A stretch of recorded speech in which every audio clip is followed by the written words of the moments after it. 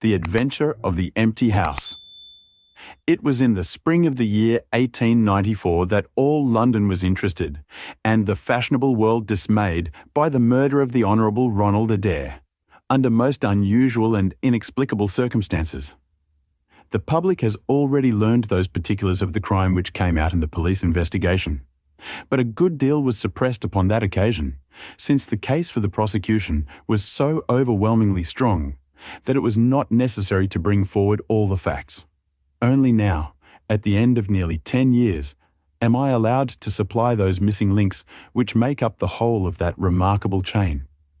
The crime was of interest in itself, but that interest was as nothing to me compared to the inconceivable sequel, which afforded me the greatest shock and surprise of any event in my adventurous life. Even now, after this long interval, I find myself thrilling as I think of it, and feeling once more that sudden flood of joy, amazement, and incredulity which utterly submerged my mind. Let me say to that public which has shown some interest in those glimpses which I have occasionally given them of the thoughts and actions of a very remarkable man, that they are not to blame me if I have not shared my knowledge with them, for I should have considered it my first duty to have done so, had I not been barred by a positive prohibition from his own lips, which was only withdrawn upon the 3rd of last month. It can be imagined that my close intimacy with Sherlock Holmes had interested me deeply in crime, and that after his disappearance, I never failed to read with care the various problems which came before the public, and I even attempted more than once, for my own private satisfaction, to employ his methods in their solution, though with indifferent success. There was none, however, which appealed to me like this tragedy of Ronald Adair. As I read the evidence at the inquest, which led up to a verdict of wilful murder against some person or persons unknown, I realized more clearly than I had ever done the loss which the community had sustained by the death of Sherlock Holmes. There were points about this strange business which would, I was sure, have specially appealed to him, and the efforts of the police would have been supplemented, or more probably anticipated, by the trained observation and the alert mind of the first criminal agent in Europe. All day, as I drove upon my round, I turned over the case in my mind, and found no explanation which appeared to me to be adequate. At the risk of telling a twice-told tale, I will recapitulate the facts as they were known to the public at the conclusion of the inquest. The Honourable Ronald Adair was the second son of the Earl of Maynooth, at that time governor of one of the Australian colonies. Adair's mother had returned from Australia to undergo the operation for cataract, and she, her son Ronald, and her daughter Hilda were living together at 427 Park Lane. The youth moved in the best society, had, so far as was known, no enemies and no particular vices. He had been engaged to Miss Edith Woodley of Carstairs, but the engagement had been broken off by mutual consent some months before, and there was no sign that it had left any very profound feeling behind it. For the rest, the man's life moved in a narrow and conventional circle, for his habits were quiet and his nature unemotional. Yet it was upon this easy-going young aristocrat that death came in most strange and unexpected form between the hours of 10 and 11:20 on the night of March 30th, 1894. Ronald Adair was fond of cards, playing continually, but never for such stakes as would hurt him. He was a member of the Baldwin, the Cavendish, and the Bagatelle card clubs. It was shown that after dinner on the day of his death, he had played a rubber of whist at the latter club. He had also played there in the afternoon. The evidence of those who had played with him, Mr. Murray, Sir John Hardy, and Colonel Moran, showed that the game was whist, and that there was a fairly equal fall of the cards. Adair might have lost £5, but not more. His fortune was a considerable one, and such a loss could not in any way affect him. He had played nearly every day at one club or other, but he was a cautious player, and usually rose a winner. It came out in evidence that in partnership with Colonel Moran, he had actually won as much as £420 in a sitting some weeks before from Godfrey Milner and Lord Balmoral. So much for his recent history as it came out at the inquest. On the evening of the crime, he returned from the club exactly at 10. His mother and sister were out spending the evening with a relation. The servant deposed that she heard him enter the front room on the second floor, generally used as his sitting room. She had lit a fire there, and as it smoked, she had opened the window. No sound was heard from the room until 11:20, the hour of the return of Lady Maynooth and her daughter. Desiring to say good night, she had attempted to enter her son's room. The door was locked on the inside, and no answer could be got to their cries and knocking. Help was obtained and the door forced. The unfortunate young man was found lying near the table. His head had been horribly mutilated by an expanding revolver bullet, but no weapon of any sort was to be found in the room. On the table lay 2 banknotes for £10 each and £17, 10 in silver and gold, the money arranged in little piles of varying amount. There were some figures also upon a sheet of paper, with the names of some club friends opposite to them, from which it was conjectured that, before his death, he was endeavouring to make out his losses or winnings at cards. A minute examination of the circumstances served only to make the case more complex. In the first place, no reason could be given why the young man should have fastened the door upon the inside. There was the possibility that the murderer had done this and had afterwards escaped by the window. The drop was at least 20 feet, however, and a bed of crocuses in full bloom lay beneath. Neither the flowers nor the earth showed any sign of having been disturbed, nor were there any marks upon the narrow strip of grass which separated the house from the road. Apparently, therefore, it was the young man himself who had fastened the door. But how did he come by his death? No one could have climbed up to the window without leaving traces. Suppose a man had fired through the window? It would indeed be a remarkable shot who could, with a revolver, inflict so deadly a wound. Again, Park Lane is a frequented thoroughfare, and there is a cab stand within 100 yards of the house. No one had heard a shot, and yet there was the dead man, and there the revolver bullet, which had mushroomed out as soft-nosed bullets will, and so inflicted a wound which must have caused instantaneous death. Such were the circumstances of the Park Lane mystery, which were further complicated by entire absence of motive, since, as I have said, young Adair was not known to have any enemy, and no attempt had been made to remove the money or valuables in the room. All day I turned these facts over in my mind, endeavouring to hit upon some theory which could reconcile them all, and to find that line of least resistance which my poor friend had declared to be the starting point of every investigation. I confess that I made little progress. In the evening, I strolled across the park, and found myself about 6 o'clock at the Oxford Street end of Park Lane.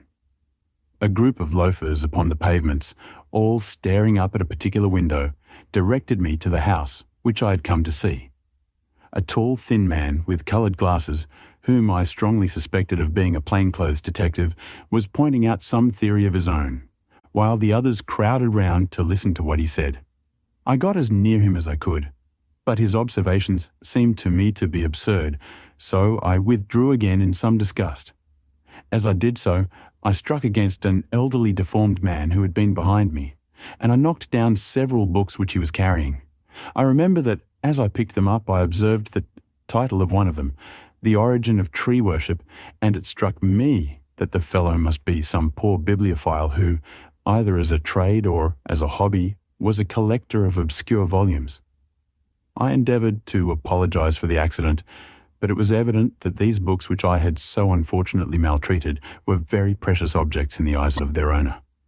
With a snarl of contempt, he turned upon his heel, and I saw his curved back and white side whiskers disappear among the throng. My observations of number 427, Park Lane, did little to clear up the problem in which I was interested. The house was separated from the street by a low wall and railing, the whole not more than 5 feet high. It was perfectly easy, therefore, for anyone to get into the garden, but the window was entirely inaccessible, since there was no water pipe or anything which could help the most active man to climb it. More puzzled than ever, I retraced my steps to Kensington. I had not been in my study 5 minutes when the maid entered to say that a person desired to see me. To my astonishment, it was none other than my strange old book collector, his sharp, wizened face peering out from a frame of white hair, and his precious volumes, a dozen of them at least, wedged under his right arm. "You're surprised to see me, sir," said he, in a strange, croaking voice. I acknowledged that I was. "Well, I've a conscience, sir, and when I chanced to see you go into this house, as I came hobbling after you, I thought to myself, I'll just step in and see that kind gentleman and tell him that if I was a bit gruff in my manner, there was not any harm meant, and that I am much obliged to him for picking up my books." "You make too much of a trifle," said I. "May I ask how you knew who I was?" "Well, sir, if it isn't too great a liberty, I am a neighbour of yours, for you'll find my little bookshop at the corner of Church Street, and very happy to see you, I am sure. Maybe you collect yourself, sir. Here's British Birds and Catullus and the Holy War. A bargain, every one of them. With 5 volumes you could just fill that gap on that second shelf. It looks untidy, does it not, sir?" I moved my head to look at the cabinet behind me. When I turned again, Sherlock Holmes was standing smiling at me across my study table. I rose to my feet, stared at him for some seconds in utter amazement, and then it appears that I must have fainted for the first and the last time in my life. Certainly a grey mist swirled before my eyes, and when it cleared, I found my collar ends undone and the tingling aftertaste of brandy upon my lips. Holmes was bending over my chair, his flask in his hand. "My dear Watson," said the well-remembered voice, "I owe you 1,000 apologies. I had no idea that you would be so affected." I gripped him by the arm. "Holmes," I cried, "is it really you? Can it indeed be that you are alive? Is it possible that you succeeded in climbing out of that awful abyss?" "Wait a moment," said he. "Are you sure that you are really fit to discuss things? I have given you a serious shock by my unnecessarily dramatic reappearance." "I am all right, but indeed, Holmes, I can hardly believe my eyes. Good heavens, to think that you of all men, should be standing in my study." Again I gripped him by the sleeve and felt the thin, sinewy arm beneath it. "Well, you're not a spirit anyhow," said I. "My dear chap, I'm overjoyed to see you. Sit down and tell me how you came alive out of that dreadful chasm." He sat opposite to me and lit a cigarette in his old nonchalant manner. He was dressed in the seedy frock coat of the book merchant, but the rest of that individual lay in a pile of white hair and old books upon the table. Holmes looked even thinner and keener than of old, but there was a dead white tinge in his aquiline face which told me that his life recently had not been a healthy one. "I am glad to stretch myself, Watson," said he. "It is no joke when a tall man has to take a foot off his stature for several hours on end. Now, my dear fellow, in the matter of these explanations we have, if I may ask for your cooperation, a hard and dangerous night's work in front of us. Perhaps it would be better if I gave you an account of the whole situation when that work is finished. I am full of curiosity. I should much prefer to hear now. You'll come with me tonight?" "When you like, and where you like." "This is indeed like the old days. We shall have time for a mouthful of dinner before we need go. Well then, about that chasm. I had no serious difficulty in getting out of it, for the very simple reason that I never was in it." "You never were in it?" "No, Watson, I never was in it. My note to you was absolutely genuine. I had little doubt that I had come to the end of my career when I perceived the somewhat sinister figure of the late Professor Moriarty standing upon the narrow pathway which led to safety. I read an inexorable purpose in his grey eyes. I exchanged some remarks with him, therefore, and obtained his courteous permission to write the short note which you afterwards received. I left it with my cigarette box and my stick, and I walked along the pathway, Moriarty still at my heels. When I reached the end, I stood at bay. He drew no weapon, but he rushed at me and threw his long arms around me. He knew that his own game was up, and was only anxious to revenge himself upon me. We tottered together upon the brink of the fall. I have some knowledge, however, of Baritsu, or the Japanese system of wrestling, which has more than once been very useful to me. I slipped through his grip, and he, with a horrible scream, kicked madly for a few seconds and clawed the air with both his hands. But for all his efforts, he could not get his balance, and over he went. With my face over the brink, I saw him fall for a long way. Then he struck a rock, bounded off, and splashed into the water. I listened with amazement to this explanation, which Holmes delivered between the puffs of his cigarette. "But the tracks!" I cried. I saw with my own eyes that 2 went down the path, and none returned. It came about in this way. The instant that the professor had disappeared, it struck me what a really extraordinarily lucky chance fate had placed in my way. I knew that Moriarty was not the only man who had sworn my death. There were at least 3 others whose desire for vengeance upon me would only be increased by the death of their leader. They were all most dangerous men. One or other would certainly get me. On the other hand, if all the world was convinced that I was dead, they would take liberties, these men. They would lay themselves open, and sooner or later I could destroy them. Then it would be time for me to announce that I was still in the land of the living. So rapidly does the brain act that I believe I'd thought this all out before Professor Moriarty had reached the bottom of the Reichenbach Fall. I stood up and examined the rocky wall behind me. In your picturesque account of the matter, which I read with great interest some months later, you assert that the wall was sheer. This was not literally true. A few small footholds presented themselves, and there was some indication of a ledge.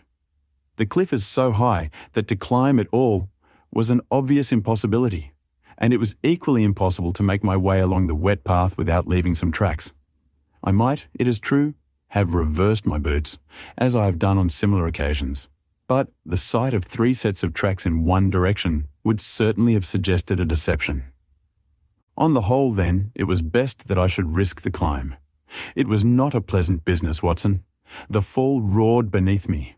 I am not a fanciful person, but I give you my word that I seemed to hear Moriarty's voice screaming at me out of the abyss. A mistake would have been fatal. More than once, as tufts of grass came out of my hand, or my foot slipped in the wet notches of the rock, I thought that I was gone. But I struggled upwards, and at last I reached a ledge several feet deep and covered with soft green moss, where I could lie unseen in the most perfect comfort. There I was stretched when you, my dear Watson, and all your following were investigating in the most sympathetic and inefficient manner the circumstances of my death. At last, when you had all formed your inevitable and totally erroneous conclusions, you departed for the hotel, and I was left alone. I had imagined that I had reached the end of my adventures, but a very unexpected occurrence showed me that there were surprises still in store for me. A huge rock, falling from above, boomed past me, struck the path, and bounded over into the chasm. For an instant I thought that it was an accident, but a moment later, looking up, I saw a man's head against the darkening sky, and another stone struck the very ledge upon which I was stretched, within a foot of my head. Of course, the meaning of this was obvious. Moriarty had not been alone. A confederate, and even that one glance had told me how dangerous a man that confederate was, had kept guard while the professor had attacked me. From a distance, unseen by me, he had been a witness of his friend's death, and of my escape. He had waited, and then, making his way round to the top of the cliff, he had endeavoured to succeed where his comrade had failed. I did not take long to think about it, Watson. Again, I saw that grim face look over the cliff, and I knew that it was the precursor of another stone. I scrambled down onto the path. I don't think I could have done it in cold blood. It was 100 times more difficult than getting up. But I had no time to think of the danger, for another stone sang past me as I hung by my hands from the edge of the ledge. Halfway down, I slipped, but by the blessing of God I landed, torn and bleeding, upon the path. I took to my heels, did 10 miles over the mountains in the darkness, and a week later I found myself in Florence, with the certainty that no one in the world knew what had become of me. I had only one confidant, my brother Mycroft. I owe you many apologies, my dear Watson, but it was all important that it should be thought I was dead, and it is quite certain that you would not have written so convincing an account of my unhappy end had you not yourself thought that it was true. Several times during the last 3 years I've taken up my pen to write to you, but always I feared, lest your affectionate regard for me should tempt you to some indiscretion which would betray my secret. For that reason, I turned away from you this evening when you upset my books, for I was in danger at the time, and any show of surprise and emotion upon your part might have drawn attention to my identity and led to the most deplorable and irreparable results. As to Mycroft, I had to confide in him in order to obtain the money which I needed.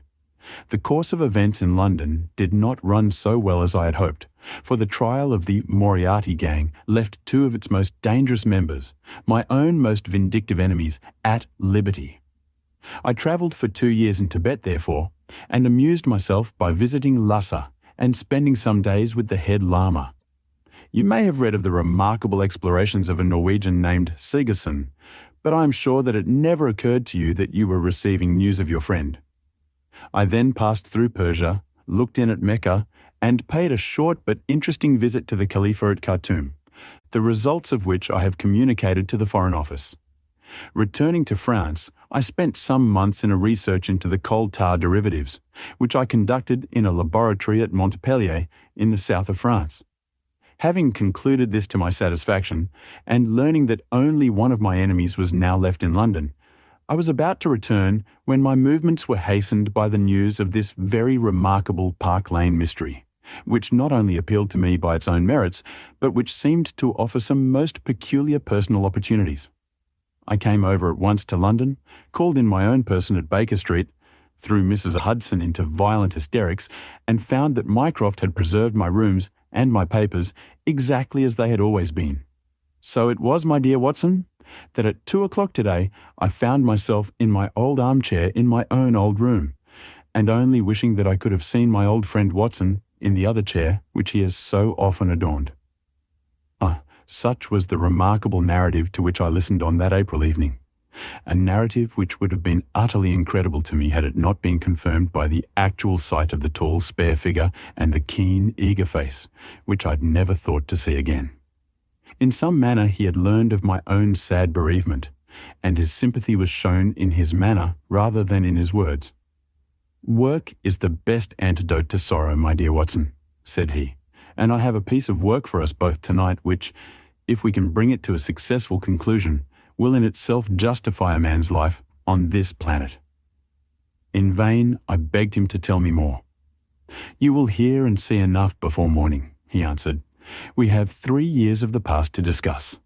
Let that suffice until 9:30, when we start upon the notable adventure of the empty house."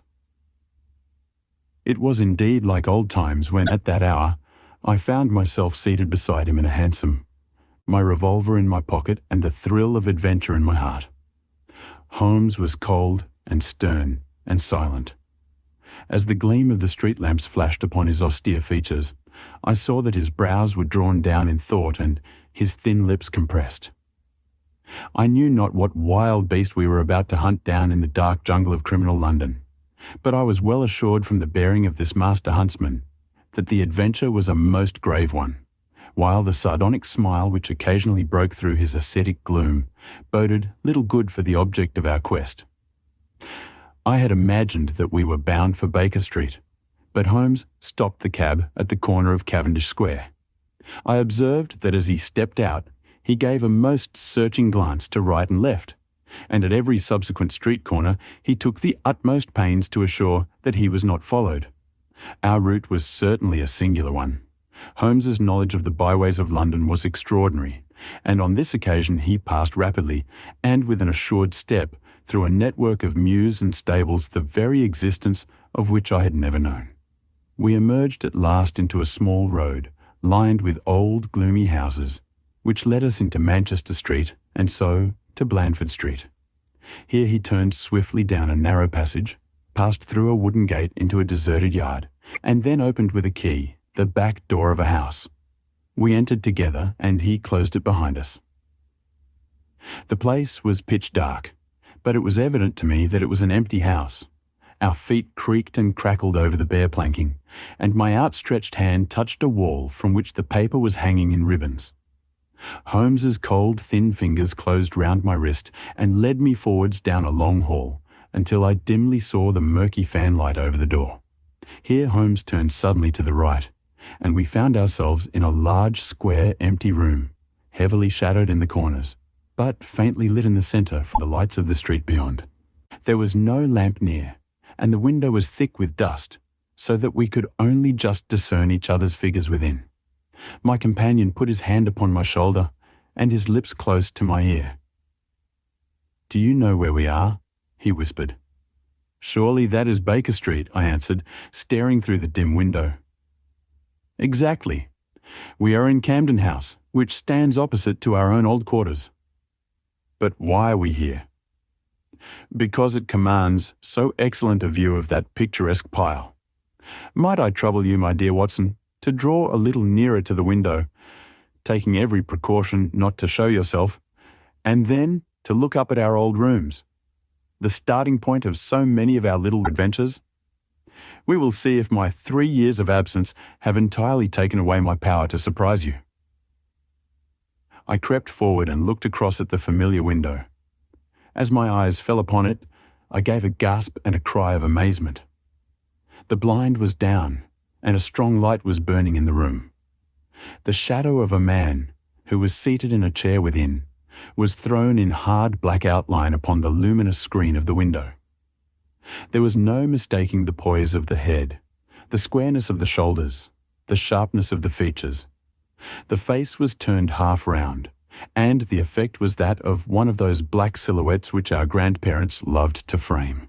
It was a perfect reproduction of Holmes. So amazed was I that I threw out my hand to make sure that the man himself was standing beside me. He was quivering with silent laughter. "Well," said he. "Good heavens," I cried. "It is marvellous."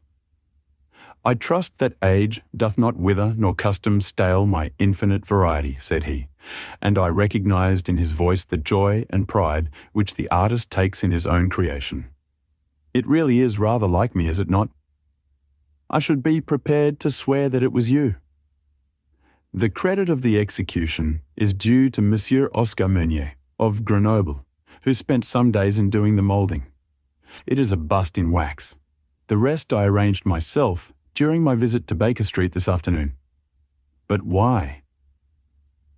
"Because, my dear Watson, I had the strongest possible reason for wishing certain people to think that I was there when I was really elsewhere."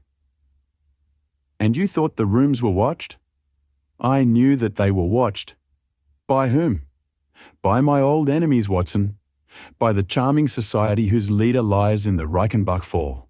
You must remember that they knew, and only they knew, that I was still alive. Sooner or later they believed that I should come back to my rooms. They watched them continuously, and this morning they saw me arrive." "How do you know?" "Because I recognized their sentinel when I glanced out of my window. He is a harmless enough fellow, Parker by name, a garroter by trade, and a remarkable performer upon the Jew's harp. I cared nothing for him, but I cared a great deal for the much more formidable person who was behind him, the bosom friend of Moriarty, the man who dropped the rocks over the cliff, the most cunning and dangerous criminal in London. That is the man who is after me tonight, Watson, and that is the man who is quite unaware that we are after him." My friend's plans were gradually revealing themselves. From this convenient retreat the watchers were being watched and the trackers tracked. That angular shadow up yonder was the bait, and we were the hunters. In silence we stood together in the darkness and watched the hurrying figures who passed and repassed in front of us. Holmes was silent and motionless, but I could tell that he was keenly alert, and that his eyes were fixed intently upon the stream of passers-by. It was a bleak and boisterous night, and the wind whistled shrilly down the long street. Many people were moving to and fro, most of them muffled in their coats and cravats. Once or twice it seemed to me that I had seen the same figure before, and I especially noticed 2 men who appeared to be sheltering themselves from the wind in the doorway of a house some distance up the street. I tried to draw my companion's attention to them, but he gave a little ejaculation of impatience and continued to stare into the street. More than once he fidgeted with his feet and tapped rapidly with his fingers upon the wall. It was evident to me that he was becoming uneasy and that his plans were not working out altogether as he had hoped. At last, as midnight approached and the street gradually cleared, he paced up and down the room in uncontrollable agitation. I was about to make some remark to him when I raised my eyes to the lighted window and again experienced almost as great a surprise as before. I clutched Holmes's arm and pointed upwards. "The shadow has moved," I cried. It was indeed no longer the profile, but the back, which was turned towards us. 3 years had certainly not smoothed the asperities of his temper or his impatience with a less active intelligence than his own. "Of course it has moved," said he. "Am I such a farcical bungler, Watson, that I should erect an obvious dummy and expect that some of the sharpest men in Europe would be deceived by it? We have been in this room 2 hours, and Mrs. Hudson has made some change in that figure 8 times, or once in every quarter of an hour.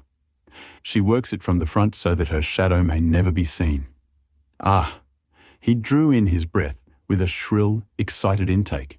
In the dim light, I saw his head thrown forward, his whole attitude rigid with attention. Outside, the street was absolutely deserted. Those 2 men might still be crouching in the doorway, but I could no longer see them.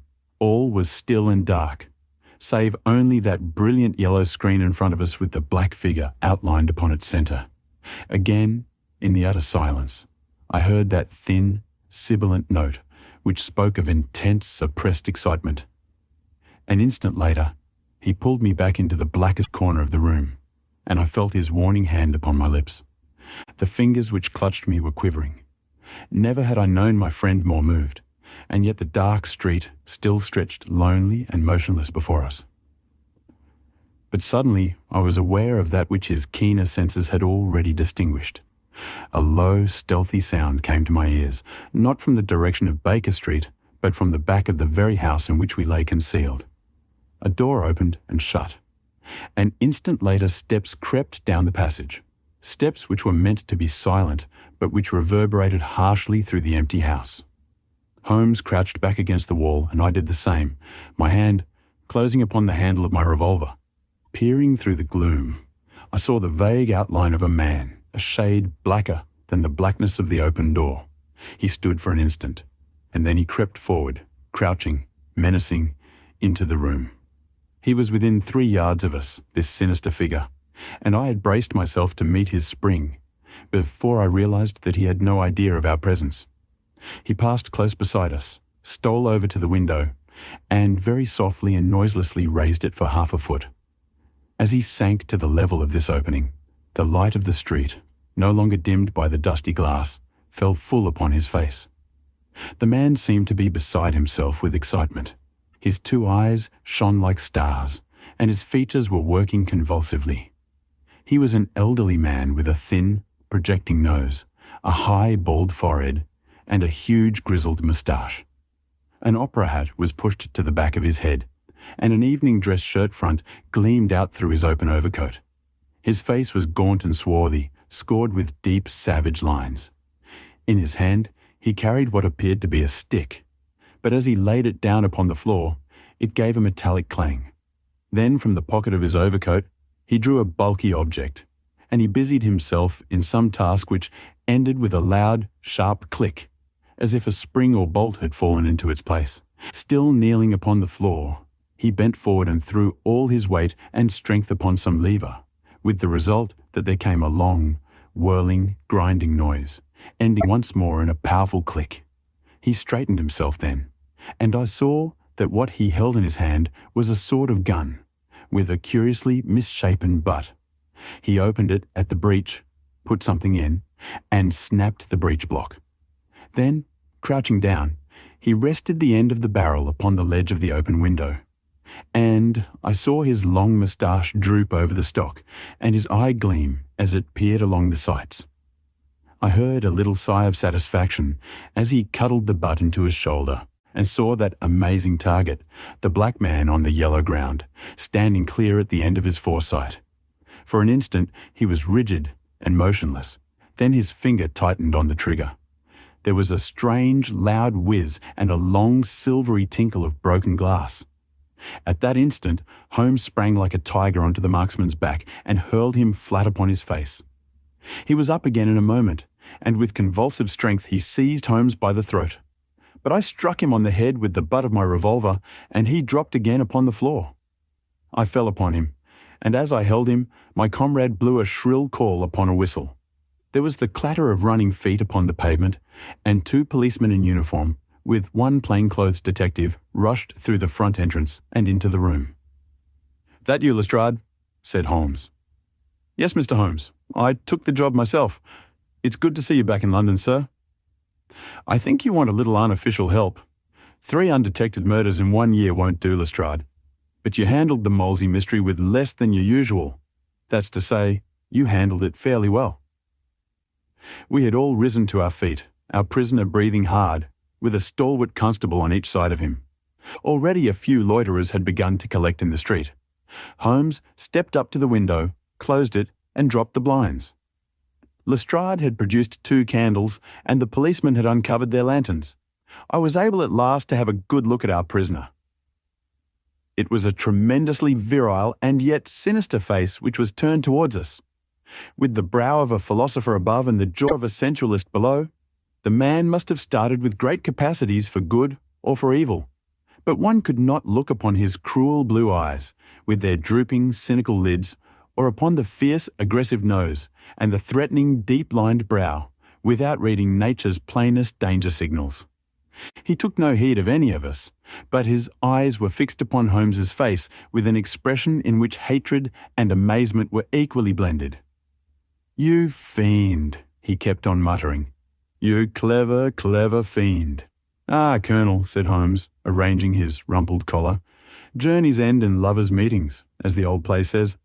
I don't think I've had the pleasure of seeing you since you favoured me with those attentions as I lay on the ledge above the Reichenbach Fall." The Colonel still stared at my friend like a man in a trance. "You cunning, cunning fiend," was all that he could say. "I have not introduced you yet," said Holmes. "This gentleman is Colonel Sebastian Moran, once of Her Majesty's Indian Army, and the best heavy game shot that our Eastern Empire has ever produced. I believe I am correct, Colonel, in saying that your bag of tigers still remains unrivalled?" The fierce old man said nothing, but still glared at my companion. With his savage eyes and bristling moustache, he was wonderfully like a tiger himself. "I wonder that my very simple stratagem could deceive so old a shikari," said Holmes.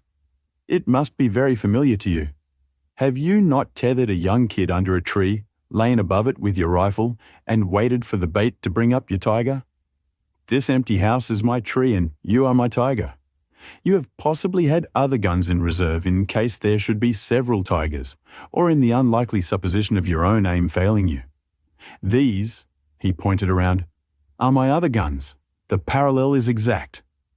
Colonel Moran sprang forward with a snarl of rage, but the constables dragged him back. The fury upon his face was terrible to look at. "I confess that you had one small surprise for me," said Holmes. "I did not anticipate that you would yourself make use of this empty house and this convenient front window. I had imagined you as operating from the street, where my friend Lestrade and his merry men were awaiting you. With that exception, all has gone as I expected." Colonel Moran turned to the official detective. "You may or may not have just cause for arresting me," said he, "but at least there can be no reason why I should submit to the gibes of this person. If I'm in the hands of the law, let things be done in a legal way." "Well, that's reasonable enough," said Lestrade. "Nothing further you have to say, Mr. Holmes, before we go?" Holmes had picked up the powerful air gun from the floor and was examining its mechanism. "An admirable and unique weapon," said he, "noiseless and of tremendous power. I knew von Herder, the blind German mechanic, who constructed it to the order of the late Professor Moriarty. For years I've been aware of its existence, though I have never before had the opportunity of handling it. I commend it very specially to your attention, Lestrade, and also the bullets which fit it." "You can trust us to look after that, Mr. Holmes," said Lestrade, as the whole party moved towards the door. "Anything further to say?" Only to ask what charge you intend to prefer? What charge, sir? Why, of course, the attempted murder of Mr. Sherlock Holmes. Not so, Lestrade. I do not propose to appear in the matter at all. To you, and to you only, belongs the credit of the remarkable arrest which you have effected. Yes, Lestrade, I congratulate you. With your usual happy mixture of cunning and audacity, you have got him. Got him? Got whom, Mr. Holmes? The man that the whole force has been seeking in vain, Colonel Sebastian Moran, who shot the Honourable Ronald Adair with an expanding bullet from an airgun through the open window of the second-floor front of number 427 Park Lane upon the 30th of last month. That's the charge, Lestrade. And now, Watson, if you can endure the draught from a broken window, I think that half an hour in my study over a cigar may afford you some profitable amusement. Our old chambers had been left unchanged through the supervision of Mycroft Holmes and the immediate care of Mrs. Hudson. As I entered, I saw, it is true, an unwonted tidiness, but the old landmarks were all in their place. There were the chemical corner and the acid-stained, deal-topped table. There upon a shelf was the row of formidable scrapbooks and books of reference which many of our fellow citizens would have been so glad to burn. The diagrams, the violin case, and the pipe rack, even the Persian slipper which contained the tobacco, all met my eyes as I glanced round me. There were two occupants of the room. One Mrs. Hudson, who beamed upon us both as we entered, the other the strange dummy which had played so important a part in the evening's adventures. It was a wax-coloured model of my friend, so admirably done that it was a perfect facsimile. It stood on a small pedestal table with an old dressing gown of Holmes's, so draped round it that the illusion from the street was absolutely perfect. "I hope you preserved all precautions, Mrs. Hudson," said Holmes. "I went to it on my knees, sir, just as you told me." "Excellent. You carried the thing out very well. Did you observe where the bullet went?" "Yes, sir. I'm afraid it has spoilt your beautiful bust, for it passed right through the head and flattened itself on the wall. I picked it up from the carpet. Here it is." Holmes held it out to me. "A soft revolver bullet, as you perceive, Watson. There's genius in that, for who would expect to find such a thing fired from an air gun? All right, Mrs. Hudson, I am much obliged for your assistance. And now, Watson, let me see you in your old seat once more, for there are several points which I should like to discuss with you." He had thrown off the seedy frock-coat, and now he was the Holmes of old in the mouse-coloured dressing gown which he took from his effigy. "The old shikari's nerves have not lost their steadiness, nor his eyes their keenness," said he, with a laugh, as he inspected the shattered forehead of his bust. "Plumb in the middle of the back of the head and smack through the brain. He was the best shot in India, and I expect that there are few better in London. Have you heard the name?" "No, I have not." "Well, well, such is fame. But then, if I remember aright, you had not heard the name of Professor James Moriarty, who had one of the great brains of the century. Just give me down my index of biographies from the shelf." He turned over the pages lazily, leaning back in his chair and blowing great clouds from his cigar. "My collection of M's is a fine one," said he. "Moriarty himself is enough to make any letter illustrious. And here is Morgan the poisoner, and Merridew of abominable memory, and Matthews, who knocked out my left canine in the waiting room at Charing Cross, and finally, here is our friend of tonight." He handed over the book, and I read, "Moran, Sebastian, Colonel, unemployed, formerly 1st Bangalore Pioneers, born London, 1840, son of Sir Augustus Moran, C.B., once British Minister to Persia, educated Eton and Oxford, served in Jawaki campaign, Afghan campaign, Tarasiab, dispatches, Sherpur and Kabul, author of Heavy Game of the Western Himalayas, 1881, 3 months in the jungle, 1884. Address, Conduit Street. Clubs, the Anglo-Indian, the Tankerville, the Bagatelle Card Club." On the margin was written in Holmes's precise hand, "The second most dangerous man in London." "This is astonishing," said I, as I handed back the volume. "The man's career is that of an honourable soldier." "It is true," Holmes answered. "Up to a certain point he did well. He was always a man of iron nerve, and the story is still told in India how he crawled down a drain after a wounded man-eating tiger. There are some trees, Watson, which grow to a certain height and then suddenly develop some unsightly eccentricity. You will see it often in humans. I have a theory that the individual represents in his development the whole procession of his ancestors, and that such a sudden turn to good or evil stands for some strong influence which came into the line of his pedigree. The person becomes, as it were, the epitome of the history of his own family. It is surely rather fanciful. Well, I don't insist upon it. Whatever the cause, Colonel Moran began to go wrong. Without any open scandal, he still made India too hot to hold him. He retired, came to London, and again acquired an evil name. It was at this time that he was sought out by Professor Moriarty, to whom, for a time, he was chief of the staff. Moriarty supplied him liberally with money and used him only in one or two very high-class jobs, which no ordinary criminal could have undertaken. You may have some recollection of the death of Mrs. Stewart of Lauder in 1887. Not? Well, I'm sure Moran was at the bottom of it, but nothing could be proved. So cleverly was the colonel concealed that even when the Moriarty gang was broken up, we could not incriminate him. You remember at that date, when I called upon you in your rooms, how I put up the shutters for fear of air guns? No doubt you thought me fanciful. I knew exactly what I was doing, for I knew of the existence of this remarkable gun, and I knew also that one of the best shots in the world would be behind it. When we were in Switzerland, he followed us with Moriarty, and it was undoubtedly he who gave me that evil 5 minutes on the Reichenbach ledge. You may think that I read the papers with some attention during my sojourn in France, on the lookout for any chance of laying him by the heels. So long as he was free in London, my life would really not have been worth living. Night and day, the shadow would have been over me, and sooner or later, his chance must have come. What could I do? I could not shoot him at sight, or I should myself be in the dock. There was no use appealing to a magistrate. They cannot interfere on the strength of what would appear to them to be a wild suspicion. So I could do nothing. But I watched the criminal news, knowing that sooner or later I should get him. Then came the death of this Ronald Adair.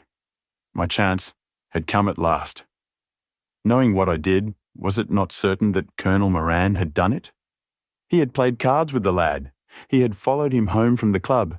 He had shot him through the open window. There was not a doubt of it. The bullets alone are enough to put his head in a noose. I came over at once. I was seen by the sentinel, who would, I knew, direct the colonel's attention to my presence. He could not fail to connect my sudden return with his crime and to be terribly alarmed. I was sure that he would make an attempt to get me out of the way at once and would bring round his murderous weapon for that purpose. I left him an excellent mark in the window, and, having warned the police that they might be needed— by the way, Watson, you spotted their presence in that doorway with unerring accuracy— I took up what seemed to me to be a judicious post for observation, never dreaming that he would choose the same spot for his attack. Now, my dear Watson, does anything remain for me to explain? Yes, said I. You have not made it clear what was Colonel Moran's motive in murdering the Honourable Ronald Adair. Ah, my dear Watson, there we come into those realms of conjecture where the most logical mind may be at fault. Each may form his own hypothesis upon the present evidence, and yours is as likely to be correct as mine. You have formed one, then? I think that it is not difficult to explain the facts. It came out in evidence that Colonel Moran and young Adair had between them won a considerable amount of money. Now, Moran undoubtedly played foul. Of that I have long been aware. I believe that on the day of the murder, Adair had discovered that Moran was cheating.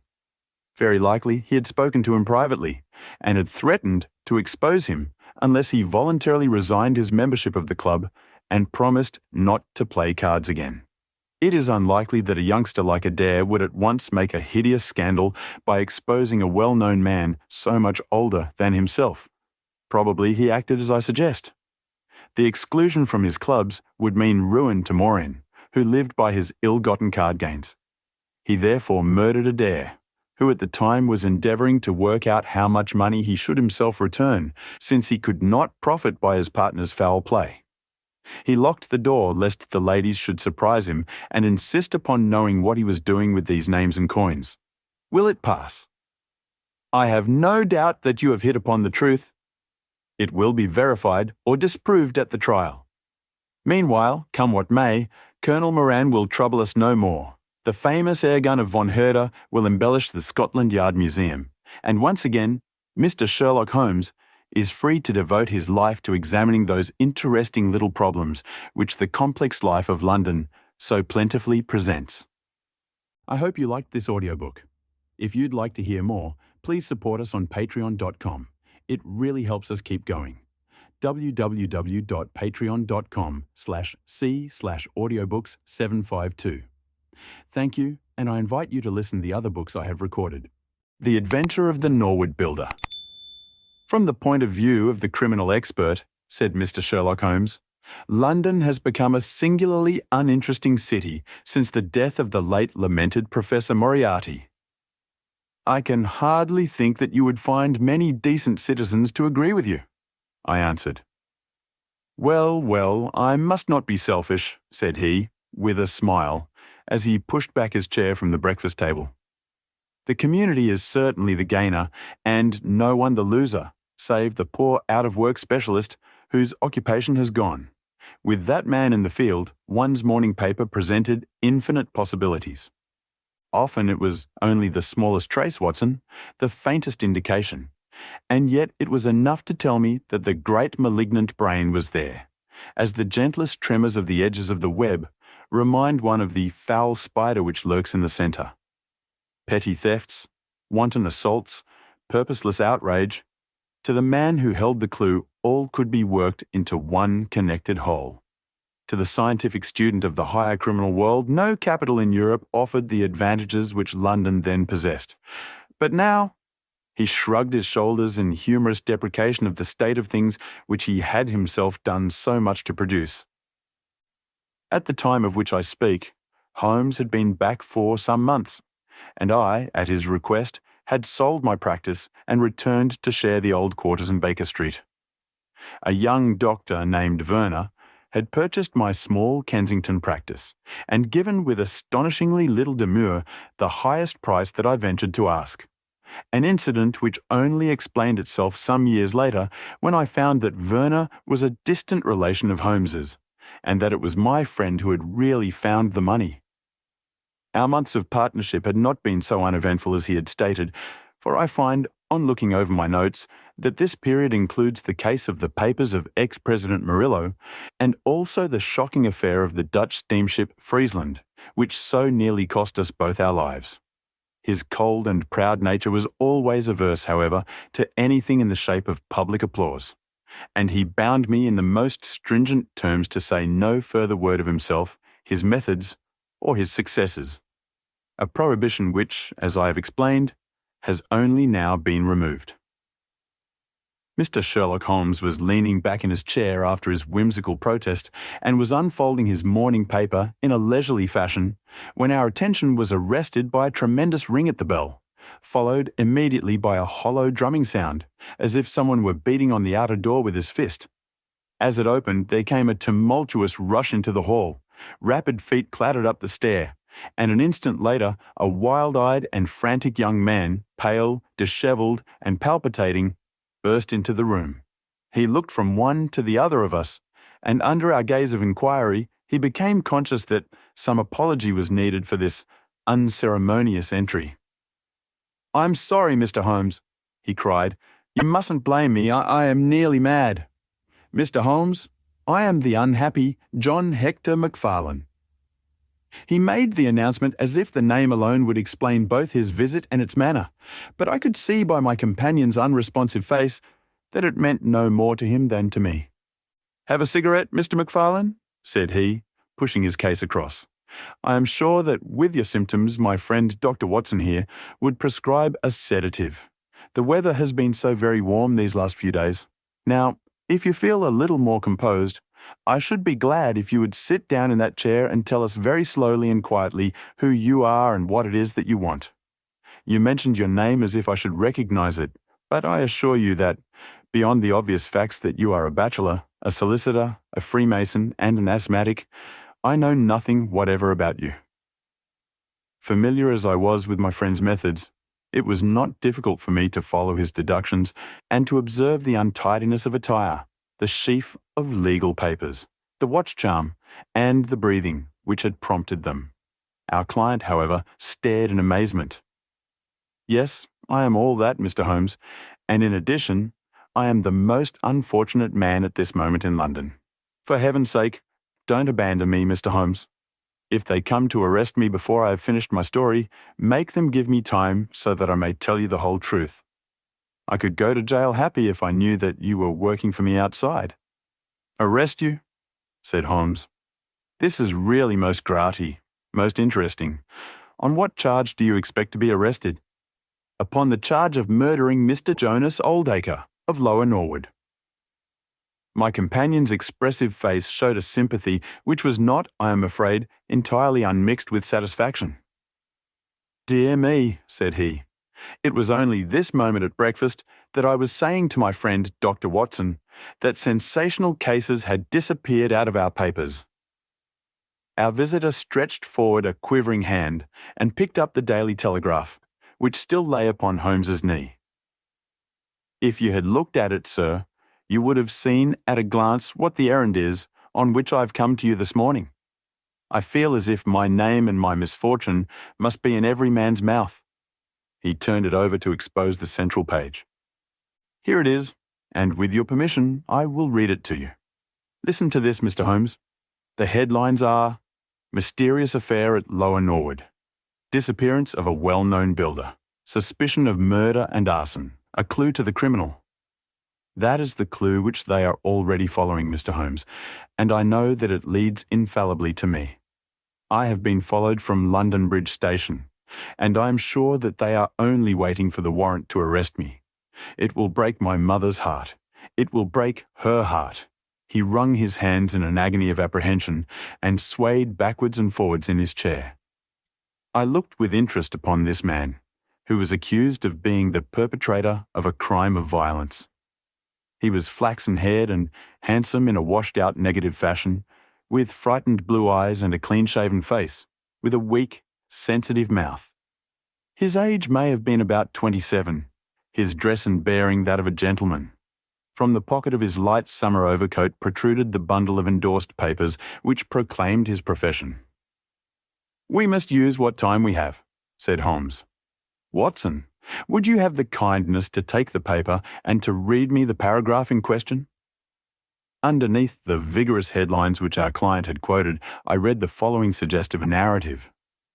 Late last night, or early this morning, an incident occurred at Lower Norwood which points, it is feared, to a serious crime. Mr. Jonas Oldacre is a well-known resident of that suburb, where he has carried on his business as a builder for many years. Mr. Oldacre is a bachelor, 52 years of age, and lives in Deep Dean House, at the Sydenham end of the road of that name. He has had the reputation of being a man of eccentric habits, secretive and retiring. For some years, he has practically withdrawn from the business, in which he is said to have amassed considerable wealth. A small timber yard still exists, however, at the back of the house. And last night, about 12 o'clock, an alarm was given that one of the stacks was on fire. The engines were soon upon the spot, but the dry wood burned with great fury, and it was impossible to arrest the conflagration until the stack had been entirely consumed. Up to this point, the incident bore the appearance of an ordinary accident, but fresh indications seemed to point to serious crime. Surprise was expressed at the absence of the master of the establishment from the scene of the fire, and an inquiry followed, which showed that he had disappeared from the house. An examination of his room revealed that the bed had not been slept in, that a safe which stood in it was open, that a number of important papers were scattered about the room, and finally, that there were signs of a murderous struggle, slight traces of blood being found within the room, and an oaken walking stick, which also showed stains of blood upon the handle. It is known that Mr. Jonas Oldacre had received a late visitor in his bedroom upon that night, and the stick found has been identified as the property of this person, who is a young London solicitor named John Hector Macfarlane, junior partner of Graham and Macfarlane of 426, Gresham Buildings, EC. The police believe that they have evidence in their possession, which supplies a very convincing motive for the crime, and altogether, it cannot be doubted that sensational developments will follow. Later, it is rumoured as we go to press that Mr. John Hector Macfarlane has actually been arrested on the charge of the murder of Mr. Jonas Oldacre. It is at least certain that a warrant has been issued. There have been further and sinister developments in the investigation at Norwood. Besides the signs of a struggle in the room of the unfortunate builder, it is now known that the French windows of his bedroom, which is on the ground floor, were found to be open, that there were marks as if some bulky object had been dragged across to the woodpile, and, finally, it is asserted that charred remains have been found among the charcoal ashes of the fire. The police theory is that a most sensational crime has been committed, that the victim was clubbed to death in his own bedroom, his papers rifled, and his dead body dragged across to the woodstack, which was then ignited so as to hide all traces of the crime. The conduct of the criminal investigation has been left in the experienced hands of Inspector Lestrade of Scotland Yard, who is following up the clues with his accustomed energy and sagacity. Sherlock Holmes listened with closed eyes and fingertips together to this remarkable account. "The case has certainly some points of interest," said he, in his languid fashion. "May I ask in the first place, Mr. Macfarlane, how it is that you are still at liberty, since there appears to be enough evidence to justify your arrest?" "I live at Torrington Lodge, Blackheath, with my parents, Mr. Holmes, but last night, having to do business very late with Mr. Jonas Oldacre, I stayed at an hotel in Norwood and came to my business from there. I knew nothing of this affair until I was in the train, when I read what you have just heard. I at once saw the horrible danger of my position, and I hurried to put the case into your hands. I have no doubt that I should have been arrested either at my city office or at my home. A man followed me from London Bridge Station, and I have no doubt— Great heaven, what is that?" It was a clang of the bell, followed instantly by heavy steps upon the stair. A moment later, our old friend Lestrade appeared in the doorway. Over his shoulder, I caught a glimpse of one or two uniformed policemen outside. "Mr. John Hector Macfarlane," said Lestrade. Our unfortunate client rose with a ghastly face. "I arrest you for the wilful murder of Mr. Jonas Oldacre of Lower Norwood." Macfarlane turned to us with a gesture of despair and sank into his chair once more like one who is crushed. "One moment, Lestrade," said Holmes. "Half an hour more or less can make no difference to you, and the gentleman was about to give us an account of this very interesting affair, which might aid us in clearing it up."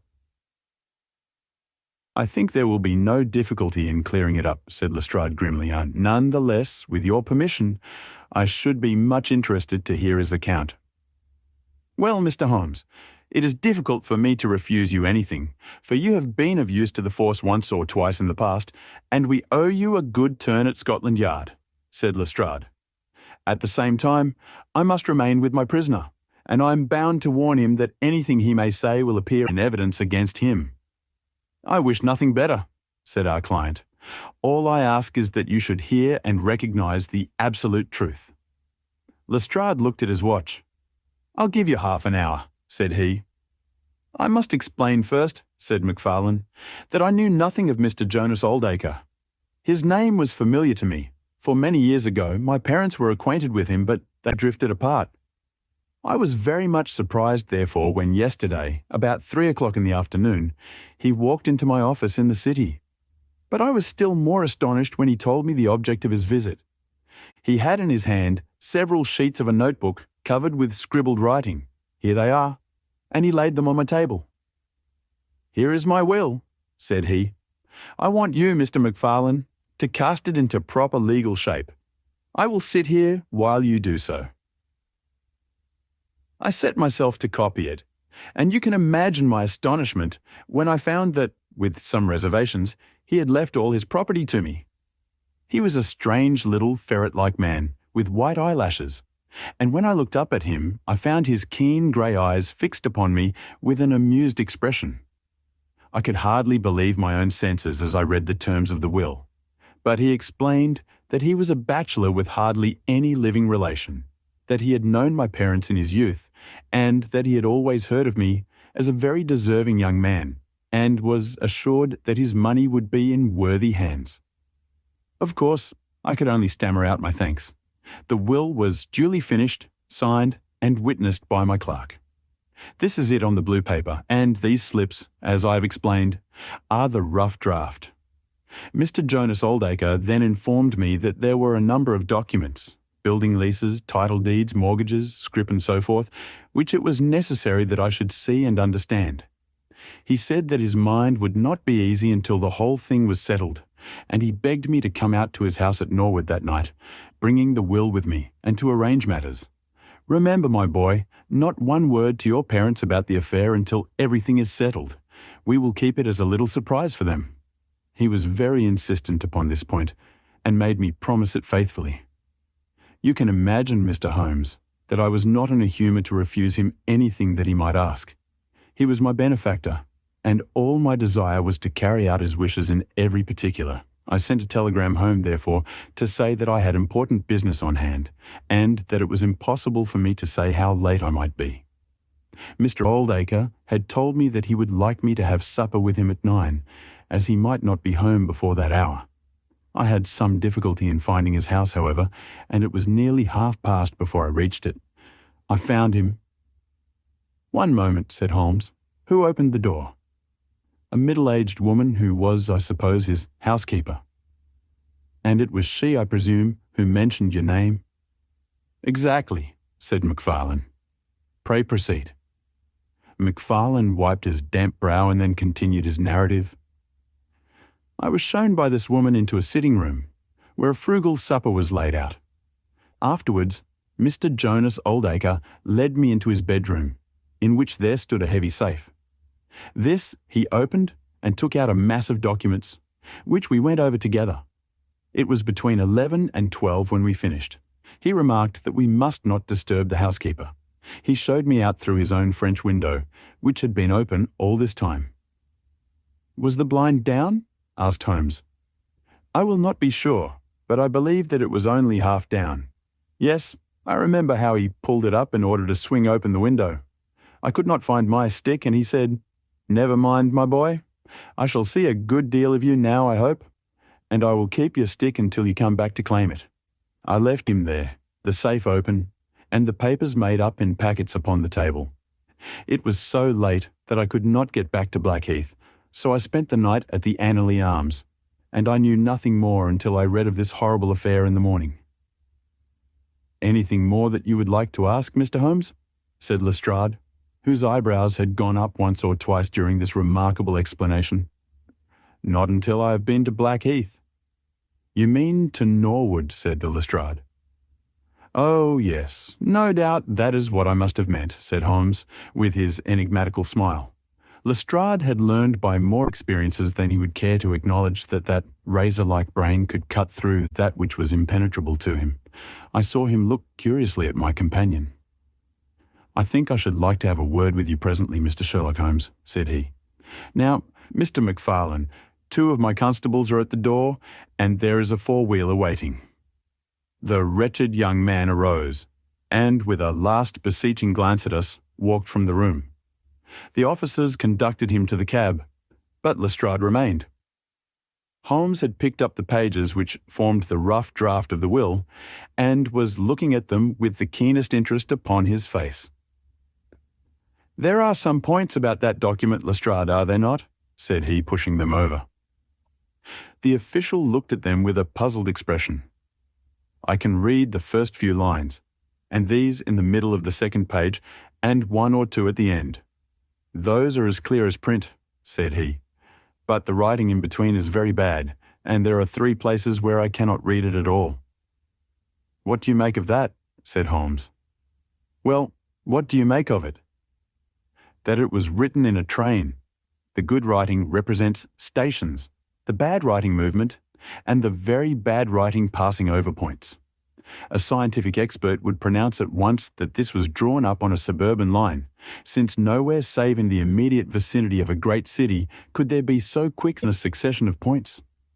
Granting that his whole journey was occupied in drawing up the will, then the train was an express, only stopping once between Norwood and London Bridge." Lestrade began to laugh.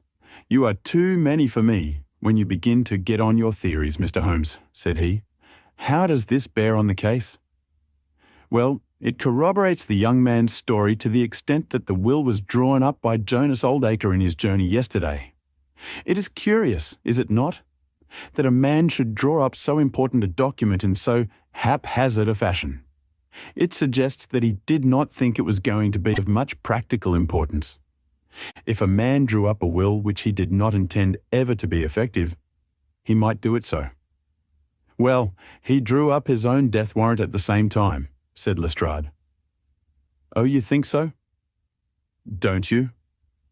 "Well, it is quite possible, but the case is not clear to me yet." "Not clear?" "Well, if that isn't clear, what could be clear? Here is a young man who learns suddenly that if a certain older man dies, he will succeed to a fortune. What does he do? He says nothing to anyone, but he arranges that he shall go out on some pretext to see his client that night. He waits until the only other person in the house is in bed, and then, in the solitude of a man's room, he murders him, burns his body in the woodpile, and departs to a neighbouring hotel. The blood stains in the room, and also on the stick, are very slight. It is probable that he imagined his crime to be a bloodless one, and hoped that if the body were consumed, it would hide all traces of the method of his death, traces which for some reason must have pointed to him. Is all this not obvious?" "It strikes me, my good Lestrade, as being just a trifle too obvious," said Holmes. "You do not add imagination to your other great qualities, but if you could for one moment put yourself in the place of this young man, would you choose the very night after the will had been made to commit your crime? Would it not seem dangerous to you to make so very close a relation between the two incidents? Again, would you choose an occasion when you are known to be in the house, when a servant has let you in? And finally, would you take the great pains to conceal the body and yet leave your own stick as a sign that you were the criminal? Confess, Lestrade, that all this is very unlikely. As to the stick, Mr. Holmes, you know as well as I do that a criminal is often flurried and does things which a cool man would avoid. He was very likely afraid to go back to the room. Give me another theory that would fit the facts." "I could very easily give you half a dozen," said Holmes. "Here, for example, is a very possible and even probable one. I make you a free present of it. The older man is showing documents which are of evident value. A passing tramp sees them through the window, the blind of which is only half down.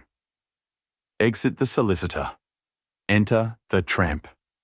He seizes a stick, which he observes there, kills Oldacre, and departs after burning the body. Why should the tramp burn the body? For the matter of that, why should Macfarlane? To hide some evidence. Possibly the tramp wanted to hide that any murder at all had been committed. And why did the tramp take nothing? Because they were papers that he could not negotiate. Lestrade shook his head, though it seemed to me that his manner was less absolutely assured than before. Well, Mr. Sherlock Holmes, you may look for your tramp, and while you are finding him, we will hold on to our man. The future will show which is right. Just notice this point, Mr. Holmes, that, so far as we know, none of the papers were removed, and that the prisoner is the one man in the world who had no reason for removing them, since he was heir at law and would come into them in any case. My friend seemed struck by this remark. I don't mean to deny that the evidence is in some ways very strongly in favour of your theory, said he. I only wish to point out that there are other theories possible. As you say, the future will decide. Good morning. I dare say that in the course of the day I shall drop in at Norwood and see how you are getting on. When the detective departed, my friend rose and made his preparations for the day's work with the alert air of a man who has a congenial task before him. "My first movement, Watson," said he, as he bustled into his frock-coat, "must, as I said, be in the direction of Blackheath. And why not Norwood? Because we have in this case one singular incident coming close to the heels of another singular incident. The police are making the mistake of concentrating their attention upon the second, because it happens to be the one which is actually criminal. But it is evident to me that the logical way to approach the case is to begin by trying to throw some light upon the first incident, the curious will, so suddenly made, and to so unexpected an air. It may do something to simplify what followed. No, my dear fellow, I don't think you can help me. There is no prospect of danger, or I should not dream of stirring out without you. I trust that when I see you in the evening, I will be able to report that I have been able to do something for this unfortunate youngster who has thrown himself upon my protection." It was late when my friend returned, and I could see by a glance at his haggard and anxious face that the high hopes with which he had started had not been fulfilled. For an hour he droned away upon his violin, endeavouring to soothe his own ruffled spirits. At last he flung down the instrument and plunged into a detailed account of his misadventures. "It's all going wrong, Watson. All as wrong as it can go. I kept a bold face before Lestrade, but, upon my soul, I believe that for once the fellow is on the right track and we are on the wrong.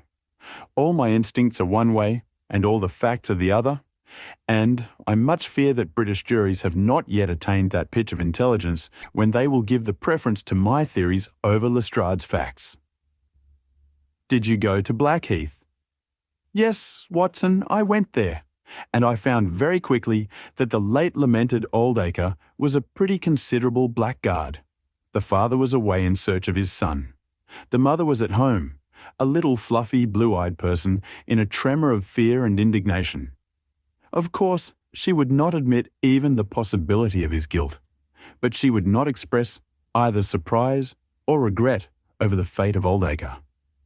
On the contrary, she spoke of him with such bitterness that she was unconsciously considerably strengthening the case of the police, for of course, if her son had heard her speak of the man in this fashion, it would predispose him towards hatred and violence. "He was more like a malignant and cunning ape than a human being," said she, "and he always was, ever since he was a young man." "You knew him at that time?" said I. "Yes, I knew him well. In fact, he was an old suitor of mine. Thank heaven that I had the sense to turn away from him and to marry a better, if a poorer man. I was engaged to him, Mr. Holmes, when I heard a shocking story of how he had turned a cat loose in an aviary, and I was so horrified at his brutal cruelty that I would have nothing more to do with him."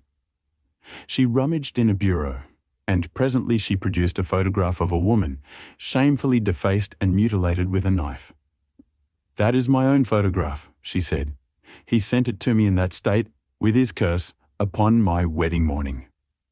"Well," said I, "at least he has forgiven you now, since he has left all his property to your son." "Neither my son nor I want anything from Jonas Oldacre, dead or alive," she cried, with a proper spirit. "There is a God in heaven, Mr. Holmes, and that same God who has punished that wicked man will show in his own good time that my son's hands are guiltless of his blood. Well, I tried 1 or 2 leads, but could get at nothing which would help our hypothesis, and several points which would make against it. I gave it up at last, and off I went to Norwood. This place, Deep Dean House, is a big modern villa of staring brick, standing back in its own grounds, with a laurel-clumped lawn in front of it. To the right, and some distance back from the road, was the timber yard which had been the scene of the fire. Here's a rough plan on a leaf of my notebook. This window on the left is the one which opens into Oldacre's room. You can look into it from the road, you see. That is about the only bit of consolation I've had today. Lestrade was not there, but his head constable did the honours. They had just made a great treasure trove. They had spent the morning raking among the ashes of the burned woodpile, and besides the charred organic remains, they had secured several discoloured metal discs. I examined them with care, and there was no doubt that they were trouser buttons. I even distinguished that one of them was marked with the name of Hyams, who was Oldacre's tailor. I then worked the lawn very carefully for signs and traces, but this drought has made everything as hard as iron.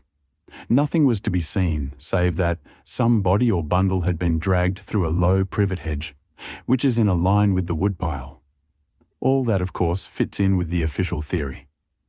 I crawled about the lawn with an August sun on my back, but I got up at the end of an hour no wiser than before. Well, after this fiasco, I went into the bedroom and examined that also.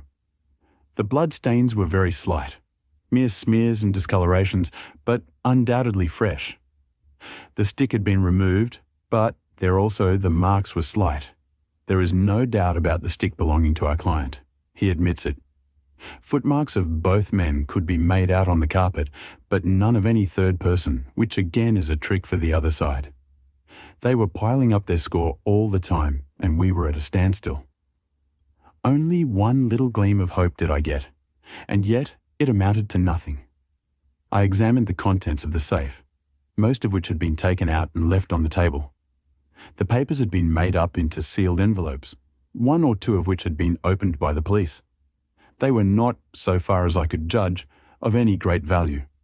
Nor did the bank book show that Mr. Oldacre was in such very affluent circumstances. But it seemed to me that all the papers were not there. There were allusions to some deeds, possibly the more valuable, which I could not find.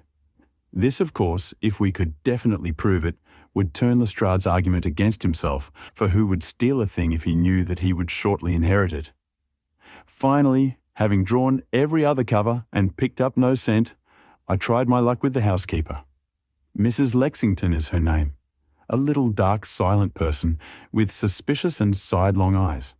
She could tell us something if she would, I'm convinced of it, but she was as close as wax. Yes, she had let Mr. MacFarlane in at 9:30. She wished her hand had withered before she had done so. She had gone to bed at 10:30. Her room was at the other end of the house, and she could hear nothing of what passed. Mr. MacFarlane had left his hat, and to the best of her belief his stick, in the hall. She had been awakened by the alarm of fire. Her poor dear master had certainly been murdered. Had he any enemies? Well, every man had enemies, but Mr. Oldacre kept himself very much to himself, and only met people in the way of business. She had seen the buttons, and was sure that they belonged to the clothes which he had worn last night. The woodpile was very dry, for it had not rained for a month. It burned like tinder, and by the time she reached the spot, nothing could be seen but flames. She and all the firemen smelled the burned flesh from inside it. She knew nothing of the papers, nor of Mr. Oldacre's private affairs. So, my dear Watson, there's my report of a failure. And yet, he clenched his thin hands in a paroxysm of conviction. I know it's all wrong. I feel it in my bones. There is something that has not come out, and that housekeeper knows it. There was a sort of sulky defiance in her eyes, which only goes with guilty knowledge. However, there's no good talking any more about it, Watson, but unless some lucky chance comes our way, I fear that the Norwood disappearance case will not figure in that chronicle of our successes, which I foresee that a patient public will sooner or later have to endure. Surely, said I, the man's appearance would go far with any jury. That is a dangerous argument, my dear Watson. You remember that terrible murderer, Bert Stevens, who wanted us to get him off in '87? Was there ever a more mild-mannered Sunday school young man? It is true. Unless we succeed in establishing an alternative theory, this man is lost. You can hardly find a flaw in the case which can now be presented against him, and all further investigation has served to strengthen it.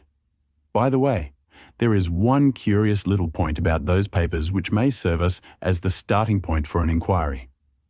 On looking over the bank book, I found that the low state of the balance was principally due to large cheques which had been made out during the last year to Mr. Cornelius. I confess that I should be interested to know who this Mr. Cornelius may be, with whom a retired builder has such very large transactions. Is it possible that he has had a hand in the affair? Cornelius might be a broker, but we have found no scrip to correspond with these large payments. Failing any other indication, my researchers must now take the direction of an inquiry at the bank for the gentleman who has cashed these cheques. But I fear, my dear fellow, that our case will end ingloriously by Lestrade hanging our client, which will certainly be a triumph for Scotland Yard. I do not know how far Sherlock Holmes took any sleep that night, but when I came down to breakfast, I found him pale and harassed, his bright eyes the brighter for the dark shadows round them. The carpet round his chair was littered with cigarette ends and with the early editions of the morning papers. An open telegram lay upon the table. "What do you think of this, Watson?" he asked, tossing it across. It was from Norwood, and ran as follows. "Important fresh evidence to hand. Macfarlane's guilt definitely established. Advise you to abandon case. Lestrade." "This sounds serious," said I. "It is Lestrade's little cock-a-doodle of victory," Holmes answered with a bitter smile. "And yet it may be premature to abandon the case. After all, important fresh evidence is a two-edged thing, and may possibly cut in a very different direction to that which Lestrade imagines. Take your breakfast, Watson, and we will go out together and see what we can do. I feel as if I shall need your company and your moral support today." My friend had no breakfast himself, for it was one of his peculiarities that in his more intense moments he would permit himself no food, and I have known him presume upon his iron strength until he has fainted from pure inanition. "At present, I cannot spare energy and nerve force for digestion," he would say in answer to my medical remonstrances. I was not surprised, therefore, when this morning he left his untouched meal behind him and started with me for Norwood. A crowd of morbid sightseers was still gathered round Deepdean House, which was just such a suburban villa as I had pictured. Within the gates, Lestrade met us, his face flushed with victory, his manner grossly triumphant. "Well, Mr. Holmes, have you proved us to be wrong yet? Have you found your tramp?" he cried. "I have formed no conclusion whatever," my companion answered. "But we formed ours yesterday, and now it proves to be correct. So you must acknowledge that we have been a little in front of you this time, Mr. Holmes." "You certainly have the air of something unusual having occurred," said Holmes. Lestrade laughed loudly. "You don't like being beaten any more than the rest of us do," said he. "A man can't expect always to have it his own way, can he, Dr. Watson? Step this way, if you please, gentlemen, and I think I can convince you once for all that it was John Macfarlane who did this crime." He led us through the passage and out into a dark hall beyond. "This is where young Macfarlane must have come out to get his hat after the crime was done," said he. "Now, look at this." With dramatic suddenness, he struck a match, and by its light exposed a stain of blood upon the whitewashed wall. As he held the match nearer, I saw that it was more than a stain. It was the well-marked print of a thumb. "Look at that with your magnifying glass, Mr. Holmes." "Yes, I am doing so." "You are aware that no two thumb marks are alike?" "I have heard something of the kind." "Well then, will you please compare that print with this wax impression of young Macfarlane's right thumb taken by my orders this morning?" As he held the waxen print closer to the bloodstain, it did not take a magnifying glass to see that the two were undoubtedly from the same thumb. It was evident to me that our unfortunate client was lost. "That is final," said Lestrade. "Yes, that is final," I involuntarily echoed. "It is final," said Holmes. Something in his tone caught my ear, and I turned to look at him. An extraordinary change had come over his face. It was writhing with inward merriment. His two eyes were shining like stars. It seemed to me that he was making desperate efforts to restrain a convulsive attack of laughter. Dear me," he said at last. "Well now, who would have thought it? And how deceptive appearances may be, to be sure. Such a nice young man to look at. It is a lesson to us not to trust our own judgment, is it not, Lestrade?" Yes, some of us are a little too much inclined to be cocksure, Mr. Holmes, said Lestrade. The man's insolence was maddening, but we could not resent it. What a providential thing that this young man should press his right thumb against the wall in taking his hat from the peg. Such a very natural action too, if you come to think of it. Holmes was outwardly calm, but his whole body gave a wriggle of suppressed excitement as he spoke. By the way, Lestrade, who made this remarkable discovery? It was the housekeeper, Mrs. Lexington, who drew the night constable's attention to it. Where was the night constable? He remained on guard in the bedroom where the crime was committed, so as to see that nothing was touched. But why didn't the police see this mark yesterday? Well, we had no particular reason to make a careful examination of the hall. Besides, it's not in a very prominent place, as you see. No, of course not. I suppose there is no doubt that the mark was there yesterday? Lestrade looked at Holmes as if he thought he was going out of his mind.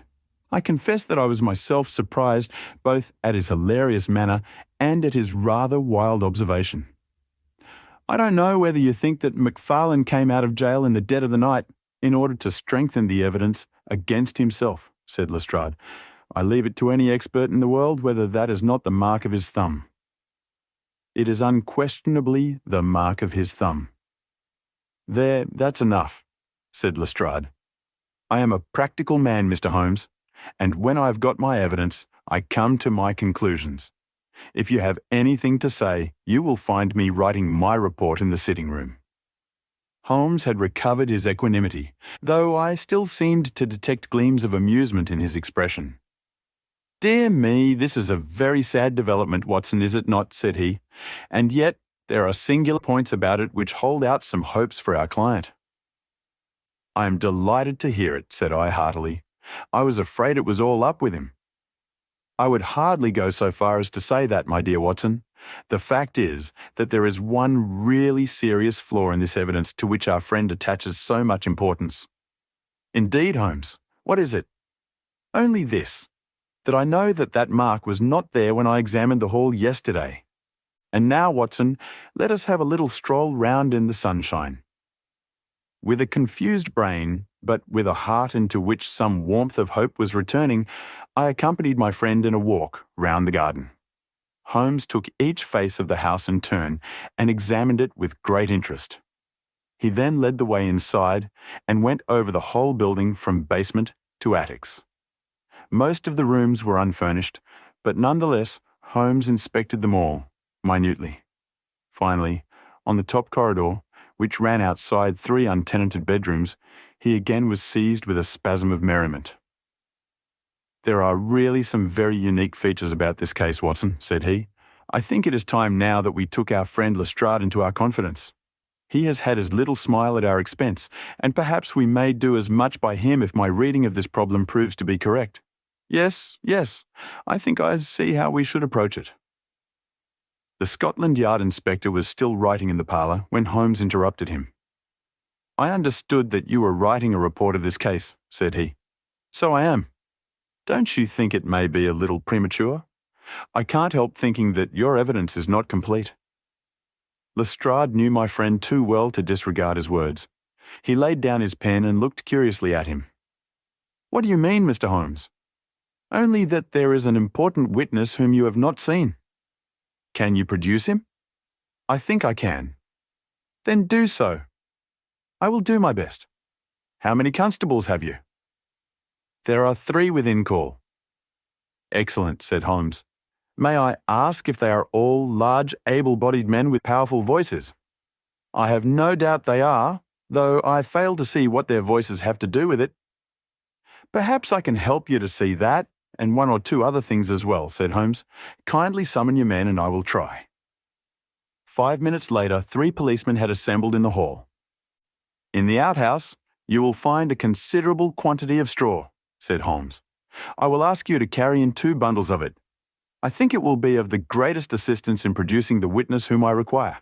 Thank you very much. I believe you have some matches in your pocket, Watson. Now, Mr. Lestrade, I will ask you all to accompany me to the top landing. As I have said, there was a broad corridor there, which ran outside 3 empty bedrooms. At one end of the corridor, we were all marshalled by Sherlock Holmes, the constables grinning and Lestrade staring at my friend with amazement, expectation, and derision chasing each other across his features. Holmes stood before us with the air of a conjurer who is performing a trick. "Would you kindly send one of your constables for 2 buckets of water? Put the straw on the floor here, free from the wall on either side. Now I think that we are all ready." Lestrade's face had begun to grow red and angry. "I don't know whether you are playing a game with us, Mr. Sherlock Holmes," said he. "If you know anything, you can surely say it without all this tomfoolery." "I assure you, my good Lestrade, that I have an excellent reason for everything that I do. You may possibly remember that you chaffed me a little some hours ago, when the sun seemed on your side of the hedge, so you must not grudge me a little pomp and ceremony now. Might I ask you, Watson, to open that window and then to put a match to the edge of the straw?" I did so, and, driven by the draught, a coil of grey smoke swirled down the corridor, while the dry straw crackled and flamed. "Now we must see if we can find this witness for you, Lestrade. Might I ask you all to join in the cry of fire? Now then, 1, 2, 3. "Fire!" we all yelled. "Thank you. I will trouble you once again. Fire! Just once more, gentlemen, and all together. Fire!" The shout must have rung over Norwood. It had hardly died away when an amazing thing happened. A door suddenly flew open out of what appeared to be solid wall at the end of the corridor, and a little wizened man darted out of it like a rabbit out of its burrow. "Capital," said Holmes calmly. "Watson, a bucket of water over the straw, that will do. Lestrade, allow me to present you with your principal missing witness, Mr. Jonas Oldacre." The detective stared at the newcomer with blank amazement. The latter was blinking in the bright light of the corridor and peering at us and at the smouldering fire. It was an odious face, crafty, vicious, malignant, with shifty light grey eyes and white eyelashes. "What's this, then?" said Lestrade at last. "What have you been doing all this time, eh?" Oldacre gave an uneasy laugh, shrinking back from the furious red face of the angry detective. "I have done no harm." "No harm? You have done your best to get an innocent man hanged. If it wasn't for this gentleman here, I'm not sure that you would not have succeeded." The wretched creature began to whimper. "I am sure, sir, it was only my practical joke." "Oh, a joke, was it? You won't find the laugh on your side, I promise you. Take him down and keep him in the sitting room until I come. Mr. Holmes," he continued when they had gone, "I could not speak before the constables, but I don't mind saying, in the presence of Dr. Watson, that this is the brightest thing that you have done yet, though it is a mystery to me how you did it. You have saved an innocent man's life, and you have prevented a very grave scandal, which would have ruined my reputation in the force." Holmes smiled and clapped Lestrade upon the shoulder. "Instead of being ruined, my good sir, you will find that your reputation has been enormously enhanced. Just make a few alterations in that report which you were writing, and they will understand how hard it is to throw dust in the eyes of Inspector Lestrade." "And you don't want your name to appear?" "Not at all. The work is its own reward. Perhaps I shall get the credit also at some distant day when I permit my zealous historian to lay out his foolscap once more, eh, Watson? Well now, let us see where this rat has been lurking." A lath and plaster partition had been run across the passage 6 feet from the end, with a door cunningly concealed in it. It was lit within by slits under the eaves. A few articles of furniture and a supply of food and water were within, together with a number of books and papers. "There's the advantage of being a builder," said Holmes as we came out. He was able to fix up his own little hiding place without any confederate, save, of course, that precious housekeeper of his, whom I should lose no time in adding to your bag, Lestrade. I'll take your advice, but how did you know of this place, Mr. Holmes? "I made up my mind that the fellow was in hiding in the house.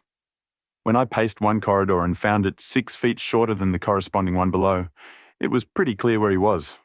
I thought he had not the nerve to lie quiet before an alarm of fire. We could, of course, have gone in and taken him, but it amused me to make him reveal himself. Besides, I owed you a little mystification, Lestrade, for your chaff in the morning. Well, sir, you certainly got equal with me on that. But how in the world did you know that he was in the house at all? The thumb mark, Lestrade. You said it was final, and so it was, in a very different sense. I knew it had not been there the day before. I pay a good deal of attention to matters of detail, as you may have observed, and I had examined the hall and was sure that the wall was clear. Therefore, it had been put on during the night. But how? Very simply. When those packets were sealed up, Jonas Oldacre got McFarlane to secure one of the seals by putting his thumb upon the soft wax. It would be done so quickly and so naturally that I dare say the young man himself has no recollection of it. Very likely it just so happened, and Oldacre had himself no notion of the use he would put it to. Brooding over the case in that den of his, it suddenly struck him what absolutely damning evidence he could make against McFarlane by using that thumb mark. It was the simplest thing in the world for him to take a wax impression from the seal, to moisten it in as much blood as he could get from a pinprick, and to put the mark upon the wall during the night, either with his own hand or with that of his housekeeper.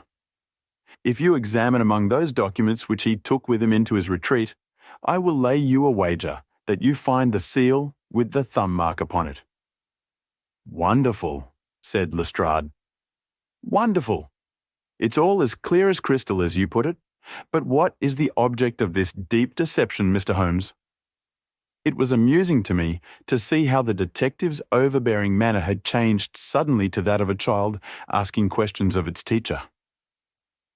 Well, I don't think that is very hard to explain. A very deep, malicious, vindictive person is the gentleman who is now awaiting us downstairs. You know that he was once refused by McFarlane's mother? You don't. I told you that you should go to Blackheath first, and Norwood afterwards. Well, this injury, as he would consider it, has rankled in his wicked, scheming brain, and all his life he has longed for vengeance, but never seen his chance. During the last year or two, things have gone against him, secret speculation, I think, and he finds himself in a bad way. He determines to swindle his creditors, and for this purpose he pays large cheques to a certain Mr. Cornelius, who is, I imagine himself, under another name. I have not traced these cheques yet, but I have no doubt that they were banked under that name at some provincial town where Oldacre from time to time led a double existence. He intended to change his name altogether, draw this money, and vanish, starting life again elsewhere. Well, that's likely enough. It would strike him that in disappearing he might throw all pursuit off his track, and at the same time have an ample and crushing revenge upon his old sweetheart, if he could give the impression that he had been murdered by her only child. It was a masterpiece of villainy, and he carried it out like a master. The idea of the will, which would give an obvious motive for the crime, the secret visit unknown to his own parents, the retention of the stick, the blood, and the animal remains and buttons in the woodpile, all were admirable. It was a net from which it seemed to me a few hours ago that there was no possible escape. But he had not that supreme gift of the artist, the knowledge of when to stop. He wished to improve that which was already perfect, to draw the rope tighter yet round the neck of his unfortunate victim. And so he ruined all. Let us descend, Lestrade. There are just one or two questions that I would ask him. The malignant creature was seated in his own parlour, with a policeman upon each side of him. It was a joke, my good sir, a practical joke, nothing more. He whined incessantly. I assure you, sir, that I simply concealed myself in order to see the effect of my disappearance, and I am sure that you would not be so unjust as to imagine that I would have allowed any harm to befall poor young Mr. McFarlane. That's for a jury to decide, said Lestrade. Anyhow, we shall have you on a charge of conspiracy, if not for attempted murder. And you'll probably find that your creditors will impound the banking account of Mr. Cornelius, said Holmes. The little man started and turned his malignant eyes upon my friend. "I have to thank you for a good deal," said he. "Perhaps I'll pay my debt some day." Holmes smiled indulgently. "I fancy that for some few years you will find your time very fully occupied," said he. "By the way, what was it you put into the woodpile besides your old trousers? A dead dog or rabbits or what? You won't tell? Dear me, how very unkind of you." "Well, well, I dare say that a couple of rabbits would account both for the blood and for the charred ashes. If ever you write an account, Watson, you can make rabbits serve your turn. This text is provided to you as is, without any warranty. No warranties of any kind, expressed or implied, are made to you as to the text or any medium it may be on, including but not limited to warranties of merchantability or fitness for a particular purpose." I hope you liked this audiobook. If you'd like to hear more, please support us on patreon.com. It really helps us keep going. www.patreon.com/c/audiobooks752. Thank you, and I invite you to listen to the other books I have recorded. The Adventure of the Dancing Men. Holmes had been seated for some hours in silence, with his long, thin back curved over a chemical vessel in which he was brewing a particularly malodorous product. His head was sunk upon his breast, and he looked from my point of view like a strange, lank bird, with dull grey plumage and a black top-knot. "So, Watson," said he, suddenly, "you do not propose to invest in South African securities?" I gave a start of astonishment. Accustomed as I was to Holmes's curious faculties, this sudden intrusion into my most intimate thoughts was utterly inexplicable. "How on earth do you know that?" I asked. He wheeled round upon his stool with a steaming test tube in his hand and a gleam of amusement in his deep-set eyes. "Now, Watson, confess yourself utterly taken aback," said he. "I am." "I ought to make you sign a paper to that effect." "Why?" "Because in 5 minutes you will say that it is all so absurdly simple." "I am sure that I shall say nothing of the kind." "You see, my dear Watson," he propped his test tube in the rack and began to lecture with the air of a professor addressing his class. "It is not really difficult to construct a series of inferences, each dependent upon its predecessor and each simple in itself. If after doing so, one simply knocks out all the central inferences and presents one's audience with the starting point and the conclusion, one may produce a startling, though possibly a meretricious effect. Now, it was not really difficult by an inspection of the groove between your left forefinger and thumb to feel sure that you did not propose to invest your small capital in the goldfields. I see no connection. Very likely not, but I can quickly show you a close connection. Here are the missing links of the very simple chain. 1. You had chalk between your left finger and thumb when you returned from the club last night. 2. You put chalk there when you play billiards to steady the cue. 3. You never play billiards except with Thurston. 4. You told me 4 weeks ago that Thurston had an option on some South African property which would expire in a month, and which he desired you to share with him. 5. Your checkbook is locked in my drawer, and you have not asked for the key. 6. You do not propose to invest your money in this manner. How absurdly simple, I cried. Quite so, said he, a little nettled.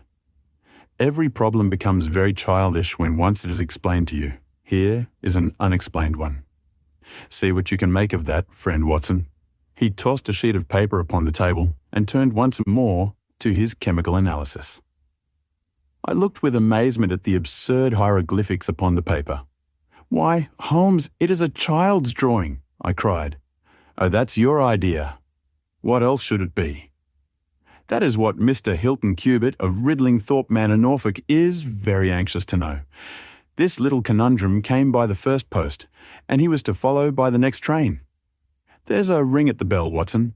I should not be very much surprised if this were he. A heavy step was heard upon the stairs, and an instant later there entered a tall, ruddy, clean-shaven gentleman, whose clear eyes and florid cheeks told of a life led far from the fogs of Baker Street. He seemed to bring a whiff of his strong, fresh, bracing East Coast air with him as he entered. Having shaken hands with each of us, He was about to sit down when his eye rested upon the paper with the curious markings which I had just examined and left upon the table. "Well, Mr. Holmes, what do you make of these?" he cried. "They told me that you were fond of queer mysteries, and I don't think you can find a queerer one than that. I sent the paper on ahead so that you might have time to study it before I came." "It is certainly rather a curious production," said Holmes. "At first sight, it would appear to be some childish prank. It consists of a number of absurd little figures dancing across the paper upon which they are drawn. Why should you attribute any importance to so grotesque an object?" "I never should, Mr. Holmes, but my wife does. It is frightening her to death. She says nothing, but I can see terror in her eyes. That's why I want to sift the matter to the bottom." Holmes held up the paper so that the sunlight shone full upon it. It was a page torn from a notebook. The markings were done in pencil and ran in this way. Holmes examined it for some time and then, folding it carefully up, he placed it in his pocketbook. "This promises to be a most interesting and unusual case," said he. "You gave me a few particulars in your letter, Mr. Hilton Cubitt, but I should be very much obliged if you would kindly go over it all again for the benefit of my friend, Dr. Watson." "I'm not much of a storyteller," said our visitor, nervously clasping and unclasping his great, strong hands. "You'll just ask me anything that I don't make clear. I'll begin at the time of my marriage last year, but I want to say first of all that, though I'm not a rich man, my people have been at Ridlingthorpe for a matter of 5 centuries, and there is no better-known family in the county of Norfolk. Last year I came up to London for the Jubilee, and I stopped at a boarding house in Russell Square because Parker, the vicar of our parish, was staying in it. There was an American young lady there. Patrick was the name, Elsie Patrick. In some way we became friends, until before my month was up I was as much in love as a man could be. We were quietly married at a registry office, and we returned to Norfolk a wedded couple. You'll think it very mad, Mr. Holmes, that a man of a good old family should marry a wife in this fashion, knowing nothing of her past or of her people. But if you saw her and knew her, it would help you to understand. She was very straight about it, was Elsie. I can't say that she did not give me every chance of getting out of it if I wished to do so. I have had some very disagreeable associations in my life, said she. I wish to forget all about them. I would rather never allude to the past, for it is very painful to me. If you take me, Hilton, you will take a woman who has nothing that she need be personally ashamed of.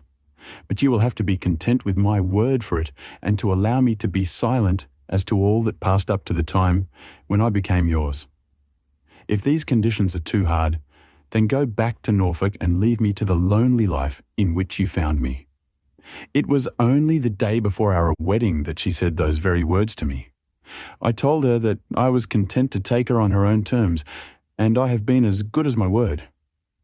Well, we have been married now for a year, and very happy we have been. But about a month ago, at the end of June, I saw for the first time signs of trouble. One day, my wife received a letter from America. I saw the American stamp. She turned deadly white, read the letter, and threw it into the fire. She made no allusion to it afterwards, and I made none, for a promise is a promise, but she has never known an easy hour from that moment. There is always a look of fear upon her face, a look as if she were waiting and expecting. She would do better to trust me. She would find that I was her best friend. But until she speaks, I can say nothing. Mind you, she is a truthful woman, Mr. Holmes, and whatever trouble there may have been in her past life, it has been no fault of hers. I am only a simple Norfolk squire, but there is not a man in England who ranks his family honour more highly than I do. She knows it well, and she knew it well before she married me. She would never bring any stain upon it, of that I'm sure. Well, now I come to the queer part of my story. About a week ago, it was the Tuesday of last week, I found on one of the window sills a number of absurd little dancing figures like these upon the paper. They were scrawled with chalk. I thought that it was the stable boy who had drawn them, but the lad swore he knew nothing about it. Anyhow, they had come there during the night.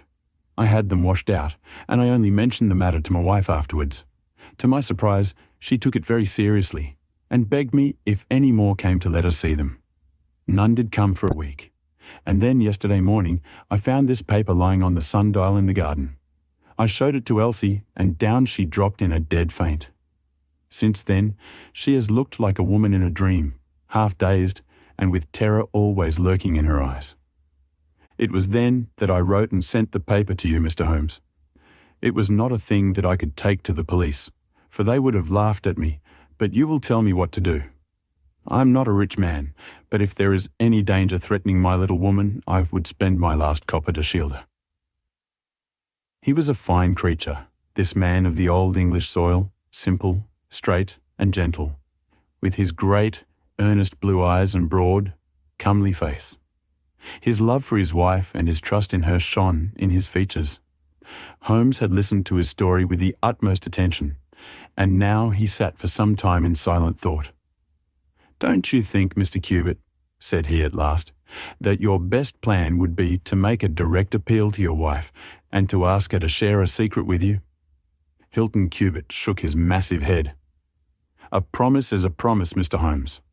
If Elsie wished to tell me, she would. If not, it is not for me to force her confidence. But I am justified in taking my own line, and I will. Then I will help you with all my heart. In the first place, have you heard of any strangers being seen in your neighbourhood? No? I presume that it is a very quiet place. Any fresh face would cause comment? In the immediate neighbourhood, yes, but we have several small watering places not very far away, and the farmers take in lodgers. These hieroglyphics have evidently a meaning. If it is a purely arbitrary one, it may be impossible for us to solve it. If, on the other hand, it is systematic, I have no doubt that we shall get to the bottom of it. But this particular sample is so short that I can do nothing, and the facts which you have brought me are so indefinite that we have no basis for an investigation. I would suggest that you return to Norfolk, that you keep a keen lookout, and that you take an exact copy of any fresh dancing men which may appear. It is 1,000 pities that we have not a reproduction of those which were done in chalk upon the window-sill. Make a discreet inquiry also as to any strangers in the neighbourhood. When you have collected some fresh evidence, come to me again. That is the best advice which I can give you, Mr. Hilton Cubitt. If there are any pressing fresh developments, I shall be always ready to run down and see you in your Norfolk home." The interview left Sherlock Holmes very thoughtful, and several times in the next few days I saw him take his slip of paper from his notebook and look long and earnestly at the curious figures inscribed upon it. He made no allusion to the affair, however, until one afternoon a fortnight or so later. I was going out when he called me back. "You had better stay here, Watson." "Why?" "Because I had a wire from Hilton Cubitt this morning. You remember Hilton Cubitt of the Dancing Men? He was to reach Liverpool Street at 1:20. He may be here at any moment. I gather from his wire that there have been some new incidents of importance." We had not long to wait, for our Norfolk squire came straight from the station as fast as a hansom could bring him. He was looking worried and depressed, with tired eyes and a lined forehead. "It's getting on my nerves, this business, Mr. Holmes," said he, as he sank like a wearied man into an armchair. "It's bad enough to feel that you are surrounded by unseen, unknown folk who have some kind of design upon you. But when, in addition to that, you know that it is just killing your wife by inches, then it becomes as much as flesh and blood can endure. She's wearing away under it, just wearing away before my eyes. Has she said anything yet?" "No, Mr. Holmes, she has not. And yet there have been times when the poor girl has wanted to speak, and yet could not quite bring herself to take the plunge. I have tried to help her, but I dare say I did it clumsily and scared her off from it. She has spoken about my old family, and our reputation in the county, and our pride in our unsullied honour, and I always felt it was leading to the point. But somehow it turned off before we got there." "But you have found out something for yourself?" "A good deal, Mr. Holmes. I have several fresh dancing men pictures for you to examine, and, what is more important, I have seen the fellow." What, the man who draws them? Yes, I saw him at his work, but I will tell you everything in order. When I got back after my visit to you, the very first thing I saw next morning was a fresh crop of dancing men. They had been drawn in chalk upon the black wooden door of the tool house, which stands beside the lawn in full view of the front windows. I took an exact copy, and here it is. He unfolded a paper and laid it upon the table. Here is a copy of the hieroglyphics. Excellent, said Holmes. Excellent. Pray continue. When I had taken the copy, I rubbed out the marks, but 2 mornings later a fresh inscription had appeared. I have a copy of it here. Holmes rubbed his hands and chuckled with delight. Our material is rapidly accumulating, said he. 3 days later, a message was left scrawled upon paper and placed under a pebble upon the sundial. Here it is. The characters are, as you see, exactly the same as the last one. After that, I determined to lie in wait. So I got out my revolver and I sat up in my study, which overlooks the lawn and garden. About 2 in the morning, I was seated by the window, all being dark save for the moonlight outside, when I heard steps behind me, and there was my wife in her dressing gown. She implored me to come to bed. I told her frankly that I wished to see who it was who played such absurd tricks upon us. She answered that it was some senseless practical joke, and that I should not take any notice of it. If it really annoys you, Hilton, we might go and travel, you and I, and so avoid this nuisance. What? Be driven out of our own house by a practical joker, said I. Why, we should have the whole county laughing at us. Well, come to bed, said she, and we can discuss it in the morning. Suddenly, as she spoke, I saw her white face grow whiter yet in the moonlight, and her hand tightened upon my shoulder. Something was moving in the shadow of the tool house. I saw a dark, creeping figure which crawled round the corner and squatted in front of the door. Seizing my pistol, I was rushing out, when my wife threw her arms round me and held me with convulsive strength. I tried to throw her off, but she clung to me most desperately. At last, I got clear, but by the time I'd opened the door and reached the house, the creature was gone. He had left a trace of his presence, however, for there on the door was the very same arrangement of dancing men which had already twice appeared, and which I have copied on that paper. There was no other sign of the fellow anywhere, though I ran all over the grounds. And yet, the amazing thing is that he must have been there all the time, for when I examined the door again in the morning, he had scrawled some more of his pictures under the line which I had already seen. Have you that fresh drawing? Yes, it is very short, but I made a copy of it, and here it is. Again he produced a paper. The new dance was in this form. Tell me, said Holmes, and I could see by his eyes that he was much excited. Was this a mere addition to the first, or did it appear to be entirely separate? It was on a different panel of the door. Excellent. This is far the most important of all for our purpose.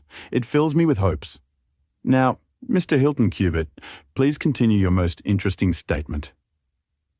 I have nothing more to say, Mr. Holmes, except that I was angry with my wife that night for having held me back when I might have caught the skulking rascal.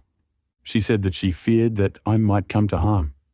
For an instant it had crossed my mind that perhaps what she really feared was that he might come to harm, for I could not doubt that she knew who this man was and what he meant by these strange signals. But there is a tone in my wife's voice, Mr. Holmes, and a look in her eyes, which forbid doubt, and I am sure that it was indeed my own safety that was in her mind. There's the whole case, and now I want your advice as to what I ought to do. My own inclination is to put 6 of my farm lads in the shrubbery, and when this fellow comes again to give him such a hiding that he will leave us in peace for the future. I fear it is too deep a case for such simple remedies, said Holmes. How long can you stay in London? I must go back today. I would not leave my wife alone all night for anything. She is very nervous and begged me to come back. I dare say you are right, but if you could have stopped, I might possibly have been able to return with you in a day or 2. Meanwhile, you will leave me these papers, and I think that it is very likely that I shall be able to pay you a visit shortly and to throw some light upon your case. Sherlock Holmes preserved his calm professional manner until our visitor had left us, although it was easy for me, who knew him so well, to see that he was profoundly excited. The moment that Hilton Cubitt's broad back had disappeared through the door, my comrade rushed to the table, laid out all the slips of paper containing dancing men in front of him, and threw himself into an intricate and elaborate calculation. For 2 hours I watched him as he covered sheet after sheet of paper with figures and letters, so completely absorbed in his task that he had evidently forgotten my presence. Sometimes he was making progress and whistled and sang at his work. Sometimes he was puzzled and would sit for long spells with a furrowed brow and a vacant eye. Finally, he sprang from his chair with a cry of satisfaction and walked up and down the room, rubbing his hands together. Then he wrote a long telegram upon a cable form. "If my answer to this is as I hope, you will have a very pretty case to add to your collection, Watson," said he. "I expect that we shall be able to go down to Norfolk tomorrow and to take our friend some very definite news as to the secret of his annoyance." I confess that I was filled with curiosity, but I was aware that Holmes liked to make his disclosures at his own time and in his own way, so I waited until it should suit him to take me into his confidence. But there was a delay in that answering telegram, and 2 days of impatience followed, during which Holmes pricked up his ears at every ring of the bell. On the evening of the 2nd there came a letter from Hilton Cubitt. All was quiet with him, save that a long inscription had appeared that morning upon the pedestal of the sundial. He enclosed a copy of it, which is here reproduced. Holmes bent over this grotesque frieze for some minutes, and then suddenly sprang to his feet with an exclamation of surprise and dismay. His face was haggard with anxiety. "We have let this affair go far enough," said he. "Is there a train to North Walsham tonight?" I turned up the timetable. The last had just gone. "Then we shall breakfast early and take the very first in the morning," said Holmes. "Our presence is most urgently needed. Ah, here is our expected cablegram. One moment, Mrs. Hudson. There may be an answer." No, that is quite as I expected. This message makes it even more essential that we should not lose an hour in letting Hilton Cubitt know how matters stand, for it is a singular and a dangerous web in which our simple Norfolk squire is entangled. So, indeed, it proved. And as I come to the dark conclusion of a story which had seemed to me to be only childish and bizarre, I experience once again the dismay and horror with which I was filled. Would that I had some brighter ending to communicate to my readers, but these are the chronicles of fact, and I must follow to their dark crisis the strange chain of events which for some days made Ridling Thorpe Manor a household word through the length and breadth of England. We had hardly alighted at North Walsham and mentioned the name of our destination when the station-master hurried towards us. "I suppose that you are the detectives from London?" said he. A look of annoyance passed over Holmes's face. "What makes you think such a thing?" "Because Inspector Martin from Norwich has just passed through. But maybe you are the surgeons. She's not dead, or wasn't by last accounts. You may be in time to save her yet, though it be for the gallows." Holmes's brow was dark with anxiety. "We are going to Ridling Thorpe Manor," said he, "but we have heard nothing of what has passed there." "It's a terrible business," said the station-master. "They are shot, both Mr. Hilton Cubitt and his wife. She shot him, and then herself, so the servants say. He's dead, and her life is despaired of. Dear, dear, one of the oldest families in the county of Norfolk, and one of the most honoured." Without a word, Holmes hurried to a carriage, and during the long 7 miles' drive, he never opened his mouth. Seldom have I seen him so utterly despondent. He had been uneasy during all our journey from town, and I had observed that he had turned over the morning papers with anxious attention. But now this sudden realization of his worst fears left him in a blank melancholy. He leaned back in his seat, lost in gloomy speculation. Yet there was much around to interest us, for we were passing through as singular a countryside as any in England, where a few scattered cottages represented the population of today, while on every hand enormous square-towered churches bristled up from the flat green landscape and told of the glory and prosperity of old East Anglia. At last the violet rim of the German Ocean appeared over the green edge of the Norfolk coast, and the driver pointed with his whip to 2 old brick and timber gables, which projected from a grove of trees. "That's Ridlingthorpe Manor," said he. As we drove up to the porticoed front door, I observed in front of it, beside the tennis lawn, the black tool house and pedestaled sundial with which we had such strange associations. A dapper little man with a quick, alert manner and a waxed moustache had just descended from a hired dog-cart. He introduced himself as Inspector Martin of the Norfolk Constabulary, and he was considerably astonished when he heard the name of my companion. "Why, Mr. Holmes, the crime was only committed at 3 this morning. How could you hear of it in London and get to the spot as soon as I?" "I anticipated it. I came in the hope of preventing it." "Then you must have important evidence of which we are ignorant, for they were said to be a most united couple." "I have only the evidence of the dancing men," said Holmes. "I will explain the matter to you later. Meanwhile, since it is too late to prevent this tragedy, I am very anxious that I should use the knowledge which I possess in order to ensure that justice be done. Will you associate me in your investigation, or will you prefer that I should act independently?" "I should be proud to feel that we were acting together, Mr. Holmes," said the inspector earnestly. "In that case, I should be glad to hear the evidence and to examine the premises without an instant of unnecessary delay." Inspector Martin had the good sense to allow my friend to do things in his own fashion and contented himself with carefully noting the results. The local surgeon, an old white-haired man, had just come down from Mrs. Hilton Cubitt's room, and he reported that her injuries were serious, but not necessarily fatal. The bullet had passed through the front of her brain, and it would probably be some time before she could regain consciousness. On the question of whether she had been shot or had shot herself, he would not venture to express any decided opinion. Certainly the bullet had been discharged at very close quarters. There was only the one pistol found in the room, 2 barrels of which had been emptied. Mr. Hilton Cubitt had been shot through the heart. It was equally conceivable that he had shot her and then himself, or that she had been the criminal, for the revolver lay upon the floor midway between them. "Has he been moved?" asked Holmes. "We have moved nothing except the lady. We could not leave her lying wounded upon the floor." "How long have you been here, Doctor?" "Since 4 o'clock. "Anyone else?" "Yes, the constable here." "And you have touched nothing?" "Nothing." "You have acted with great discretion. Who sent for you?" "The housemaid, Saunders." "Was it she who gave the alarm?" "She and Mrs. King, the cook." "Where are they now?" "In the kitchen, I believe." "Then I think we had better hear their story at once." The old hall, oak-panelled and high-windowed, had been turned into a court of investigation. Holmes sat in a great, old-fashioned chair, his inexorable eyes gleaming out of his haggard face. I could read in them a set purpose to devote his life to this quest until the client whom he had failed to save should at last be avenged.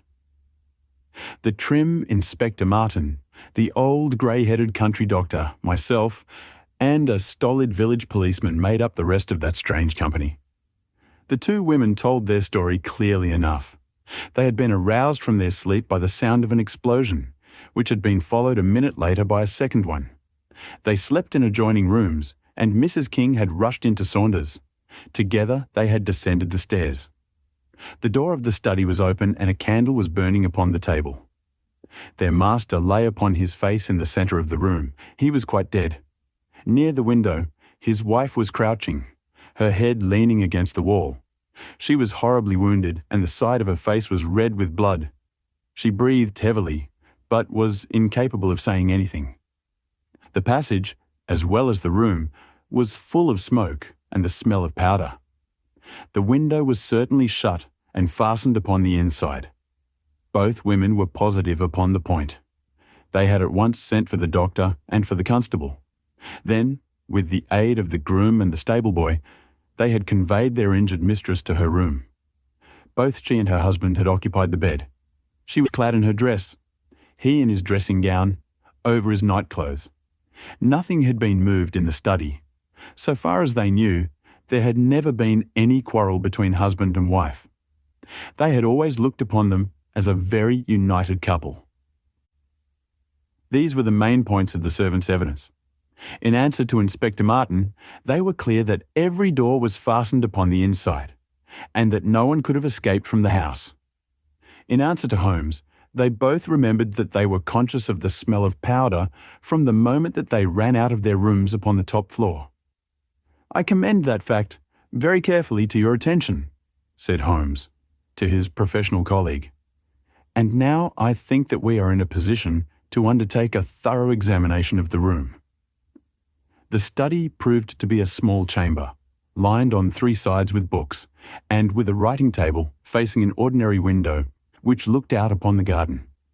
Our first attention was given to the body of the unfortunate squire, whose huge frame lay stretched across the room. His disordered dress showed that he had been hastily aroused from sleep. The bullet had been fired at him from the front and had remained in his body after penetrating the heart. His death had certainly been instantaneous and painless.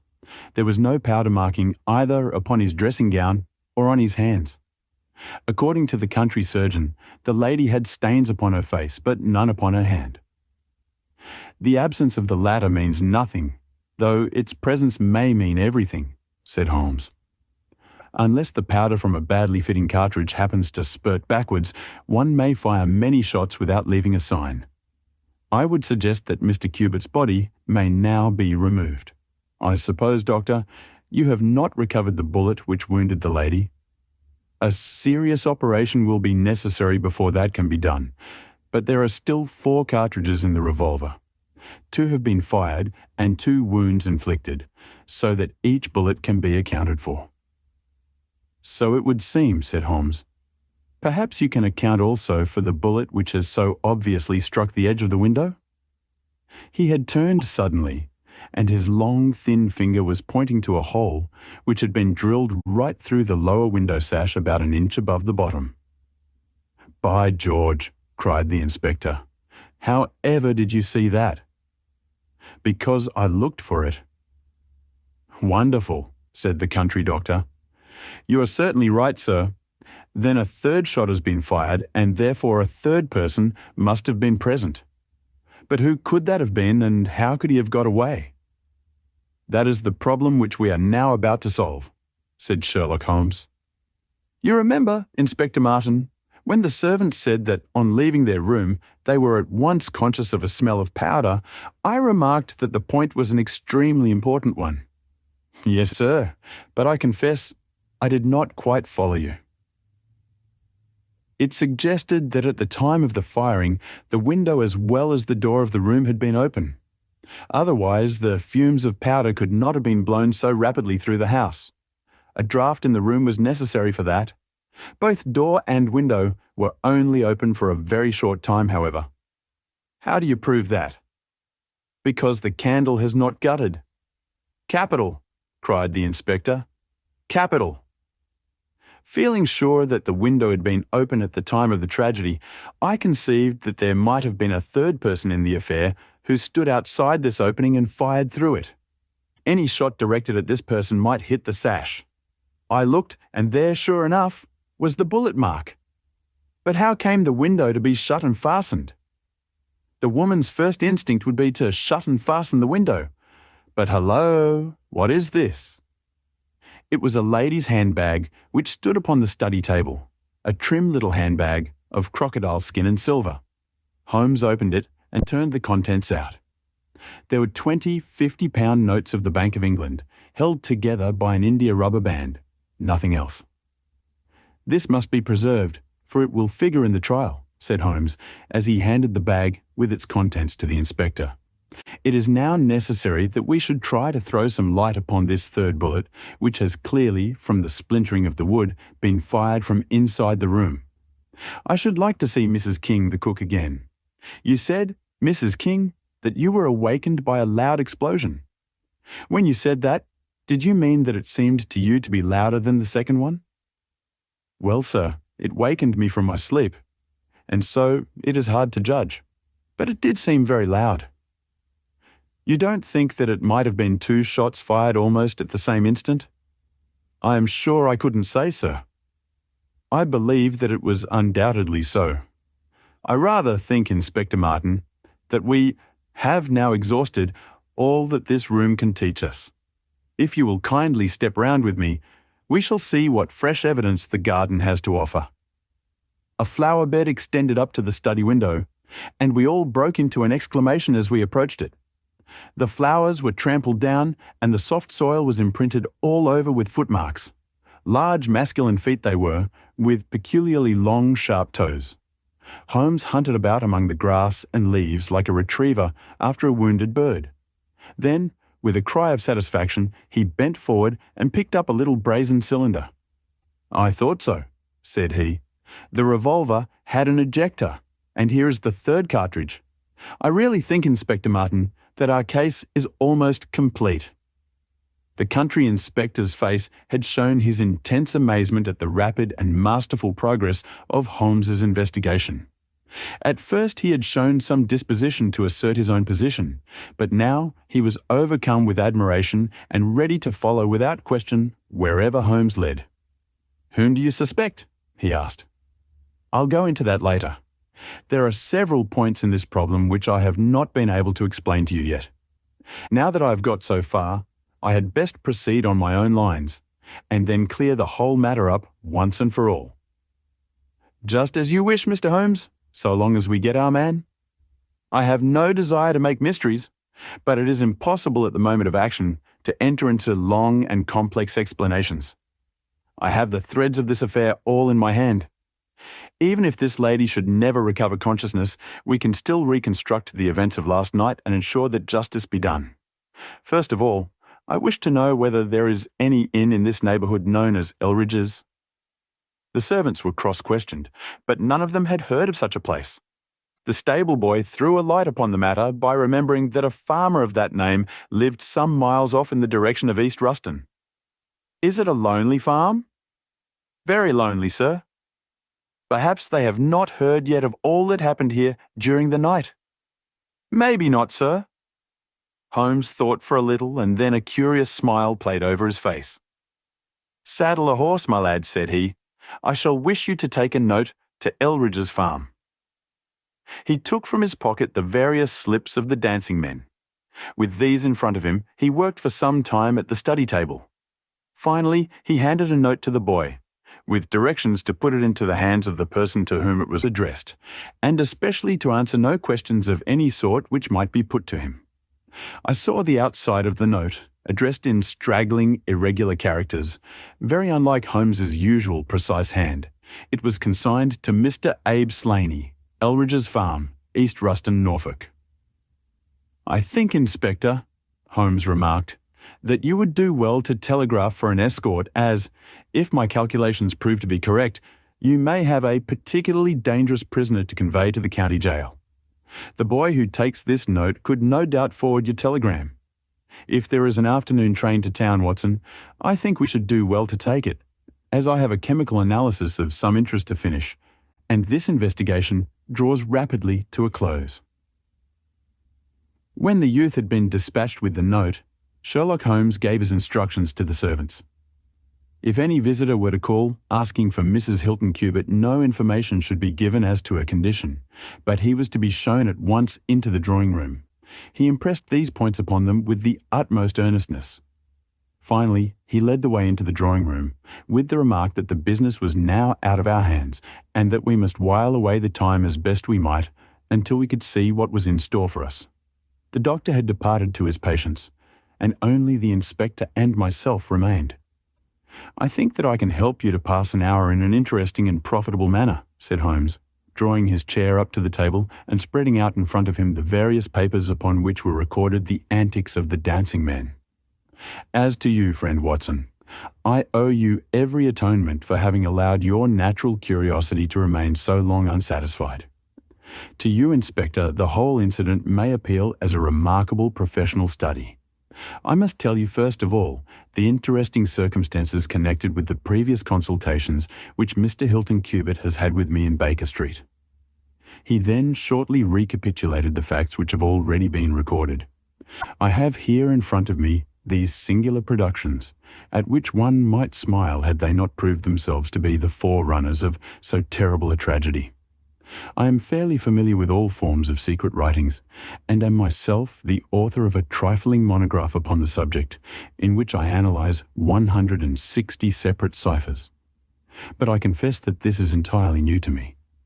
The object of those who invented the system has apparently been to conceal that these characters convey a message, and to give the idea that they are the mere random sketches of children. Having once recognised, however, that the symbols stood for letters, and having applied the rules which guide us in all forms of secret writings, the solution was easy enough. The first message submitted to me was so short that it was impossible for me to do more than to say with some confidence that the symbol stood for E. As you are aware, E is the most common letter in the English alphabet, and it predominates to so marked an extent that even in a short sentence, one would expect to find it most often. Out of 15 symbols in the first message, 4 were the same, so it was reasonable to set this down as E. It is true that in some cases the figure was bearing a flag, and in some cases not, but it was probable from the way in which the flags were distributed that they were used to break the sentence up into words. I accepted this as a hypothesis, and noted that E was represented by... But now came the real difficulty of the inquiry. The order of the English letters after E is by no means well marked, and any preponderance which may be shown in an average of a printed sheet may be reversed in a single short sentence. Speaking roughly, T-A-O-I-N-S-H-R-D and L are the numerical order in which letters occur, but T, A, O and I are very nearly abreast of each other, and it would be an endless task to try each combination until a meaning was arrived at. I therefore waited for fresh material. In my second interview with Mr. Hilton Cubitt, he was able to give me 2 other short sentences and 1 message which appeared, since there was no flag, to be a single word. Here are the symbols. Now, in the single word, I have already got the 2 E's coming second and fourth in a word of 5 letters. It might be Zever, or lever, or never. There can be no question that the latter as a reply to an appeal is far the most probable, and the circumstances pointed to its being a reply written by the lady. Accepting it as correct, we are now able to say that the symbols stand respectively for N, V, and R. Even now I was in considerable difficulty, but a happy thought put me in possession of several other letters. It occurred to me that if these appeals came, as I expected, from someone who had been intimate with the lady in her early life, a combination which contained 2 E's with 3 letters between might very well stand for the name Elsie. On examination, I found that such a combination formed the termination of the message, which was 3 times repeated. It was certainly some appeal to Elsie. In this way, I had got my L, S, and I. But what appeal could it be? There were only 4 letters in the word which preceded Elsie, and it ended in E. Surely the word must be come. I tried all other 4 letters ending in E, but could find none to fit the case. So now I was in possession of C, O, and M, and I was in a position to attack the first message once more, dividing it into words and putting dots for each symbol, which was still unknown. So treated, it worked out in this fashion: Amere E Isol dot Ne. Now the first letter can only be A, which is a most useful discovery, since it occurs no fewer than 3 times in this short sentence, and the H is also apparent in the second word. Now it becomes Am here, A.E. slain, or filling in the obvious vacancies in the name, Am here Abe Slaney. I had so many letters now that I could proceed with considerable confidence to the second message, which worked out in this fashion: A. Ellery.es. Here I could only make sense by putting T and G for the missing letters, and supposing that the name was that of some house or inn at which the writer was staying. Inspector Martin and I had listened with the utmost interest to the full and clear account of how my friend had produced results which had led to so complete a command over our difficulties. "What did you do then, sir?" asked the inspector. "I had every reason to suppose that this Abe Slaney was an American, since Abe is an American contraction, and since a letter from America had been the starting point of all the trouble. I had also every cause to think that there was some criminal secret in the matter. The lady's allusions to her past and her refusal to take her husband into her confidence both pointed in that direction.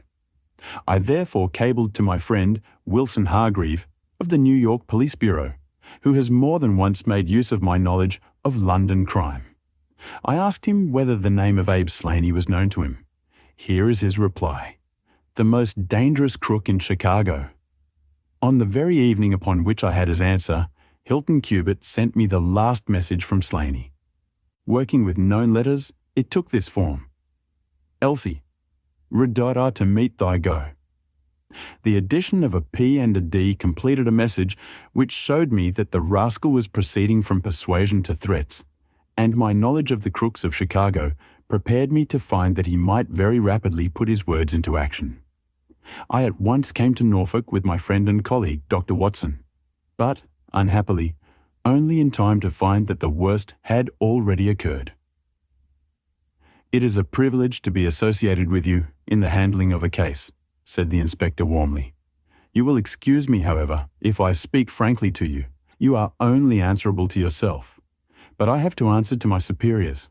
If this Abe Slaney, living at Elridge's, is indeed the murderer, and if he has made his escape while I'm seated here, I should certainly get into serious trouble. You need not be uneasy.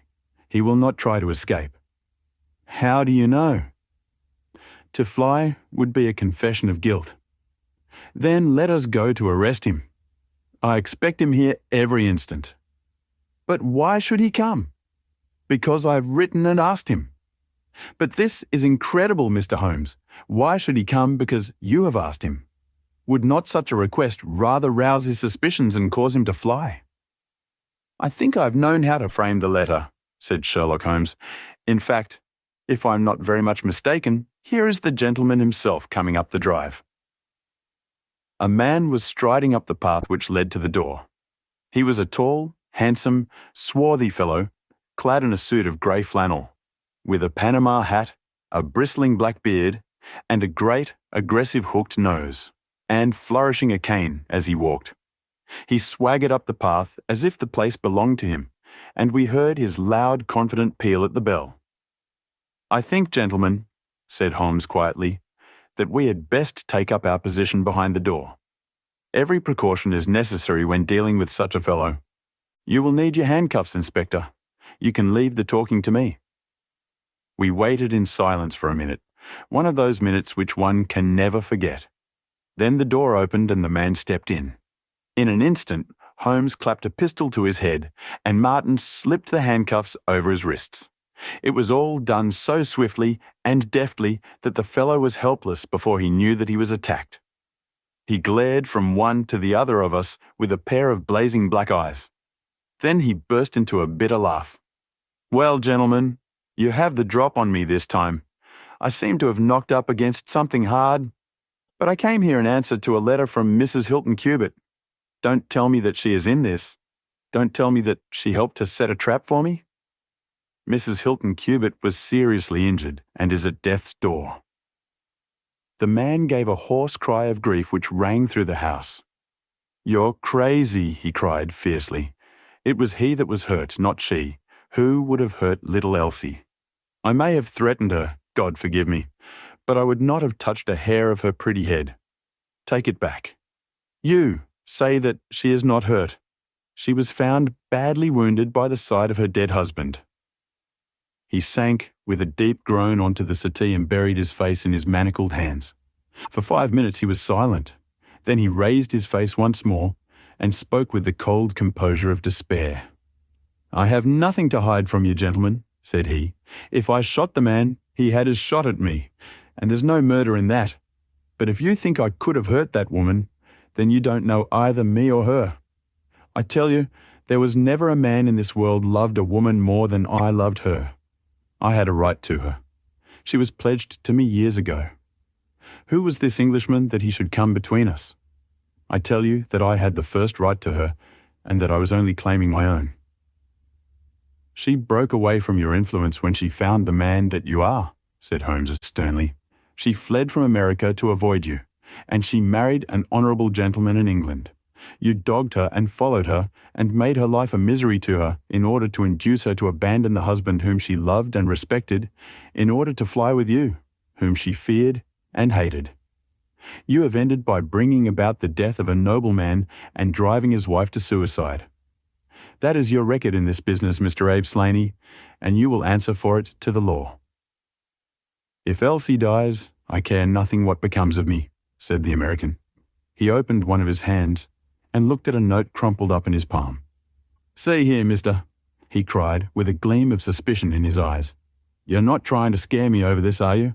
If the lady is hurt as bad as you say, who was it that wrote this note?" He tossed it forwards onto the table. "I wrote it to bring you here." "You wrote it?" "There was no one on earth outside the joint who knew the secret of the dancing men. How came you to write it?" "What one man can invent another can discover," said Holmes. "There is a cab coming to convey you to Norwich, Mr. Slaney, but meanwhile you have time to make some small reparation for the injury you have wrought. Are you aware that Mrs. Hilton Cubitt has herself lain under grave suspicion of the murder of her husband, and that it was only my presence here and the knowledge which I happened to possess which has saved her from the accusation? The least that you owe her is to make it clear to the whole world that she was in no way, directly or indirectly, responsible for his tragic end." "I ask nothing better," said the American. "I guess the very best case I can make for myself is the absolute naked truth." "It is my duty to warn you that it will be used against you," cried the inspector with the magnificent fair play of the British criminal law. Slaney shrugged his shoulders. "I'll chance that," said he. "First of all, I want you gentlemen to understand that I have known this lady since she was a child. There were 7 of us in a gang in Chicago, and Elsie's father was the boss of the joint. He was a clever man, was old Patrick. It was he who invented that writing, which would pass as a child's scrawl unless you just happened to have the key to it. Well, Elsie learned some of our ways, but she couldn't stand the business. And she had a bit of honest money of her own, so she gave us all the slip and got away to London. She'd been engaged to me, and she would have married me, I believe, if I had taken over another profession. But she would have nothing to do with anything on the cross. It was only after her marriage to this Englishman that I was able to find out where she was. I wrote to her but got no answer. After that I came over, and as letters were no use, I put my messages where she could read them. Well, I have been here a month now. I lived in that farm, where I had a room down below, and could get in and out every night, and no one the wiser. I tried all I could to coax Elsie away. I knew that she read the messages. For once, she wrote an answer under one of them. Then my temper got the better of me, and I began to threaten her. She sent me a letter then, imploring me to go away and saying that it would break her heart if any scandal should come upon her husband. She said that she would come down when her husband was asleep at 3 a.m. and speak with me through the end window, if I would go away afterwards and leave her in peace. She came down and brought money with her, trying to bribe me to go. This made me mad, and I caught her arm and tried to pull her through the window. At that moment, in rushed the husband with his revolver in his hand. Elsie had sunk down upon the floor, and we were face to face. I was healed also, and I held up my gun to scare him off and let me get away. He fired and missed me. I pulled off almost at the same instant, and down he dropped. I made away across the garden, and as I went, I heard the window shut behind me. That's God's truth, gentlemen, every word of it. And I heard no more about it until that lad came riding up with a note, which made me walk in here, like a jay, and give myself into your hands. A cab had driven up whilst the American had been talking. 2 uniformed policemen sat inside. Inspector Martin rose and touched his prisoner on the shoulder. "It is time for us to go. Can I see her first?" "No, she is not conscious. Mr. Sherlock Holmes, I only hope that if ever again I have an important case, I shall have the good fortune to have you by my side." We stood at the window and watched the cab drive away. As I turned back, my eye caught the pellet of paper which the prisoner had tossed upon the table. It was the note with which Holmes had decoyed him. "See if you can read it, Watson," said he with a smile. It contained no word, but this little line of dancing men. "If you use the code which I have explained," said Holmes, "you will find that it simply means, 'Come here at once.'"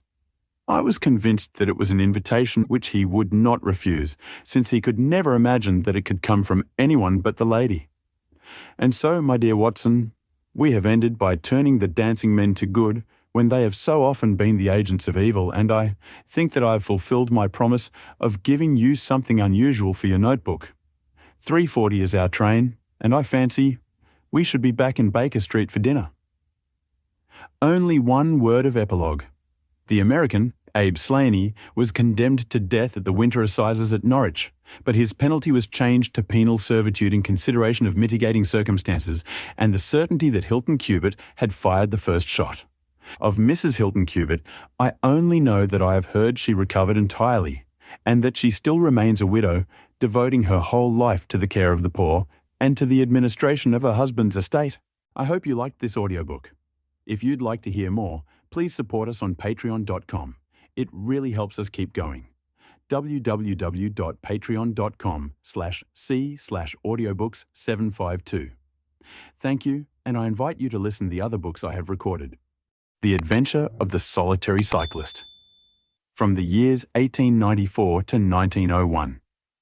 Inclusive Mr. Sherlock Holmes was a very busy man. It is safe to say that there was no public case of any difficulty in which he was not consulted during those 8 years, and there were hundreds of private cases, some of them of the most intricate and extraordinary character, in which he played a prominent part. Many startling successes and a few unavoidable failures were the outcome of this long period of continuous work. As I have preserved very full notes of all these cases, and was myself personally engaged in many of them, it may be imagined that it is no easy task to know which I should select to lay before the public. I shall, however, preserve my former rule, and give the preference to those cases which derive their interest not so much from the brutality of the crime as from the ingenuity and dramatic quality of the solution. For this reason, I will now lay before the reader the facts connected with Miss Violet Smith, the solitary cyclist of Charlington, and the curious sequel of our investigation, which culminated in unexpected tragedy. It is true that the circumstances did not admit of any striking illustration of those powers for which my friend was famous, but there were some points about the case which made it stand out in those long records of crime from which I gather the material for these little narratives. On referring to my notebook for the year 1895, I find that it was upon Saturday, the 23rd of April, that we first heard of Miss Violet Smith. Her visit was, I remember, extremely unwelcome to Holmes, for he was immersed at the moment in a very abstruse and complicated problem concerning the peculiar persecution to which John Vincent Harden, the well-known tobacco millionaire, had been subjected. My friend, who loved above all things precision and concentration of thought, resented anything which distracted his attention from the matter in hand, and yet, without a harshness which was foreign to his nature, it was impossible to refuse to listen to the story of the young and beautiful woman, tall, graceful, and queenly, who presented herself at Baker Street late in the evening and implored his assistance and advice.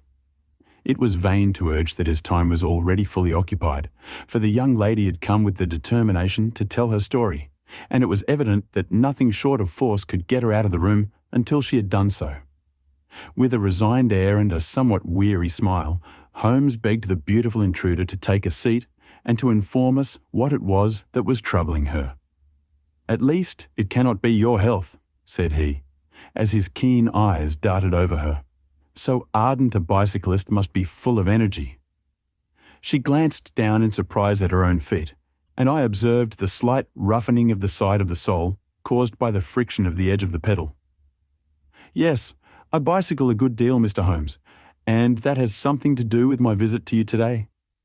My friend took the lady's ungloved hand and examined it with as close an attention and as little sentiment as a scientist would show to a specimen. "You will excuse me, I'm sure. It is my business," said he as he dropped it. "I nearly fell into the error of supposing that you were typewriting. Of course, it is obvious that it is music." You observe the spatulate finger end, Watson, which is common to both professions. There is a spirituality about the face, however. He gently turned it towards the light, which the typewriter does not generate. This lady is a musician. Yes, Mr. Holmes, I teach music. In the country, I presume, from your complexion. Yes, sir, near Farnham on the borders of Surrey. A beautiful neighbourhood and full of the most interesting associations. You remember, Watson, that it was near there that we took Archie Stamford, the forger. Now, Miss Violet, what has happened to you near Farnham on the borders of Surrey? The young lady, with great clearness and composure, made the following curious statement. My father is dead, Mr. Holmes. He was James Smith, who conducted the orchestra at the old Imperial Theatre. My mother and I were left without a relation in the world except one uncle, Ralph Smith, who went to Africa 25 years ago, and we have never had a word from him since. When father died, we were left very poor, but one day we were told that there was an advertisement in the Times inquiring for our whereabouts. You can imagine how excited we were, for we thought that someone had left us a fortune. We went at once to the lawyer whose name was given in the paper. There we met two gentlemen, Mr. Carruthers and Mr. Woodley, who were home on a visit from South Africa. They said that my uncle was a friend of theirs, that he died some months before in great poverty in Johannesburg, and that he had asked them with his last breath to hunt up his relations and see that they were in no want. It seemed strange to us that Uncle Ralph, who took no notice of us when he was alive, should be so careful to look after us when he was dead. But Mr. Carruthers explained that the reason was that my uncle had just heard of the death of his brother, and so felt responsible for our fate. Excuse me, said Holmes. When was this interview? Last December, 4 months ago. Pray proceed.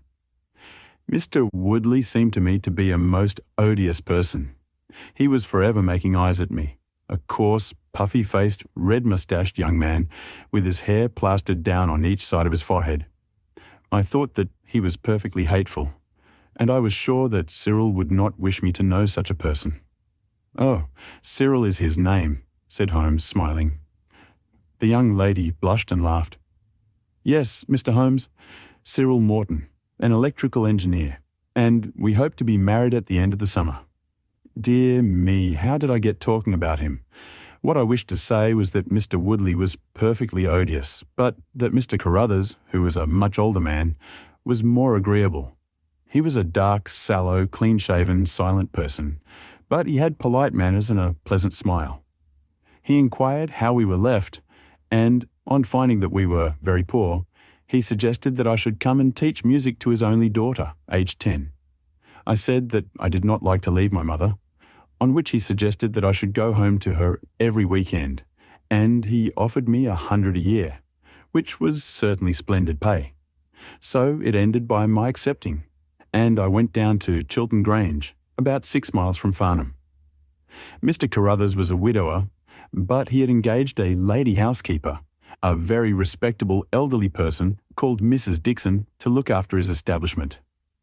The child was a dear, and everything promised well. Mr. Carruthers was very kind and very musical, and we had most pleasant evenings together. Every weekend I went home to my mother in town. The first flaw in my happiness was the arrival of the red-moustached Mr. Woodley. He came for a visit of a week, and, oh, it seemed 3 months to me. He was a dreadful person, a bully to everyone else, but to me something infinitely worse. He made odious love to me, boasted of his wealth, said that if I married him, I would have the finest diamonds in London, and finally, when I would have nothing to do with him, he seized me in his arms one day after dinner. He was hideously strong, and he swore that he would not let me go until I had kissed him. Mr. Carruthers came in and tore him off from me, on which he turned upon his own host, knocking him down and cutting his face open. That was the end of his visit, as you can imagine. Mr. Carruthers apologized to me next day and assured me that I should never be exposed to such an insult again. I have not seen Mr. Woodley since. And now, Mr. Holmes, I come at last to the special thing which has caused me to ask your advice today. You must know that every Saturday forenoon I ride on my bicycle to Farnham Station in order to get the 12.22 to town. The road from Chiltern Grange is a lonely one, and at one spot it is particularly so, for it lies for over a mile between Charlington Heath upon one side and the woods which lie round Charlington Hall upon the other. You could not find a more lonely tract of road anywhere, and it is quite rare to meet so much as a cart or a peasant until you reach the high road near Crooksbury Hill. 2 weeks ago I was passing this place when I chanced to look back over my shoulder, and about 200 yards behind me I saw a man, also on a bicycle. He seemed to be a middle-aged man with a short dark beard. I looked back before I reached Farnham, but the man was gone, so I thought no more about it. But you can imagine how surprised I was, Mr. Holmes, when on my return on the Monday, I saw the same man on the same stretch of road. My astonishment was increased when the incident occurred again, exactly as before, on the following Saturday and Monday. He always kept his distance and did not molest me in any way, but still it certainly was very odd. I mentioned it to Mr. Carruthers, who seemed interested in what I said, and told me that he had ordered a horse and trap, so that in future I should not pass over these lonely roads without some companion. The horse and trap were to have come this week, but for some reason they were not delivered, and again I had to cycle to the station. That was this morning. You can think that I looked out when I came to Charlington Heath, and there, sure enough, was the man exactly as he had been the 2 weeks before. He always kept so far from me that I could not clearly see his face, but it was certainly someone whom I did not know. He was dressed in a dark suit with a cloth cap. The only thing about his face that I could clearly see was his dark beard. Today I was not alarmed, but I was filled with curiosity, and I determined to find out who he was and what he wanted. I slowed down my machine, but he slowed down his. Then I stopped altogether, but he stopped also. Then I laid a trap for him. There is a sharp turning of the road, and I pedalled very quickly round this, and then I stopped and waited. I expected him to shoot round and pass me before he could stop, but he never appeared. Then I went back and looked round the corner. I could see a mile of road, but he was not on it. To make it the more extraordinary, there was no side road at this point down which he could have gone. Holmes chuckled and rubbed his hands. "This case certainly presents some features of its own," said he. "How much time elapsed between your turning the corner and your discovery that the road was clear?" 2 or 3 minutes. "Then he could not have retreated down the road, and you say that there are no side roads?" "None?" "Then he certainly took a footpath on one side or the other. It could not have been on the side of the heath, or I should have seen him." So, by the process of exclusion, we arrive at the fact that he made his way towards Charlington Hall, which, as I understand, is situated in its own grounds on one side of the road. Anything else? "Nothing, Mr. Holmes, save that I was so perplexed that I felt I should not be happy until I had seen you and had your advice." Holmes sat in silence for some little time. "Where is the gentleman to whom you are engaged?" he asked at last. "He is in the Midland Electrical Company at Coventry." "He would not pay you a surprise visit?" "Oh, Mr. Holmes, as if I should not know him." "Have you had any other admirers?" "Several before I knew Cyril." "And since?" "There was this dreadful man Woodley, if you can call him an admirer." "No one else?" Our fair client seemed a little confused. "Who was he?" asked Holmes. "Oh, it may be a mere fancy of mine, but it has seemed to me sometimes that my employer, Mr. Carruthers, takes a great deal of interest in me. We are thrown rather together. I play his accompaniments in the evening. He has never said anything. He is a perfect gentleman. But a girl always knows." "Ha!" Holmes looked grave. "What does he do for a living?" "He is a rich man." "No carriages or horses?" "Well, at least he is fairly well to do. But he goes into the city 2 or 3 times a week. He is deeply interested in South African gold shares. You will let me know any fresh development, Miss Smith. I am very busy just now, but I will find time to make some inquiries into your case. In the meantime, take no step without letting me know. Goodbye." and I trust that we shall have nothing but good news from you." "It is part of the settled order of nature that such a girl should have followers," said Holmes, as he pulled at his meditative pipe, "but for choice not on bicycles in lonely country roads. Some secretive lover beyond all doubt. But there are curious and suggestive details about the case, Watson." "That he should appear only at that point?" "Exactly. Our first effort must be to find who are the tenants of Charlington Hall. Then again, how about the connection between Carruthers and Woodley, since they appear to be men of such a different type? How came they both to be so keen upon looking up Ralph Smith's relations? One more point. What sort of a menage is it which pays double the market price for a governess, but does not keep a horse all those 6 miles from the station? Odd, Watson, very odd. You will go down." "No, my dear fellow, you will go down. This may be some trifling intrigue, and I cannot break my other important research for the sake of it. On Monday, you will arrive early at Farnham. You will conceal yourself near Charlington Heath. You will observe these facts for yourself and act as your own judgment advises. Then, having inquired as to the occupants of the hall, you will come back to me and report. And now, Watson, not another word of the matter until we have a few solid stepping stones on which we may hope to get across to our solution." We had ascertained from the lady that she went down upon the Monday by the train, which leaves Waterloo at 9:50, so I started early and caught the 9.13. At Farnham Station I had no difficulty in being directed to Charlington Heath. It was impossible to mistake the scene of the young lady's adventure, for the road runs between the open heath on one side and an old yew hedge upon the other, surrounding a park which is studded with magnificent trees. There was a main gateway of lichen-studded stone, each side pillar surmounted by mouldering heraldic emblems. But besides this central carriage drive, I observed several points where there were gaps in the hedge and paths leading through them. The house was invisible from the road, but the surroundings all spoke of gloom and decay. The heath was covered with golden patches of flowering gorse, gleaming magnificently in the light of the bright spring sunshine. Behind one of these clumps I took up my position, so as to command both the gateway of the hall and a long stretch of the road upon either side.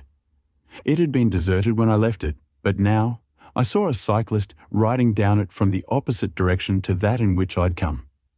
He was clad in a dark suit, and I saw that he had a black beard. On reaching the end of the Charlington grounds, he sprang from his machine and led it through a gap in the hedge, disappearing from my view. A quarter of an hour passed, and then a second cyclist appeared. This time, it was the young lady coming from the station. I saw her look about her as she came to the Charlington hedge. An instant later, the man emerged from his hiding place, sprang upon his cycle, and followed her. In all the broad landscape, those were the only moving figures, the graceful girl sitting very straight upon her machine, and the man behind her bending low over his handlebar, with a curiously furtive suggestion in every movement. She looked back at him and slowed her pace. He slowed also. She stopped. He at once stopped too, keeping 200 yards behind her. Her next movement was as unexpected as it was spirited.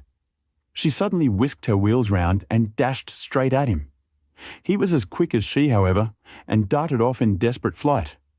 Presently she came back up the road again, her head haughtily in the air, not deigning to take any further notice of her silent attendant. He had turned also, and still kept his distance until the curve of the road hid them from my sight. I remained in my hiding place, and it was well that I did so, for presently the man reappeared, cycling slowly back. He turned in at the hall gates and dismounted from his machine. For some few minutes I could see him standing among the trees. His hands were raised, and he seemed to be settling his necktie. Then he mounted his cycle and rode away from me down the drive towards the hall. I ran across the heath and peered through the trees. Far away I could catch glimpses of the old grey building with its bristling Tudor chimneys, but the drive ran through a dense shrubbery, and I saw no more of my man. However, it seemed to me that I had done a fairly good morning's work, and I walked back in high spirits to Farnham. The local house agent could tell me nothing about Charlington Hall and referred me to a well-known firm in Pall Mall. There I halted on my way home and met with courtesy from the representative. No, I could not have Charlington Hall for the summer. I was just too late. It had been let about a month ago. Mr. Williamson was the name of the tenant. He was a respectable elderly gentleman. The polite agent was afraid he could say no more, as the affairs of his clients were not matters which he could discuss. Mr. Sherlock Holmes listened with attention to the long report which I was able to present to him that evening, but it did not elicit that word of curt praise which I had hoped for and should have valued. On the contrary, his austere face was even more severe than usual as he commented upon the things that I had done and the things that I had not. Your hiding place, my dear Watson, was very faulty. You should have been behind the hedge. Then you would have had a close view of this interesting person. As it is, you were some hundreds of yards away, and can tell me even less than Miss Smith. She thinks she does not know the man. I'm convinced she does. Why otherwise should he be so desperately anxious that she should not get so near him as to see his features? You describe him as bending over the handlebar. Concealment again, you see. You really have done remarkably badly. He returns to the house, and you want to find out who he is. You come to a London house agent. What should I have done? I cried, with some heat. Gone to the nearest public house. That is the centre of country gossip. They would have told you every name, from the master to the scullery maid. Williamson, it conveys nothing to my mind. If he is an elderly man, he is not this active cyclist who sprints away from that athletic young lady's pursuit. What have we gained by your expedition? The knowledge that the girl's story is true. I never doubted it. That there is a connection between the cyclist and the hall. I never doubted that either. That the hall is tenanted by Williamson. Who's the better for that? Well, well, my dear sir, don't look so depressed.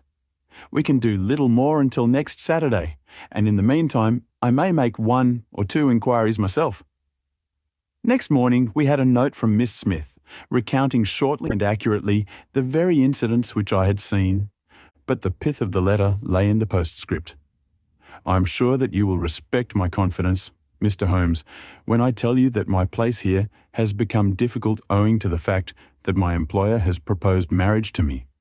I am convinced that his feelings are most deep and most honourable. At the same time, my promise is of course given. He took my refusal very seriously, but also very gently. You can understand, however, that the situation is a little strained. Our young friend seems to be getting into deep waters, said Holmes thoughtfully, as he finished the letter. The case certainly presents more features of interest and more possibility of development than I had originally thought. I should be none the worse for a quiet, peaceful day in the country, and I'm inclined to run down this afternoon and test 1 or 2 theories, which I have formed. Holmes's quiet day in the country had a singular termination, for he arrived at Baker Street late in the evening with a cut lip and a discoloured lump upon his forehead, besides a general air of dissipation which would have made his own person the fitting object of a Scotland Yard investigation. He was immensely tickled by his own adventures and laughed heartily as he recounted them. "I get so little active exercise that it is always a treat," said he. "You are aware that I have some proficiency in the good old British sport of boxing. Occasionally it is of service. Today, for example, I should have come to very ignominious grief without it." I begged him to tell me what had occurred. I found that country pub which I had already recommended to your notice, and there I made my discreet inquiries. I was in the bar, and a garrulous landlord was giving me all that I wanted. Williamson is a white-bearded man, and he lives alone with a small staff of servants at the hall. There is some rumour that he is or has been a clergyman, but 1 or 2 incidents of his short residence at the hall struck me as peculiarly unecclesiastical. I have already made some inquiries at a clerical agency, and they tell me that there was a man of that name in orders whose career has been a singularly dark one. The landlord further informed me that there are usually weekend visitors, a warm lot, sir, at the hall, and especially one gentleman with a red moustache, Mr. Woodley by name, who was always there. We had got as far as this when who should walk in but the gentleman himself, who had been drinking his beer in the tap-room and had heard the whole conversation. Who was I? What did I want? What did I mean by asking questions? He had a fine flow of language, and his adjectives were very vigorous.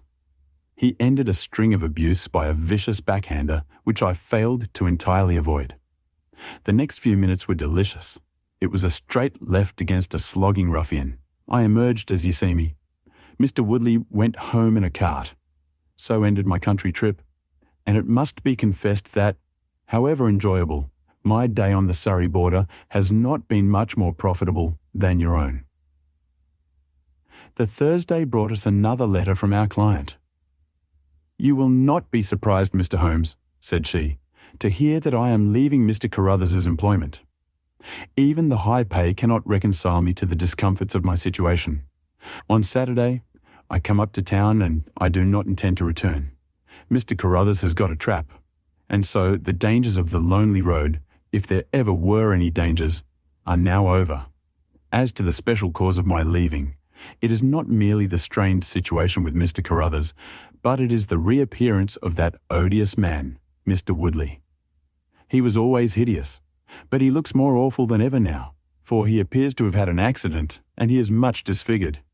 I saw him out of the window, but I am glad to say I did not meet him. He had a long talk with Mr. Carruthers, who seemed much excited afterwards.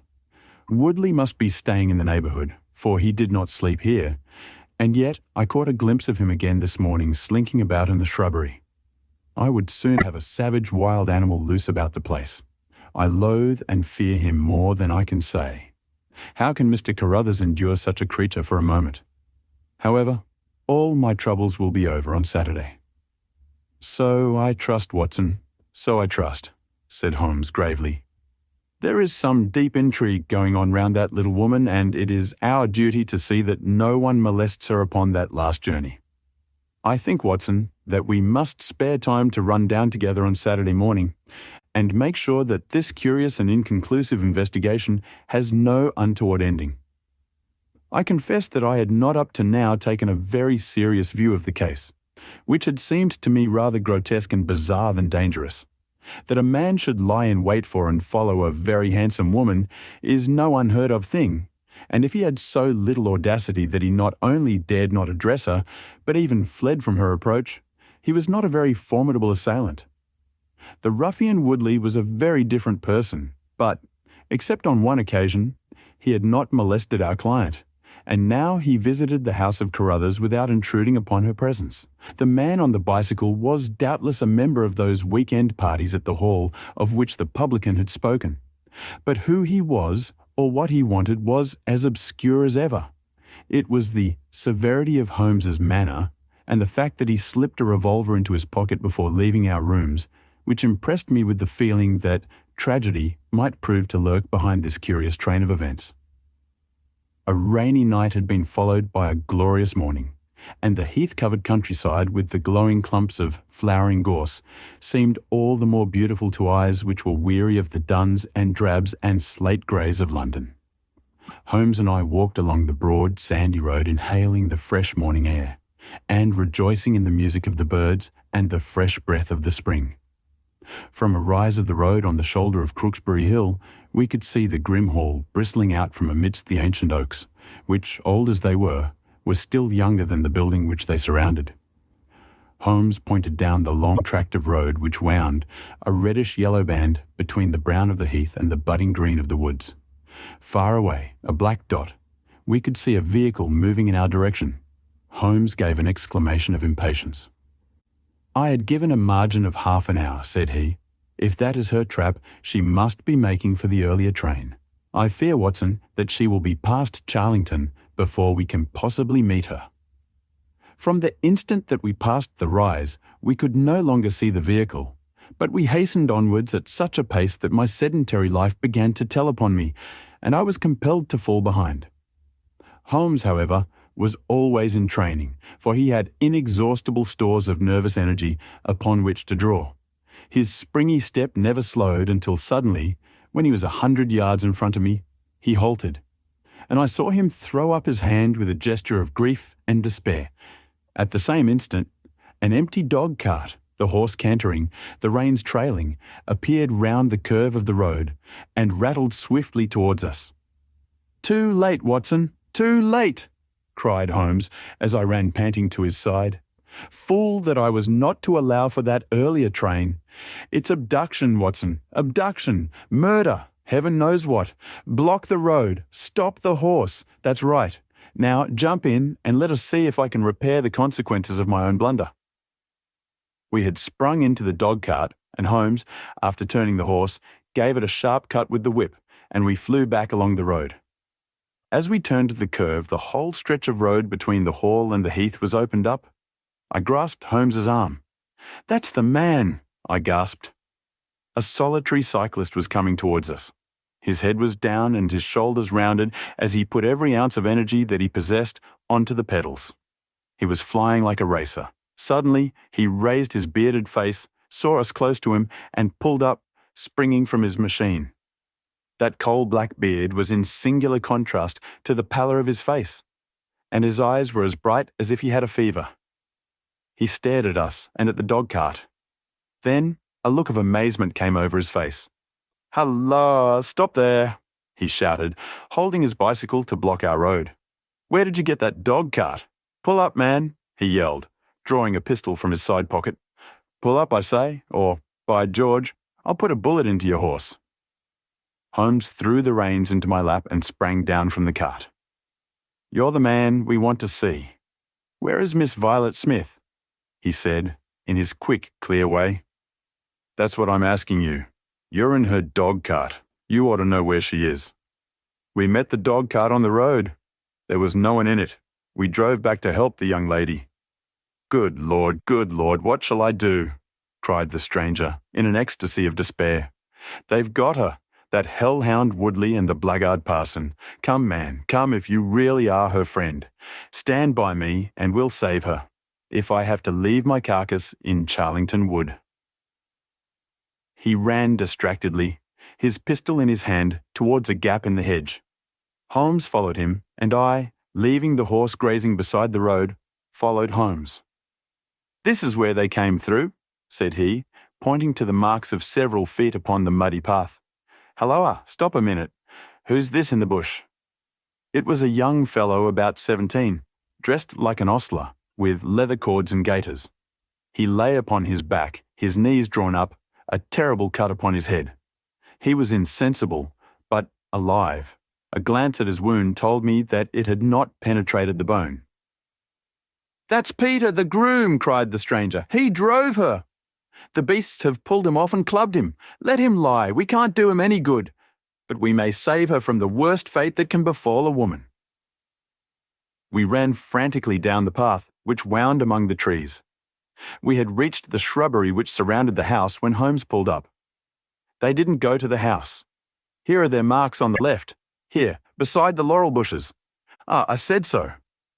As he spoke, a woman's shrill scream, a scream which vibrated with a frenzy of horror, burst from the thick green clump of bushes in front of us. It ended suddenly on its highest note with a choke and a gurgle. "This way! This way! They are in the bowling alley!" cried the stranger, darting through the bushes. "Ah, the cowardly dogs! Follow me, gentlemen! Too late! Too late! By the living jingo!" We had broken suddenly into a lovely glade of greensward surrounded by ancient trees. On the farther side of it, under the shadow of a mighty oak, there stood a singular group of 3 people. One was a woman, our client, drooping and faint, a handkerchief round her mouth. Opposite her stood a brutal, heavy-faced, red-moustached young man, his gaitered legs parted wide, one arm akimbo, the other waving a riding crop, his whole attitude suggestive of triumphant bravado. Between them, an elderly, grey-bearded man, wearing a short surplice over a light tweed suit, had evidently just completed the wedding service, for he pocketed his prayer book as we appeared and slapped the sinister bridegroom upon the back in jovial congratulation. "They're married!" I gasped. "Come on!" cried our guide. "Come on!" He rushed across the glade, Holmes and I at his heels.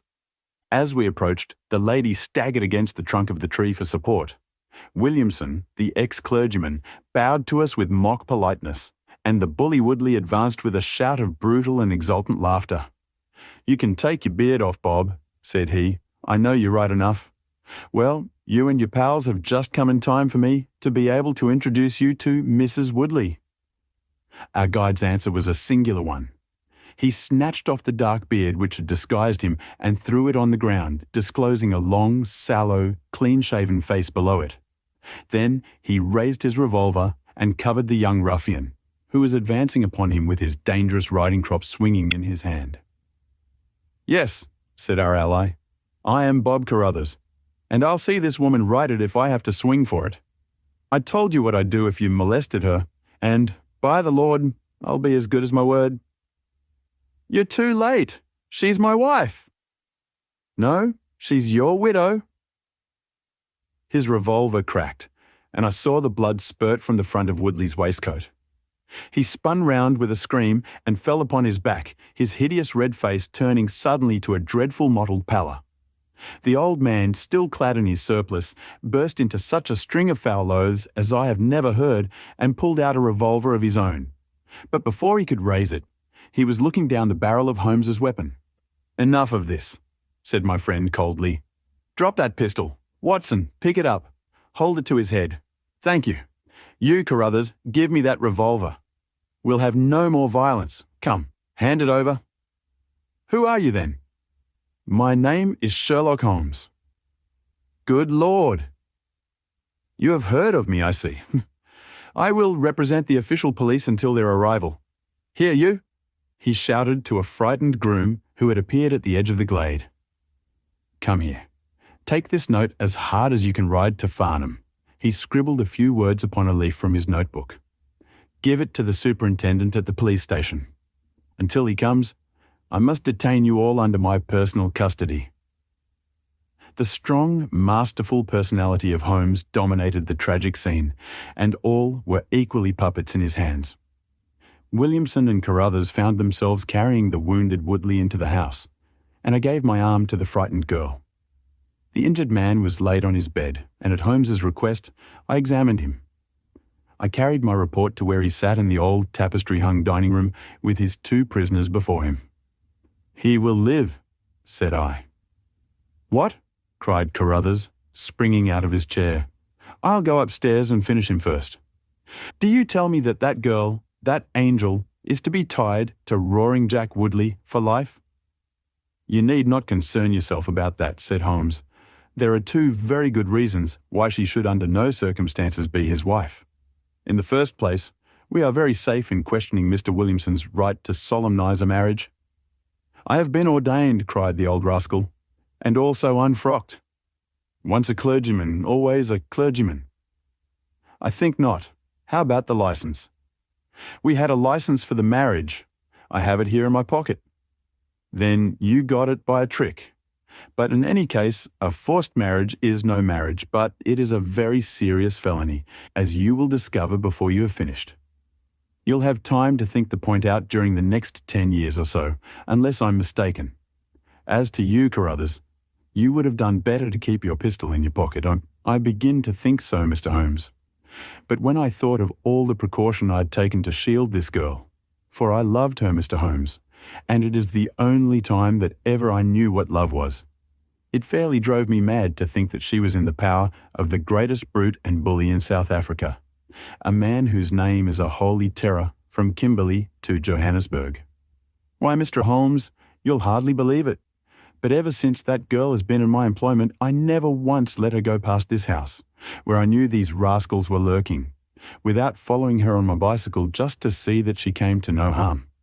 I kept my distance from her, and I wore a beard so that she should not recognize me, for she is a good and high-spirited girl, and she wouldn't have stayed in my employment long if she had thought that I was following her about the country roads.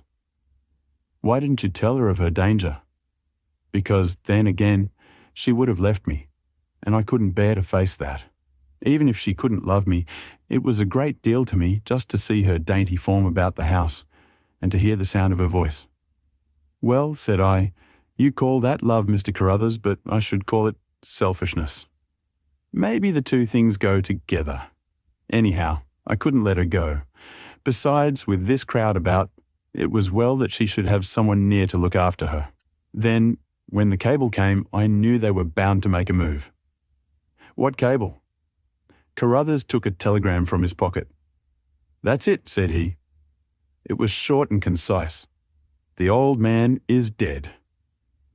Said Holmes. I think I see how things worked, and I can understand how this message would, as you say, bring them to a head. But while we wait, you might tell me what you can. The old reprobate with the surplice burst into a volley of bad language. By heaven, said he, if you squeal on us, Bob Carruthers, I'll serve you as you served Jack Woodley.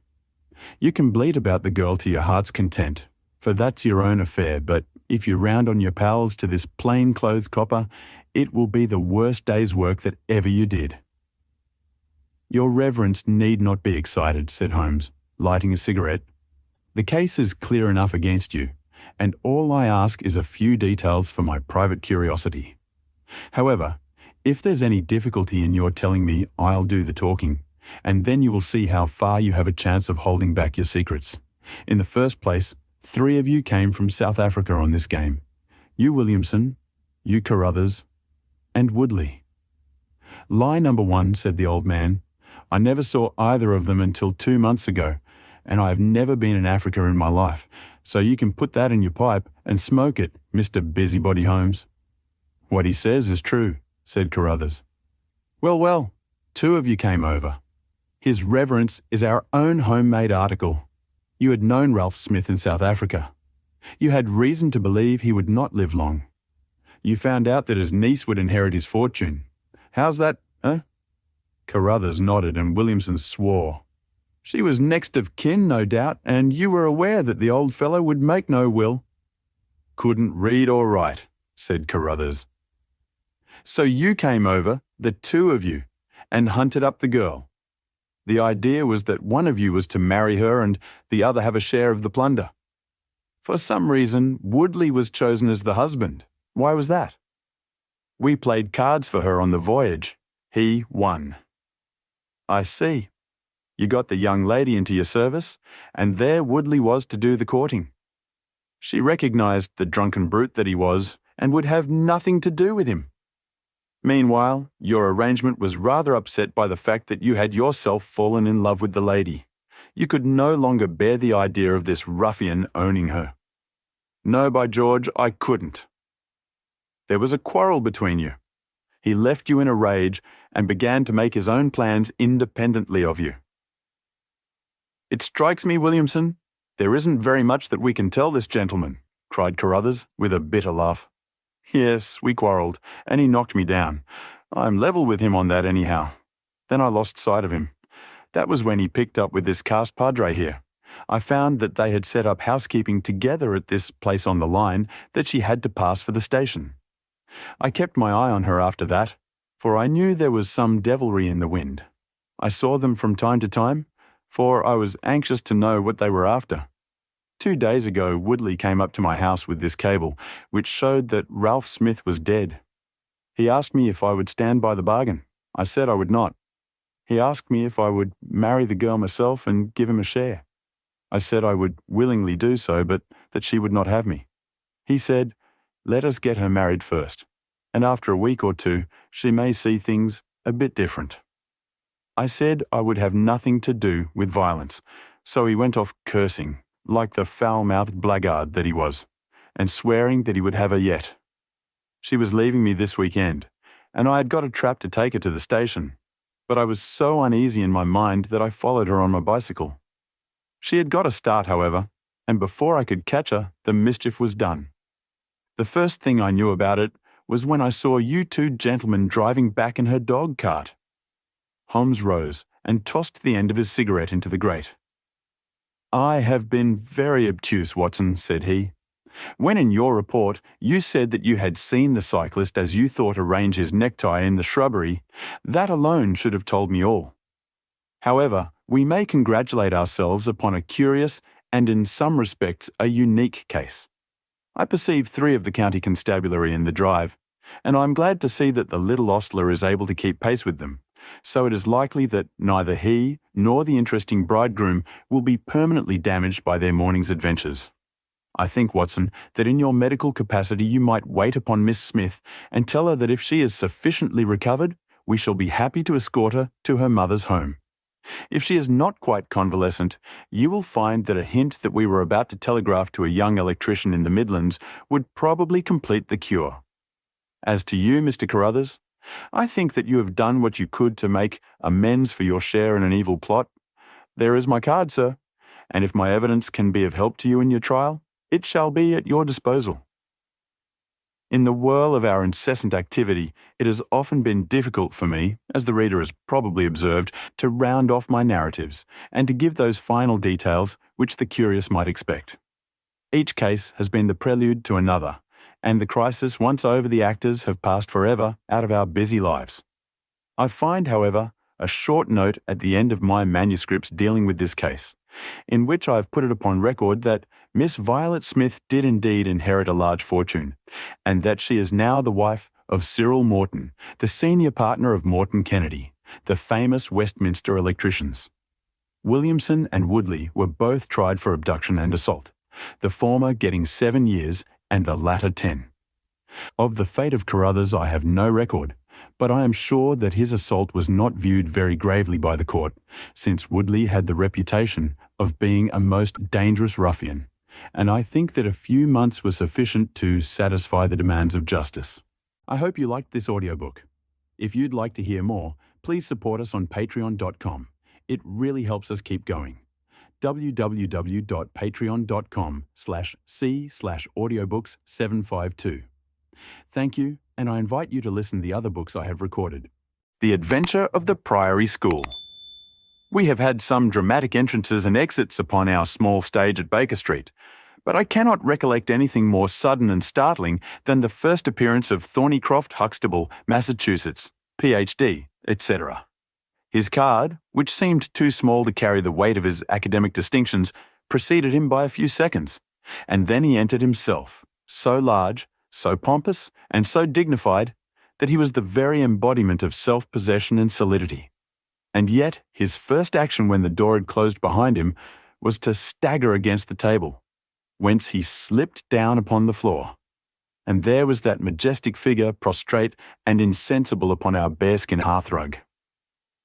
We had sprung to our feet, and for a few moments we stared in silent amazement at this ponderous piece of wreckage, which told of some sudden and fatal storm far out on the ocean of life. Then Holmes hurried with a cushion for his head, and I with brandy for his lips. The heavy, white face was seamed with lines of trouble. The hanging pouches under the closed eyes were leaden in colour. The loose mouth drooped dolorously at the corners. The rolling chins were unshaven.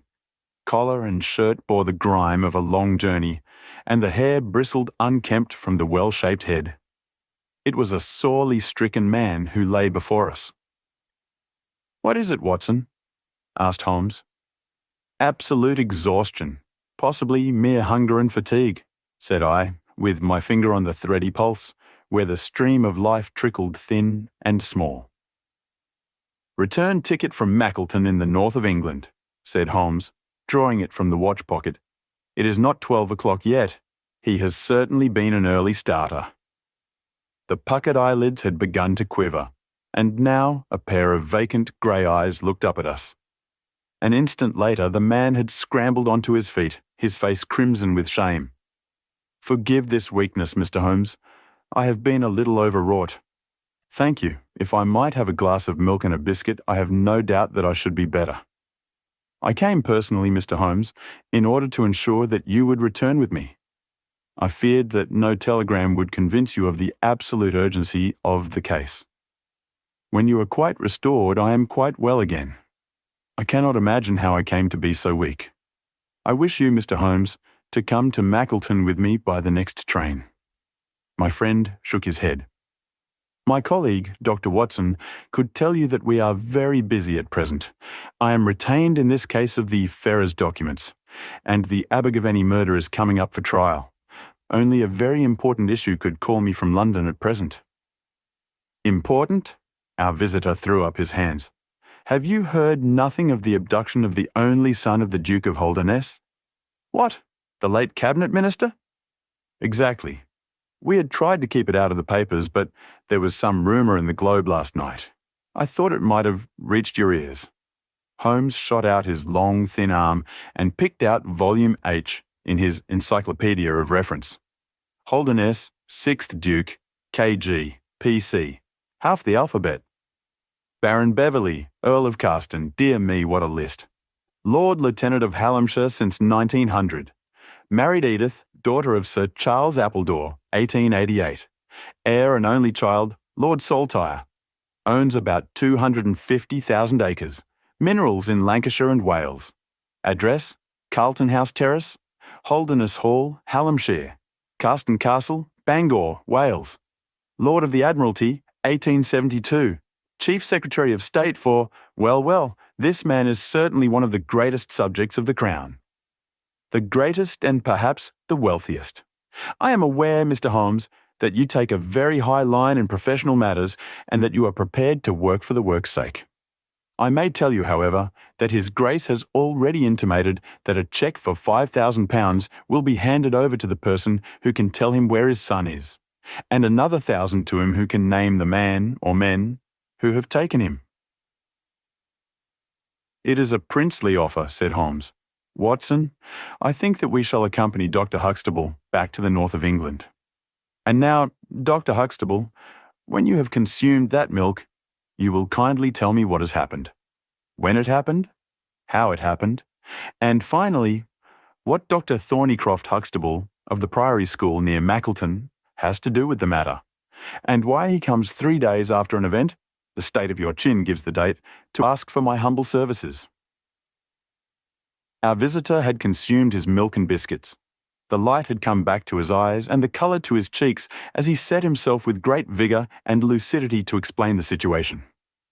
I must inform you, gentlemen, that the Priory is a preparatory school of which I am the founder and principal.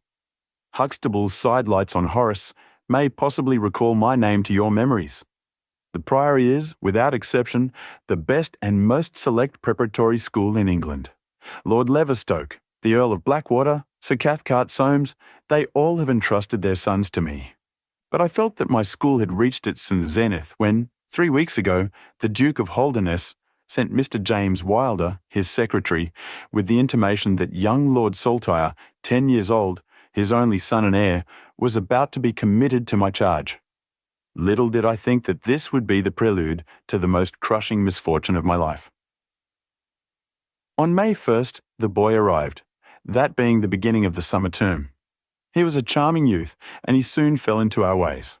I may tell you, I trust that I am not indiscreet, but half-confidences are absurd in such a case, that he was not entirely happy at home. It is an open secret that the Duke's married life had not been a peaceful one, and the matter had ended in a separation by mutual consent, the Duchess taking up her residence in the south of France. This had occurred very shortly before, and the boy's sympathies are known to have been strongly with his mother. He moped after her departure from Holderness Hall, and it was for this reason that the Duke desired to send him to my establishment. In a fortnight, the boy was quite at home with us, and was apparently absolutely happy. He was last seen on the night of May 13th, that is, the night of last Monday. His room was on the second floor, and was approached through another larger room in which 2 boys were sleeping. These boys saw and heard nothing, so that it is certain that young Saltire did not pass out that way. His window was open, and there is a stout ivy plant leading to the ground.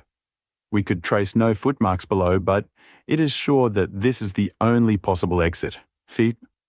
His absence was discovered at 7 o'clock on Tuesday morning. His bed had been slept in. He had dressed himself fully before going off in his usual school suit of black Eton jacket and dark grey trousers. There were no signs that anyone had entered the room, and it is quite certain that anything in the nature of cries or a struggle would have been heard, since Conter, the elder boy in the inner room, is a very light sleeper. When Lord Saltire's disappearance was discovered, I at once called a roll of the whole establishment, boys, masters, and servants. It was then that we ascertained that Lord Saltire had not been alone in his flight. Heidegger, the German master, was missing. His room was on the second floor, at the farther end of the building, facing the same way as Lord Saltire's. His bed had also been slept in, but he had apparently gone away partly dressed, since his shirt and socks were lying on the floor. He had undoubtedly let himself down by the ivy, for we could see the marks of his feet where he had landed on the lawn. His bicycle was kept in a small shed beside this lawn, and it also was gone. He had been with me for 2 years, and came with the best references. But he was a silent, morose man, not very popular either with masters or boys. No trace could be found of the fugitives, and now, on Thursday morning, we are as ignorant as we were on Tuesday. Inquiry was, of course, made at once at Holderness Hall. It is only a few miles away, and we imagined that in some sudden attack of homesickness he had gone back to his father. But nothing had been heard of him. The Duke is greatly agitated, and as to me, you have seen yourselves the state of nervous prostration to which the suspense and the responsibility have reduced me. Mr. Holmes, if ever you put forward your full powers, I implore you to do so now, for never in your life could you have a case which is more worthy of them. Sherlock Holmes had listened with the utmost intentness to the statement of the unhappy schoolmaster. His drawn brows and the deep furrow between them showed that he needed no exhortation to concentrate all his attention upon a problem which, apart from the tremendous interests involved, must appeal so directly to his love of the complex and the unusual. He now drew out his notebook and jotted down 1 or 2 memoranda. "You have been very remiss in not coming to me sooner," said he, severely. "You start me on my investigation with a very serious handicap.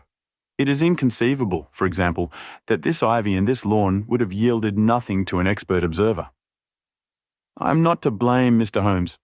His Grace was extremely desirous to avoid all public scandal. He was afraid of his family unhappiness being dragged before the world. He has a deep horror of anything of the kind." "But there has been some official investigation?" "Yes, sir, and it has proved most disappointing. An apparent clue was at once obtained, since a boy and a young man were reported to have been seen leaving a neighbouring station by an early train.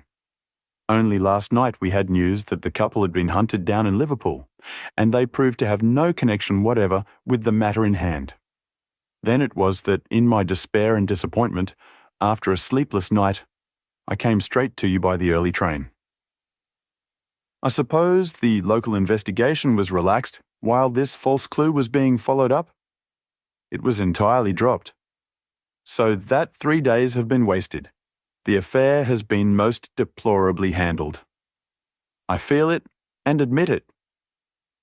And yet the problem should be capable of ultimate solution. I shall be very happy to look into it. Have you been able to trace any connection between the missing boy and this German master? None at all. Was he in the master's class? No. He never exchanged a word with him so far as I know. That is certainly very singular. Had the boy a bicycle? No. Was any other bicycle missing? No. Is that certain? Quite. Well now, you do not mean to seriously suggest that this German rode off upon a bicycle in the dead of the night, bearing the boy in his arms? Certainly not. Then what is the theory in your mind? The bicycle may have been a blind. It may have been hidden somewhere and the pair gone off on foot. Quite so. But it seems rather an absurd blind, does it not? Were there other bicycles in this shed? Several. Would he not have hidden a couple he desired to give the idea that they had gone off upon them? I suppose he would. Of course he would. The blind theory won't do, but the incident is an admirable starting point for an investigation. After all, a bicycle is not an easy thing to conceal or to destroy. One other question. Did anyone call to see the boy on the day before he disappeared? No? Did he get any letters? Yes, 1 letter.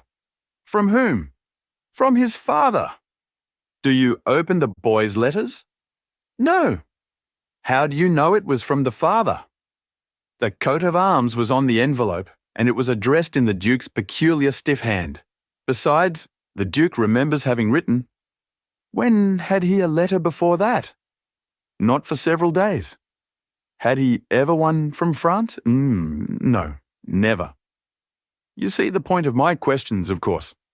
Either the boy was carried off by force, or he went of his own free will. In the latter case, you would expect that some prompting from outside would be needed to make so young a lad do such a thing. If he has had no visitors, that prompting must have come in letters. Hence, I try to find out who were his correspondents. I fear I cannot help you much. His only correspondent, so far as I know, was his own father, who wrote to him on the very day of his disappearance. Were the relations between father and son very friendly? His Grace is never very friendly with anyone. He is completely immersed in large public questions and is rather inaccessible to all ordinary emotions. But he was always kind to the boy in his own way. But the sympathies of the latter were with the mother? Yes. Did he say so? No. The Duke then? Good heavens, no. Then how could you know? I have had some confidential talks with Mr. James Wilder, His Grace's secretary. It was he who gave me the information about Lord Saltire's feelings. I see. By the way, that last letter of the Duke's, was it found in the boy's room after he was gone? No, he had taken it with him. I think, Mr. Holmes, it is time that we were leaving for Euston. I will order a four-wheeler. In a quarter of an hour we shall be at your service. If you are telegraphing home, Mr. Huxtable, it would be well to allow the people in your neighbourhood to imagine that the inquiry is still going on in Liverpool, or wherever else that red herring led your pack. In the meantime, I will do a little quiet work at your own doors, and perhaps the scent is not so cold, but that two old hounds like Watson and myself may get a sniff of it. That evening found us in the cold, bracing atmosphere of the Peak Country, in which Dr. Huxtable's famous school is situated. It was already dark when we reached it. A card was lying on the hall table, and the butler whispered something to his master, who turned to us with agitation in every heavy feature. "The Duke is here," said he. "The Duke and Mr. Wilder are in the study. Come, gentlemen, and I will introduce you." I was, of course, familiar with the pictures of the famous statesman, but the man himself was very different from his representation. He was a tall and stately person, scrupulously dressed, with a drawn, thin face, and a nose which was grotesquely curved and long. His complexion was of a dead pallor, which was more startling by contrast with a long, dwindling beard of vivid red, which flowed down over his white waistcoat with his watch chain gleaming through its fringe. Such was the stately presence who looked stonily at us from the centre of Dr. Huxtable's hearthrug. Beside him stood a very young man, whom I understood to be Wilder, the private secretary. He was small, nervous, alert, with intelligent, light blue eyes and mobile features. It was he who at once, in an incisive and positive tone, opened the conversation. "I called this morning, Dr. Huxtable, too late to prevent you from starting for London. I learned that your object was to invite Mr. Sherlock Holmes to undertake the conduct of this case. His Grace is surprised, Dr. Huxtable, that you should have taken such a step without consulting him. When I learned that the police had failed, His Grace is by no means convinced that the police have failed. But surely, Mr. Wilder, you are well aware, Dr. Huxtable, that His Grace is particularly anxious to avoid all public scandal. He prefers to take as few people as possible into his confidence." "The matter can be easily remedied," said the browbeaten doctor. "Mr. Sherlock Holmes can return to London by the morning train." "Hardly that, doctor. Hardly that," said Holmes, in his blandest voice. "This northern air is invigorating and pleasant, so I propose to spend a few days upon your moors, and to occupy my mind as best I may. Whether I have the shelter of your roof or of the village inn is, of course, for you to decide." I could see that the unfortunate doctor was in the last stage of indecision, from which he was rescued by the deep, sonorous voice of the red-bearded Duke, which boomed out like a dinner gong. I agree with Mr. Wilder, Dr. Huxtable, that you would have done wisely to consult me. But since Mr. Holmes has already been taken into your confidence, it would indeed be absurd that we should not avail ourselves of his services. Far from going to the inn, Mr. Holmes, I should be pleased if you would come and stay with me at Holderness Hall. I thank your Grace. For the purposes of my investigation, I think that it would be wiser for me to remain at the scene of the mystery. Just as you like, Mr. Holmes. Any information which Mr. Wilder or I can give you is, of course, at your disposal. It will probably be necessary for me to see you at the hall, said Holmes. I would only ask you now, sir, whether you have formed any explanation in your own mind as to the mysterious disappearance of your son? No, sir, I have not. Excuse me if I allude to that which is painful to you, but I have no alternative. Do you think that the Duchess had anything to do with the matter? The great minister showed perceptible hesitation. I do not think so, he said at last. The other most obvious explanation is that the child has been kidnapped for the purpose of levying ransom. You have not had any demand of the sort? No, sir. One more question, Your Grace. I understand that you wrote to your son upon the day when this incident occurred. No, I wrote upon the day before. Exactly. But he received it on that day? Yes. Was there anything in your letter which might have unbalanced him or induced him to take such a step? No, sir, certainly not. Did you post that letter yourself? The nobleman's reply was interrupted by his secretary, who broke in with some heat. His Grace is not in the habit of posting letters himself, said he. This letter was laid with others upon the study table, and I myself put them in the post-bag. You are sure this one was among them? Yes, I observed it. How many letters did your Grace write that day? 20 or 30. I have a large correspondence. But surely this is somewhat irrelevant. Not entirely, said Holmes. For my own part, the Duke continued, I have advised the police to turn their attention to the south of France. I have already said that I do not believe that the Duchess would encourage so monstrous an action. But the lad had the most wrong-headed opinions, and it is possible that he may have fled to her, aided and abetted by this German. I think, Dr. Huxtable, that we will now return to the hall. I could see that there were other questions which Holmes would have wished to put, but the nobleman's abrupt manner showed that the interview was at an end. It was evident that to his intensely aristocratic nature, this discussion of his intimate family affairs with a stranger was most abhorrent, and that he feared lest every fresh question would throw a fiercer light into the discreetly shadowed corners of his ducal history. When the nobleman and his secretary had left, my friend flung himself at once with characteristic eagerness into the investigation.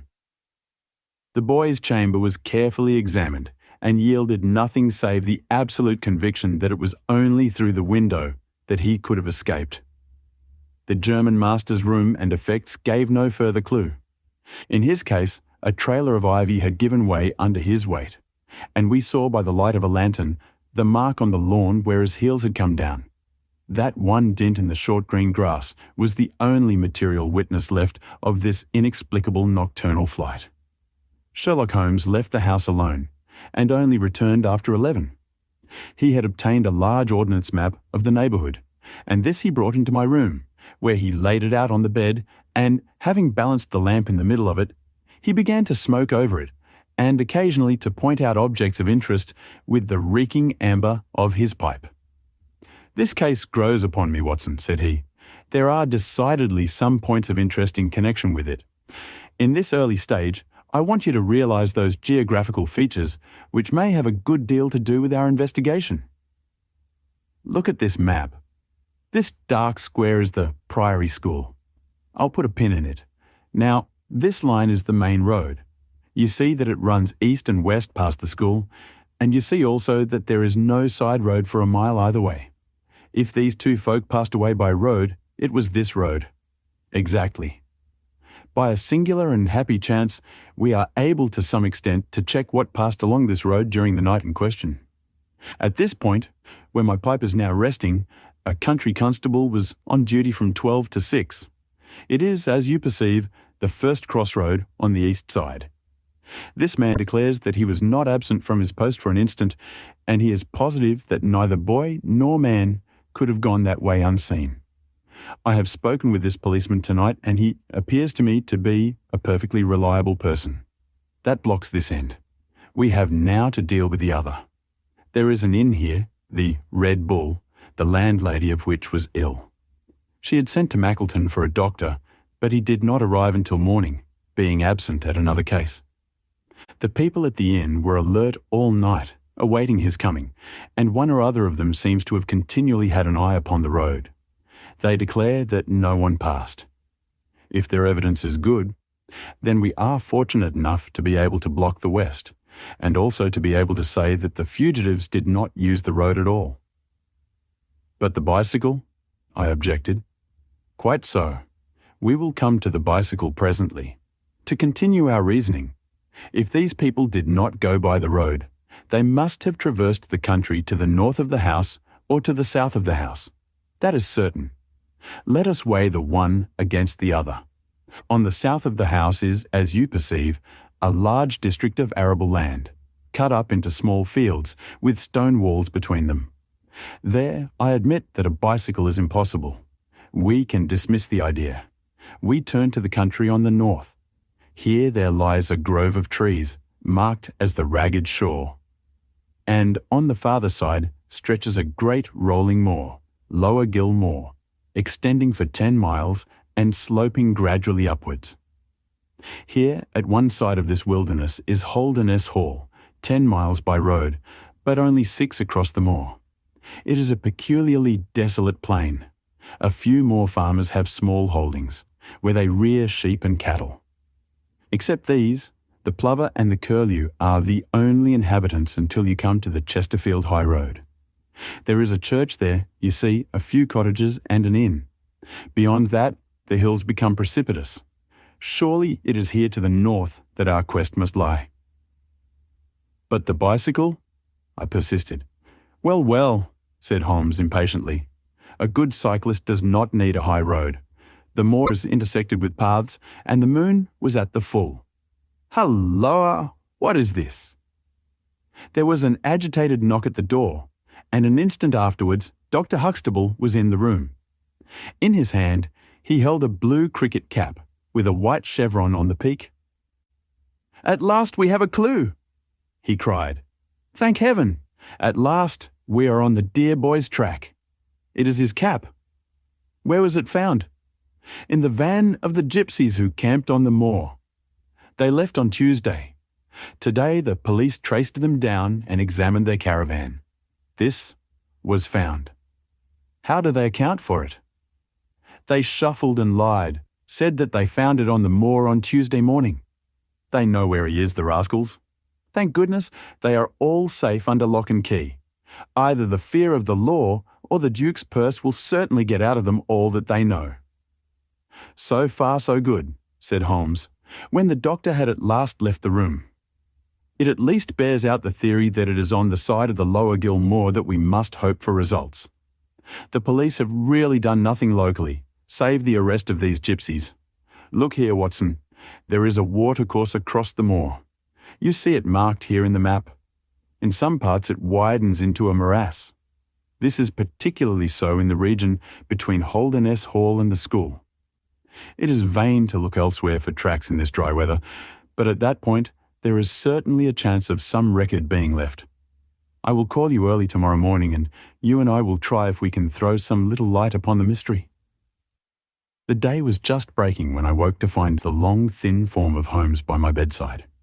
He was fully dressed and had apparently already been out. "I have done the lawn and the bicycle shed," said he. "I have also had a ramble through the Ragged Shore. Now, Watson, there is cocoa ready in the next room. I must beg you to hurry, for we have a great day before us." His eyes shone, and his cheek was flushed with the exhilaration of the master workman who sees his work lie ready before him. A very different Holmes, this active, alert man, from the introspective and pallid dreamer of Baker Street. I felt, as I looked upon that supple figure, alive with nervous energy, that it was indeed a strenuous day that awaited us. And yet it opened in the blackest disappointment. With high hopes, we struck across the peaty russet moor, intersected with 1,000 sheep paths, until we came to the broad, light green belt, which marked the morass between us and Holderness. Certainly if the lad had gone homewards, he must have passed this, and he could not pass it without leaving his traces. But no sign of him or the German could be seen. With a darkening face, my friend strode along the margin, eagerly observant of every muddy stain upon the mossy surface. Sheep marks there were in profusion, and at one place some miles down, cows had left their tracks. Nothing more. "Check number 1, said Holmes, looking gloomily over the rolling expanse of the moor. "There is another morass down yonder, and a narrow neck between. Halloa, halloa, halloa, what have we here?" We had come on a small black ribbon of pathway. In the middle of it, clearly marked on the sodden soil, was the track of a bicycle. "Hurrah!" I cried. "We have it!" But Holmes was shaking his head, and his face was puzzled and expectant rather than joyous. "A bicycle certainly, but not the bicycle," said he. "I am familiar with 42 different impressions left by tyres. This, as you perceive, is a Dunlop, with a patch upon the outer cover. Heidegger's tyres were Palmer's, leaving longitudinal stripes. Aveling, the mathematical master, was sure upon the point. Therefore, it is not Heidegger's track." "The boy's, then?" "Possibly, if we could prove a bicycle to have been in his possession, but this we have utterly failed to do. This track, as you perceive, was made by a rider who was going from the direction of the school. Or towards it. No, no, my dear Watson. The more deeply sunk impression is, of course, the hind wheel upon which the weight rests. You perceive several places where it has passed across and obliterated the more shallow mark of the front one. It was undoubtedly heading away from the school. It may or may not be connected with our inquiry, but we will follow it backwards before we go any farther." We did so, and at the end of a few hundred yards lost the tracks as we emerged from the boggy portion of the moor. Following the path backwards, we picked out another spot where a spring trickled across it. Here once again was the mark of the bicycle, though nearly obliterated by the hoofs of cows. After that there was no sign, but the path ran right on into Ragged Shaw, the wood which backed onto the school. From this wood the cycle must have emerged. Holmes sat down on a boulder and rested his chin in his hands. I had smoked 2 cigarettes before he moved. "Well, well," said he at last, "it is of course possible that a cunning man might change the tyre of his bicycle in order to leave unfamiliar tracks. A criminal who was capable of such a thought is a man whom I should be proud to do business with. We will leave this question undecided and hark back to our morass again, for we have left a good deal unexplored." We continued our systematic survey of the edge of the sodden portion of the moor, and soon our perseverance was gloriously rewarded. Right across the lower part of the bog lay a miry path. Holmes gave a cry of delight as he approached it. An impression like a fine bundle of telegraph wires ran down the centre of it. It was the Palmer tyre. "Here is Herr Heidegger, sure enough," cried Holmes exultantly. "My reasoning seems to have been pretty sound, Watson. I congratulate you. But we have a long way still to go. Kindly walk clear of the path. Now let us follow the trail. I fear that it will not lead very far." We found, however, as we advanced, that this portion of the moor is intersected with soft patches, and though we frequently lost sight of the track, we always succeeded in picking it up once more. "Do you observe," said Holmes, "that the rider is now undoubtedly forcing the pace? There can be no doubt of it. Look at this impression, where you get both tyres clear. The one is as deep as the other. That can only mean that the rider is throwing his weight onto the handlebar, as a man does when he is sprinting. By Jove, he has had a fall." There was a broad, irregular smudge covering some yards of the track. Then there were a few footmarks, and the tyre reappeared once more. A side slip, I suggested. Holmes held up a crumpled branch of flowering gorse. To my horror, I perceived that the yellow blossoms were all dabbled with crimson. On the path, too, and among the heather were dark stains of clotted blood. "Bad," said Holmes, "bad. Stand clear, Watson. Not an unnecessary footstep. What do I read here? He fell wounded. He stood up. He remounted. He proceeded. But there is no other track. Cattle on this side path. He was surely not gored by a bull. Impossible, but I see no traces of anyone else. We must push on, Watson. Surely with stains as well as the track to guide us, he cannot escape us now." Our search was not a very long one. The tracks of the tyre began to curve fantastically upon the wet and shining path. Suddenly, as I looked ahead, the gleam of metal caught my eye from amid the thick gorse bushes. Out of them we dragged a bicycle, palmer-tired, one pedal bent, and the whole front of it horribly smeared and slobbered with blood. On the other side of the bushes a shoe was projecting. We ran round, and there lay the unfortunate rider. He was a tall man, full-bearded, with spectacles, one glass of which had been knocked out.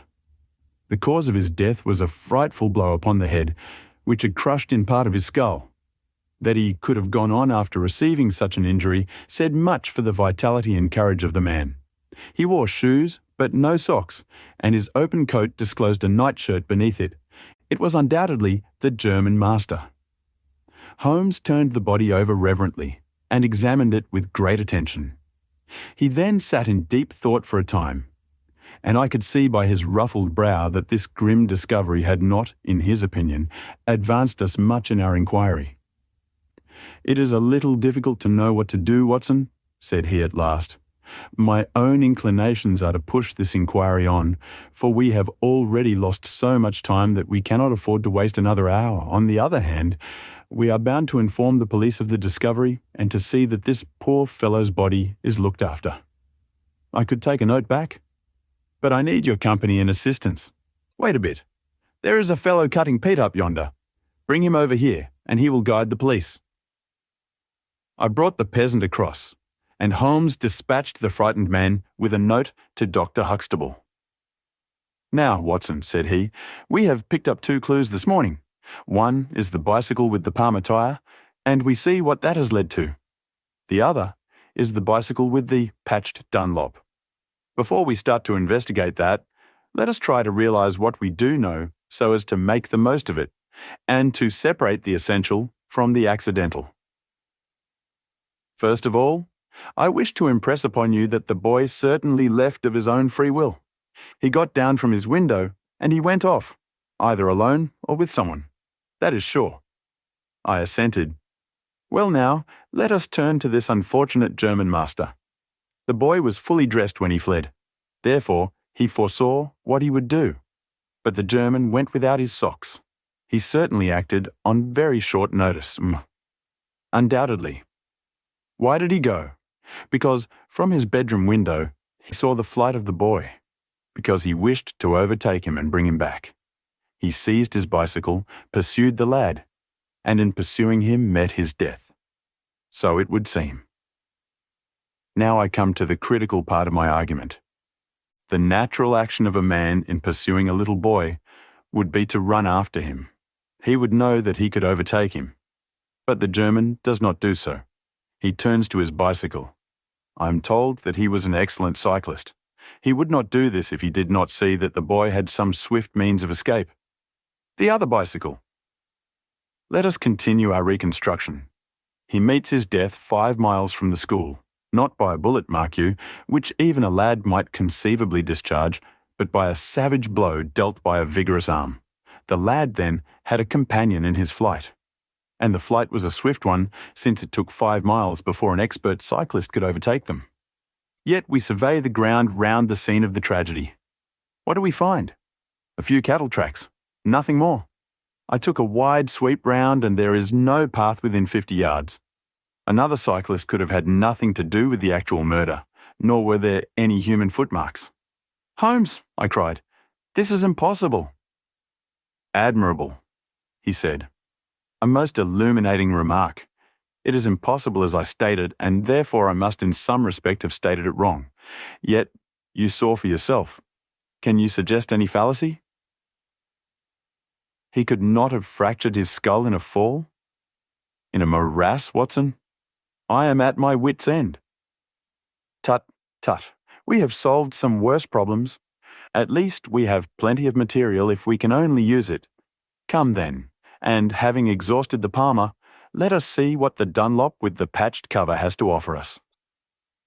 We picked up the track and followed it onwards for some distance, but soon the moor rose into a long, heather-tufted curve, and we left the watercourse behind us. No further help from tracks could be hoped for. At the spot where we saw the last of the Dunlop tire, it might equally have led to Holderness Hall, the stately towers of which rose some miles to our left, or to a low grey village which lay in front of us and marked the position of the Chesterfield High Road. As we approached the forbidding and squalid inn, with the sign of a gamecock above the door, Holmes gave a sudden groan and clutched me by the shoulder to save himself from falling. He had had one of those violent strains of the ankle which leave a man helpless. With difficulty, he limped up to the door, where a squat, dark, elderly man was smoking a black clay pipe. "How are you, Mr. Reuben Hayes?" said Holmes. "Who are you? And how do you get my name so pat?" the countryman answered, with a suspicious flash of a pair of cunning eyes. "Well, it's printed on the board above your head. It's easy to see a man who is master of his own house. I suppose you haven't such a thing as a carriage in your stables?" "No, I have not. I can hardly put my foot to the ground." "Don't put it to the ground." "But I can't walk." "Well then, hop." Mr. Reuben Hayes's manner was far from gracious, but Holmes took it with admirable good humour. "Look here, my man," said he. "This is really rather an awkward fix for me. I don't mind how I get on." "Neither do I," said the morose landlord. "The matter is very important. I would offer you a sovereign for the use of a bicycle." The landlord pricked up his ears. "Where do you want to go?" "To Holderness Hall." "Pals of the Duke, I suppose?" said the landlord, surveying our mud-stained garments with ironical eyes. Holmes laughed good-naturedly. "He'll be glad to see us anyhow." "Why?" "Because we bring him news of his lost son." The landlord gave a very visible start. "What, you're on his track?" "He has been heard of in Liverpool. They expect to get him every hour." Again, a swift change passed over the heavy, unshaven face. His manner was suddenly genial. "I've less reason to wish the Duke well than most men," said he, "for I was his head coachman once, and cruel bad he treated me. It was him that sacked me without a character on the word of a lying corn chandler. But I'm glad to hear that the young lord was heard of in Liverpool, and I'll help you to take the news to the hall." "Thank you," said Holmes. "We'll have some food first. Then you can bring round the bicycle." "I haven't got a bicycle." Holmes held up a sovereign. "I tell you, man, that I haven't got one. I'll let you have 2 horses as far as the hall." "Well, well," said Holmes. "We'll talk about it when we've had something to eat." When we were left alone in the stone-flagged kitchen, it was astonishing how rapidly that sprained ankle recovered. It was nearly nightfall, and we had eaten nothing since early morning, so that we spent some time over our meal. Holmes was lost in thought, and once or twice he walked over to the window and stared earnestly out. It opened on to a squalid courtyard. In the far corner was a smithy, where a grimy lad was at work. On the other side were the stables. Holmes had sat down again after one of these excursions, when he suddenly sprang out of his chair with a loud exclamation. "By heaven, Watson, I believe that I've got it," he cried. Yes, it must be so. Watson, do you remember seeing any cow tracks today?" "Yes, several." "Where?" "Well, everywhere. They were at the morass, and again on the path, and again near where poor Heidegger met his death." "Exactly. Well now, Watson, how many cows did you see on the moor?" "I don't remember seeing any." "Strange, Watson, that we should see tracks all along our line, but never a cow on the whole moor. Very strange, Watson, eh?" "Yes, it is strange." "Now, Watson, make an effort. Throw your mind back. Can you see those tracks upon the path? Yes, I can. Can you recall that the tracks were sometimes like that, Watson? He arranged a number of breadcrumbs in this fashion. And sometimes like this. And occasionally like this. Can you remember that? No, I cannot. But I can. I could swear to it. However, we will go back at our leisure and verify it. What a blind beetle I've been not to draw my conclusion. And what is your conclusion? Only that it is a remarkable cow which walks, canters and gallops. By George, Watson, it was no brain of a country publican that thought out such a blind as that. The coast seems to be clear, save for that lad in the smithy. Let us slip out and see what we can see. There were two rough-haired, unkempt horses in the tumble-down stable. Holmes raised the hind leg of one of them and laughed aloud. Old shoes, but newly shod. Old shoes, but new nails. This case deserves to be a classic. Let us go across to the smithy. The lad continued his work without regarding us. I saw Holmes's eye darting to right and left among the litter of iron and wood which was scattered about the floor. Suddenly, however, we heard a step behind us, and there was the landlord, his heavy eyebrows drawn over his savage eyes, his swarthy features convulsed with passion.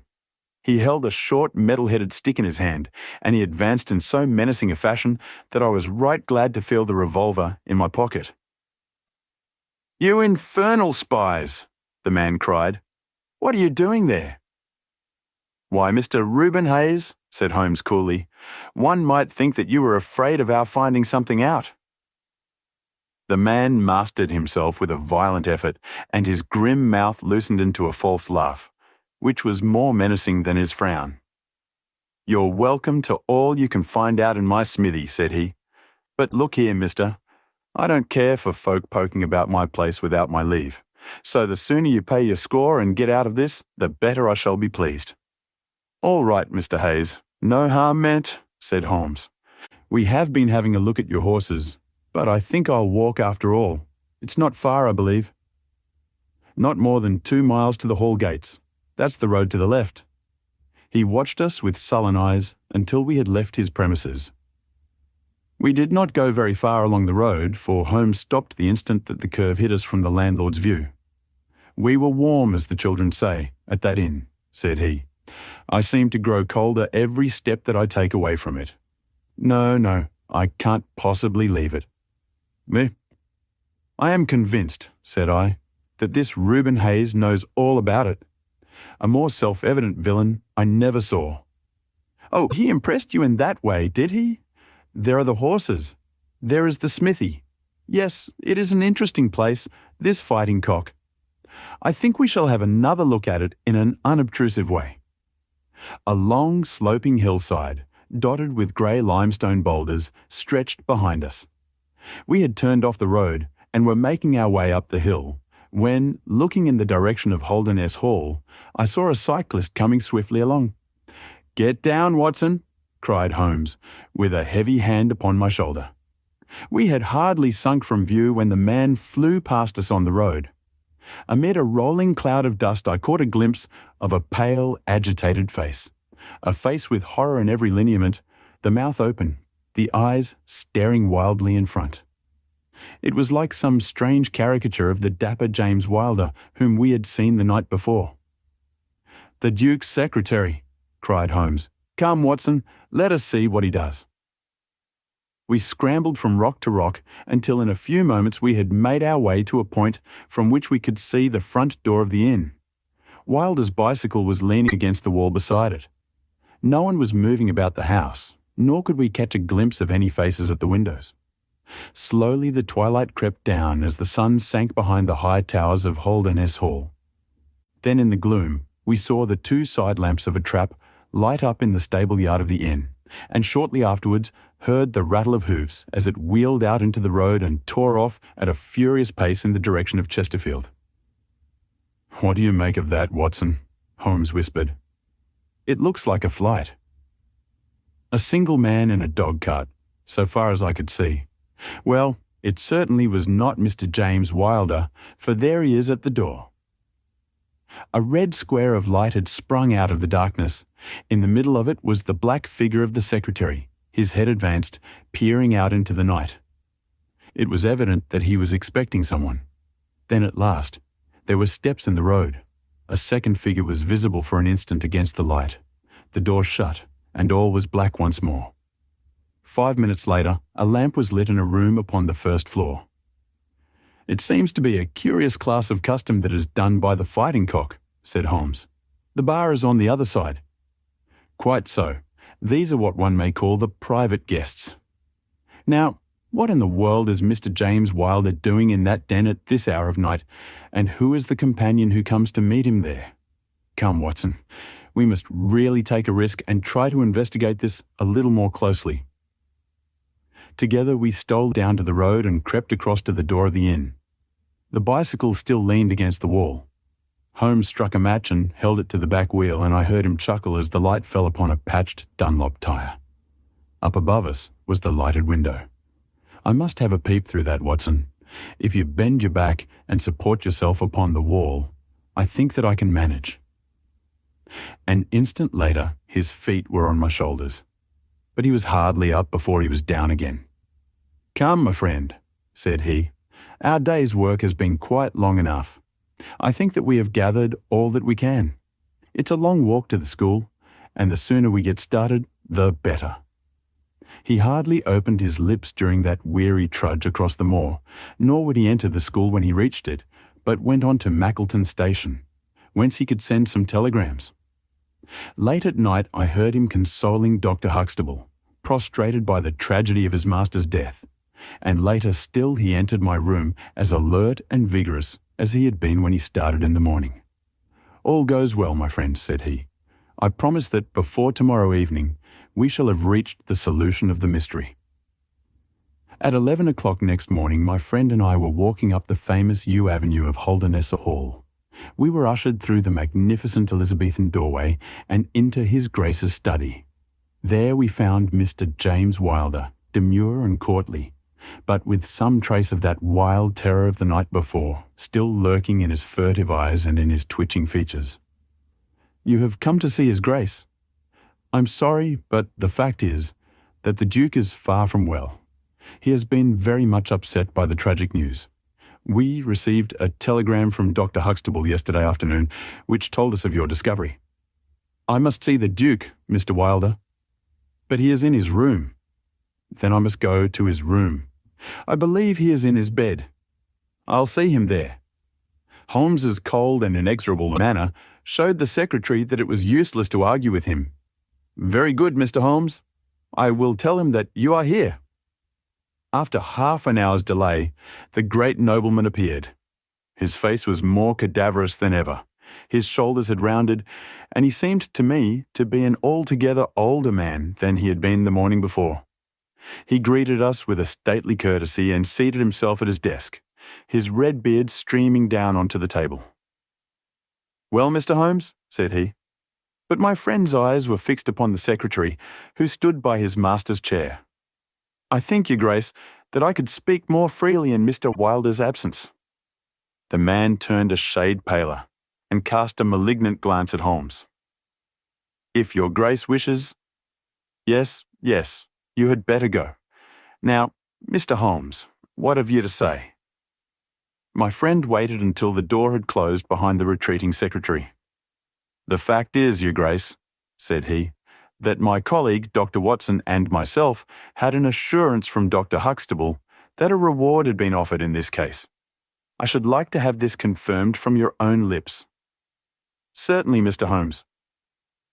"It amounted, if I am correctly informed, to £5,000 to anyone who will tell you where your son is?" "Exactly." "And another 1,000 to the man who will name the person or persons who keep him in custody?" "Exactly." "Under the latter heading is included, no doubt, not only those who may have taken him away, but also those who conspire to keep him in his present position?" Yes, cried the Duke impatiently. "If you do your work well, Mr. Sherlock Holmes, you will have no reason to complain of niggardly treatment."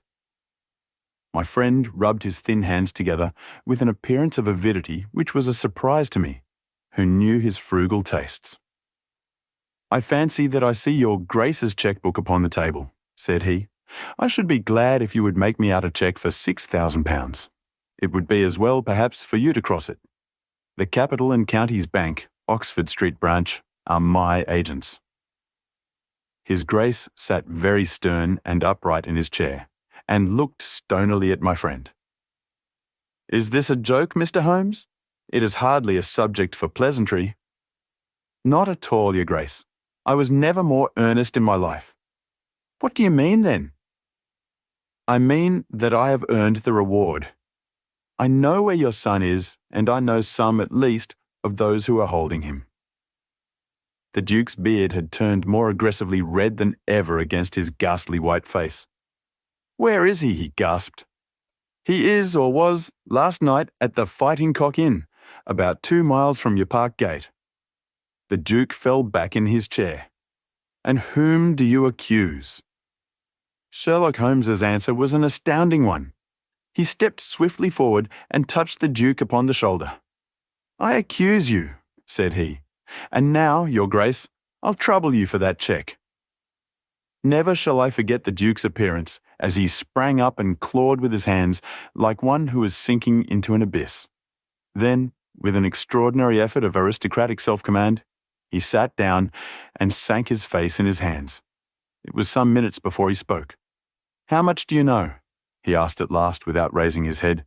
"I saw you together last night." "Does anyone else besides your friend know?" "I have spoken to no one." The Duke took a pen in his quivering fingers and opened his cheque-book. "I shall be as good as my word, Mr. Holmes. I am about to write your cheque, however unwelcome the information which you have gained may be to me.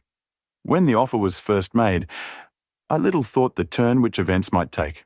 But you and your friend are men of discretion, Mr. Holmes.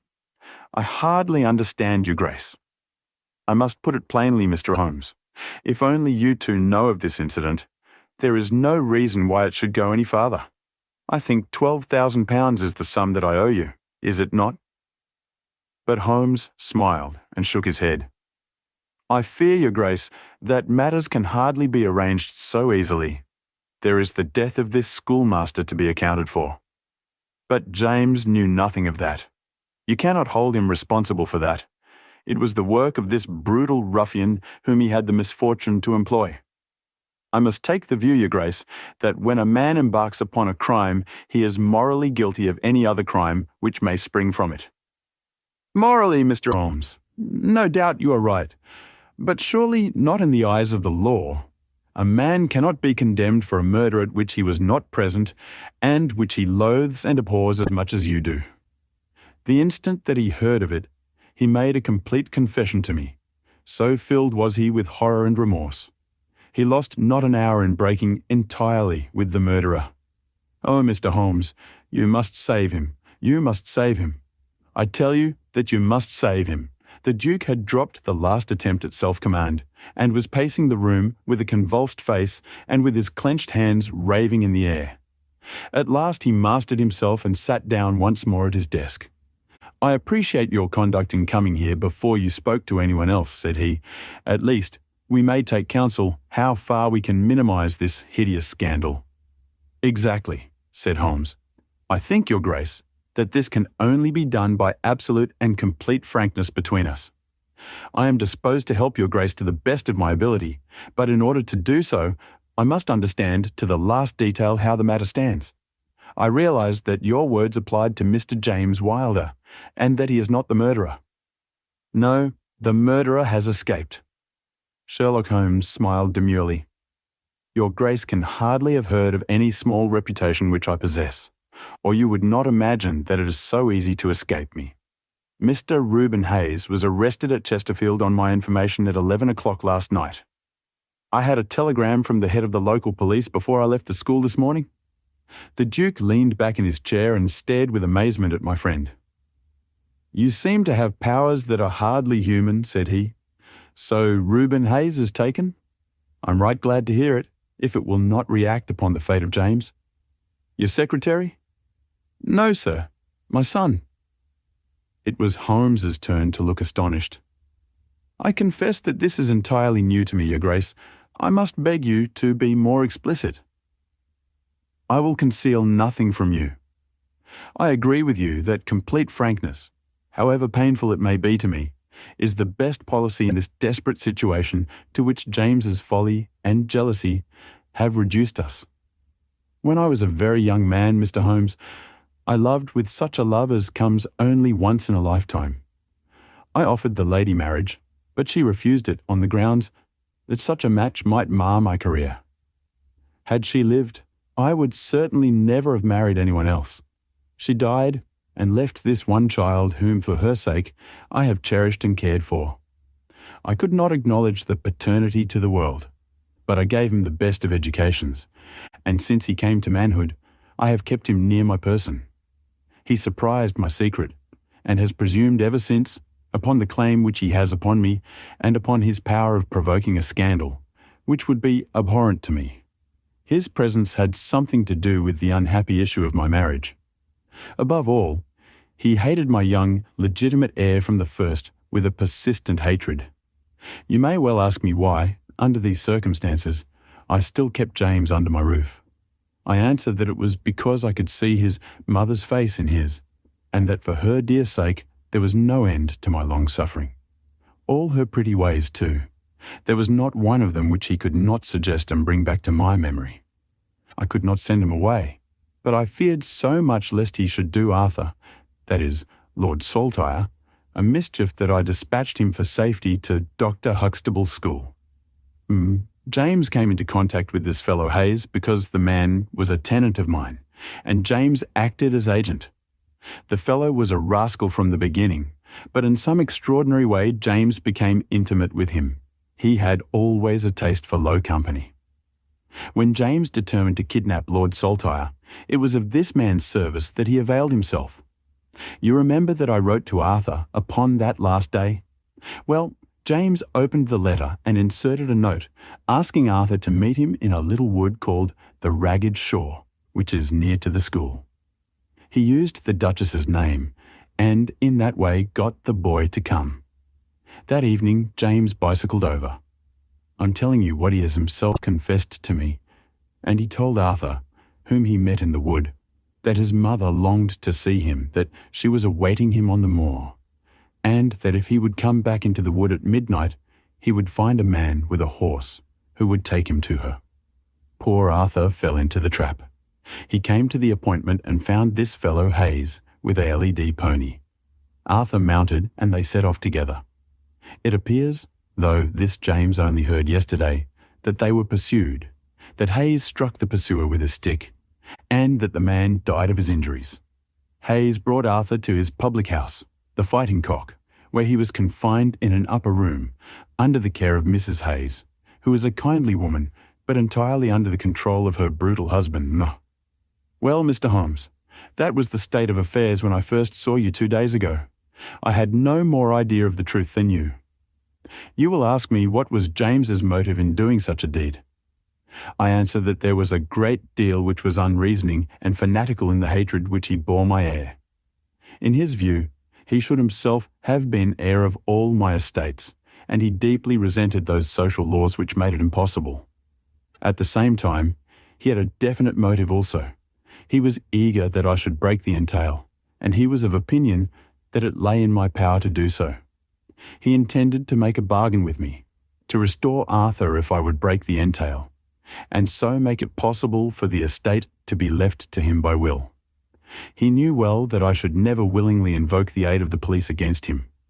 I say that he would have proposed such a bargain to me, but he did not actually do so, for events moved too quickly for him, and he had not time to put his plans into practice.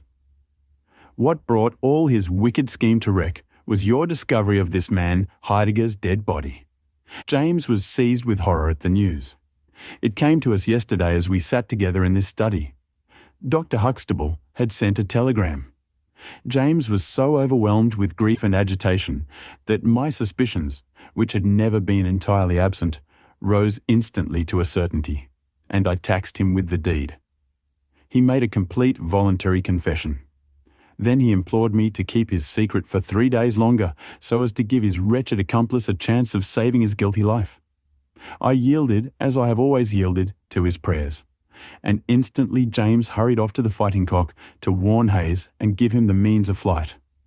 I could not go there by daylight without provoking comment, but as soon as night fell, I hurried off to see my dear Arthur.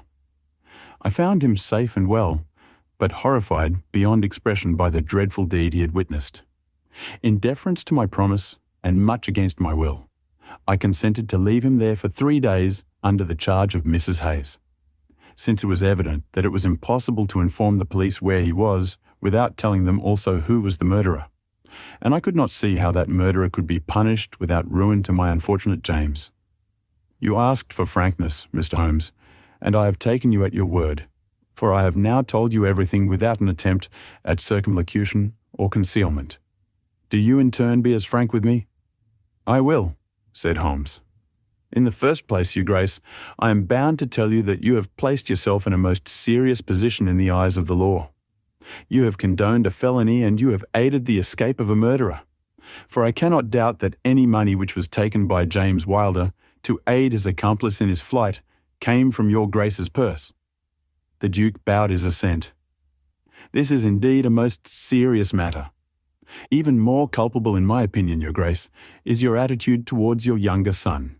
You leave him in this den for 3 days. Under solemn promises. What are promises to such people as these? You have no guarantee that he will not be spirited away again. To humour your guilty elder son, you have exposed your innocent younger son to imminent and unnecessary danger. It was a most unjustifiable action. The proud Lord of Holderness was not accustomed to be so rated in his own ducal hall. The blood flushed into his high forehead, but his conscience held him dumb. I will help you, but on one condition only. It is that you ring for the footman, and let me give such orders as I like. Without a word, the Duke pressed the electric bell. A servant entered. You will be glad to hear, said Holmes, that your young master is found. It is the Duke's desire that the carriage shall go at once to the Fighting Cock Inn to bring Lord Saltire home. Now, said Holmes, when the rejoicing lackey had disappeared, having secured the future, we can afford to be more lenient with the past.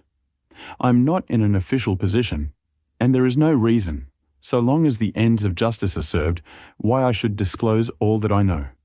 As to Hayes, I say nothing. The gallows awaits him, and I would do nothing to save him from it. What he will divulge I cannot tell, but I have no doubt that your Grace could make him understand that it is to his interest to be silent. From the police point of view, he will have kidnapped the boy for the purpose of ransom. If they do not themselves find it out, I see no reason why I should prompt them to take a broader point of view. I would warn your Grace, however, that the continued presence of Mr. James Wilder in your household can only lead to misfortune. I understand that, Mr. Holmes, and it is already settled that he shall leave me forever and go to seek his fortune in Australia. In that case, Your Grace, since you have yourself stated that any unhappiness in your married life was caused by his presence, I would suggest that you make such amends as you can to the Duchess, and that you try to resume those relations which have been so unhappily interrupted. That also I have arranged, Mr. Holmes. I wrote to the Duchess this morning.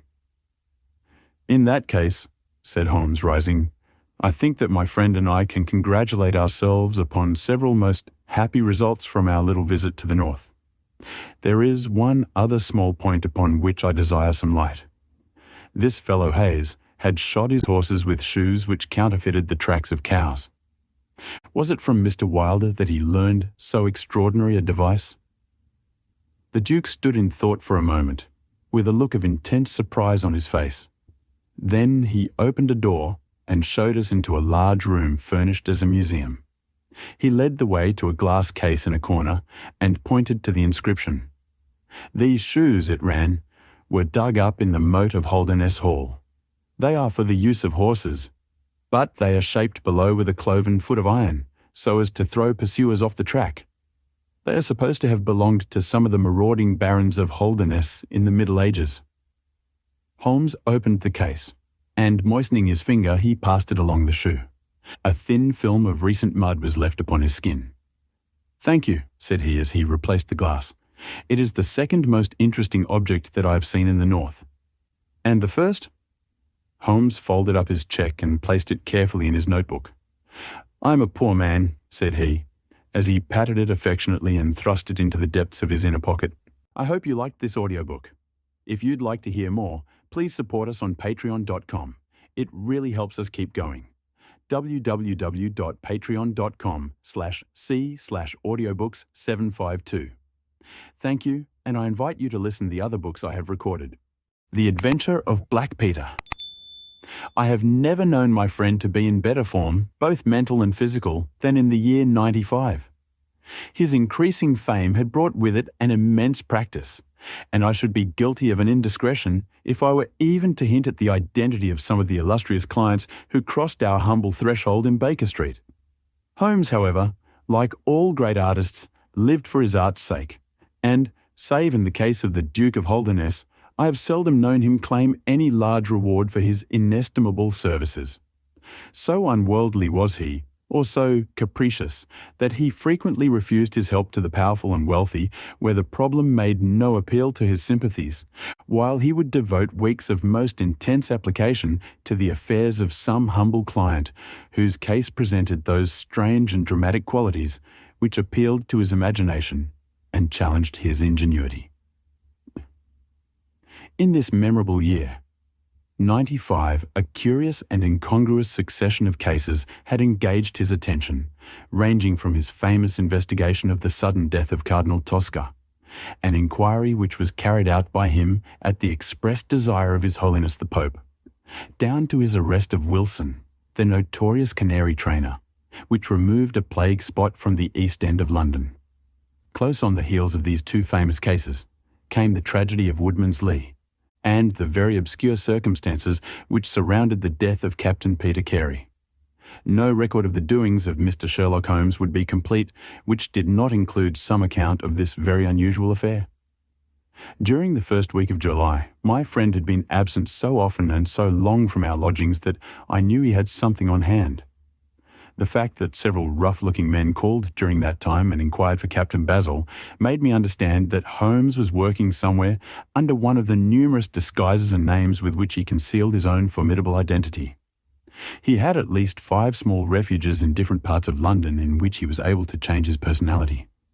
He said nothing of his business to me, and it was not my habit to force a confidence.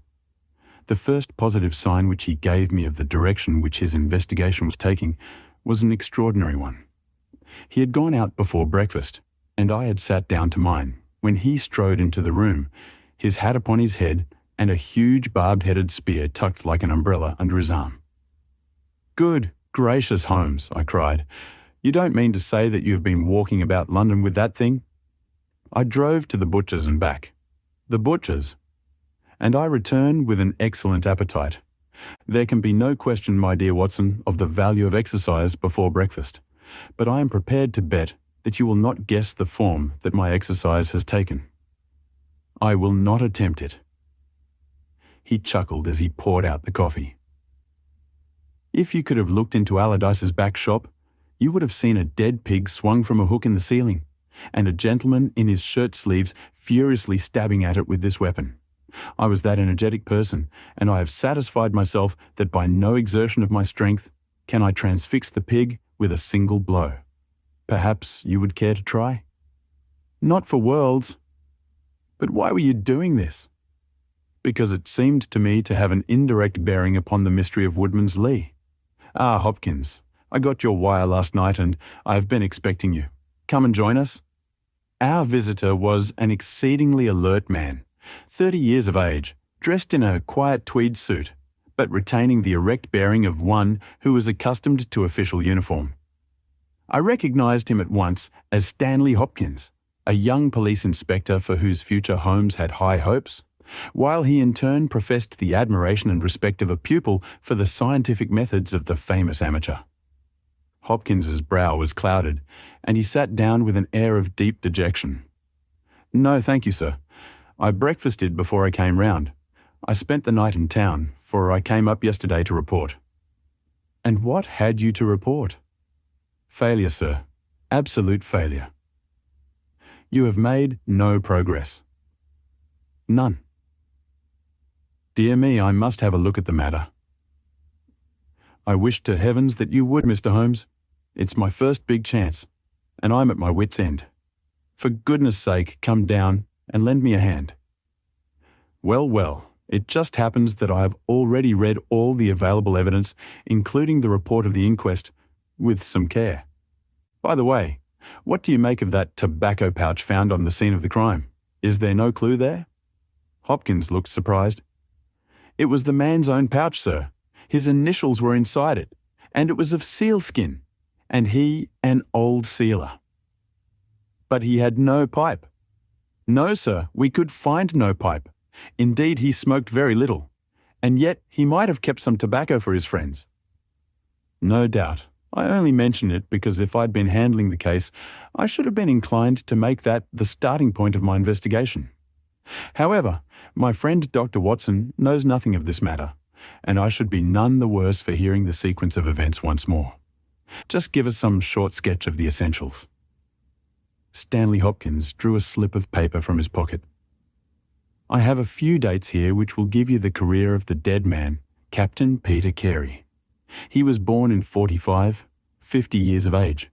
He was a most daring and successful seal and whale fisher. In 1883 he commanded the steam sealer Sea Unicorn of Dundee. He had then had several successful voyages in succession, and in the following year, 1884, he retired. After that he travelled for some years, and finally he bought a small place called Woodman's Lee, near Forest Row, in Sussex.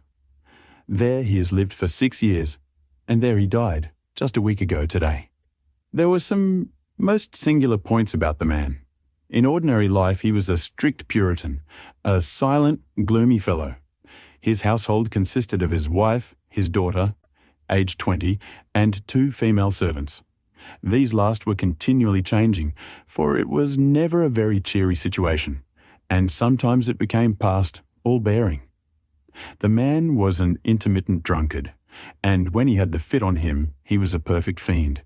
He has been known to drive his wife and his daughter out of doors in the middle of the night, and flog them through the park until the whole village outside the gates was aroused by their screams. He was summoned once for a savage assault upon the old vicar, who had called upon him to remonstrate with him upon his conduct. In short, Mr. Holmes, you would go far before you found a more dangerous man than Peter Carey, and I have heard that he bore the same character when he commanded his ship.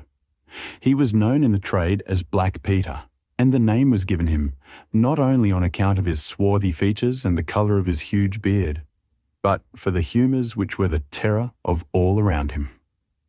I need not say that he was loathed and avoided by every one of his neighbours, and that I have not heard one single word of sorrow about his terrible end. You must have read in the account of the inquest about the man's cabin, Mr. Holmes, but perhaps your friend here has not heard of it. He had built himself a wooden outhouse. He always called it the cabin, a few hundred yards from his house, and it was here that he slept every night. It was a little single-roomed hut, 16 feet by 10. He kept the key in his pocket, made his own bed, cleaned it himself, and allowed no other foot to cross the threshold. There are small windows on each side, which were covered by curtains and never opened. One of these windows was turned towards the high road, and when the light burned in it at night, the folk used to point it out to each other and wonder what Black Peter was doing in there. That's the window, Mr. Holmes, which gave us one of the few bits of positive evidence that came out at the inquest. You remember that a stonemason named Slater, walking from Forest Row about 1 o'clock in the morning, 2 days before the murder, stopped as he passed the grounds and looked at the square of light still shining among the trees. He swears that the shadow of a man's head turned sideways was clearly visible on the blind, and that this shadow was certainly not that of Peter Carey, whom he knew well. It was that of a bearded man, but the beard was short and bristled forwards in a way very different from that of the captain. So he says, but he had been 2 hours in the public house, and it is some distance from the road to the window. Besides, this refers to the Monday, and the crime was done upon the Wednesday. On the Tuesday, Peter Carey was in one of his blackest moods, flushed with drink and as savage as a dangerous wild beast. He roamed about the house, and the women ran for it when they heard him coming. Late in the evening, he went down to his own hut. About 2 o'clock the following morning, his daughter, who slept with her window open, heard a most fearful yell from that direction. But it was no unusual thing for him to bawl and shout when he was in drink, so no notice was taken. On rising at 7, one of the maids noticed that the door of the hut was open, but so great was the terror which the man caused that it was midday before anyone would venture down to see what had become of him. Peeping into the open door, they saw a sight which sent them flying with white faces into the village. Within an hour I was on the spot and had taken over the case. Well, I have fairly steady nerves, as you know, Mr. Holmes, but I give you my word that I got a shake when I put my head into that little house. It was droning like a harmonium with the flies and bluebottles, and the floor and walls were like a slaughterhouse. He had called it a cabin, and a cabin it was sure enough, for you would have thought that you were in a ship. There was a bunk at one end, a sea chest, maps and charts, a picture of the sea unicorn, a line of logbooks on a shelf, all exactly as one would expect to find it in a captain's room. And there in the middle of it was the man himself, his face twisted like a lost soul in torment, and his great brindled beard stuck upwards in his agony. Right through his broad breast a steel harpoon had been driven, and it had sunk deep into the wood of the wall behind him. He was pinned like a beetle on a card. Of course, he was quite dead, and had been so from the instant that he had uttered that last yell of agony. I know your methods, sir, and I applied them. Before I permitted anything to be moved, I examined most carefully the ground outside, and also the floor of the room. There were no footmarks. Meaning that you saw none. I assure you, sir, that there were none. My good Hopkins, I have investigated many crimes, but I have never yet seen one which was committed by a flying creature. As long as the criminal remains upon 2 legs, so long must there be some indentation, some abrasion, some trifling displacement, which can be detected by the scientific searcher. It is incredible that this blood-bespattered room contained no trace which could have aided us. I understand, however, from the inquest, that there were some objects which you failed to overlook. The young inspector winced at my companion's ironical comments. I was a fool not to call you in at the time, Mr. Holmes. However, that's past praying for now. Yes, there were several objects in the room which called for special attention. One was the harpoon with which the deed was committed. It had been snatched down from a rack on the wall. 2 others remained there, and there was a vacant place for the third. On the stock was engraved SS. Sea Unicorn, Dundee. This seemed to establish that the crime had been done in a moment of fury, and that the murderer had seized the first weapon which came in his way. The fact that the crime was committed at 2 in the morning, and yet Peter Carey was fully dressed, suggested that he had an appointment with the murderer, which is borne out by the fact that a bottle of rum and 2 dirty glasses stood upon the table. Yes, said Holmes. I think that both inferences are permissible. Was there any other spirit but rum in the room? Yes, there was a tantalus containing brandy and whiskey on the sea chest. It is of no importance to us, however, since the decanters were full, and it had therefore not been used. For all that its presence has some significance, said Holmes. However, let us hear some more about the objects which do seem to you to bear upon the case. There was this tobacco pouch upon the table. What part of the table? It lay in the middle. It was of coarse seal skin, the straight-haired skin, with a leather thong to bind it. Inside was PC on the flap. There was half an ounce of strong ship's tobacco in it. Excellent. What more? Stanley Hopkins drew from his pocket a drab-covered notebook. The outside was rough and worn, the leaves discoloured. On the first page were written the initials JHN and the date 1883. Holmes laid it on the table and examined it in his minute way, while Hopkins and I gazed over each shoulder. On the second page were the printed letters CPR, and then came several sheets of numbers. Another heading was Argentine, another Costa Rica, and another San Paulo, each with pages of signs and figures after it. "What do you make of these?" asked Holmes. "They appear to be lists of stock exchange securities. I thought that JHN were the initials of a broker, and that CPR may have been his client." "Try Canadian Pacific Railway," said Holmes. Stanley Hopkins swore between his teeth and struck his thigh with his clenched hand.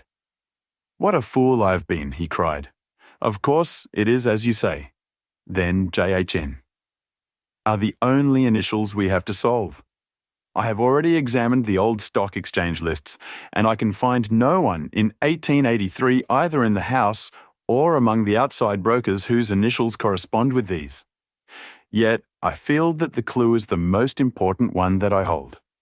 You will admit, Mr. Holmes, that there is a possibility that these initials are those of the second person who was present. In other words, of the murderer.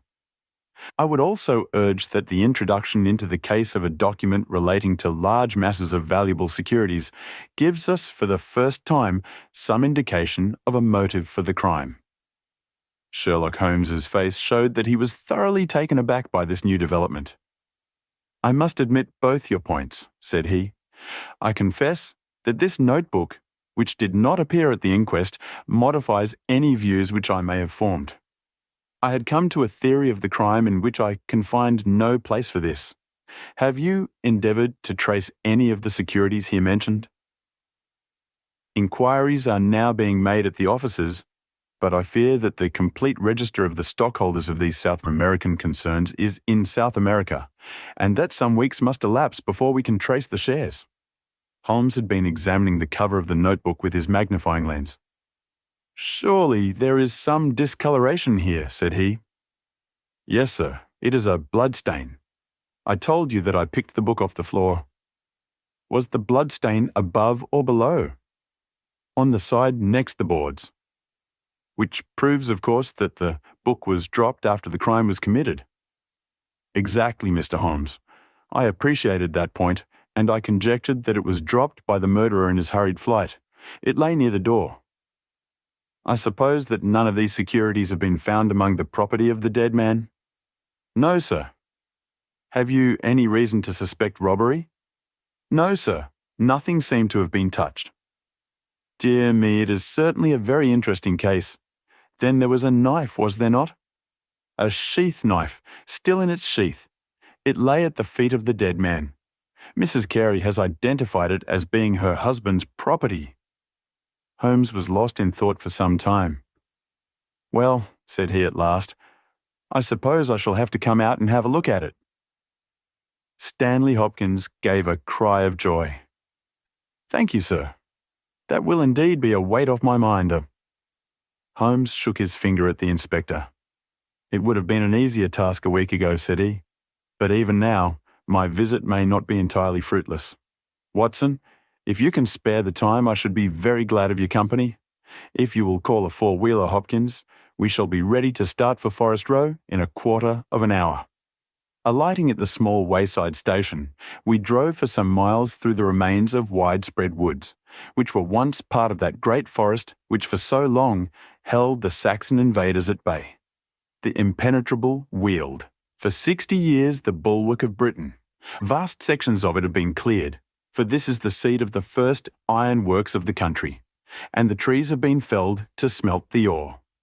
Now the richer fields of the north have absorbed the trade, and nothing save these ravaged groves and great scars in the earth show the work of the past. Here in a clearing upon the green slope of a hill stood a long, low stone house, approached by a curving drive running through the fields. Nearer the road, and surrounded on three sides by bushes, was a small outhouse, one window, and the door facing in our direction. It was the scene of the murder. Stanley Hopkins led us first to the house, where he introduced us to a haggard, grey-haired woman, the widow of the murdered man, whose gaunt and deep-lined face, with the furtive look of terror in the depths of her red-rimmed eyes, told of the years of hardship and ill-usage which she had endured. With her was her daughter, a pale, fair-haired girl, whose eyes blazed defiantly at us as she told us that she was glad that her father was dead, and that she blessed the hand which had struck him down. It was a terrible household that Black Peter Carey had made for himself, and it was with a sense of relief that we found ourselves in the sunlight again, and making our way along a path which had been worn across the fields by the feet of the dead man. The outhouse was the simplest of dwellings, wooden-walled, shingle-roofed, one window beside the door, and one on the farther side. Stanley Hopkins drew the key from his pocket and had stooped to the lock, when he paused with a look of attention and surprise upon his face. "Someone has been tampering with it," he said. There could be no doubt of the fact. The woodwork was cut and the scratches showed white through the paint as if they had been that instant done. Holmes had been examining the window. "Someone has tried to force this also. Whoever it was has failed to make his way in. He must have been a very poor burglar." "This is a most extraordinary thing," said the inspector. "I could swear that these marks were not here yesterday evening." "Some curious person from the village, perhaps," I suggested. "Very unlikely. Few of them would dare to set foot in the grounds, far less try to force their way into the cabin. What do you think of it, Mr. Holmes?" "I think that fortune is very kind to us." "You mean that the person will come again?" "It is very probable. He came expecting to find the door open. He tried to get in with the blade of a very small penknife. He could not manage it. What would he do? Come again next night with a more useful tool. So I should say, it will be our fault if we are not there to receive him. Meanwhile, let me see the inside of the cabin." The traces of the tragedy had been removed, but the furniture within the little room still stood as it had been on the night of the crime.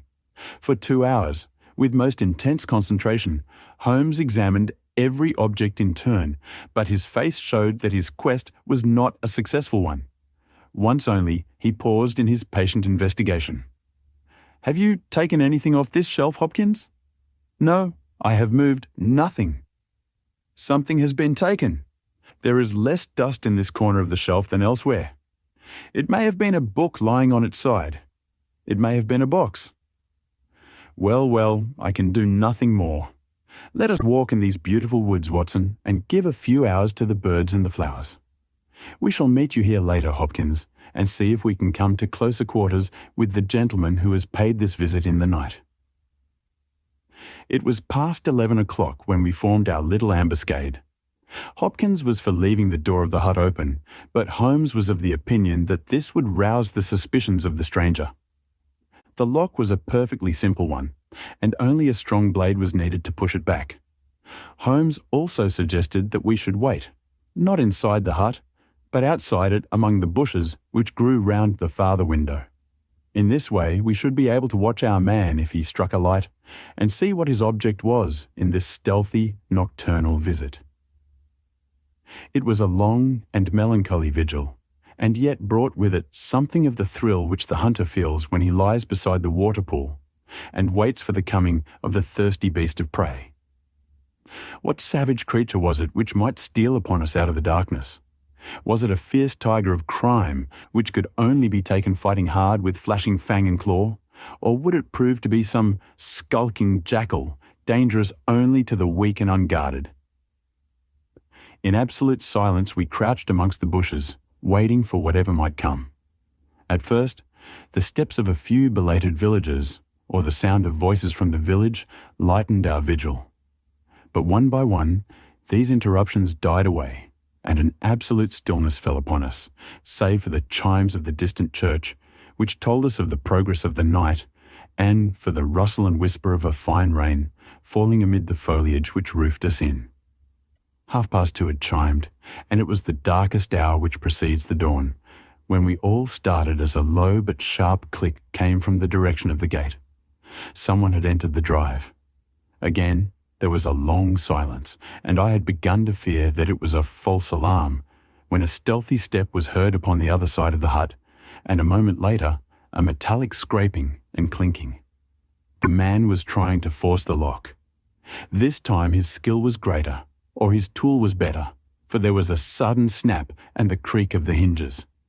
Then a match was struck, and next instant the steady light from a candle filled the interior of the hut.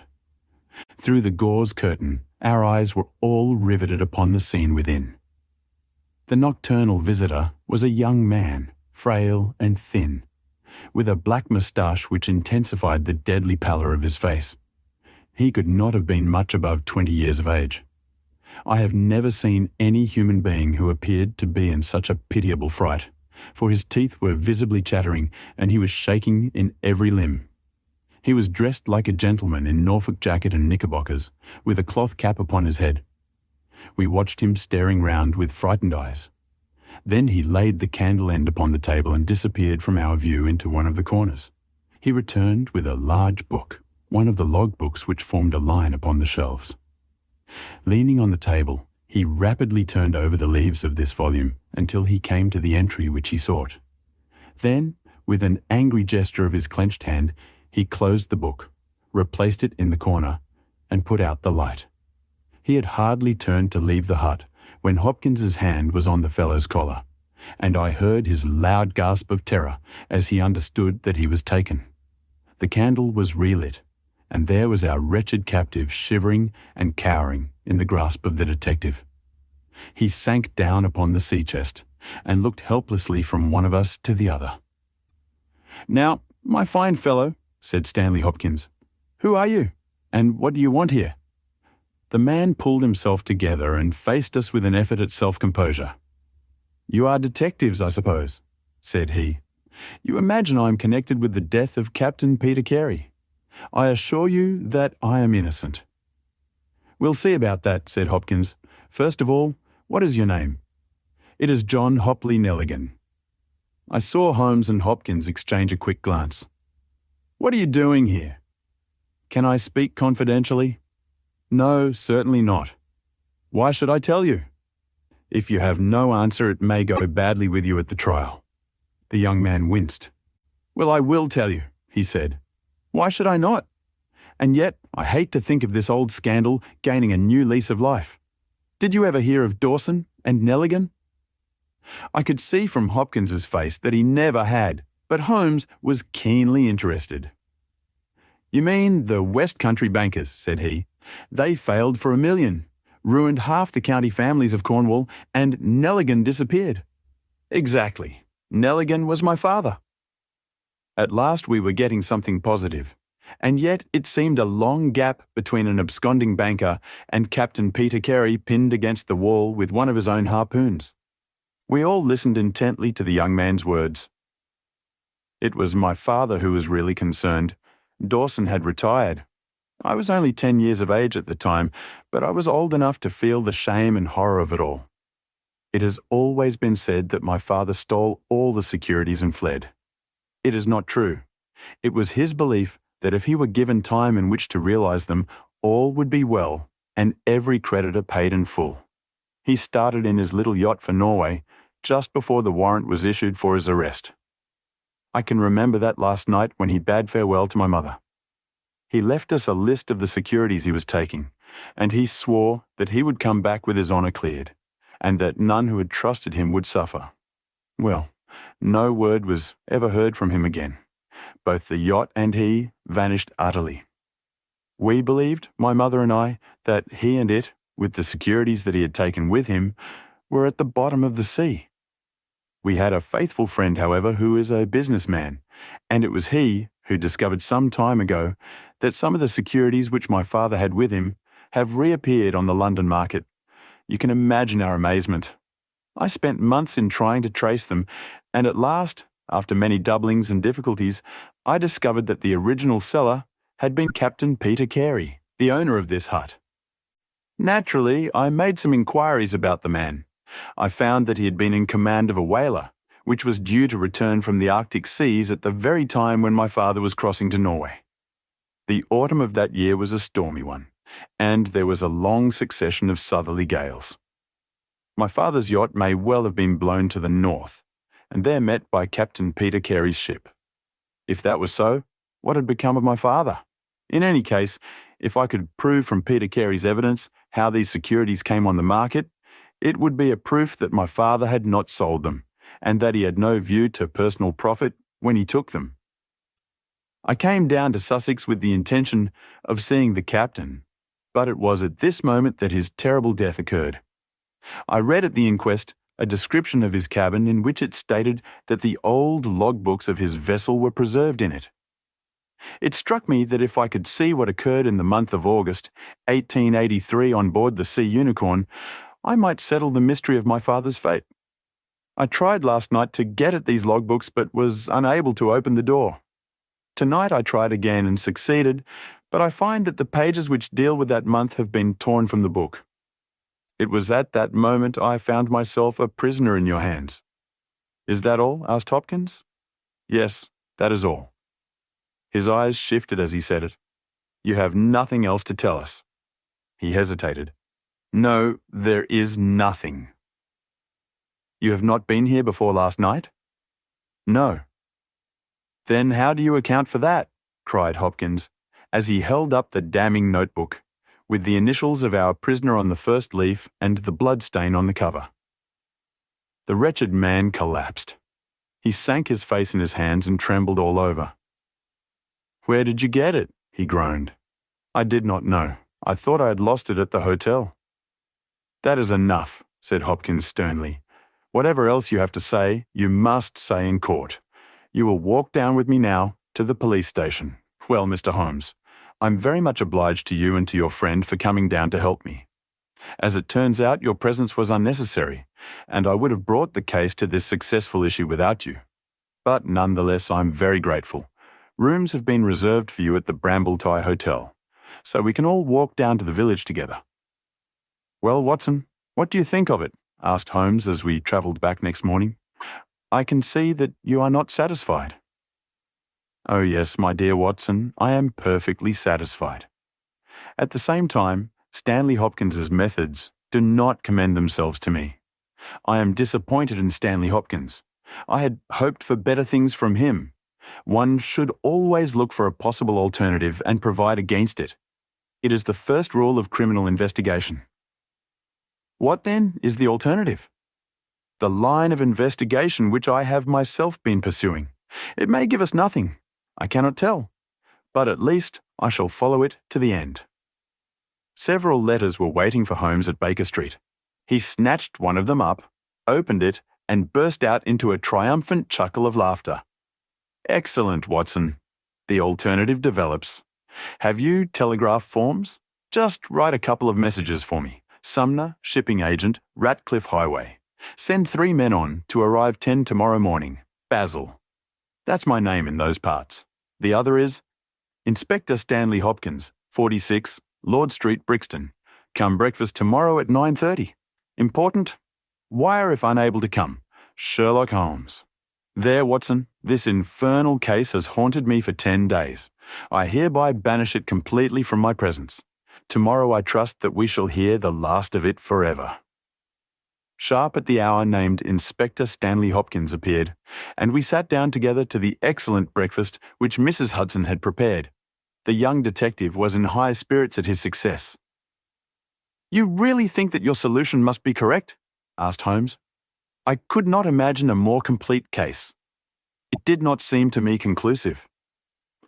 "You astonish me, Mr. Holmes. What more could one ask for?" "Does your explanation cover every point?" "Undoubtedly. I find that young Nelligan arrived at the Brambletie Hotel on the very day of the crime. He came on the pretence of playing golf. His room was on the ground floor, and he could get out when he liked. That very night, he went down to Woodman's Lee, saw Peter Carey at the hut, quarrelled with him, and killed him with the harpoon. Then, horrified by what he had done, he fled out of the hut, dropping the notebook which he had brought with him in order to question Peter Carey about these different securities. You may have observed that some of them were marked with ticks, and the others, the great majority, were not. Those which are ticked have been traced on the London market, but the others presumably were still in the possession of Carey and young Nelligan, according to his own account, was anxious to recover them in order to do the right thing by his father's creditors. After his flight, he did not dare to approach the hut again for some time, but at last he forced himself to do so in order to obtain the information which he needed. Surely that is all simple and obvious? Holmes smiled and shook his head. It seems to me to have only one drawback, Hopkins, and that is that it is intrinsically impossible. Have you tried to drive a harpoon through a body? No? Tut, tut, my dear sir. You must really pay attention to these details. My friend Watson could tell you that I spent a whole morning in that exercise. It is no easy matter and requires a strong and practiced arm. But this blow was delivered with such violence that the head of the weapon sank deep into the wall. Do you imagine that this anemic youth was capable of so frightful an assault? Is he the man who hobnobbed in rum and water with Black Peter in the dead of the night? Was it his profile that was seen on the blind 2 nights before? No, no, Hopkins. It is another and a more formidable person for whom we must seek.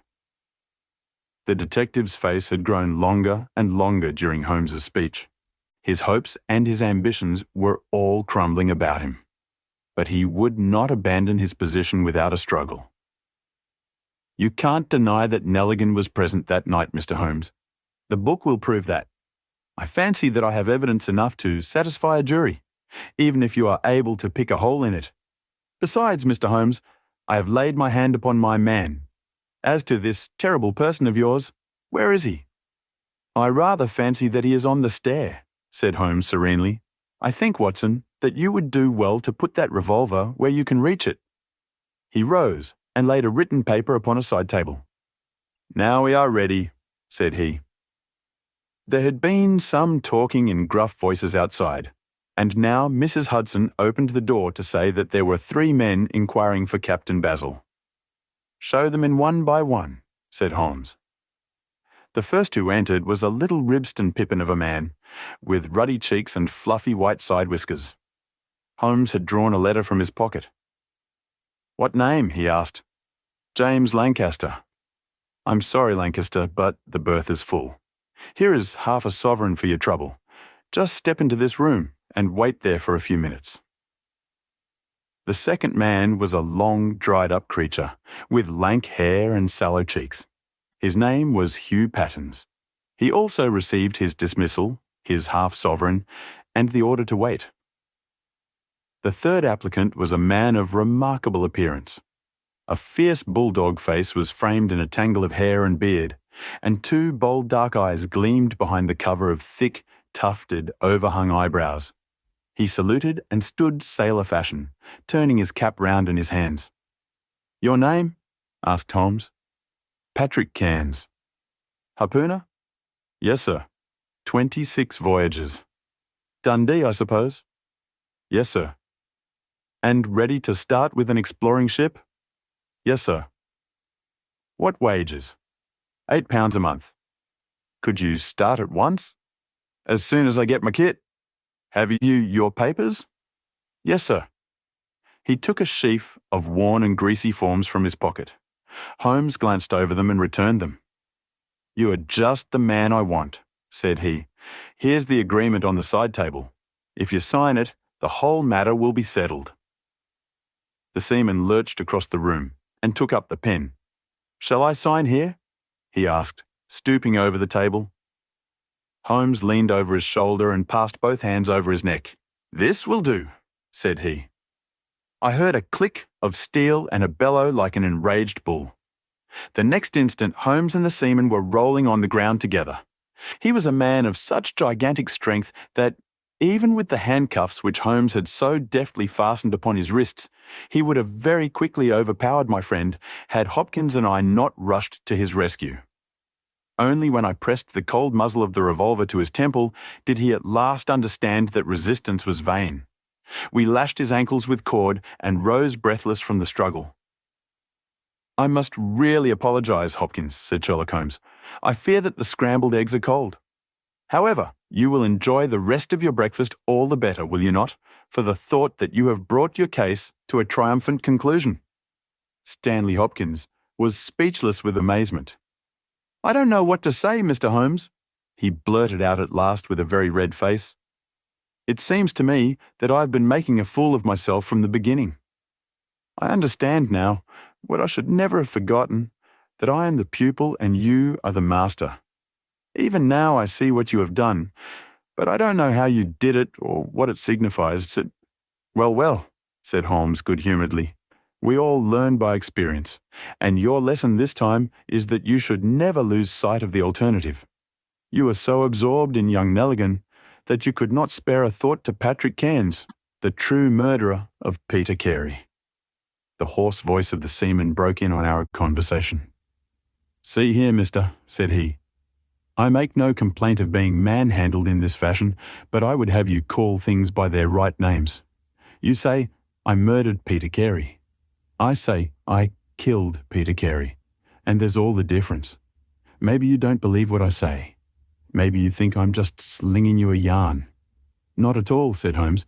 "Let us hear what you have to say." "It's soon told, and by the Lord every word of it is truth.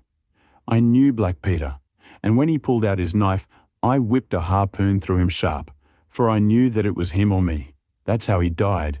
You can call it murder. Anyhow, I'd as soon die with a rope round my neck as with Black Peter's knife in my heart." "How came you there?" asked Holmes. "I'll tell it you from the beginning. Just sit me up a little so as I can speak easy." It was in '83 that it happened, August of that year. Peter Carey was master of the Sea Unicorn, and I was spare harpooner. We were coming out of the ice pack on our way home, with headwinds and a weak southerly gale, when we picked up a little craft that had been blown north. There was one man on her, a landsman. The crew had thought she would founder, and had made for the Norwegian coast in the dinghy. I guess they were all drowned. Well, we took him on board, this man, and he and the skipper had some long talks in the cabin. All the baggage we took off with him was one tin box. So far as I know, the man's name was never mentioned, and on the second night, he disappeared as if he had never been. It was given out that he had either thrown himself overboard or fallen overboard in the heavy weather that we were having. Only one man knew what had happened to him, and that was Mizzy, for with my own eyes I saw the skipper tip up his heels and put him over the rail in the middle watch of a dark night, 2 days before we sighted the Shetland lights. Well, I kept my knowledge to myself and waited to see what would come of it.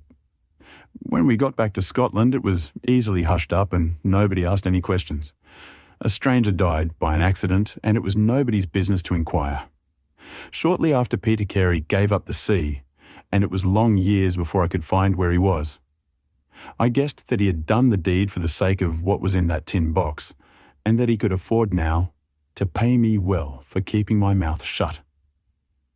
I found out where he was through a sailor-man that had met him in London, and down I went to squeeze him. The first night he was reasonable enough, and was ready to give me what would make me free of the sea for life. We were to fix it all 2 nights later. When I came, I found him 3 parts drunk and in a vile temper. We sat down and we drank, and we yarned about old times. But the more he drank, the less I liked the look on his face. I spotted that harpoon upon the wall, and I thought I might need it before I was through. Then at last, he broke out at me, spitting and cursing, with murder in his eyes, and a great clasp knife in his hand. He had not time to get it from the sheath before I had the harpoon through him.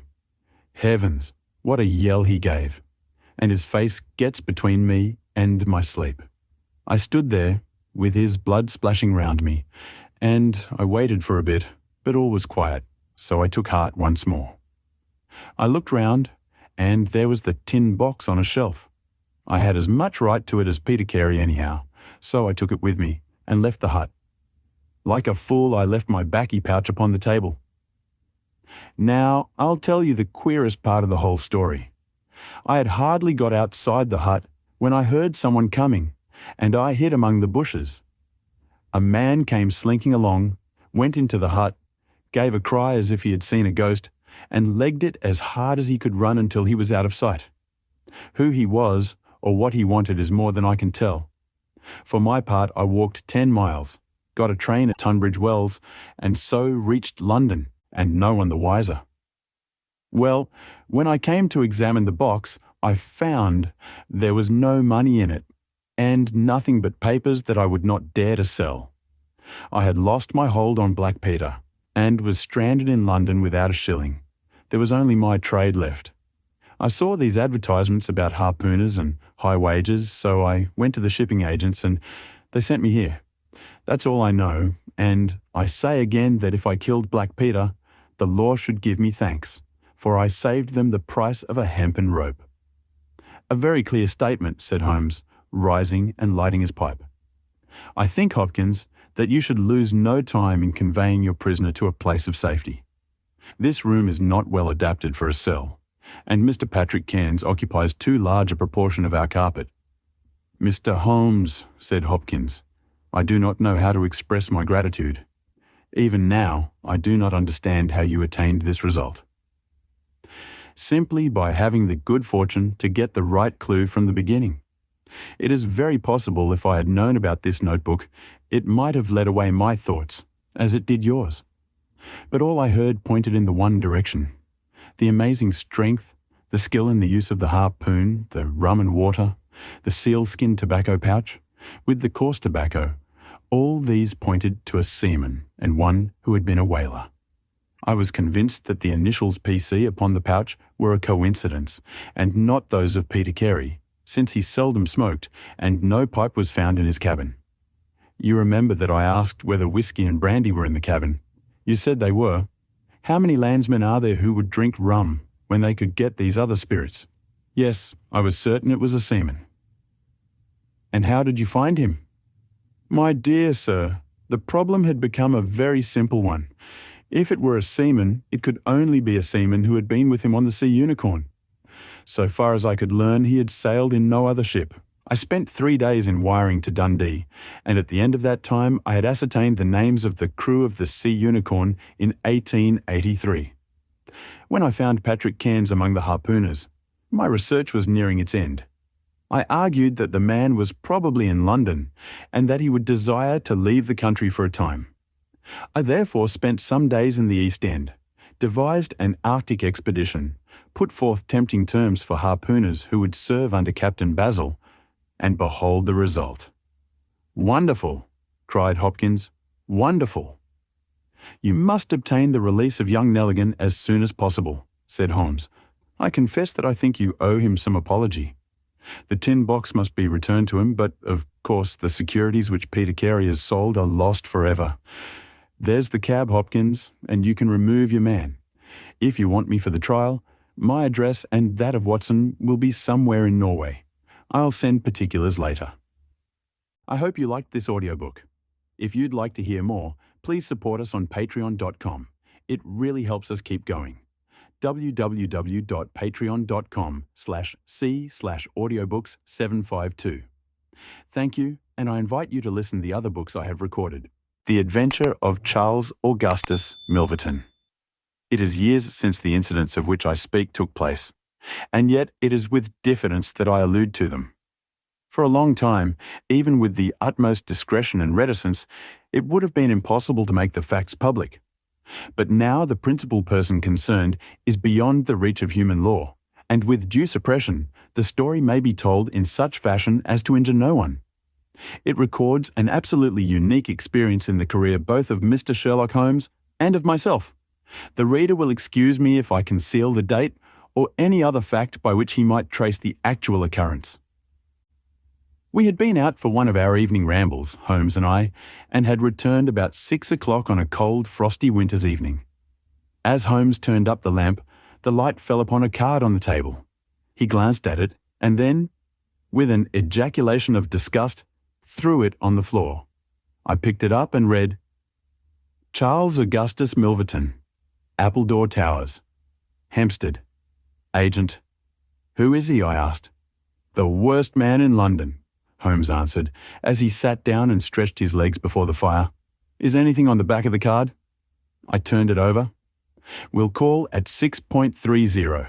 Cam, I read. He's about due. Do you feel a creeping, shrinking sensation, Watson, when you stand before the serpents in the zoo and see the slithery, gliding, venomous creatures with their deadly eyes and wicked, flattened faces. Well, that's how Milverton impresses me. I've had to do with 50 murderers in my career, but the worst of them never gave me the repulsion which I have for this fellow, and yet I can't get out of doing business with him. Indeed, he is here at my invitation. But who is he new? I'll tell you, Watson.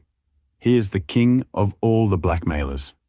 Heaven help the man, and still more the woman, whose secret and reputation come into the power of Milverton. With a smiling face and a heart of marble, he will squeeze and squeeze until he has drained them dry. The fellow is a genius in his way, and would have made his mark in some more savoury trade. His method is as follows. He allows it to be known that he is prepared to pay very high sums for letters which compromise people of wealth or position. He receives these wares not only from treacherous valets or maids, but frequently from genteel ruffians who have gained the confidence and affection of trusting women. He deals with no niggard hand.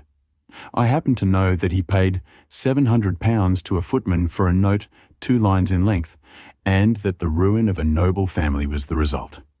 Everything which is in the market goes to Milverton, and there are hundreds in this great city who turn white at his name. No one knows where his grip may fall, for he is far too rich and far too cunning to work from hand to mouth.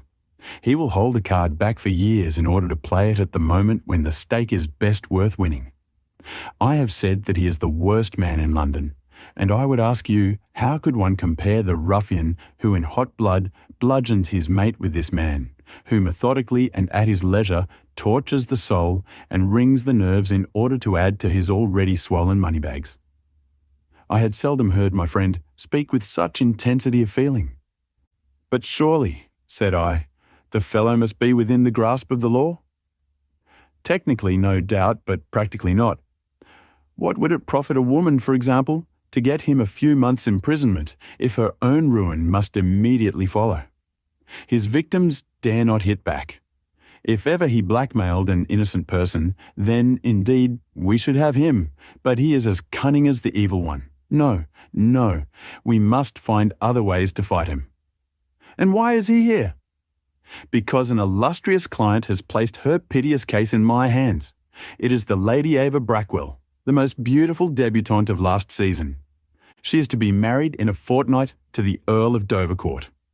This fiend has several imprudent letters, imprudent, Watson, nothing worse, which were written to an impecunious young squire in the country. They would suffice to break off the match. Milverton will send the letters to the Earl unless a large sum of money is paid him. I have been commissioned to meet him and to make the best terms I can. At that instant there was a clatter and a rattle in the street below.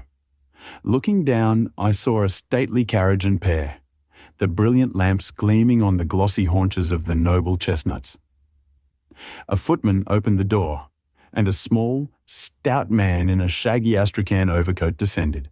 A minute later, he was in the room.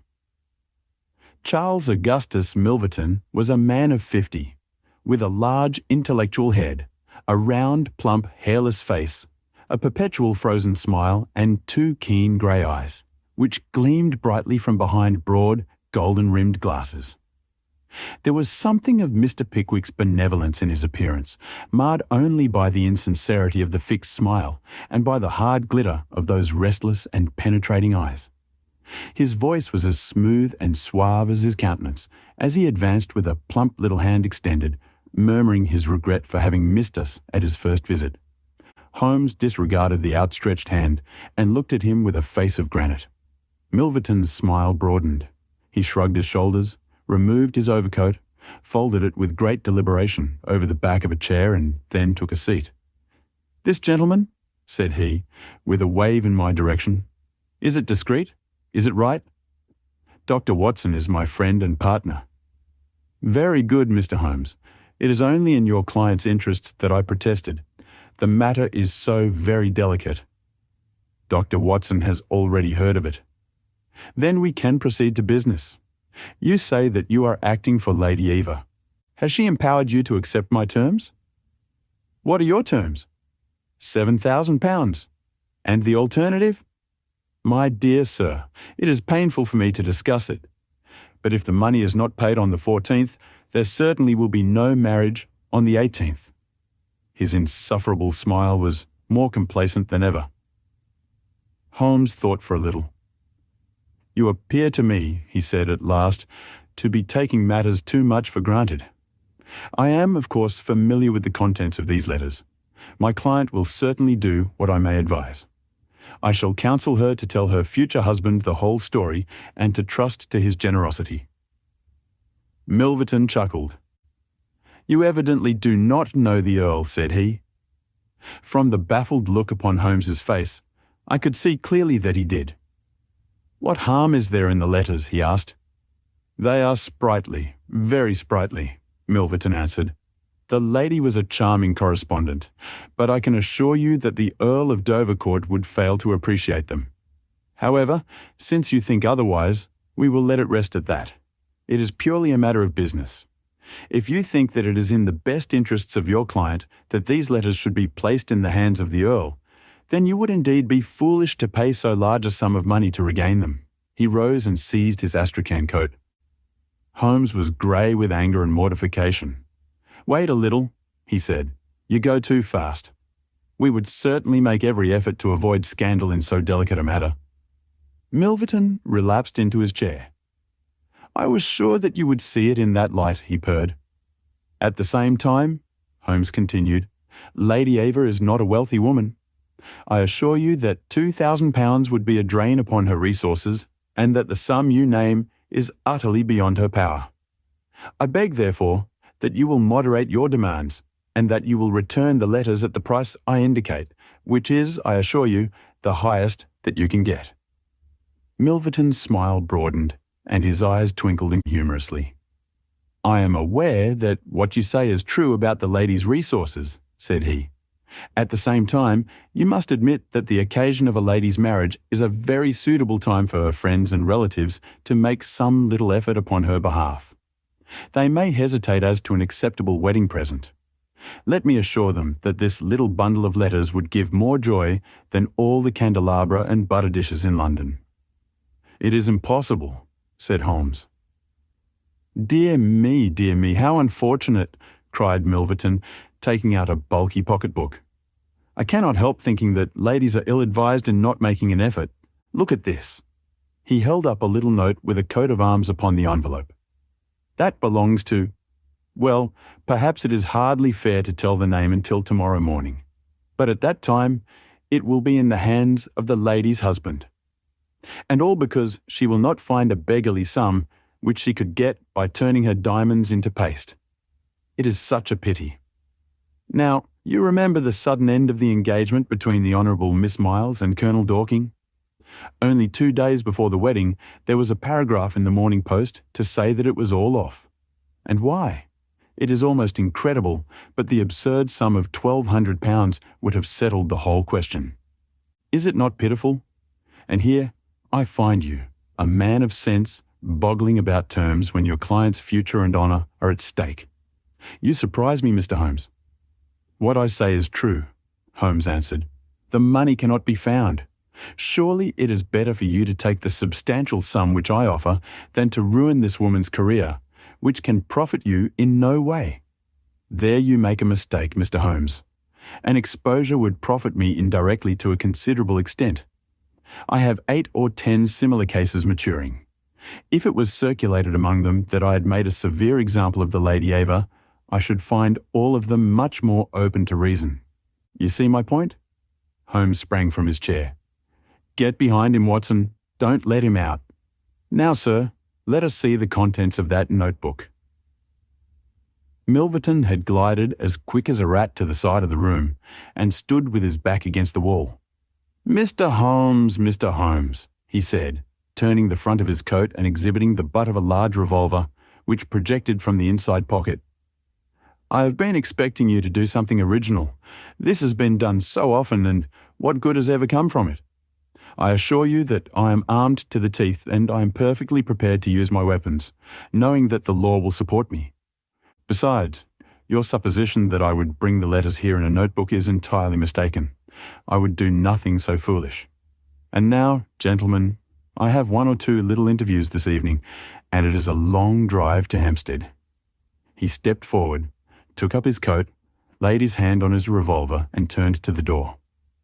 I picked up a chair, but Holmes shook his head, and I laid it down again.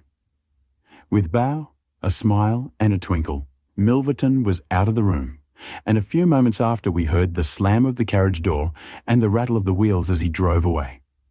Holmes sat motionless by the fire, his hands buried deep in his trouser pockets, his chin sunk upon his breast, his eyes fixed upon the glowing embers. For half an hour he was silent and still. Then, with the gesture of a man who has taken his decision, he sprang to his feet and passed into his bedroom. A little later, a rakish young workman with a goatee beard and a swagger lit his clay pipe at the lamp before descending into the street. "I'll be back some time, Watson," said he, and vanished into the night. I understood that he had opened his campaign against Charles Augustus Milverton, but I little dreamed the strange shape which that campaign was destined to take. For some days, Holmes came and went at all hours in this attire, but beyond a remark that his time was spent at Hampstead, and that it was not wasted, I knew nothing of what he was doing. At last, however, on a wild, tempestuous evening, when the wind screamed and rattled against the windows, he returned from his last expedition, and having removed his disguise, he sat before the fire and laughed heartily in his silent inward fashion. "You would not call me a marrying man, Watson?" "No, indeed. Oh, you'll be interested to hear that I am engaged." "My dear fellow, I to Milverton's housemaid." "Good heavens, Holmes." "I wanted information, Watson." "Surely you have gone too far." "It was a most necessary step. I am a plumber with a rising business, Escott by name. I have walked out with her each evening, and I have talked with her." "Good heavens, those talks. However, I have got all I wanted. I know Milverton's house, as I know the palm of my hand." "But the girl, Holmes?" He shrugged his shoulders. "You can't help it, my dear Watson. You must play your cards as best you can when such a stake is on the table. However, I rejoice to say that I have a hated rival who will certainly cut me out the instant that my back is turned. What a splendid night it is. You like this weather? It suits my purpose. Watson, I mean to burgle Milverton's house tonight." I had a catching of the breath, and my skin went cold at the words, which were slowly uttered in a tone of concentrated resolution. As a flash of lightning in the night shows up in an instant every detail of a wide landscape, so at one glance I seemed to see every possible result of such an action. The detection, the capture, the honoured career, ending in irreparable failure and disgrace, my friend himself lying at the mercy of the odious Milverton. "For heaven's sake, Holmes, think what you are doing," I cried. "My dear fellow, I have given it every consideration. I am never precipitate in my actions, nor would I adopt so energetic and, indeed, so dangerous a course if any other were possible. Let us look at the matter clearly and fairly. I suppose that you will admit that the action is morally justifiable, though technically criminal.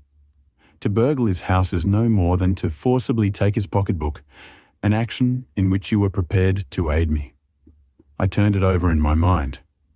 "Yes," I said, "it is morally justifiable so long as our object is to take no articles save those which are used for an illegal purpose." "Exactly. Since it is morally justifiable, I have only to consider the question of personal risk. Surely a gentleman should not lay much stress upon this when a lady is in most desperate need of his help." "You will be in such a false position." "Well, that is part of the risk.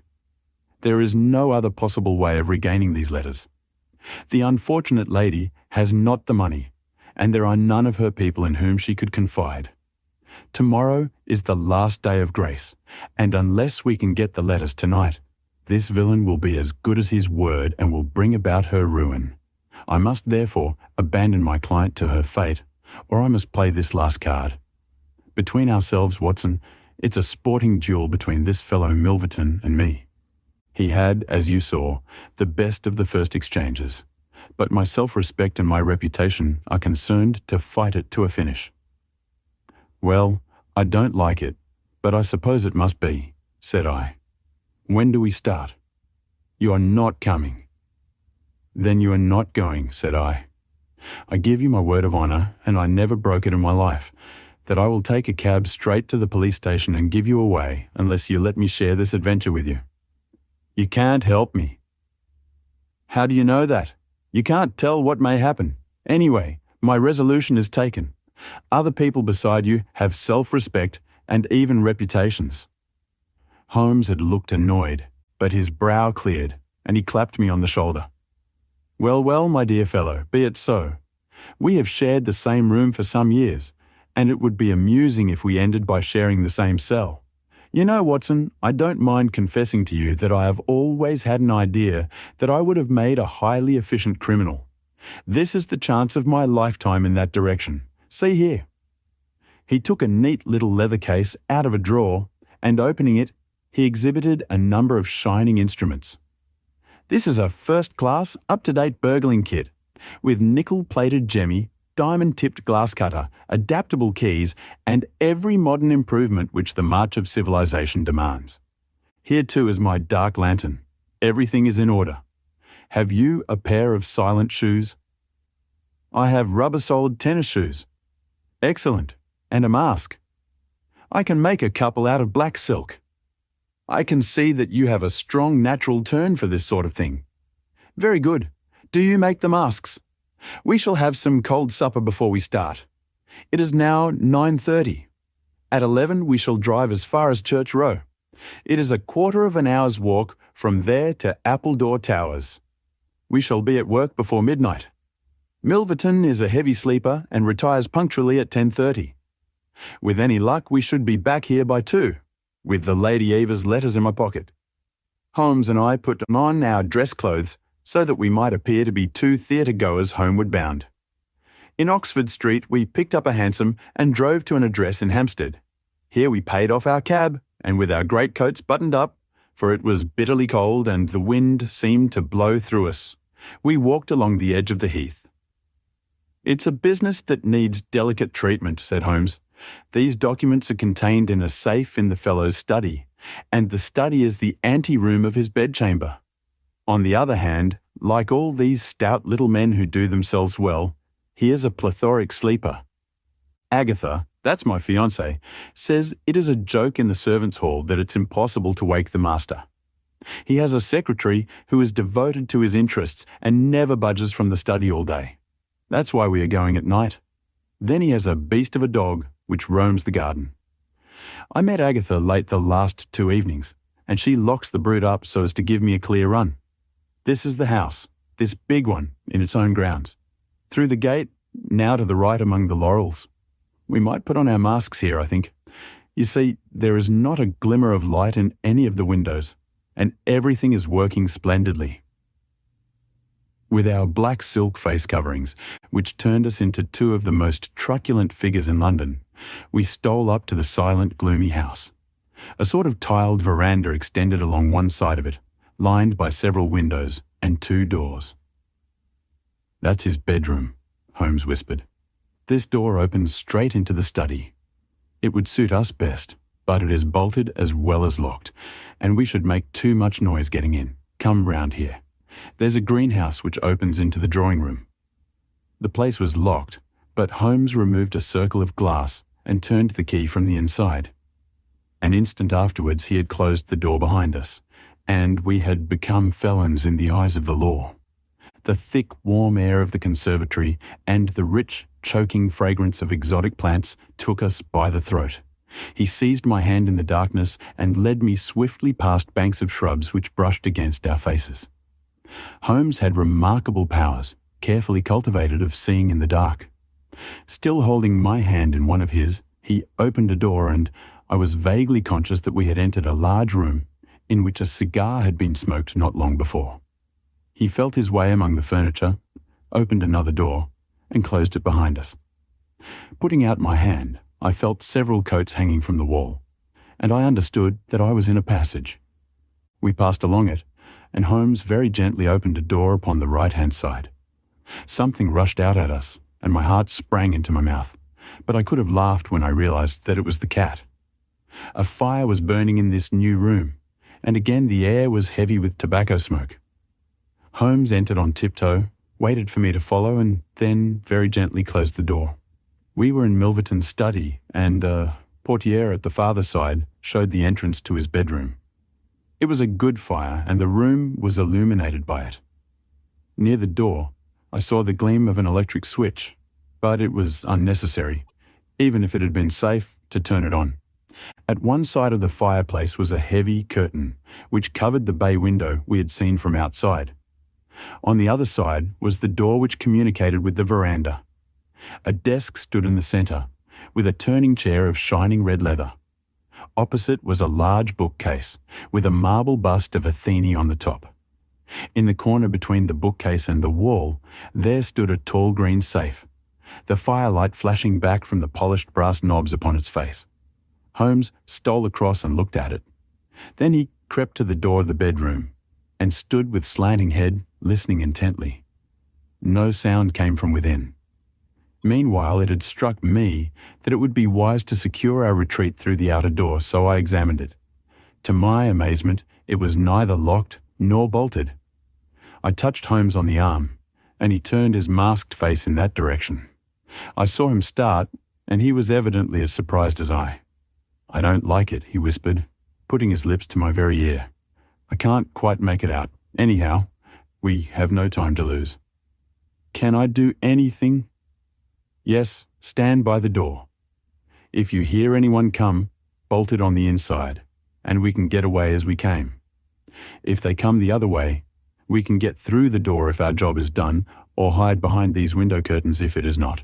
Do you understand?" I nodded and stood by the door. My first feeling of fear had passed away, and I thrilled now with a keener zest than I had ever enjoyed when we were the defenders of the law instead of its defiers.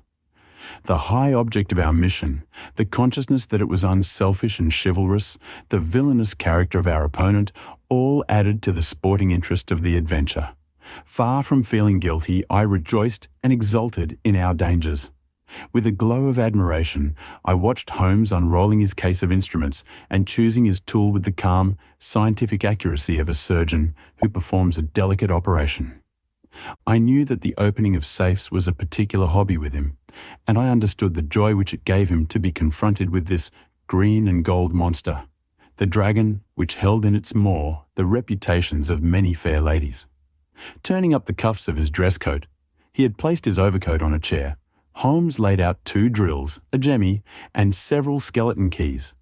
I stood at the centre door with my eyes glancing at each of the others, ready for any emergency. Though, indeed, my plans were somewhat vague as to what I should do if we were interrupted.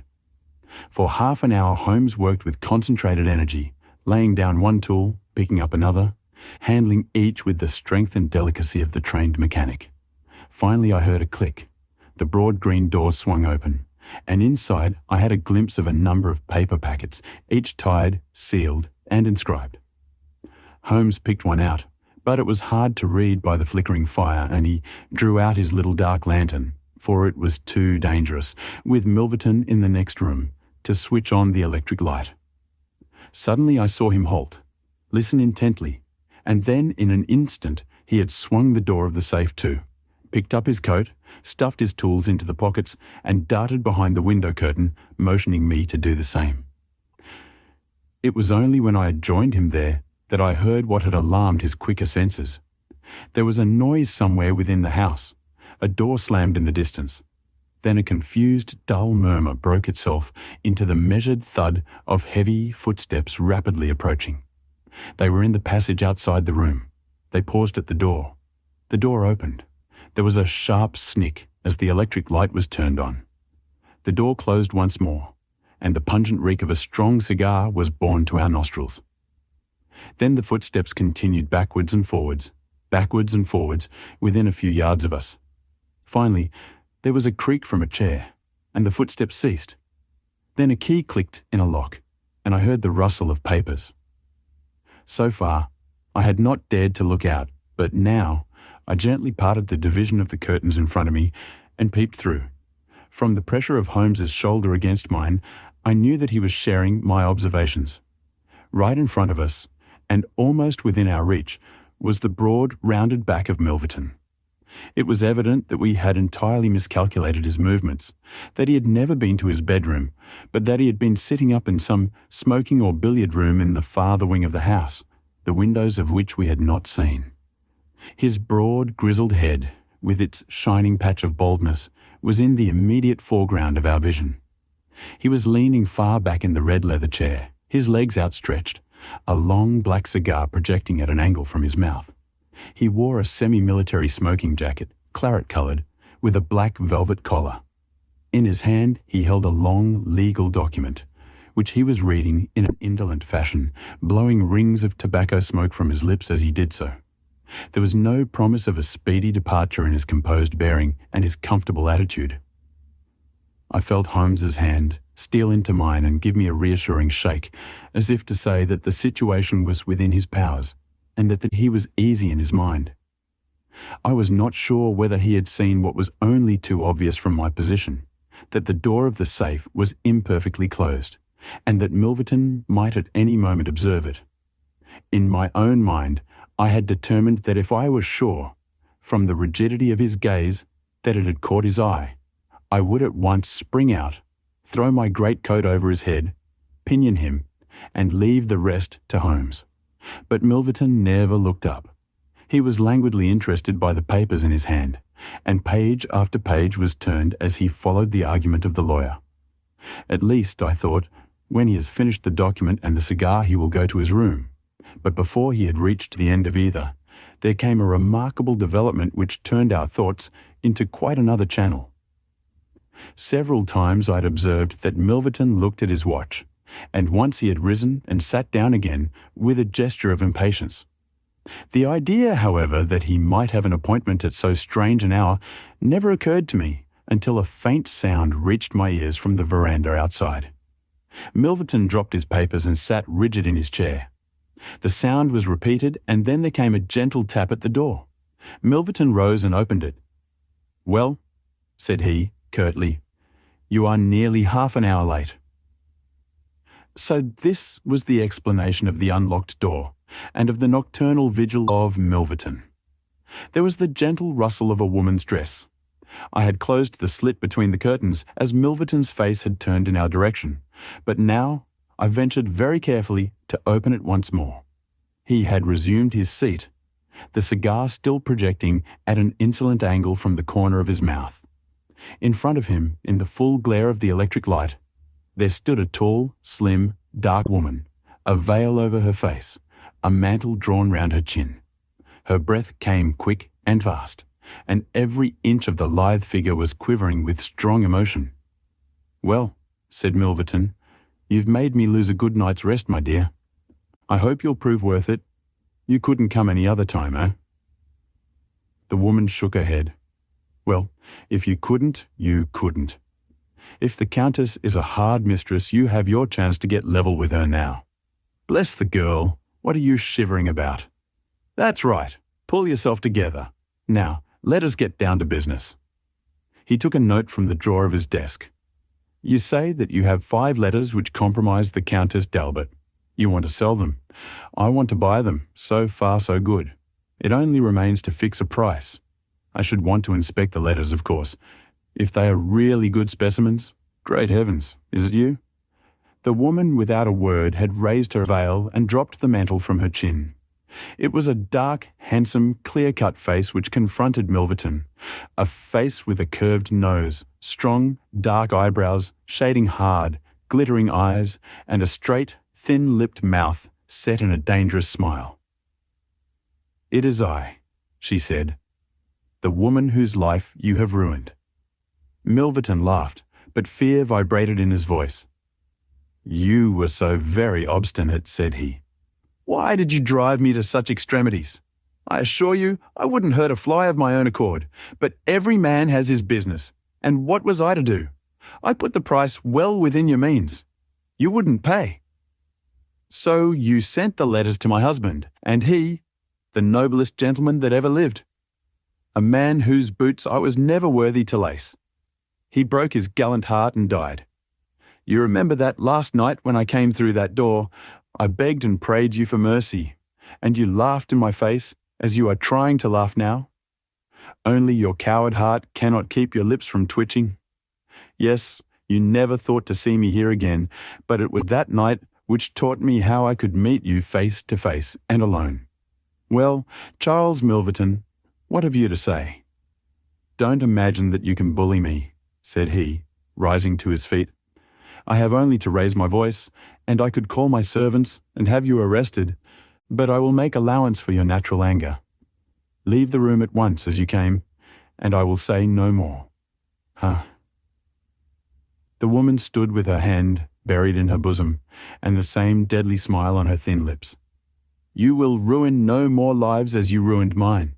You will wring no more hearts as you wrung mine. I will free the world of a poisonous thing. Take that, you hound, and that, and that, and that. She had drawn a little gleaming revolver and emptied barrel after barrel into Milverton's body, the muzzle within 2 feet of his shirt front. He shrank away and then fell forward upon the table, coughing furiously and clawing among the papers. Then he staggered to his feet, received another shot, and rolled upon the floor. You've done me, he cried, and lay still. The woman looked at him intently and ground her heel into his upturned face. She looked again, but there was no sound or movement. I heard a sharp rustle, the night air blew into the heated room, and the avenger was gone. No interference upon our part could have saved the man from his fate, but as the woman poured bullet after bullet into Milverton's shrinking body, I was about to spring out when I felt Holmes's cold, strong grasp upon my wrist.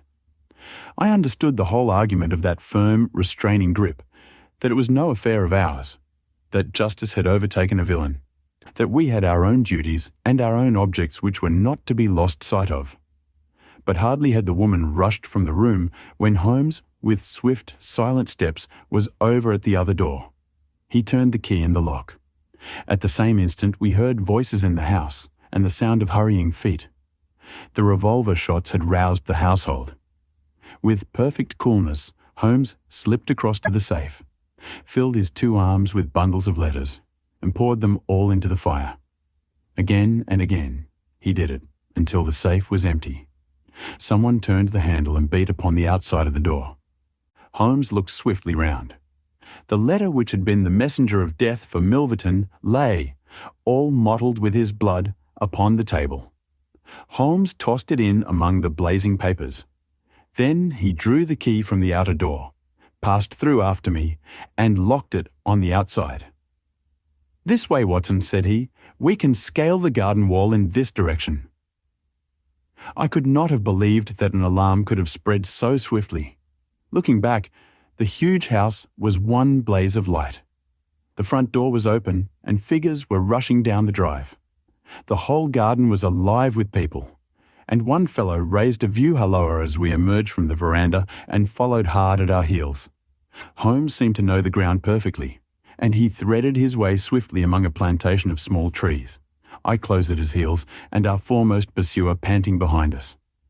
It was a 6-foot wall which barred our path, but he sprang to the top and over.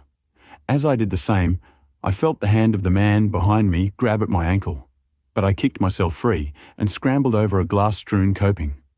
I fell upon my face among some bushes, but Holmes had me on my feet in an instant, and together we dashed away across the huge expanse of Hampstead Heath. We had run 2 miles, I suppose, before Holmes at last halted and listened intently. All was absolute silence behind us. We had shaken off our pursuers and were safe. We had breakfasted and were smoking our morning pipe on the day after the remarkable experience which I have recorded when Mr. Lestrade of Scotland Yard, very solemn and impressive, was ushered into our modest sitting room. "Good morning, Mr. Holmes," said he. "Good morning. May I ask if you are very busy just now?" "Not too busy to listen to you." "I thought that perhaps, if you had nothing particular on hand, you might care to assist us in a most remarkable case which occurred only last night at Hampstead." "Dear me," said Holmes. "What was that?" "A murder. A most dramatic and remarkable murder. I know how keen you are upon these things. And I would take it as a great favour if you would step down to Appledore Towers and give us the benefit of your advice. It is no ordinary crime. We have had our eyes upon this Mr. Milverton for some time, and between ourselves, he was a bit of a villain. He is known to have held papers which he used for blackmailing purposes. These papers have all been burned by the murderers. No article of value was taken, as it is probable that the criminals were men of good position, whose sole object was to prevent social exposure. "Criminals?" said Holmes. "Plural." "Yes, there were two of them.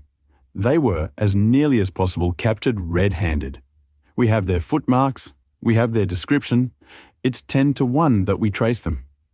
The first fellow was a bit too active, but the second was caught by the undergardener and only got away after a struggle.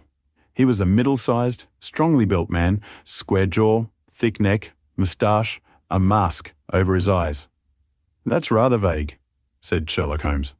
"Why, it might be a description of Watson." "It's true," said the inspector, with much amusement. "It might be a description of Watson." "Well, I'm afraid I can't help you, Lestrade," said Holmes.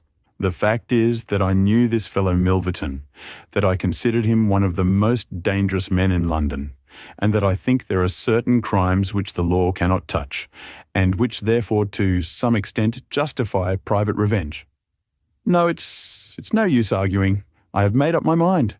My sympathies are with the criminals rather than with the victim, and I will not handle this case."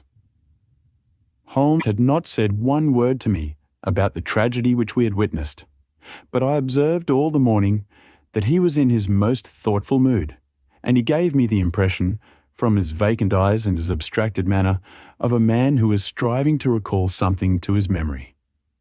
We were in the middle of our lunch when he suddenly sprang to his feet. "By Jove, Watson, I've got it," he cried. "Take your hat. Come with me."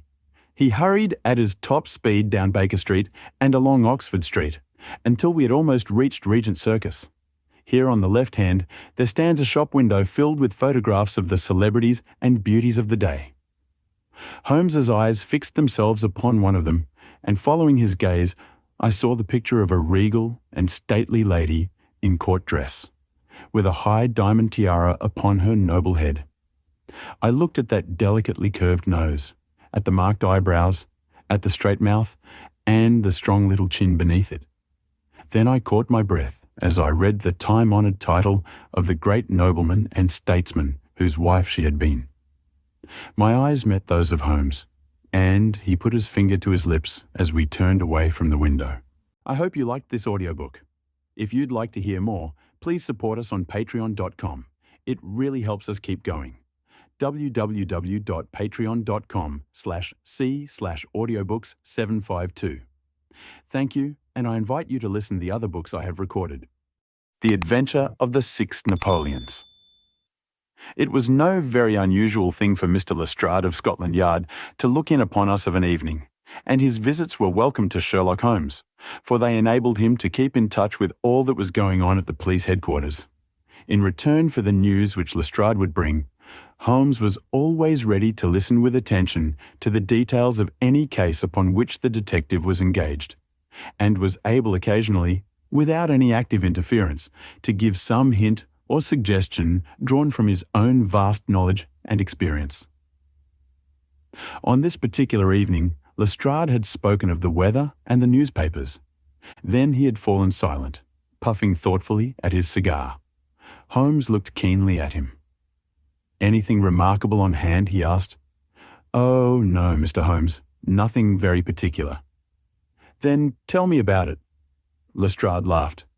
"Well, Mr. Holmes, there is no use denying that there is something on my mind. And yet it is such an absurd business that I hesitated to bother you about it. On the other hand, although it is trivial, it is undoubtedly queer, and I know that you have a taste for all that is out of the common. But in my opinion, it comes more in Dr. Watson's line than ours." "Disease?" said I. "Madness, anyhow. And a queer madness, too. You wouldn't think there was anyone living at this time of day who had such a hatred of Napoleon I that he would break any image of him that he could see." Holmes sank back in his chair. "That's no business of mine," said he. "Exactly. That's what I said. But then, when the man commits burglary in order to break images which are not his own, that brings it away from the doctor and on to the policeman." Holmes sat up again. "Burglary. This is more interesting. Let me hear the details." Lestrade took out his official notebook and refreshed his memory from its pages. "The first case reported was 4 days ago," said he. "It was at the shop of Morse Hudson, who has a place for the sale of pictures and statues in the Kennington Road. The assistant had left the front shop for an instant when he heard a crash, and hurrying in, he found a plaster bust of Napoleon, which stood with several other works of art upon the counter, lying shivered into fragments. He rushed out into the road, but although several passers-by declared that they had noticed a man run out of the shop, he could neither see anyone, nor could he find any means of identifying the rascal. It seemed to be one of those senseless acts of hooliganism which occur from time to time, and it was reported to the constable on the beat as such. The plaster cast was not worth more than a few shillings, and the whole affair appeared to be too childish for any particular investigation. The second case, however, was more serious and also more singular. It occurred only last night. In Kennington Road, and within a few hundred yards of Morse Hudson's shop, there lives a well-known medical practitioner named Dr. Barnicot, who has one of the largest practices upon the south side of the Thames. His residence and principal consulting room is at Kennington Road, but he has a branch surgery and dispensary at Lower Brixton Road, 2 miles away. This Dr. Barnicot is an enthusiastic admirer of Napoleon, and his house is full of books, pictures, and relics of the French Emperor. Some little time ago he purchased from Morse Hudson 2 duplicate plaster casts of the famous head of Napoleon by the French sculptor Devine. One of these he placed in his hall in the house at Kennington Road, and the other on the mantelpiece of the surgery at Lower Brixton. Well, when Dr. Barnicot came down this morning, he was astonished to find that his house had been burgled during the night, but that nothing had been taken save the plaster head from the hall. It had been carried out and had been dashed savagely against the garden wall, under which its splintered fragments were discovered. Holmes rubbed his hands. "This is certainly very novel," said he. "I thought it would please you. But I have not got to the end yet." Dr. Barnicot was due at his surgery at 12 o'clock, and you can imagine his amazement when, on arriving there, he found that the window had been opened in the night, and that the broken pieces of his second bust were strewn all over the room. It had been smashed to atoms where it stood. In neither case were there any signs which could give us a clue as to the criminal or lunatic who had done the mischief. Now, Mr. Holmes, you have got the facts." "They are singular, not to say grotesque," said Holmes. "May I ask whether the 2 busts smashed in Dr. Barnicot's rooms were the exact duplicates of the one which was destroyed in Morse Hudson's shop?" "They were taken from the same mould." "Such a fact must tell against the theory that the man who breaks them is influenced by any general hatred of Napoleon. Considering how many hundreds of statues of the great emperor must exist in London, it is too much to suppose such a coincidence as that a promiscuous iconoclast should chance to begin upon 3 specimens of the same bust." "Well, I thought as you do," said Lestrade. "On the other hand, this Morse Hudson is the purveyor of busts in that part of London, and these 3 were the only ones which had been in his shop for years. So, although, as you say, there are many hundreds of statues in London, it is very probable that these 3 were the only ones in that district. Therefore, a local fanatic would begin with them. What do you think, Dr. Watson?" "There are no limits to the possibilities of monomania," I answered. "There is the condition which the modern French psychologists have called the idée fixe, which may be trifling in character and accompanied by complete sanity in every other way. A man who had read deeply about Napoleon, or who had possibly received some hereditary family injury through the Great War, might conceivably form such an idée fixe, and under its influence be capable of any fantastic outrage." "That won't do, my dear Watson," said Holmes, shaking his head. "For no amount of idée fixe would enable your interesting monomaniac to find out where these busts were situated." "Well, how do you explain it?" I don't attempt to do so. I would only observe that there is a certain method in the gentleman's eccentric proceedings. For example, in Dr. Barnicot's hall, where a sound might arouse the family, the bust was taken outside before being broken, whereas in the surgery, where there was less danger of an alarm, it was smashed where it stood. The affair seems absurdly trifling, and yet I dare call nothing trivial when I reflect that some of my most classic cases have had the least promising commencement. You will remember, Watson, how the dreadful business of the Abernethy family was first brought to my notice by the depth which the parsley had sunk into the butter upon a hot day. I can't afford, therefore, to smile at your 3 broken busts, Lestrade, and I shall be very much obliged to you if you will let me hear of any fresh developments of so singular a chain of events. The development for which my friend had asked came in a quicker and an infinitely more tragic form than he could have imagined. I was still dressing in my bedroom next morning when there was a tap at the door, and Holmes entered, a telegram in his hand. He read it aloud. "Come instantly, 131, Pitt Street, Kensington. Lestrade." "What is it then?" I asked.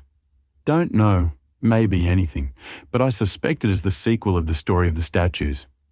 In that case, our friend, the image breaker, has begun operations in another quarter of London. There's coffee on the table, Watson, and I have a cab at the door." In half an hour we had reached Pitt Street, a quiet little backwater just beside one of the briskest currents of London life. No, 131 was one of a row, all flat-chested, respectable, and most unromantic dwellings. As we drove up, we found the railings in front of the house lined by a curious crowd. Holmes whistled. "By George, it's attempted murder at the least. Nothing less will hold the London message boy. There's a deed of violence indicated in that fellow's round shoulders and outstretched neck. What's this, Watson? The top step's swilled down and the other one's dry. Footsteps enough anyhow. Well, well, there's Lestrade at the front window, and we shall soon know all about it." The official received us with a very grave face and showed us into a sitting room, where an exceedingly unkempt and agitated elderly man, clad in a flannel dressing gown, was pacing up and down. He was introduced to us as the owner of the house, Mr. Horace Harker of the Central Press Syndicate. "It's the Napoleon bust business again," said Lestrade. "You seemed interested last night, Mr. Holmes, so I thought perhaps you would be glad to be present now that the affair has taken a very much graver turn." "What has it turned to, then?" "To murder. Mr. Harker, will you tell these gentlemen exactly what has occurred?" The man in the dressing gown turned upon us with a most melancholy face. "It's an extraordinary thing," said he, "that all my life I have been collecting other people's news.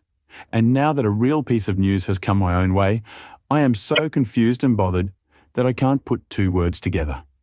If I'd come in here as a journalist, I should have interviewed myself and had 2 columns in every evening paper.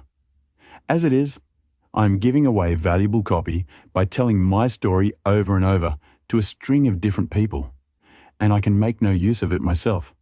However, I've heard your name, Mr. Sherlock Holmes, and if you'll only explain this queer business, I shall be paid for my trouble in telling you the story." Holmes sat down and listened. "It all seems to centre around that bust of Napoleon which I bought for this very room about 4 months ago. I picked it up cheap from Harding Brothers, 2 doors from the High Street station. A great deal of my journalistic work is done at night, and I often write until the early morning. So it was today. I was sitting in my den, which is at the back of the top of the house, about 3 o'clock, when I was convinced that I heard some sounds downstairs. I listened, but they were not repeated, and I concluded that they came from outside. Then suddenly, about 5 minutes later, there came a most horrible yell, the most dreadful sound, Mr. Holmes, that ever I heard. It will ring in my ears as long as I live. I sat frozen with horror for a minute or 2. Then I seized the poker and went downstairs. When I entered this room, I found the window wide open, and I at once observed that the bust was gone from the mantelpiece. Why any burglar should take such a thing passes my understanding, for it was only a plaster cast and of no real value whatever. You can see for yourself that anyone going out through that open window could reach the front doorstep by taking a long stride.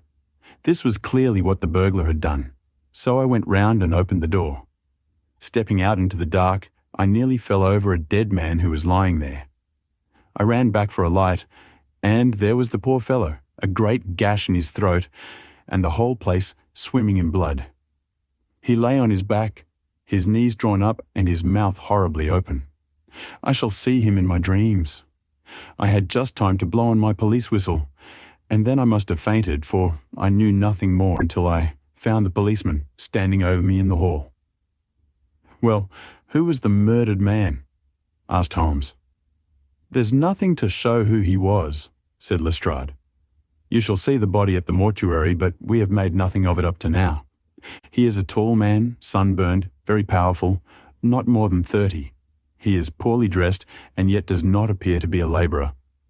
A horn-handled clasp knife was lying in a pool of blood beside him.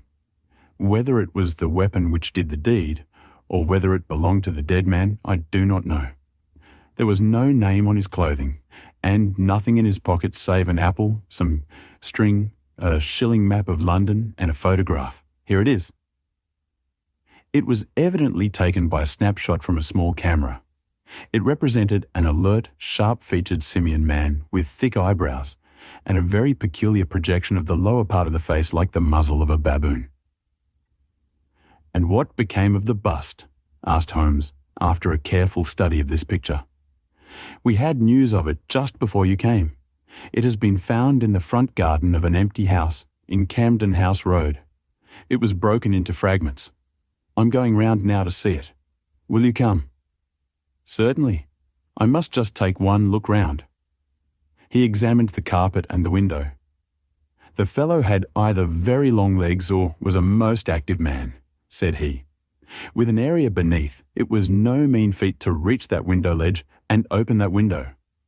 Getting back was comparatively simple. Are you coming with us to see the remains of your bust, Mr. Arthur?" The disconsolate journalist had seated himself at a writing table.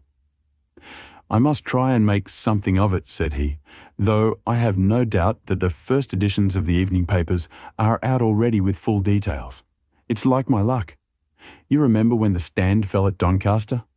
Well, I was the only journalist in the Stand, and my journal the only one that had no account of it, for I was too shaken to write it, and now I'll be too late with a murder done on my own doorstep."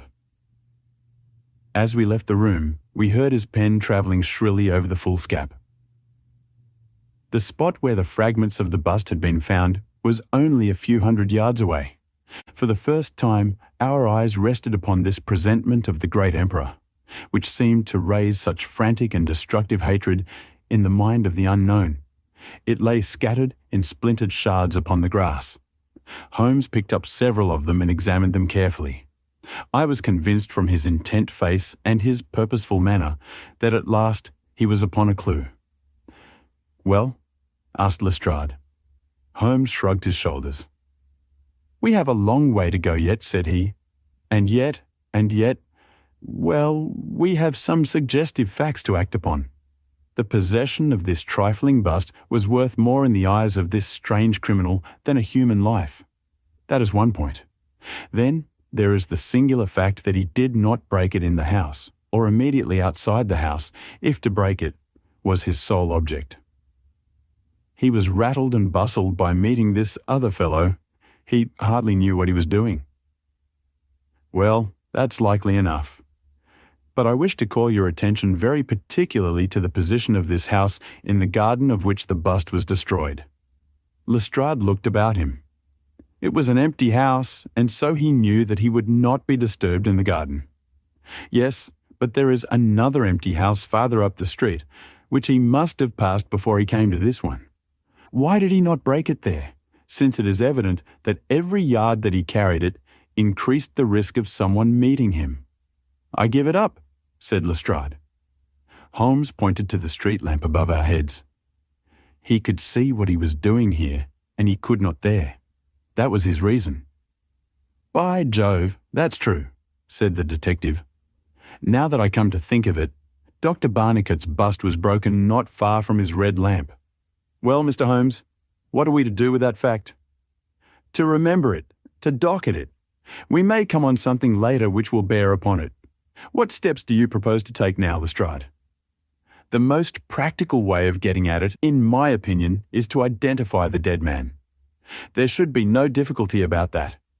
When we have found who he is and who his associates are, we should have a good start in learning what he was doing in Pitt Street last night, and who it was who met him and killed him on the doorstep of Mr. Horace Harker. Don't you think so? No doubt. And yet it is not quite the way in which I should approach the case. What would you do then? Oh, you must not let me influence you in any way. I suggested that you go on your line and I on mine. We can compare notes afterwards, and each will supplement the other. Very good, said Lestrade. If you are going back to Pitt Street, you might see Mr. Horace Harker. Tell him from me that I have quite made up my mind, and that it is certain that a dangerous homicidal lunatic with Napoleonic delusions was in his house last night. It will be useful for his article. Lestrade stared. You don't seriously believe that? Holmes smiled. Don't I? Well, perhaps I don't, but I am sure that it will interest Mr. Horace Harker and the subscribers of the Central Press Syndicate. Now, Watson, I think that we shall find that we have a long and rather complex day's work before us. I should be glad, Lestrade, if you could make it convenient to meet us at Baker Street at 6 o'clock this evening. Until then, I should like to keep this photograph found in the dead man's pocket. It is possible that I may have to ask your company and assistance upon a small expedition, which will have been undertaken tonight if my chain of reasoning should prove to be correct. Until then, goodbye and good luck. Sherlock Holmes and I walked together to the High Street, where he stopped at the shop of Harding Brothers, whence the bust had been purchased. A young assistant informed us that Mr. Harding would be absent until afternoon, and that he was himself a newcomer who could give us no information. Holmes's face showed his disappointment and annoyance. Well, we can't expect to have it all our own way, Watson, he said at last. We must come back in the afternoon if Mr. Harding will not be here until then. I am, as you have no doubt surmised, endeavouring to trace these busts to their source in order to find if there is not something peculiar which may account for their remarkable fate. Let us make for Mr. Morse Hudson of the Kennington Road, and see if he can throw any light upon the problem. A drive of an hour brought us to the picture dealer's establishment.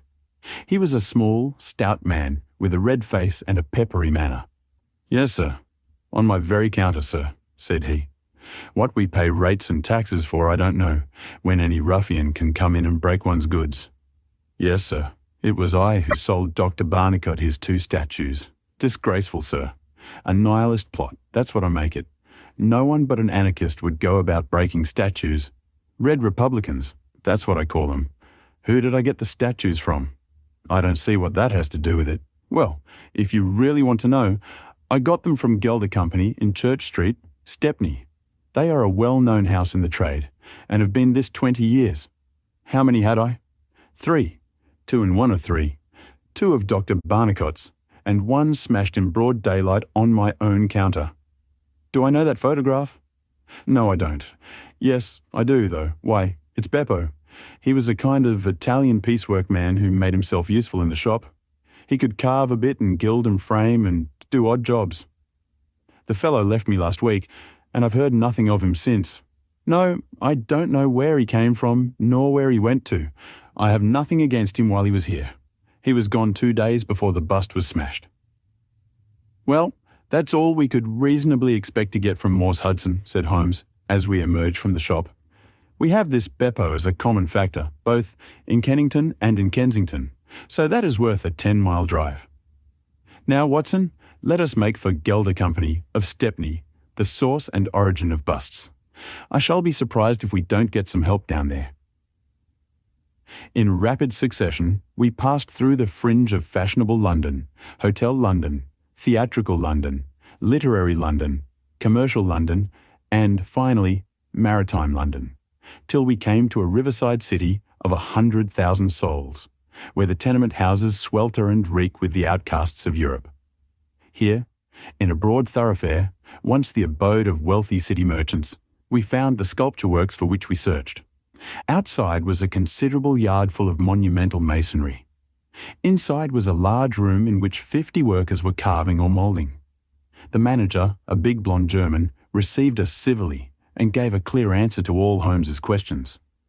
A reference to his books showed that hundreds of casts had been taken from a marble copy of Devine's Head of Napoleon, but that the 3 which had been sent to Morse Hudson a year or so before had been half of a batch of 6, the other 3 being sent to Harding Brothers of Kensington. There was no reason why those 6 should be different to any of the other casts. He could suggest no possible cause why anyone should wish to destroy them. In fact, he laughed at the idea. Their wholesale price was 6 shillings, but the retailer would get 12 or more. The cast was taken in 2 moulds from each side of the face, and then these 2 profiles of plaster of Paris were joined together to make the complete bust. The work was usually done by Italians in the room we were in. When finished, the busts were put on a table in the passage to dry, and afterwards stored. That was all he could tell us. But the production of the photograph had a remarkable effect upon the manager. His face flushed with anger, and his brows knotted over his blue Teutonic eyes. "Ah, the rascal," he cried. "Yes, indeed, I know him very well. This has always been a respectable establishment, and the only time that we have ever had the police in it was over this very fellow. It was more than a year ago now. He knifed another Italian in the street, and then he came to the works with the police on his heels. And he was taken here. Beppo was his name. His second name I never knew. Serve me right for engaging a man with such a face, but he was a good workman, one of the best. What did he get? The man lived and he got off with a year. I have no doubt he is out now, but he has not dared to show his nose here. We have a cousin of his here, and I dare say he could tell you where he is." "No, no," cried Holmes. "Not a word to the cousin. Not a word, I beg you. The matter is very important, and the farther I go with it, the more important it seems to grow. When you referred in your ledger to the sale of those casts, I observed that the date was June 3rd of last year. Could you give me the date when Beppo was arrested?" "I could tell you roughly by the pay list," the manager answered. "Yes," he continued after some turning over of pages. "He was paid last on May 20th. "Thank you," said Holmes. "I don't think that I need intrude upon your time and patience any more." With a last word of caution, that he should say nothing as to our researches, we turned our faces westward once more. So, the afternoon was far advanced before we were able to snatch a hasty luncheon at a restaurant. A news bill at the entrance announced Kensington outrage, murder by a madman, and the contents of the paper showed that Mr. Horace Harker had got his account into print after all. 2 columns were occupied with a highly sensational and flowery rendering of the whole incident. Holmes propped it against the cruet stand and read it while he ate. Once or twice he chuckled. "This is all right, Watson," said he. "Listen to this. It is satisfactory to know that there can be no difference of opinion upon this case, since Mr. Lestrade, one of the most experienced members of the official force, and Mr. Sherlock Holmes, the well-known consulting expert, have each come to the conclusion that the grotesque series of incidents, which have ended in so tragic a fashion, arise from lunacy rather than from deliberate crime. No explanation save mental aberration can cover the facts. The press, Watson, is a most valuable institution if you only know how to use it.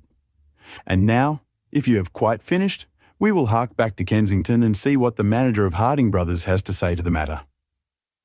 The founder of that great emporium proved to be a brisk, crisp little person, very dapper and quick, with a clear head and a ready tongue.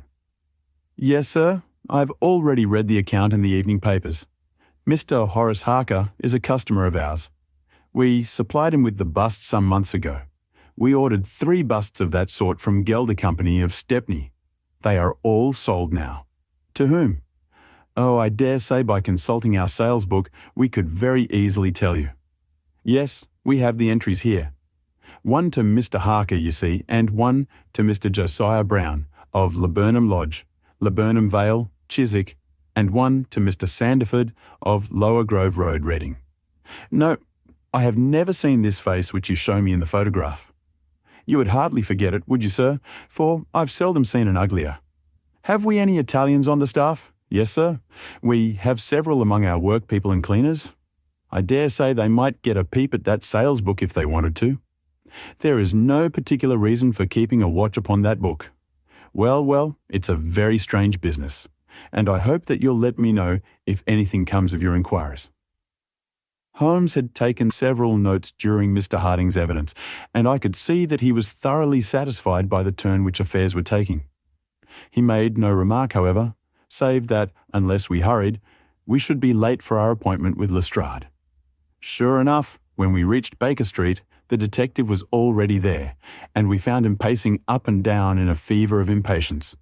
His look of importance showed that his day's work had not been in vain. "Well?" he asked. "What luck, Mr. Holmes?" "We have had a very busy day, and not entirely a wasted one," my friend explained. "We have seen both the retailers and also the wholesale manufacturers.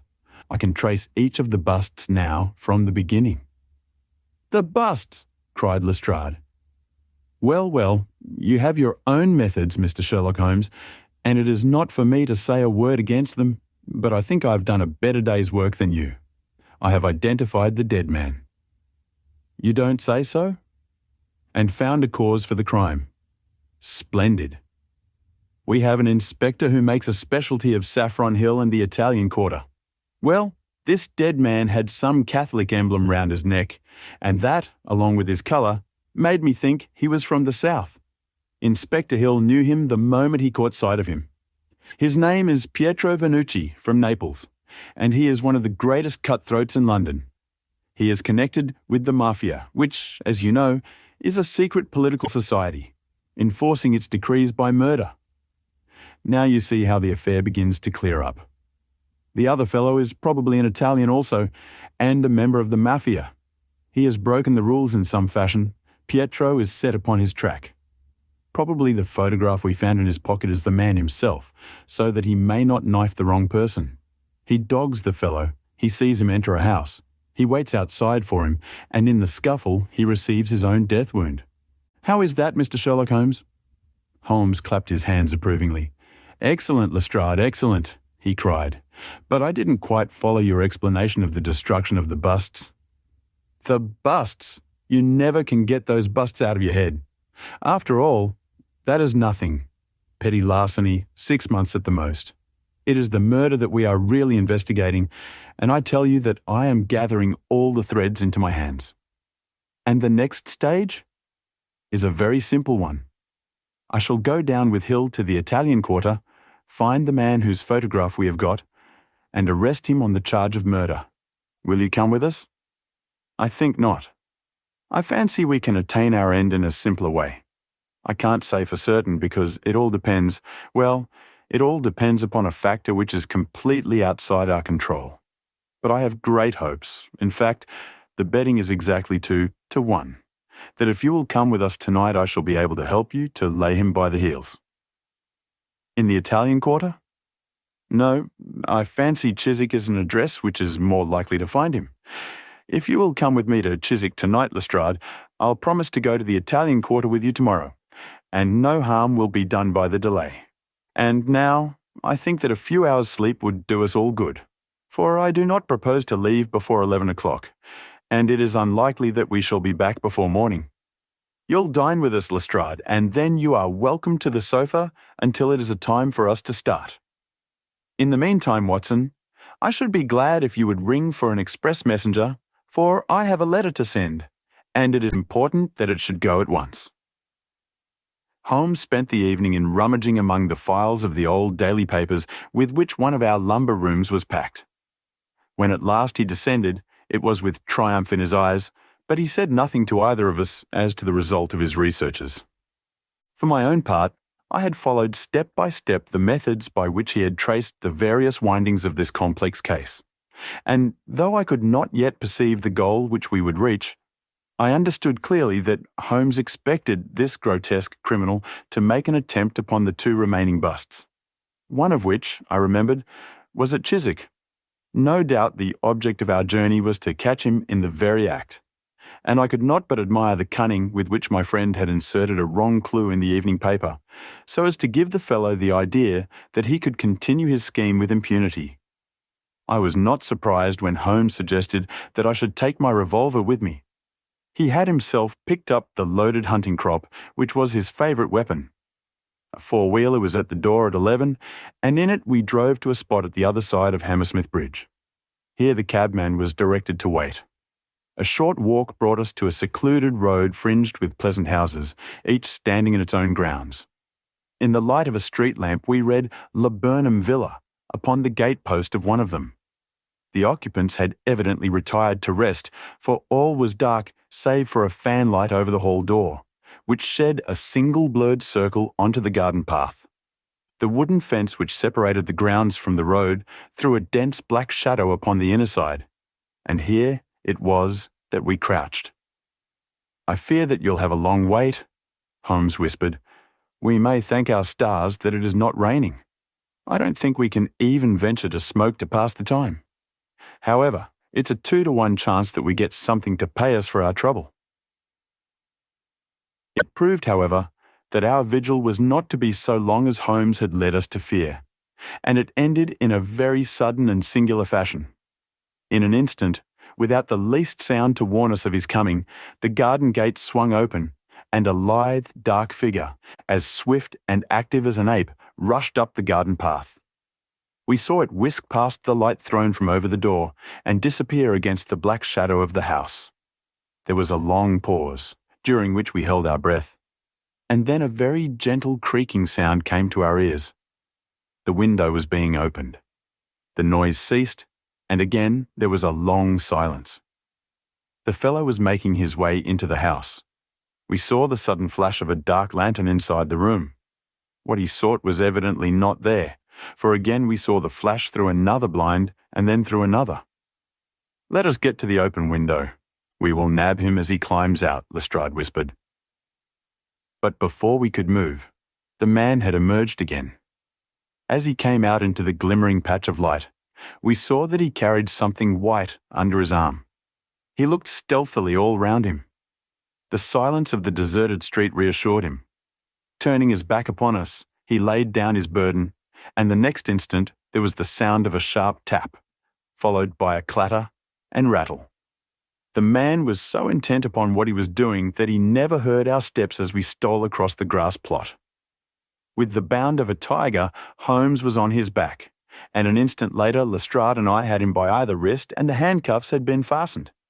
As we turned him over, I saw a hideous sallow face, with writhing, furious features, glaring up at us, and I knew that it was indeed the man of the photograph whom we had secured. But it was not our prisoner to whom Holmes was giving his attention. Squatted on the doorstep, he was engaged in most carefully examining that which the man had brought from the house. It was a bust of Napoleon like the one which we had seen that morning, and it had been broken into similar fragments. Carefully Holmes held each separate shard to the light, but in no way did it differ from any other shattered piece of plaster. He had just completed his examination when the hall lights flew up, the door opened, and the owner of the house, a jovial, rotund figure in shirt and trousers, presented himself. "Mr. Josiah Brown, I suppose?" said Holmes. "Yes, sir. And you, no doubt, are Mr. Sherlock Holmes? I had the note which you sent by the express messenger, and I did exactly what you told me. We locked every door on the inside and awaited developments. Well, I'm very glad to see that you have got the rascal. I hope, gentlemen, that you will come in and have some refreshment." However, Lestrade was anxious to get his man into safe quarters, so within a few minutes our cab had been summoned and we were all four upon our way to London. Not a word would our captive say, but he glared at us from the shadow of his matted hair, and once, when my hand seemed within his reach, he snapped at it like a hungry wolf. We stayed long enough at the police station to learn that a search of his clothing revealed nothing save a few shillings and a long sheath knife, the handle of which bore copious traces of recent blood. "That's all right," said Lestrade as we parted. "Hill knows all these gentry and he will give a name to him. You'll find that my theory of the mafia will work out all right. But I'm sure I am exceedingly obliged to you, Mr. Holmes, for the workmanlike way in which you laid hands upon him. I don't quite understand it all yet."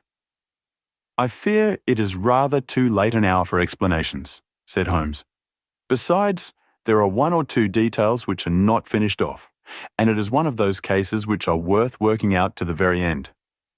If you will come round once more to my rooms at 6 o'clock tomorrow, I think I shall be able to show you that even now you have not grasped the entire meaning of this business, which presents some features which make it absolutely original in the history of crime. If ever I permit you to chronicle any more of my little problems, Watson, I foresee that you will enliven your pages by an account of the singular adventure of the Napoleonic busts." When we met again next evening, Lestrade was furnished with much information concerning our prisoner. His name, it appeared, was Beppo, second name unknown. He was a well-known ne'er-do-well among the Italian colony.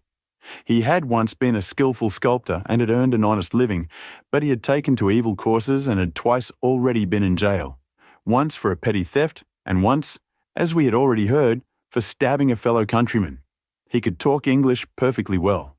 His reasons for destroying the busts were still unknown, and he refused to answer any questions upon the subject.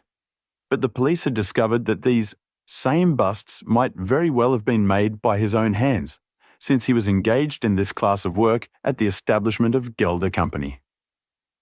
To all this information, much of which we already knew, Holmes listened with polite attention. But I, who knew him so well, could clearly see that his thoughts were elsewhere, and I detected a mixture of mingled uneasiness and expectation beneath that mask which he was wont to assume. At last he started in his chair, and his eyes brightened. There had been a ring at the bell. A minute later we heard steps upon the stairs, and an elderly, red-faced man with grizzled side whiskers was ushered in. In his right hand he carried an old-fashioned carpet bag, which he placed upon the table. "Is Mr. Sherlock Holmes here?"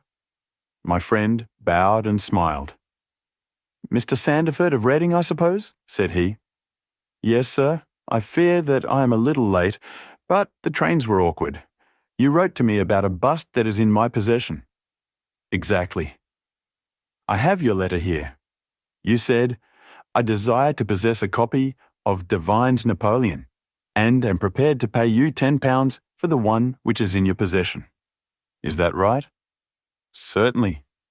"I was very much surprised at your letter, for I could not imagine how you knew that I owned such a thing."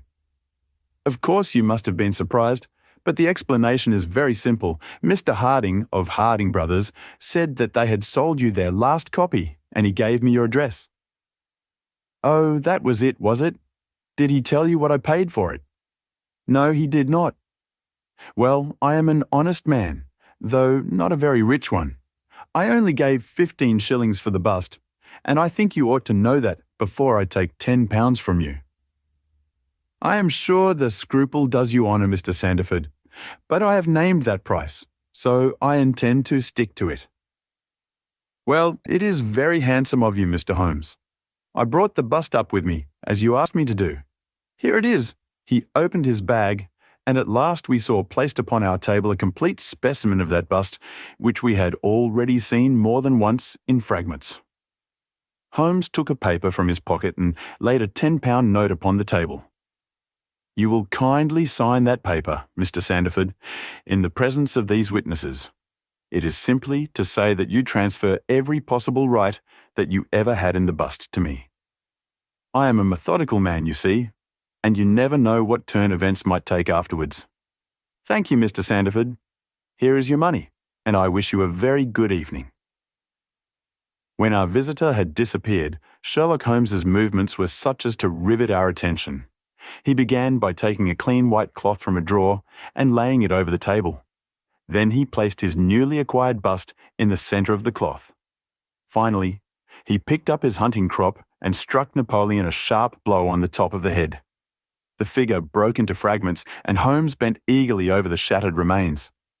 Next instant, with a loud shout of triumph, he held up one splinter, in which a round, dark object was fixed like a plum in a pudding. "Gentlemen," he cried, "let me introduce you to the famous Black Pearl of the Borgias." Lestrade and I sat silent for a moment, and then, with a spontaneous impulse, we both broke out clapping as at the well-wrought crisis of a play. A flush of colour sprang to Holmes's pale cheeks, and he bowed to us like the master dramatist who receives the homage of his audience. It was at such moments that, for an instant, he ceased to be a reasoning machine, and betrayed his human love for admiration and applause. The same singularly proud and reserved nature, which turned away with disdain from popular notoriety, was capable of being moved to its depths by spontaneous wonder and praise from a friend. "Yes, gentlemen," said he, "it is the most famous pearl now existing in the world, and it has been my good fortune, by a connected chain of inductive reasoning, to trace it from the Prince of Colonna's bedroom at the Dacre Hotel, where it was lost, to the interior of this, the last of the 6 busts of Napoleon, which were manufactured by Gelder Company of Stepney. You will remember, Lestrade, the sensation caused by the disappearance of this valuable jewel, and the vain efforts of the London police to recover it. I was myself consulted upon the case, but I was unable to throw any light upon it. Suspicion fell upon the maid of the Princess, who was an Italian, and it was proved that she had a brother in London, but we failed to trace any connection between them. The maid's name was Lucretia Vannucci, and there is no doubt in my mind that this Pietro who was murdered 2 nights ago was the brother. I have been looking up the dates in the old files of the paper, and I find that the disappearance of the pearl was exactly 2 days before the arrest of Beppo for some crime of violence, an event which took place in the factory of Gelder Company, at the very moment when these busts were being made. Now you clearly see the sequence of events, though you see them, of course, in the inverse order to the way in which they presented themselves to me. Beppo had the pearl in his possession. He may have stolen it from Pietro. He may have been Pietro's confederate. He may have been the go-between of Pietro and his sister. It is of no consequence to us which is the correct solution. The main fact is that he had the pearl. And at that moment, when it was on his person, he was pursued by the police. He made for the factory in which he worked, and he knew that he had only a few minutes in which to conceal this enormously valuable prize, which would otherwise be found on him when he was searched. 6 plaster casts of Napoleon were drying in the passage. One of them was still soft. In an instant, Beppo, a skilful workman, made a small hole in the wet plaster, dropped in the pearl, and with a few touches, covered over the aperture once more. It was an admirable hiding place.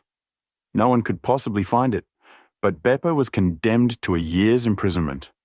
And in the meanwhile, his 6 busts were scattered over London. He could not tell which contained his treasure. Only by breaking them could he see. Even shaking would tell him nothing, for as the plaster was wet, it was probable that the pearl would adhere to it, as in fact, it has done. Beppo did not despair, and he conducted his search with considerable ingenuity and perseverance. Through a cousin who works with Gelder, he found out the retail firms who had bought the busts. He managed to find employment with Morse Hudson, and in that way tracked down 3 of them. The pearl was not there. Then, with the help of some Italian employee, he succeeded in finding out where the other 3 busts had gone. The first was at Harker's. There he was, dogged by his confederate, who held Beppo responsible for the loss of the pearl, and he stabbed him in the scuffle which followed. If he was his confederate, why should he carry his photograph? I asked, as a means of tracing him if he wished to inquire about him from any third person. That was the obvious reason. Well, after the murder, I calculated that Beppo would probably hurry rather than delay his movements. He would fear that the police would read his secret, and so he hastened on before they should get ahead of him. Of course, I could not say that he had not found the pearl in Harker's bust. I had not even concluded for certain that it was the pearl, but it was evident to me that he was looking for something, since he carried the bust past the other houses in order to break it in the garden which had a lamp overlooking it. Since Harker's bust was 1 in 3, the chances were exactly as I told you, 2 to 1 against the pearl being inside it. There remained 2 busts, and it was obvious that he would go for the London one first. I warned the inmates of the house, so as to avoid a second tragedy, and we went down with the happiest results. By that time, of course, I knew for certain that it was the Borgia pearl that we were after. The name of the murdered man linked the one event with the other. There only remained a single bust, the Reading one, and the pearl must be there. I bought it in your presence from the owner, and there it lies. We sat in silence for a moment. Well, said Lestrade, I've seen you handle a good many cases, Mr. Holmes, but I don't know that I ever knew a more workmanlike one than that. We're not jealous of you at Scotland Yard. No, sir. We are very proud of you. And if you come down tomorrow, there's not a man, from the oldest inspector to the youngest constable, who wouldn't be glad to shake you by the hand. Thank you, said Holmes. Thank you. And as he turned away, it seemed to me that he was more nearly moved by the softer human emotions than I had ever seen him. A moment later, he was the cold and practical thinker once more. Put the pearl in the safe, Watson, said he, and get out the papers of the Conk Singleton forgery case.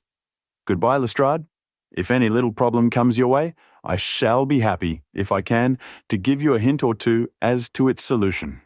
I hope you liked this audiobook. If you'd like to hear more, please support us on patreon.com. It really helps us keep going. www.patreon.com/c/audiobooks752. Thank you, and I invite you to listen to the other books I have recorded. The Adventure of the Three Students. It was in the year 95 that a combination of events into which I need not enter caused Mr. Sherlock Holmes and myself to spend some weeks in one of our great university towns. And it was during this time that the small but instructive adventure which I am about to relate befell us. It will be obvious that any details which would help the reader to exactly identify the college, or the criminal, would be injudicious and offensive. So painful a scandal may well be allowed to die out. With due discretion, the incident itself may, however, be described, since it serves to illustrate some of those qualities for which my friend was remarkable. I will endeavour in my statement to avoid such terms as would serve to limit the events to any particular place, or give a clue as to the people concerned. We were residing at the time in furnished lodgings close to a library where Sherlock Holmes was pursuing some laborious researches in early English charters, researches which led to results so striking that they may be the subject of one of my future narratives. Here it was that one evening we received a visit from an acquaintance, Mr. Hilton Soames, tutor and lecturer at the College of St. Luke's. Mr. Soames was a tall, spare man, of a nervous and excitable temperament. I had always known him to be restless in his manner, but on this particular occasion he was in such a state of uncontrollable agitation that it was clear something very unusual had occurred. I trust, Mr. Holmes, that you can spare me a few hours of your valuable time. We have had a very painful incident at St. Luke's, and really, but for the happy chance of your being in the town, I should have been at a loss what to do. I am very busy just now, and I desire no distractions, my friend answered. I should much prefer that you called in the aid of the police. No, my dear sir. Such a course is utterly impossible. When once the law is evoked, it cannot be stayed again, and this is just one of those cases where, for the credit of the college, it is most essential to avoid scandal. Your discretion is as well known as your powers, and you are the one man in the world who can help me. I beg you, Mr. Holmes, to do what you can. My friend's temper had not improved since he had been deprived of the congenial surroundings of Baker Street. Without his scrapbooks, his chemicals, and his homely untidiness, he was an uncomfortable man. He shrugged his shoulders in ungracious acquiescence, while our visitor, in hurried words, and with much excitable gesticulation, poured forth his story. I must explain to you, Mr. Holmes, that tomorrow is the first day of the examination for the Fortescue Scholarship. I am one of the examiners. My subject is Greek, and the first of the papers consists of a large passage of Greek translation, which the candidate has not seen. This passage is printed on the examination paper, and it would naturally be an immense advantage if the candidate could prepare it in advance. For this reason, great care is taken to keep the paper secret. Today, about 3 o'clock, the proofs of this paper arrived from the printers. The exercise consists of half a chapter of Thucydides, I had to read it over carefully, as the text must be absolutely correct. At 4:30, my task was not yet completed. I had, however, promised to take tea in a friend's rooms, so I left the proof upon my desk. I was absent rather more than an hour. You are aware, Mr. Holmes, that our college doors are double, a green baize one within and a heavy oak one without. As I approached my outer door, I was amazed to see a key in it. For an instant, I imagined that I had left my own there, but on feeling in my pocket I found that it was all right. The only duplicate which existed, so far as I knew, was that which belonged to my servant Bannister, a man who has looked after my room for 10 years and whose honesty is absolutely above suspicion. I found that the key was indeed his, that he had entered my room to know if I wanted tea, and that he had very carelessly left the key in the door when he came out. His visit to my room must have been within a very few minutes of my leaving it. His forgetfulness about the key would have mattered little upon any other occasion, but on this one day it has produced the most deplorable consequences. The moment I looked at my table, I was aware that someone had rummaged among my papers. The proof was in 3 long slips. I had left them all together. Now I found that one of them was lying on the floor, one was on the side table near the window, and the third was where I had left it. Holmes stirred for the first time. The first page on the floor, the second in the window, the third where you left it, said he. Exactly, Mr. Holmes. You amaze me. How could you possibly know that? Pray continue your very interesting statement. For an instant I imagined that Bannister had taken the unpardonable liberty of examining my papers. He denied it, however, with the utmost earnestness, and I am convinced that he was speaking the truth. The alternative was that someone passing had observed the key in the door, had known that I was out, and had entered to look at the papers. A large sum of money is at stake, for the scholarship is a very valuable one, and an unscrupulous man might very well run a risk in order to gain an advantage over his fellows. Bannister was very much upset by the incident. He had nearly fainted when we found that the papers had undoubtedly been tampered with. I gave him a little brandy and left him collapsed in a chair while I made a most careful examination of the room. I soon saw that the intruder had left other traces of his presence besides the rumpled papers. On the table in the window were several shreds from a pencil which had been sharpened. A broken tip of lead was lying there also. Evidently, the rascal had copied the paper in a great hurry, had broken his pencil, and had been compelled to put a fresh point to it. "Excellent," said Holmes, who was recovering his good humour as his attention became more engrossed by the case. "Fortune has been your friend." This was not all. I have a new writing table with a fine surface of red leather. I am prepared to swear, and so is Bannister, that it was smooth and unstained. Now I found a clean cut in it about 3 inches long, not a mere scratch, but a positive cut. Not only this, but on the table I found a small ball of black dough, or clay, with specks of something which looks like sawdust in it. I am convinced that these marks were left by the man who rifled the papers. There were no footmarks and no other evidence as to his identity. I was at my wits' ends when suddenly the happy thought occurred to me that you were in the town, and I came straight round to put the matter into your hands. Do help me, Mr. Holmes. You see my dilemma. Either I must find the man, or else the examination must be postponed until fresh papers are prepared. And since this cannot be done without explanation, there will ensue a hideous scandal, which will throw a cloud not only on the college, but on the university. Above all things, I desire to settle the matter quietly and discreetly. I shall be happy to look into it, and to give you such advice as I can, said Holmes, rising and putting on his overcoat. The case is not entirely devoid of interest. Had anyone visited you in your room after the papers came to you?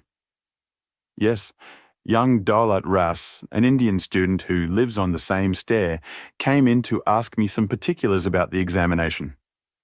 For which he was entered? Yes. And the papers were on your table? To the best of my belief, they were rolled up. But might be recognized as proofs? Possibly. No one else in your room? No. Did anyone know that these proofs would be there? No one save the printer. Did this man Bannister know? No, certainly not. No one knew. Where is Bannister now? He was very ill, poor fellow. I left him collapsed in the chair. I was in such a hurry to come to you. You left your door open. I locked up the papers first. Then it amounts to this, Mr. Soames, that unless the Indian student recognised the roll as being proofs, the man who tampered with them came upon them accidentally without knowing that they were there. So it seems to me. Holmes gave an enigmatic smile.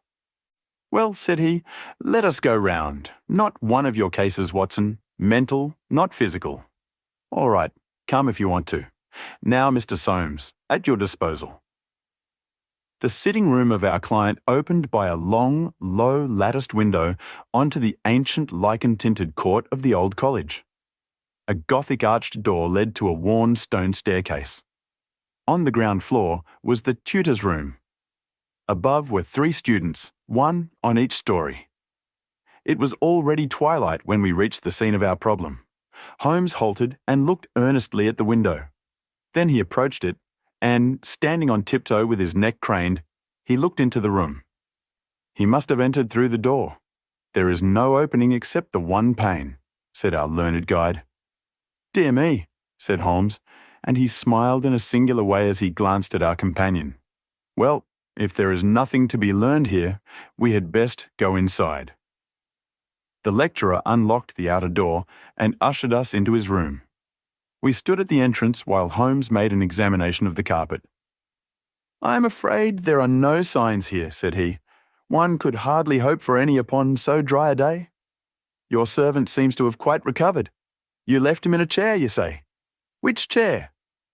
By the window there. I see, near this little table. You can come in now. I have finished with the carpet. Let us take the little table first. Of course, what has happened is very clear. The man entered and took the papers, sheet by sheet, from the central table. He carried them over to the window table because from there he could see if you came across the courtyard, and so could effect an escape. As a matter of fact, he could not, said Soames, for I entered by the side door. Ah, that's good. Well, anyhow, that was in his mind. Let me see the 3 strips. No finger impressions, no. Well, he carried over this one first, and he copied it. How long would it take him to do that, using every possible contraction? A quarter of an hour, not less. Then he tossed it down and seized the next. He was in the midst of that when your return caused him to make a very hurried retreat. Very hurried, since he had not time to replace the papers, which would tell you that he had been there. You were not aware of any hurrying feet on the stair as you entered the outer door? No, I can't say I was. Well, he wrote so furiously that he broke his pencil and had, as you observe, to sharpen it again. This is of interest, Watson. The pencil was not an ordinary one. It was above the usual size with a soft lead. The outer colour was dark blue. The maker's name was printed in silver lettering, and the piece remaining is only about 1.5 inches long. Look for such a pencil, Mr. Soames, and you have got your man. When I add that he possesses a large and very blunt knife, you have an additional aid. Mr. Soames was somewhat overwhelmed by this flood of information. I can follow the other points, said he, but really, in this matter of the length... Holmes held out a small chip with the letters NN and a space of clear wood after them. You see? No, I fear that even now... Watson, I have always done you an injustice. There are others. What could this NN be? It is at the end of a word. You are aware that Johann Faber is the most common maker's name. Is it not clear that there is just as much of the pencil left as usually follows the Johann? He held the small table sideways to the electric light. I was hoping that if the paper on which he wrote was thin, some trace of it might come through upon this polished surface. No, I see nothing. I don't think there is anything more to be learned here. Now for the central table. This small pellet is, I presume, the black, doughy mass you spoke of. Roughly pyramidal in shape and hollowed out, I perceive. As you say, there appear to be grains of sawdust in it. Dear me, this is very interesting. And the cut.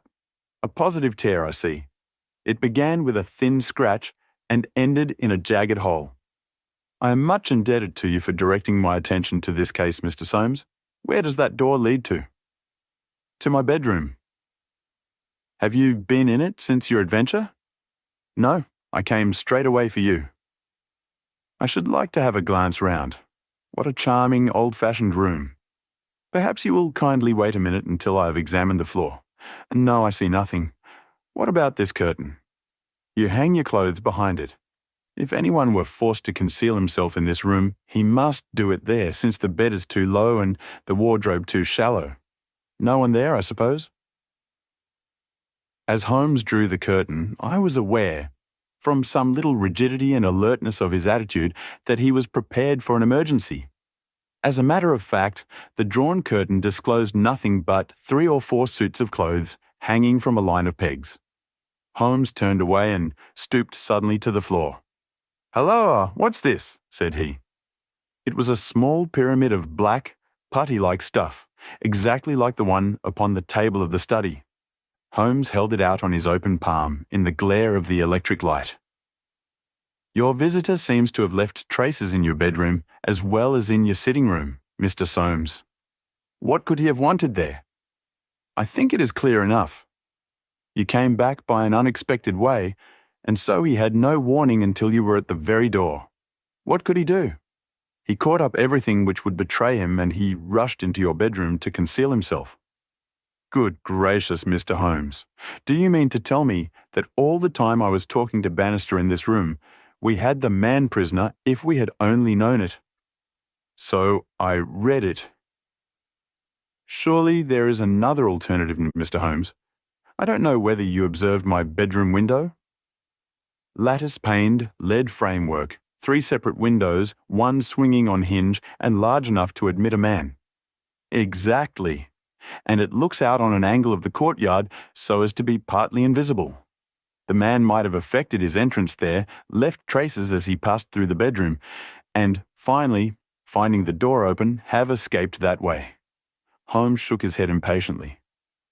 "Let us be practical," said he. "I understand you to say that there are 3 students who use this stair and are in the habit of passing your door?" "Yes, there are." "And they are all in for this examination?" "Yes." "Have you any reason to suspect any one of them more than the others?" Soames hesitated. "It is a very delicate question," said he. "One hardly likes to throw suspicion where there are no proofs. Let us hear the suspicions. I will look after the proofs. I will tell you then, in a few words, the character of the 3 men who inhabit these rooms. The lower of the 3 is Gilchrist, a fine scholar and athlete, plays in the rugby team and the cricket team for the college, and got his blue for the hurdles and the long jump. He is a fine, manly fellow. His father was the notorious Sir Jabez Gilchrist, who ruined himself on the turf. My scholar has been left very poor, but he is hard-working and industrious. He will do well. The second floor is inhabited by Daulat Ras, the Indian. He is a quiet, inscrutable fellow, as most of those Indians are. He is well up in his work, though his Greek is his weak subject. He is steady and methodical. The top floor belongs to Miles McLaren. He is a brilliant fellow when he chooses to work, one of the brightest intellects of the university, but he is wayward, dissipated, and unprincipled. He was nearly expelled over a card scandal in his first year. He has been idling all this term, and he must look forward with dread to the examination. Then it is he whom you suspect? I dare not go so far as that, but of the 3, he is perhaps the least unlikely. Exactly. Now, Mr. Soames, let us have a look at your servant, Bannister. He was a little white-faced, clean-shaven, grizzly-haired fellow of 50. He was still suffering from this sudden disturbance of the quiet routine of his life. His plump face was twitching with his nervousness, and his fingers could not keep still. "We are investigating this unhappy business, Bannister," said his master. "Yes, sir?" "I understand," said Holmes, "that you left your key in the door?" "Yes, sir." Was it not very extraordinary that you should do this on the very day when there were these papers inside? It was most unfortunate, sir, but I have occasionally done the same thing at other times. When did you enter the room? It was about 4:30. That is Mr. Soames's tea time. How long did you stay? When I saw that he was absent, I withdrew at once. Did you look at these papers on the table? No, sir, certainly not. How came you to leave the key in the door? I had the tea tray in my hand. I thought I would come back for the key. Then I forgot. Has the outer door a spring lock? No, sir. Then it was open all the time. Yes, sir. Anyone in the room could get out? Yes, sir. When Mr. Soames returned and called for you, you were very much disturbed? Yes, sir. Such a thing has never happened during the many years that I have been here. I nearly fainted, sir. So I understand. Where were you when you began to feel bad? Where was I, sir?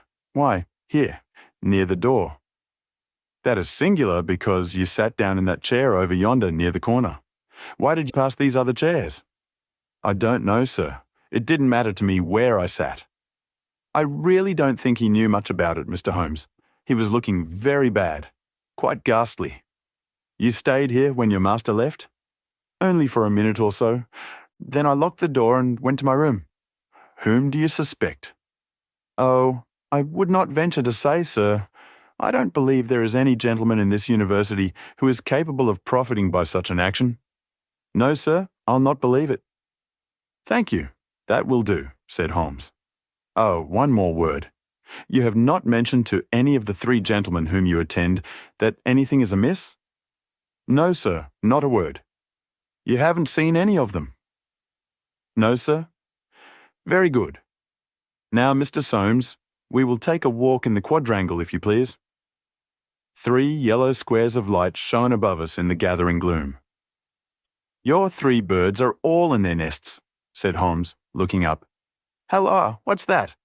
One of them seems restless enough. It was the Indian, whose dark silhouette appeared suddenly upon his blind. He was pacing swiftly up and down his room. I should like to have a peep at each of them, said Holmes. Is it possible? No difficulty in the world, Soames answered. This set of rooms is quite the oldest in the college, and it is not unusual for visitors to go over them. Come along, and I will personally conduct you. No names, please, said Holmes, as we knocked at Gilchrist's door. A tall, flaxen-haired, slim young fellow opened it, and made us welcome when he understood our errand. There were some really curious pieces of medieval domestic architecture within. Holmes was so charmed with one of them that he insisted on drawing it on his notebook, broke his pencil, had to borrow one from our host, and finally borrowed a knife to sharpen his own. The same curious accident happened to him in the rooms of the Indian, a silent, little, hook-nosed fellow who eyed us askance and was obviously glad when Holmes's architectural studies had come to an end. I could not see that in either case Holmes had come upon the clue for which he was searching. Only at the 3rd did our visit prove abortive. The outer door would not open to our knock, and nothing more substantial than a torrent of bad language came from behind it. I don't care who you are. You can go to blazes, roared the angry voice. Tomorrow's the exam, and I won't be drawn by anyone. A rude fellow, said our guide, flushing with anger as we withdrew down the stair. Of course, he did not realize that it was I who was knocking, but nonetheless his conduct was very uncourteous, and indeed, under the circumstances, rather suspicious. Holmes's response was a curious one. Can you tell me his exact height? He asked. Really, Mr. Holmes, I cannot undertake to say. He is taller than the Indian, not so tall as Gilchrist. I suppose 5'6" would be about it. That is very important, said Holmes. And now, Mr. Soames, I wish you good night. Our guide cried aloud in his astonishment and dismay. Good gracious, Mr. Holmes, you are surely not going to leave me in this abrupt fashion. You don't seem to realize the position. Tomorrow is the examination. I must take some definite action tonight. I cannot allow the examination to be held if one of the papers has been tampered with. The situation must be faced. You must leave it as it is. I shall drop round early tomorrow morning and chat the matter over. It is possible that I may be in a position then to indicate some course of action. Meanwhile, you change nothing. Nothing at all. Very good, Mr. Holmes. You can be perfectly easy in your mind. We shall certainly find some way out of your difficulties. I will take the black clay with me, also the pencil cuttings. Goodbye. When we were out in the darkness of the quadrangle, we again looked up at the windows. The Indian still paced his room. The others were invisible. "Well, Watson, what do you think of it?" Holmes asked, as we came out into the main street. "Quite a little parlour game. Sort of three-card trick, is it not? There are your three men. It must be one of them. You take your choice. Which is yours?" "The foul-mouthed fellow at the top. He is the one with the worst record. And yet that Indian was a sly fellow also. Why should he be pacing his room all the time? There is nothing in that. Many men do it when they are trying to learn anything by heart." He looked at us in a queer way. "So would you, if a flock of strangers came in on you when you were preparing for an examination next day, and every moment was of value." "No, I see nothing in that. Pencils too, and knives, always satisfactory. But that fellow does puzzle me." "Who?" "Why, Bannister, the servant. What's his game in the matter?" "He impressed me as being a perfectly honest man." "So he did me. That's the puzzling part. Why should a perfectly honest man— Well, here's a large stationer's. We shall begin our researches here." There were only 4 stationers of any consequence in the town, and at each Holmes produced his pencil chips and bid high for a duplicate. All were agreed that one could be ordered, but that it was not a usual size of pencil and that it was seldom kept in stock. My friend did not appear to be depressed by his failure, but shrugged his shoulders in half-humorous resignation. "No good, my dear Watson. This, the best and only final clue, has run to nothing. But indeed, I have little doubt that we can build up a sufficient case without it. By Jove! My dear fellow, it is nearly 9, and the landlady babbled of green peas at 7:30.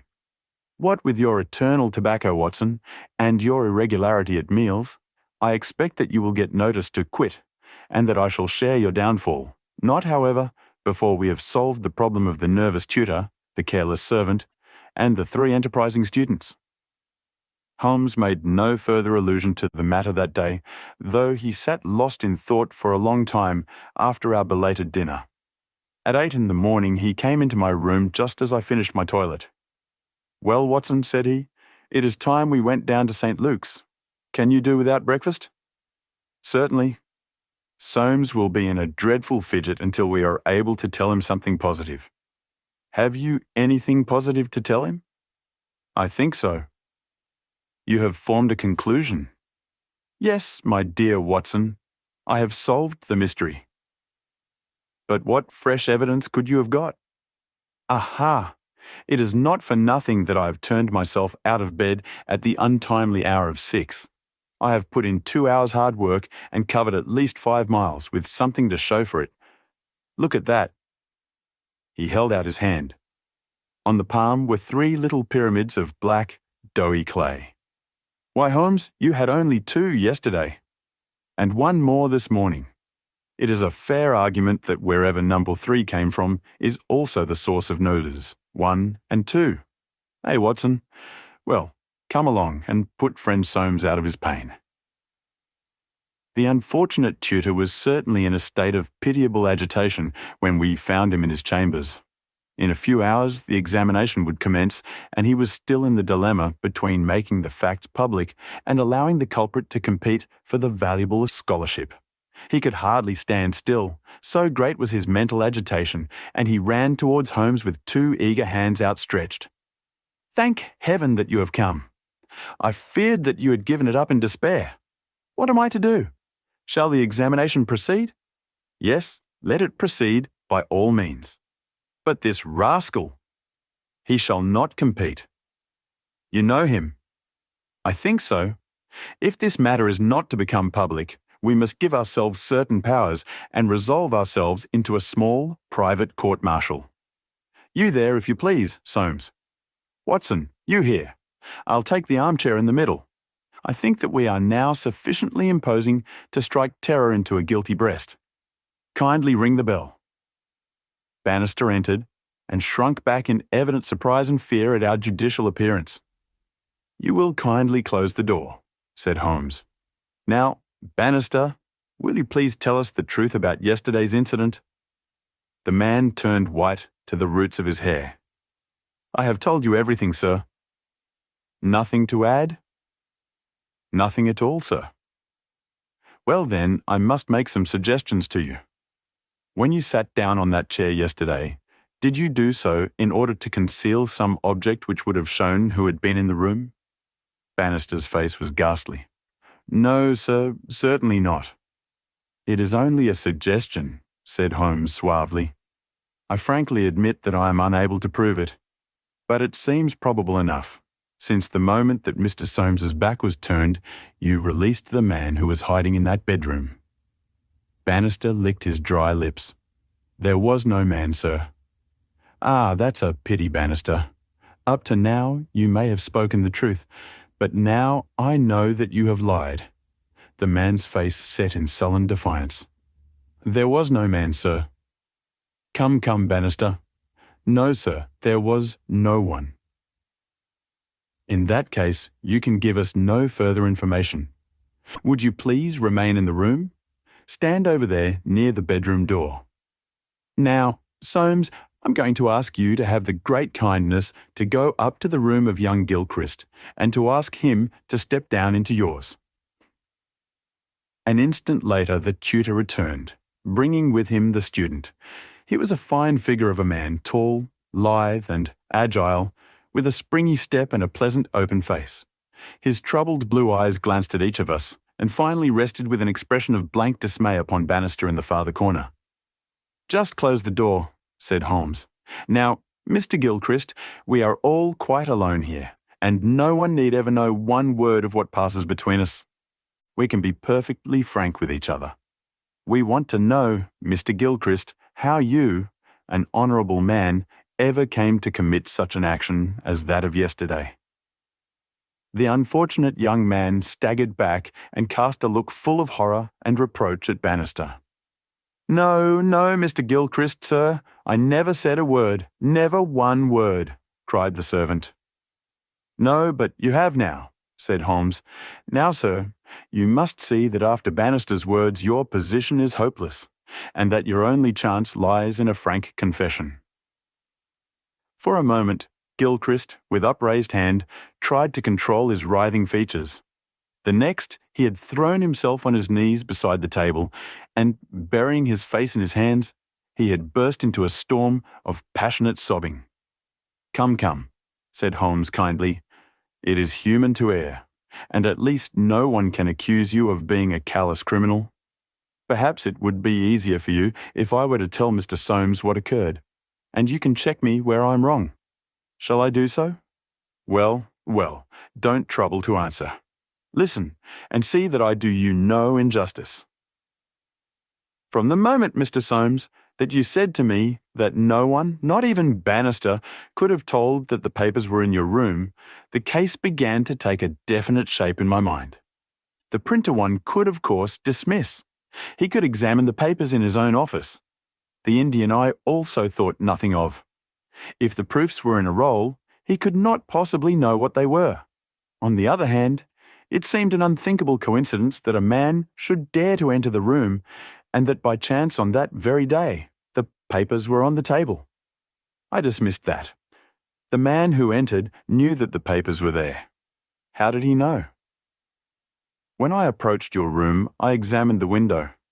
You amused me by supposing that I was contemplating the possibility of someone having, in broad daylight, under the eyes of all these opposite rooms, forced himself through it. Such an idea was absurd. I was measuring how tall a man would need to be in order to see as he passed what papers were on the central table. I am 6 feet high, and I could do it with an effort. No one less than that would have a chance. Already, you see, I had reason to think that if one of your 3 students was a man of unusual height, he was the most worth watching of the 3. I entered, and I took you into my confidence as to the suggestions of the side table. Of the centre table I could make nothing until in your description of Gilchrist you mentioned that he was a long-distance jumper. Then the whole thing came to me in an instant, and I only needed certain corroborative proofs, which I speedily obtained. What happened was this. This young fellow had employed his afternoon at the athletic grounds, where he had been practicing the jump. He returned carrying his jumping shoes, which are provided, as you are aware, with several sharp spikes.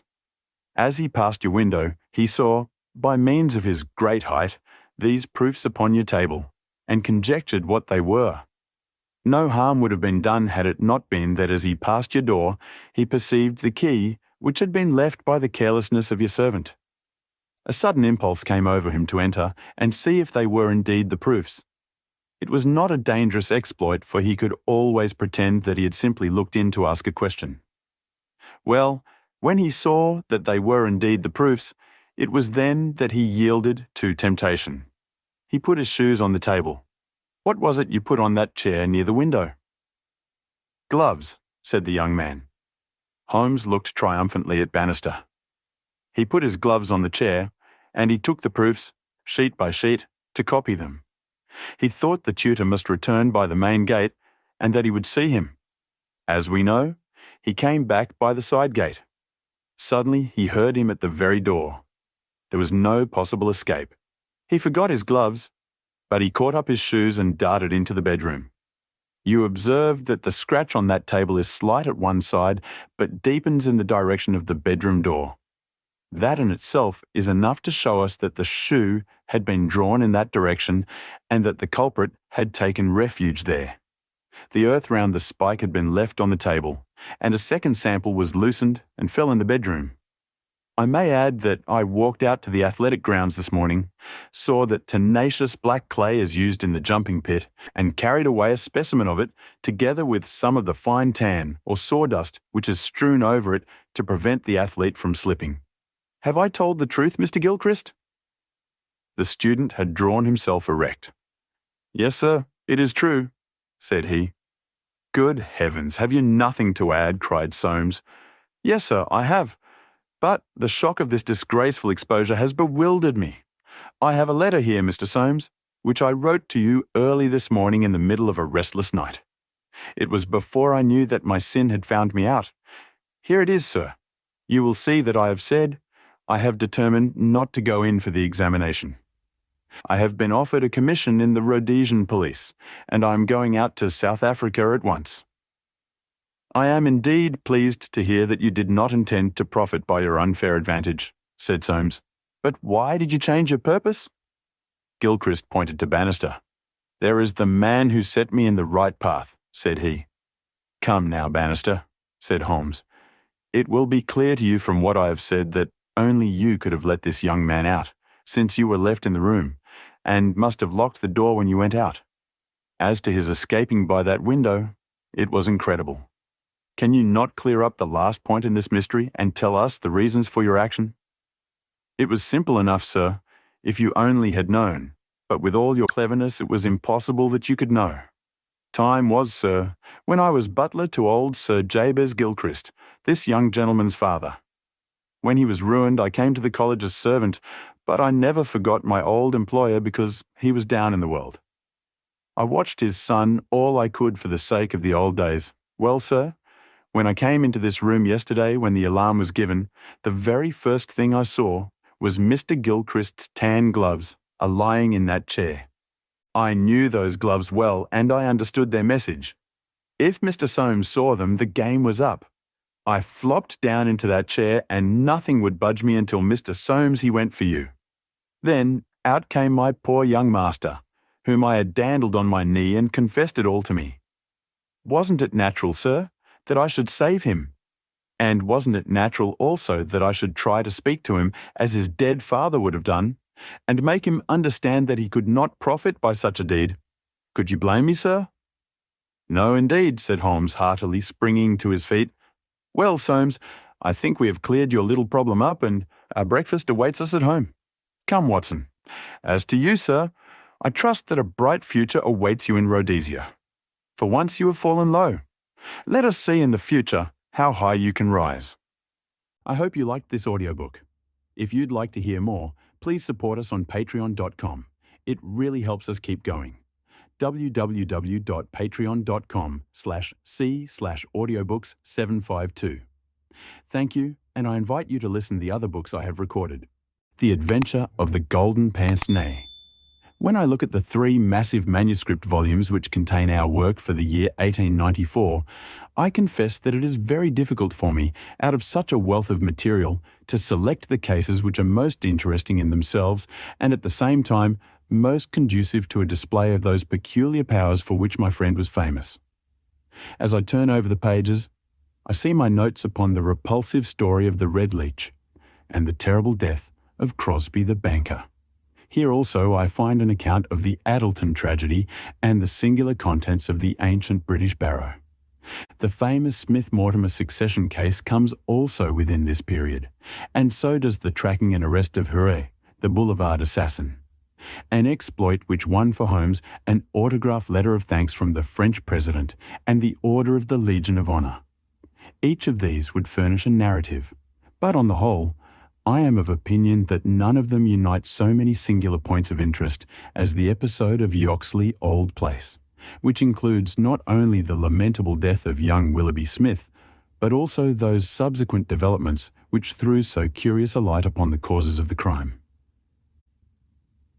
It was a wild, tempestuous night towards the close of November. Holmes and I sat together in silence all the evening.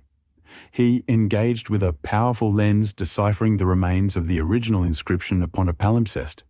I deep in a recent treatise upon surgery. Outside the wind howled down Baker Street, while the rain beat fiercely against the windows. It was strange there in the very depths of the town, with 10 miles of man's handiwork on every side of us, to feel the iron grip of nature, and to be conscious that to the huge elemental forces all London was no more than the molehills that dot the fields.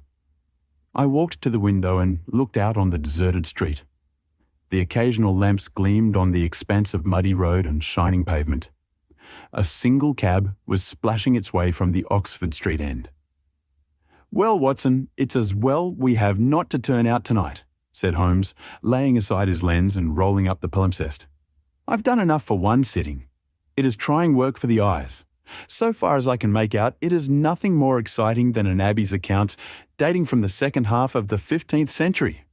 Halloa, halloa, halloa, what's this?"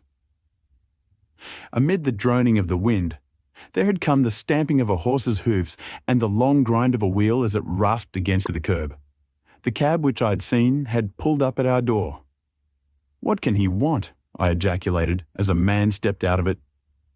"Want? He wants us. And we, my poor Watson, want overcoats and cravats and galoshes, and every aid that man ever invented to fight the weather. Wait a bit, though. There's the cab off again. There's hope yet. He'd have kept it if he had wanted us to come.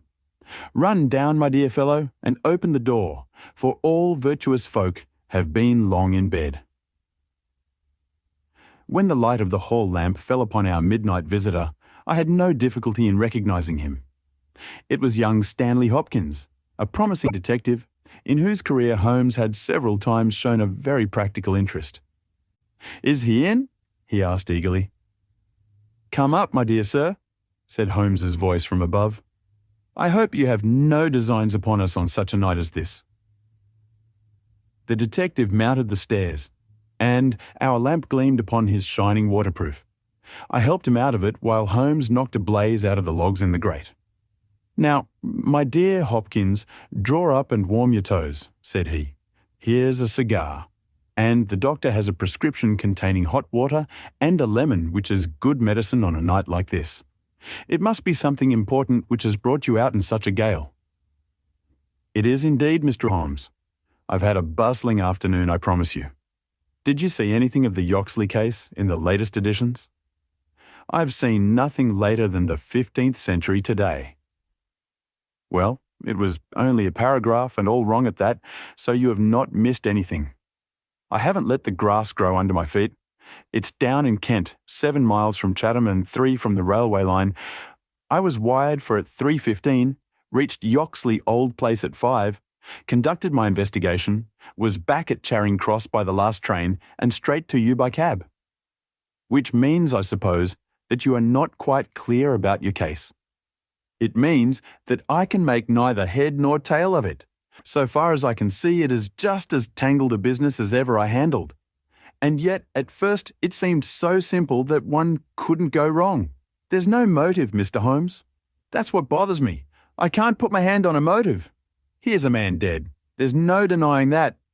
But, so far as I can see, no reason on earth why anyone should wish him harm. Holmes lit his cigar and leaned back in his chair. "Let us hear about it," said he. "I've got my facts pretty clear," said Stanley Hopkins. "All I want now is to know what they all mean. The story, so far as I can make it out, is like this. Some years ago, this country house, Yoxley Old Place, was taken by an elderly man who gave the name of Professor Coram. He was an invalid, keeping his bed half the time, and the other half hobbling round the house with a stick, or being pushed about the grounds by the gardener in a bath chair. He was well liked by the few neighbours who called upon him, and he has the reputation down there of being a very learned man. His household used to consist of an elderly housekeeper, Mrs. Marker, and of a maid, Susan Tarleton. These have both been with him since his arrival, and they seem to be women of excellent character.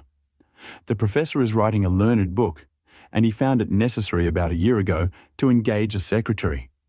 The first 2 that he tried were not successes, but the third, Mr. Willoughby Smith, a very young man straight from the university, seems to have been just what his employer wanted. His work consisted in writing all the morning to the professor's dictation, and he usually spent the evening in hunting up references and passages which bore upon the next day's work. This Willoughby Smith has nothing against him either as a boy at Uppingham or as a young man at Cambridge. I have seen his testimonials, and from the first he was a decent, quiet, hard-working fellow, with no weak spot in him at all. And yet this is the lad who has met his death this morning in the professor's study under circumstances which can point only to murder. The wind howled and screamed at the windows. Holmes and I drew closer to the fire while the young inspector slowly, and point by point, developed his singular narrative. "If you were to search all England," said he, "I don't suppose you could find a household more self-contained or free from outside influences. Whole weeks would pass, and not one of them go past the garden gate. The professor was buried in his work and existed for nothing else. Young Smith knew nobody in the neighbourhood, and lived very much as his employer did. The 2 women had nothing to take them from the house. Mortimer the gardener, who wheels the bath chair, is an army pensioner, an old Crimean man of excellent character. He does not live in the house, but in a 3-roomed cottage at the other end of the garden. Those are the only people that you would find within the grounds of Yoxley Old Place. At the same time, the gate of the garden is 100 yards from the main London to Chatham Road. It opens with a latch, and there is nothing to prevent anyone from walking in. Now, I will give you the evidence of Susan Tarleton, who is the only person who can say anything positive about the matter. It was in the forenoon, between 11 and 12. She was engaged at the moment in hanging some curtains in the upstairs front bedroom. Professor Coram was still in bed, for when the weather is bad, he seldom rises before midday. The housekeeper was busied with some work in the back of the house. Willoughby Smith had been in his bedroom, which he uses as a sitting room, but the maid heard him at that moment pass along the passage and descend to the study immediately below her. She did not see him, but she says that she could not be mistaken in his quick, firm tread. She did not hear the study door close, but a minute or so later, there was a dreadful cry in the room below. It was a wild, hoarse scream, so strange and unnatural that it might have come either from a man or a woman. At the same instant, there was a heavy thud, which shook the old house, and then all was silence. The maid stood petrified for a moment, and then, recovering her courage, she ran downstairs. The study door was shut, and she opened it. Inside, young Mr. Willoughby Smith was stretched upon the floor. At first she could see no injury, but as she tried to raise him she saw that blood was pouring from the underside of his neck. It was pierced by a very small but very deep wound, which had divided the carotid artery. The instrument with which the injury had been inflicted lay upon the carpet beside him. It was one of those small sealing wax knives to be found on old-fashioned writing tables, with an ivory handle and a stiff blade. It was part of the fittings of the professor's own desk. At first, the maid thought that young Smith was already dead, but on pouring some water from the carafe over his forehead, he opened his eyes for an instant. "The professor," he murmured. It was she. The maid is prepared to swear that those were the exact words. He tried desperately to say something else, and he held his right hand up in the air. Then he fell back dead. In the meantime, the housekeeper had also arrived upon the scene, but she was just too late to catch the young man's dying words. Leaving Susan with the body, she hurried to the professor's room. He was sitting up in bed horribly agitated, for he had heard enough to convince him that something terrible had occurred. Mrs. Marker is prepared to swear that the professor was still in his nightclothes and, indeed, it was impossible for him to dress without the help of Mortimer, whose orders were to come at 12 o'clock. The professor declares that he heard the distant cry, but that he knows nothing more. He can give no explanation of the young man's last words. The professor, it was she, but imagines that they were the outcome of delirium. He believes that Willoughby Smith had not an enemy in the world and can give no reason for the crime. His first action was to send Mortimer the gardener for the local police. A little later the chief constable sent for me. Nothing was moved before I got there, and strict orders were given that no one should walk upon the paths leading to the house. It was a splendid chance of putting your theories into practice, Mr. Sherlock Holmes. There was really nothing wanting. "Except Mr. Sherlock Holmes," said my companion with a somewhat bitter smile. "Well, let us hear about it. What sort of job did you make of it?" "I must ask you first, Mr. Holmes, to glance at this rough plan, which will give you a general idea of the position of the professor's study and the various points of the case. It will help you in following my investigation." He unfolded the rough chart, which I here reproduce, and he laid it across Holmes's knee. I rose and, standing behind Holmes, I studied it over his shoulder. It is very rough, of course, and it only deals with the points which seem to me to be essential. All the rest you will see later for yourself. Now, first of all, presuming that the assassin entered the house, how did he or she come in? Undoubtedly by the garden path and the back door, from which there is direct access to the study. Any other way would have been exceedingly complicated. The escape must have also been made along that line, for of the two other exits from the room, one was blocked by Susan as she ran downstairs, and the other leads straight to the professor's bedroom. I therefore directed my attention at once to the garden path, which was saturated with recent rain and would certainly show any footmarks. My examination showed me that I was dealing with a cautious and expert criminal. No footmarks were to be found on the path. There could be no question, however, that someone had passed along the grass border which lines the path, and that he had done so in order to avoid leaving a track. I could not find anything in the nature of a distinct impression, but the grass was trodden down, and someone had undoubtedly passed. It could only have been the murderer, since neither the gardener nor anyone else had been there that morning, and the rain had only begun during the night. "One moment," said Holmes. "Where does this path lead to?" "To the road." "How long is it?" 100 yards or so. At the point where the path passes through the gate, you could surely pick up the tracks. Unfortunately, the path was tiled at that point." "Well, on the road itself?" "No, it was all trodden into mire." "Tut, tut. Well then, these tracks upon the grass, were they coming or going?" "It was impossible to say. There was never any outline. A large foot or a small?" "You could not distinguish." Holmes gave an ejaculation of impatience. "It has been pouring rain and blowing a hurricane ever since," said he. "It will be harder to read now than that palimpsest. Well, well, it can't be helped. What did you do, Hopkins? after you had made certain that you had made certain of nothing? I think I made certain of a good deal, Mr. Holmes. I knew that someone had entered the house cautiously from without. I next examined the corridor. It is lined with coconut matting and had taken no impression of any kind. This brought me into the study itself. It is a scantily furnished room. The main article is a large writing table with a fixed bureau. This bureau consists of a double column of drawers with a central small cupboard between them.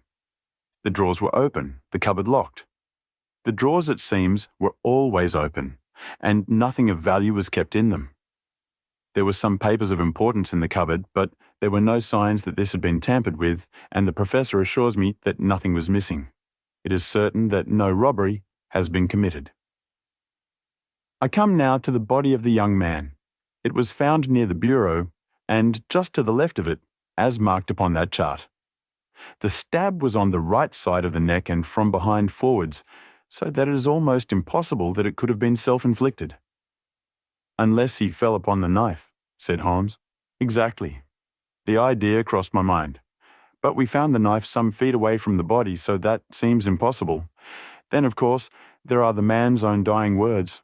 And finally, there was this very important piece of evidence which was found clasped in the dead man's right hand. From his pocket, Stanley Hopkins drew a small paper packet. He unfolded it and disclosed a golden pince-nez with 2 broken ends of black silk cord dangling from the end of it. Willoughby Smith had excellent sight, he added. There can be no question that this was snatched from the face or the person of the assassin. Sherlock Holmes took the glasses into his hand and examined them with the utmost attention and interest. He held them on his nose, endeavoured to read through them, went to the window and stared up the street with them, looked at them most minutely in the full light of the lamp, and finally, with a chuckle, seated himself at the table and wrote a few lines upon a sheet of paper, which he tossed across to Stanley Hopkins. "That's the best I can do for you," said he. "It may prove to be of some use." The astonished detective read the note aloud. It ran as follows. Wanted a woman of good address, attired like a lady. She has a remarkably thick nose, with eyes which are set close upon either side of it. She has a puckered forehead, a peering expression, and probably rounded shoulders. There are indications that she has had recourse to an optician at least twice during the last few months. As her glasses are of remarkable strength and as opticians are not very numerous, there should be no difficulty in tracing her. Holmes smiled at the astonishment of Hopkins, which must have been reflected upon my features. "Surely my deductions are simplicity itself," said he. "It would be difficult to name any articles which afford a finer field for inference than a pair of glasses, especially so remarkable a pair as these. That they belong to a woman I infer from their delicacy and also, of course, from the last words of the dying man. As to her being a person of refinement and well-dressed, they are, as you perceive, handsomely mounted in solid gold, and it is inconceivable that anyone who wore such glasses could be slatternly in other respects. You will find that the clips are too wide for your nose, showing that the lady's nose was very broad at the base. This sort of nose is usually a short and coarse one, but there are a sufficient number of exceptions to prevent me from being dogmatic or from insisting upon this point in my description. My own face is a narrow one, and yet I find that I cannot get my eyes into the centre or near the centre of these glasses. Therefore, the lady's eyes are set very near to the sides of the nose. You will perceive, Watson, that the glasses are concave and of unusual strength. A lady whose vision has been so extremely contracted all her life is sure to have the physical characteristics of such vision, which are seen in the forehead, the eyelids, and the shoulders. "Yes," I said, "I can follow each of your arguments. I confess, however, that I am unable to understand how you arrive at the double visit to the optician." Holmes took the glasses in his hand. "You will perceive," he said, "that the clips are lined with tiny bands of cork to soften the pressure upon the nose. One of these is discoloured and worn to some slight extent, but the other is new. Evidently one has fallen off and been replaced. I should judge that the older of them has not been there more than a few months. They exactly correspond, so I gather that the lady went back to the same establishment for the second. By George, it's marvellous, cried Hopkins, in an ecstasy of admiration. To think that I had all that evidence in my hand and never knew it. I had intended, however, to go the round of the London opticians. Of course you would. Meanwhile, have you anything more to tell us about the case? Nothing, Mr. Holmes. I think that you know as much as I do now, probably more. We have had inquiries made as to any stranger seen on the country roads or at the railway station. We have heard of none. What beats me is the utter want of all object in the crime. Not a ghost of a motive can anyone suggest. Ah, there I am not in a position to help you. But I suppose you want us to come out tomorrow? If it is not asking too much, Mr. Holmes, there's a train from Charing Cross to Chatham at 6 in the morning, and we should be at Yoxley Old Place between 8 and 9. Then we shall take it. Your case has certainly some features of great interest, and I shall be delighted to look into it. Well, it's nearly 1, and we had best get a few hours' sleep. I dare say you can manage all right on the sofa in front of the fire. I'll light my spirit lamp and give you a cup of coffee before we start. The gale had blown itself out next day, but it was a bitter morning when we started upon our journey. We saw the cold winter sun rise over the dreary marshes of the Thames and the long sullen reaches of the river, which I shall ever associate with our pursuit of the Andaman Islander in the earlier days of our career. After a long and weary journey, we alighted at a small station some miles from Chatham. While a horse was being put into a trap at the local inn, we snatched a hurried breakfast, and so we were all ready for business when we at last arrived at Yoxley Old Place. A constable met us at the garden gate. Well, Wilson, any news? No, sir, nothing. No reports of any stranger seen? No, sir. Down at the station they are certain that no stranger either came or went yesterday. Have you had inquiries made at inns and lodgings? Yes, sir. There is no one that we cannot account for. Well, it's only a reasonable walk to Chatham. Anyone might stay there or take a train without being observed. This is the garden path of which I spoke, Mr. Holmes. I'll pledge my word, there was no mark on it yesterday. On which side were the marks on the grass? This side, sir. This narrow margin of grass between the path and the flower bed. I can't see the traces now, but they were clear to me then. Yes, someone has passed along, said Holmes, stooping over the grass border. Our lady must have picked her steps carefully, must she not? Since on the one side she would leave a track on the path, and on the other an even clearer one on the soft bed. Yes, sir. She must have been a cool hand. I saw an intent look pass over Holmes's face. You say that she must have come back this way? Yes, sir. There is no other. On this strip of grass? Certainly, Mr. Holmes. It was a very remarkable performance. Very remarkable. Well, I think we have exhausted the path. Let us go farther. This garden door is usually kept open, I suppose. Then this visitor had nothing to do but to walk in. The idea of murder was not in her mind, or she would have provided herself with some sort of weapon, instead of having to pick this knife off the writing table. She advanced along this corridor, leaving no traces upon the coconut matting. Then she found herself in this study. How long was she there? We have no means of judging. Not more than a few minutes, sir. I forgot to tell you that Mrs. Marker, the housekeeper, had been in there tidying not very long before. About a quarter of an hour, she says. Well, that gives us a limit. Our lady enters this room, and what does she do? She goes over to the writing table. What for? Not for anything in the drawers. If there had been anything worth her taking, it would surely have been locked up. No, it was for something in that wooden bureau. Hello! What is that scratch upon the face of it? Just hold a match, Watson. Why did you not tell me of this, Hopkins? The mark which he was examining began upon the brass work on the right-hand side of the keyhole and extended for about 4 inches, where it had scratched the varnish from the surface. I noticed it, Mr. Holmes, but you'll always find scratches round a keyhole. This is recent, quite recent. See how the brass shines where it is cut? An old scratch would be the same colour as the surface. Look at it through my lens. There's the varnish too, like earth on each side of a furrow. Is Mrs. Marker there?" A sad-faced elderly woman came into the room. "Did you dust this bureau yesterday morning?" "Yes, sir." "Did you notice this scratch?" "No, sir, I did not." "I am sure you did not, for a duster would have swept away these shreds of varnish. Who has the key of this bureau?" "The professor keeps it on his watch chain." "Is it a simple key?" "No, sir, it is a Chubb's key." "Very good. Mrs. Marker, you can go. Now we are making a little progress. Our lady enters the room, advances to the bureau, and either opens it or tries to do so. While she is thus engaged, young Willoughby Smith enters the room. In her hurry to withdraw the key, she makes this scratch upon the door. He seizes her, and she, snatching up the nearest object, which happens to be this knife, strikes at him in order to make him let go his hold. The blow is a fatal one.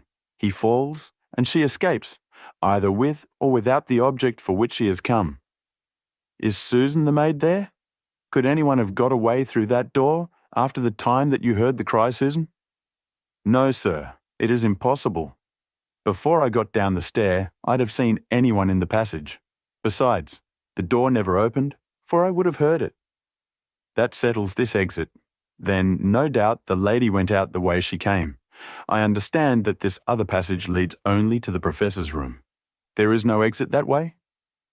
"No, sir." "We shall go down it and make the acquaintance of the professor. Hello, Hopkins. This is very important indeed. The professor's corridor is also lined with coconut matting." "Well, sir, what of that?" "Don't you see any bearing upon the case?" Well, I don't insist upon it. No doubt I am wrong. And yet it seems to me to be suggestive. Come with me and introduce me." We passed down the passage, which was of the same length as that which led to the garden. At the end was a short flight of steps ending in a door. Our guide knocked and then ushered us into the professor's bedroom. It was a very large chamber, lined with innumerable volumes, which had overflowed from the shelves and lay in piles in the corners, or were stacked all round at the base of the cases. The bed was in the centre of the room, and in it, propped up with pillows, was the owner of the house. I have seldom seen a more remarkable-looking person. It was a gaunt, aquiline face which was turned towards us, with piercing dark eyes, which lurked in deep hollows under overhung and tufted brows. His hair and beard were white, save that the latter was curiously stained with yellow around his mouth. A cigarette glowed amid the tangle of white hair, and the air of the room was fetid with stale tobacco smoke. As he held out his hand to Holmes, I perceived that it also was stained yellow with nicotine. "A smoker, Mr. Holmes?" said he, speaking well-chosen English with a curious little mincing accent. "Pray take a cigarette. And you, sir? I can recommend them, for I have them especially prepared by Ionides of Alexandria. He sends me 1,000 at a time, and I grieve to say that I have to arrange for a fresh supply every fortnight. Bad, sir, very bad. But an old man has few pleasures. Tobacco and my work, that is all that is left to me." Holmes had lit a cigarette, and was shooting little darting glances all over the room. "Tobacco and my work, but now only tobacco," the old man exclaimed. "Alas, what a fatal interruption! Who could have foreseen such a terrible catastrophe? So estimable a young man! I assure you that after a few months' training he was an admirable assistant. What do you think of the matter, Mr. Holmes?" "I have not yet made up my mind." "I shall indeed be indebted to you if you can throw a light where all is so dark to us. To a poor bookworm and invalid like myself, such a blow is paralyzing. I seem to have lost the faculty of thought. But you are a man of action. You are a man of affairs. It is part of the everyday routine of your life. You can preserve your balance in every emergency. We are fortunate indeed in having you at our side." Holmes was pacing up and down one side of the room whilst the old professor was talking. I observed that he was smoking with extraordinary rapidity. It was evident that he shared our host's liking for the fresh Alexandrian cigarettes. "Yes, sir, it is a crushing blow," said the old man. "That is my magnum opus, the pile of papers on the side table yonder. It is my analysis of the documents found in the Coptic monasteries of Syria and Egypt, a work which will cut deep at the very foundations of revealed religion. With my enfeebled health, I do not know whether I shall ever be able to complete it now that my assistant has been taken from me. Dear me, Mr. Holmes, why, you are even a quicker smoker than I am myself." Holmes smiled. "I am a connoisseur," said he, taking another cigarette from the box, his fourth, and lighting it from the stub of that which he had finished. "I will not trouble you with any lengthy cross-examination, Professor Coram, since I gather that you were in bed at the time of the crime and could know nothing about it. I would only ask this. What do you imagine that this poor fellow meant by his last words? The Professor? It was she?" The Professor shook his head. "Susan is a country girl," said he, "and you know the incredible stupidity of that class. I fancy that the poor fellow murmured some incoherent, delirious words, and that she twisted them into this meaningless message. I see. You have no explanation yourself of the tragedy? Possibly an accident. Possibly, I only breathe it among ourselves, a suicide. Young men have their hidden troubles, some affair of the heart, perhaps, which we have never known. It is a more probable supposition than murder. But the eyeglasses! Ah, I am only a student, a man of dreams. I cannot explain the practical things of life, but still, we are aware, my friend, that love gauges may take strange shapes. By all means, take another cigarette. It is a pleasure to see anyone appreciate them so. A fan, a glove, glasses. Who knows what article may be carried as a token or treasured when a man puts an end to his life? This gentleman speaks of footsteps in the grass. But, after all, it is easy to be mistaken on such a point. As to the knife, it might well be thrown far from the unfortunate man as he fell. It is possible that I speak as a child, but to me, it seems that Willoughby Smith has met his fate by his own hand." Holmes seemed struck by the theory thus put forward, and he continued to walk up and down for some time, lost in thought and consuming cigarette after cigarette. "Tell me, Professor Coram," he said at last, "what is in that cupboard in the bureau?" "Nothing that would help a thief. Family papers, letters from my poor wife, diplomas of universities which have done me honour. Here is the key. You can look for yourself." Holmes picked up the key and looked at it for an instant. Then he handed it back. "No, I hardly think that it would help me," said he. "I should prefer to go quietly down to your garden and turn the whole matter over in my head. There is something to be said for the theory of suicide which you have put forward. We must apologize for having intruded upon you, Professor Coram, and I promise that we won't disturb you until after lunch. At 2 o'clock, we will come again and report to you anything which may have happened in the interval." Holmes was curiously distrait, and we walked up and down the garden path for some time in silence. "Have you a clue?" I asked at last. "It depends upon those cigarettes that I smoked," said he. "It is possible that I am utterly mistaken. The cigarettes will show me." "My dear Holmes," I exclaimed, "how on earth—" "Well, well, you may see for yourself. If not, there's no harm done. Of course, we always have the optician clue to fall back upon, but I take a short-cut when I can get it. Ah, here is the good Mrs. Marker. Let us enjoy 5 minutes of instructive conversation with her." I may have remarked before that Holmes had, when he liked, a peculiarly ingratiating way with women, and that he very readily established terms of confidence with them. In half the time which he had named, he had captured the housekeeper's goodwill, and was chatting with her as if he had known her for years.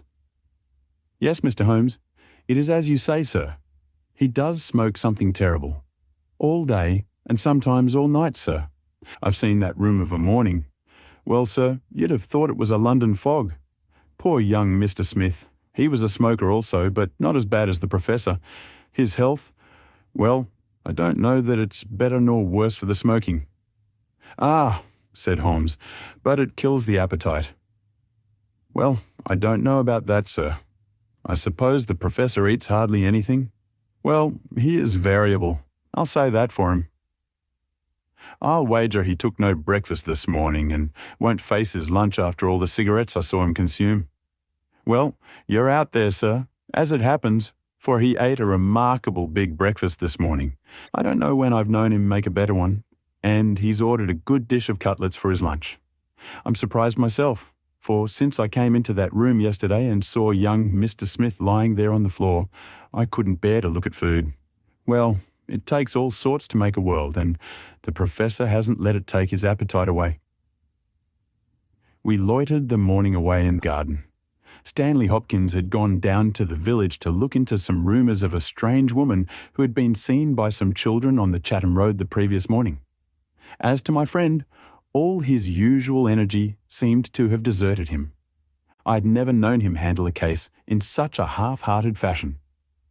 Even the news brought back by Hopkins that he had found the children and that they had undoubtedly seen a woman exactly corresponding with Holmes's description and wearing either spectacles or eyeglasses failed to rouse any sign of keen interest. He was more attentive when Susan, who waited upon us at lunch, volunteered the information that she believed Mr. Smith had been out for a walk yesterday morning and that he had only returned half an hour before the tragedy occurred. I could not myself see the bearing of this incident, but I clearly perceived that Holmes was weaving it into the general scheme which he had formed in his brain. Suddenly he sprang from his chair and glanced at his watch. 2 o'clock, gentlemen, said he. We must go up and have it out with our friend the professor. The old man had just finished his lunch, and certainly his empty dish bore evidence to the good appetite with which his housekeeper had credited him. He was indeed a weird figure, as he turned his white mane and his glowing eyes towards us. The eternal cigarette smouldered in his mouth. He had been dressed and was seated in an armchair by the fire. Well, Mr. Holmes, have you solved this mystery yet? He shoved the large tin of cigarettes which stood on a table beside him towards my companion. Holmes stretched out his hand at the same moment, and between them they tipped the box over the edge. For a minute or two we were all on our knees retrieving stray cigarettes from impossible places. When we rose again, I observed that Holmes's eyes were shining and his cheeks tinged with colour. Only at a crisis have I seen those battle signals flying. Yes, said he, I have solved it. Stanley Hopkins and I stared in amazement. Something like a sneer quivered over the gaunt features of the old professor. Indeed, in the garden. No, here. Here, when? This instant. You are surely joking, Mr. Sherlock Holmes. You compel me to tell you that this is too serious a matter to be treated in such a fashion. I have forged and tested every link of my chain, Professor Coram, and I am sure that it is sound. What your motives are or what exact part you play in this strange business I am not yet able to say. In a few minutes I shall probably hear it from your own lips. Meanwhile, I will reconstruct what has passed for your benefit so that you may know the information which I still require. A lady yesterday entered your study.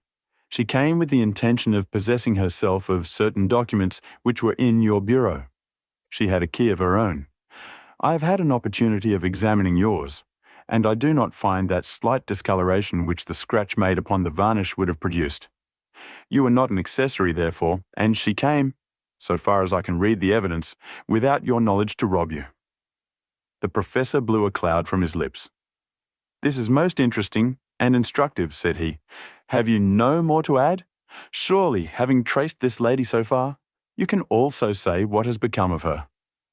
I will endeavour to do so. In the first place, she was seized by your secretary and stabbed him in order to escape. This catastrophe I am inclined to regard as an unhappy accident, for I am convinced that the lady had no intention of inflicting so grievous an injury. An assassin does not come unarmed. Horrified by what she had done, she rushed wildly away from the scene of the tragedy. Unfortunately for her, she had lost her glasses in the scuffle, and as she was extremely short-sighted, she was really helpless without them. She ran down a corridor, which she imagined to be that by which she had come. Both were lined with coconut matting, and it was only when it was too late that she understood that she had taken the wrong passage and that her retreat was cut off behind her. What was she to do? She could not go back. She could not remain where she was. She must go on. She went on. She mounted a stair, pushed open a door, and found herself in your room. The old man sat with his mouth open, staring wildly at Holmes. Amazement and fear were stamped upon his expressive features. Now, with an effort, he shrugged his shoulders and burst into insincere laughter. "All very fine, Mr. Holmes," said he, "but there is one little flaw in your splendid theory. I was myself in my room, and I never left it during the day. I am aware of that, Professor Coram." "And you mean to say that I could lie upon that bed and not be aware that a woman had entered my room?" "I never said so." "You were aware of it. You spoke with her. You recognized her. You aided her to escape." Again, the professor burst into high-keyed laughter. He had risen to his feet, and his eyes glowed like embers. "You are mad!" he cried. "You are talking insanely. I helped her to escape. Where is she now?" "She is there," said Holmes, and he pointed to a high bookcase in the corner of the room. I saw the old man throw up his arms. A terrible convulsion passed over his grim face, and he fell back in his chair. At the same instant, the bookcase at which Holmes pointed swung round upon a hinge, and a woman rushed out into the room. "You are right," she cried in a strange foreign voice. "You are right. I am here." She was brown with the dust and draped with the cobwebs which had come from the walls of her hiding place. Her face, too, was streaked with grime, and at the best she could never have been handsome, for she had the exact physical characteristics which Holmes had divined, with, in addition, a long and obstinate chin. What with her natural blindness, and what with the change from dark to light, she stood as one dazed, blinking about her to see where and who we were. And yet, in spite of all these disadvantages, there was a certain nobility in the woman's bearing, a gallantry in the defiant chin and in the upraised head, which compelled something of respect and admiration. Stanley Hopkins had laid his hand upon her arm and claimed her as his prisoner, but she waved him aside gently, and yet with an overmastering dignity which compelled obedience. The old man lay back in his chair with a twitching face and stared at her with brooding eyes. "Yes, sir, I am your prisoner," she said. "From where I stood I could hear everything, and I know that you have learned the truth. I confess it all. It was I who killed the young man. But you are right, you who say it was an accident. I did not even know that it was a knife which I held in my hand, for in my despair I snatched anything from the table and struck at him to make him let me go. It is the truth that I tell." "Madam," said Holmes, "I'm sure that it is the truth. I fear that you are far from well." She had turned a dreadful colour, the more ghastly under the dark dust streaks upon her face. She seated herself on the side of the bed. Then she resumed. "I have only a little time here," she said, "but I would have you to know the whole truth. I am this man's wife. He is not an Englishman. He is a Russian. His name I will not tell." For the first time the old man stirred. "God bless you, Anna," he cried. "God bless you." She cast a look of the deepest disdain in his direction. "Why should you cling so hard to that wretched life of yours, Sergius?" said she. "It has done harm to many and good to none, not even to yourself. However, it is not for me to cause the frail thread to be snapped before God's time. I have enough already upon my soul since I crossed the threshold of this cursed house. But I must speak, or I shall be too late. I have said, gentlemen, that I am this man's wife. He was 50 and I a foolish girl of 20 when we married. It was in a city of Russia, a university. I will not name the place." "God bless you, Anna," murmured the old man again. "We were reformers, revolutionists, nihilists, you understand. He and I, and many more. Then there came a time of trouble. A police officer was killed. Many were arrested. Evidence was wanted, and in order to save his own life and to earn a great reward, my husband betrayed his own wife and his companions. Yes, we were all arrested upon his confession. Some of us found our way to the gallows, and some to Siberia. I was among these last, but my term was not for life. My husband came to England with his ill-gotten gains, and has lived in quiet ever since, knowing well that if the Brotherhood knew where he was, not a week would pass before justice would be done." The old man reached out a trembling hand and helped himself to a cigarette. "I am in your hands, Anna," said he. "You were always good to me." "I have not yet told you the height of his villainy," said she. "Among our comrades of the order, there was one who was the friend of my heart. He was noble, unselfish, loving, all that my husband was not. He hated violence. We were all guilty, if that is guilt, but he was not. He wrote forever dissuading us from such a course. These letters would have saved him. So would my diary, in which from day to day I had entered both my feelings towards him and the view which each of us had taken. My husband found and kept both diary and letters. He hid them, and he tried hard to swear away the young man's life. In this he failed, but Alexis was sent a convict to Siberia, where now, at this moment, he works in a salt mine. Think of that, you villain, you villain! Now, at this very moment, Alexis, a man whose name you are not worthy to speak works and lives like a slave. And yet I have your life in my hands, and I let you go." "You were always a noble woman, Anna," said the old man, puffing at his cigarette. She had risen, but she fell back again with a little cry of pain. "I must finish," she said. "When my term was over, I set myself to get the diary and letters which, if sent to the Russian government, would procure my friend's release. I knew that my husband had come to England. After months of searching, I discovered where he was. I knew that he still had the diary, for when I was in Siberia, I had a letter from him once, reproaching me, and quoting some passages from its pages.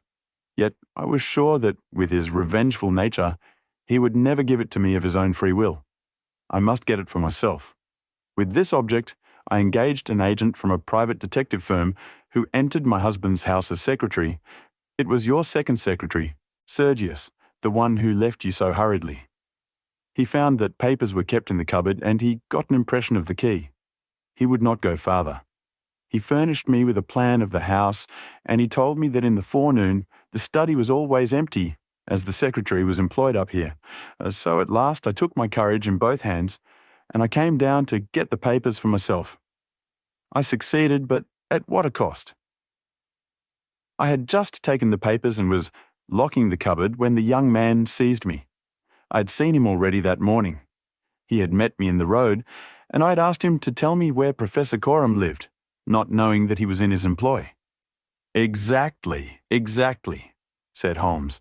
The secretary came back and told his employer of the woman he had met. Then in his last breath he tried to send a message that it was she, the she whom he had just discussed with him. "You must let me speak," said the woman in an imperative voice, and her face contracted as if in pain. When he had fallen, I rushed from the room, chose the wrong door, and found myself in my husband's room. He spoke of giving me up. I showed him that if he did so, his life was in my hands. If he gave me to the law, I could give him to the Brotherhood. It was not that I wished to live for my own sake, but it was that I desired to accomplish my purpose. He knew that I would do what I said, that his own fate was involved in mine. For that reason, and for no other, he shielded me. He thrust me into that dark hiding place, a relic of old days known only to himself. He took his meals in his own room, and so was able to give me part of his food. It was agreed that when the police left the house I should slip away by night and come back no more. But in some way, you have read our plans? She tore from the bosom of her dress a small packet. "These are my last words," said she. "Here is the packet which will save Alexis. I confide it to your honour and to your love of justice. Take it. You will deliver it at the Russian embassy. Now, I have done my duty, and—" "Stop her!" cried Holmes. He had bounded across the room and had wrenched a small phial from her hand. "Too late," she said, sinking back on the bed. "Too late. I took the poison before I left my hiding place. My head swims. I'm going. I charge you, sir, to remember the packet." "A simple case, and yet in some ways an instructive one," Holmes remarked as we travelled back to town. It hinged from the outset upon the Pince-Nez. But for the fortunate chance of the dying man having seized these, I am not sure that we could ever have reached our solution. It was clear to me from the strength of the glasses that the wearer must have been very blind and helpless when deprived of them. When you asked me to believe that she walked along a narrow strip of grass without once making a false step, I remarked, as you may remember, that it was a noteworthy performance. In my mind, I set it down as an impossible performance, save in the unlikely case that she had a second pair of glasses. I was forced, therefore, to seriously consider the hypothesis that she had remained within the house. On perceiving the similarity of the two corridors, it became clear that she might very easily have made such a mistake, and in that case it was evident that she must have entered the professor's room. I was keenly on the alert, therefore, for whatever would bear out this supposition, and I examined the room narrowly for anything in the shape of a hiding place. The carpet seemed continuous and firmly nailed, so I dismissed the idea of a trapdoor. There might well be a recess behind the books. As you are aware, such devices are common in old libraries. I observed that books were piled on the floor at all other points, but that one bookcase was left clear. This, then, might be the door. I could see no marks to guide me, but the carpet was of a dun colour, which lends itself very well to examination. I therefore smoked a great number of those excellent cigarettes, and I dropped the ash all over the space in front of the suspected bookcase. It was a simple trick, but exceedingly effective. I then went downstairs, and I ascertained in your presence, Watson, without your perceiving the drift of my remarks, that Professor Corum's consumption of food had increased, as one would expect when he is supplying a second person. We then ascended to the room again, when, by upsetting the cigarette box, I obtained a very excellent view of the floor, and was able to see quite clearly, from the traces upon the cigarette ash, that the prisoner had, in our absence, come out from her retreat. Well, Hopkins, here we are at Charing Cross, and I congratulate you on having brought your case to a successful conclusion. You are going to headquarters, no doubt. I think, Watson, you and I will drive together to the Russian embassy. I hope you liked this audiobook. If you'd like to hear more, please support us on patreon.com. It really helps us keep going. www.patreon.com/c/audiobooks752. Thank you, and I invite you to listen to the other books I have recorded. The Adventure of the Missing Three-Quarter. We were fairly accustomed to receive weird telegrams at Baker Street, but I have a particular recollection of one which reached us on a gloomy February morning some 7 or 8 years ago and gave Mr. Sherlock Holmes a puzzled quarter of an hour. It was addressed to him and ran thus: "Please await me. Terrible misfortune. Right wing 3/4 missing. Indispensable tomorrow. Overton." "Strand postmark and dispatched 10:36, said Holmes, reading it over and over.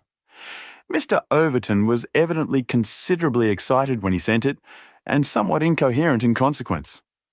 Well, well, he will be here, I dare say, by the time I have looked through the Times, and then we shall know all about it. Even the most insignificant problem would be welcome in these stagnant days." Things had indeed been very slow with us, and I had learned to dread such periods of inaction, for I knew by experience that my companion's brain was so abnormally active that it was dangerous to leave it without material upon which to work. For years I had gradually weaned him from that drug mania which had threatened once to check his remarkable career. Now I knew that under ordinary conditions he no longer craved for this artificial stimulus, but I was well aware that the fiend was not dead, but sleeping, and I have known that the sleep was a light one, and the waking near, when in periods of idleness I have seen the drawn look upon Holmes's ascetic face, and the brooding of his deep-set and inscrutable eyes. Therefore I blessed this Mr. Overton, whoever he might be, since he'd come with his enigmatic message to break that dangerous calm which brought more peril to my friend than all the storms of his tempestuous life. As we had expected, the telegram was soon followed by its sender, and the card of Mr. Cyril Overton of Trinity College, Cambridge, announced the arrival of an enormous young man, 16 stone of solid bone and muscle, who spanned the doorway with his broad shoulders and looked from one of us to the other with a comely face which was haggard with anxiety. Mr. Sherlock Holmes. My companion bowed. I've been down to Scotland Yard, Mr. Holmes. I saw Inspector Stanley Hopkins. He advised me to come to you. He said the case, so far as he could see, was more in your line than in that of the regular police. Pray sit down and tell me what is the matter. It's awful, Mr. Holmes. Simply awful. I wonder my hair isn't grey. Godfrey Staunton. You've heard of him, of course? He's simply the hinge that the whole team turns on. I'd rather spare two from the pack and have Godfrey for my three-quarter line. Whether it's passing or tackling or dribbling, there's no one to touch him. And then he's got the head and can hold us all together. What am I to do? That's what I ask you, Mr. Holmes. There's Morehouse, first reserve, but he is trained as a half, and he always edges right in onto the scrum instead of keeping out on the touchline. He's a fine place kick, it's true, but then he has no judgment and he can't sprint for nuts. Why, Morton or Johnson, the Oxford Flyers, could romp round him. Stevenson is fast enough, but he couldn't drop from the 25 line, and a three-quarter who can't either punt or drop isn't worth a place for pace alone. No, Mr. Holmes, we are done unless you can help me to find Godfrey Staunton. My friend had listened with amused surprise to this long speech, which was poured forth with extraordinary vigour and earnestness, every point being driven home by the slapping of a brawny hand upon the speaker's knee. When our visitor was silent, Holmes stretched out his hand and took down letter S of his commonplace book. For once he dug in vain into that mine of varied information. There is Arthur H. Staunton, the rising young forger, said he, and there was Henry Staunton, whom I helped to hang, but Godfrey Staunton is a new name to me. It was our visitor's turn to look surprised. Why, Mr. Holmes, I thought you knew things, said he. I suppose, then, if you have never heard of Godfrey Staunton, you don't know Cyril Overton either? Holmes shook his head good-humouredly. Great Scott, cried the athlete.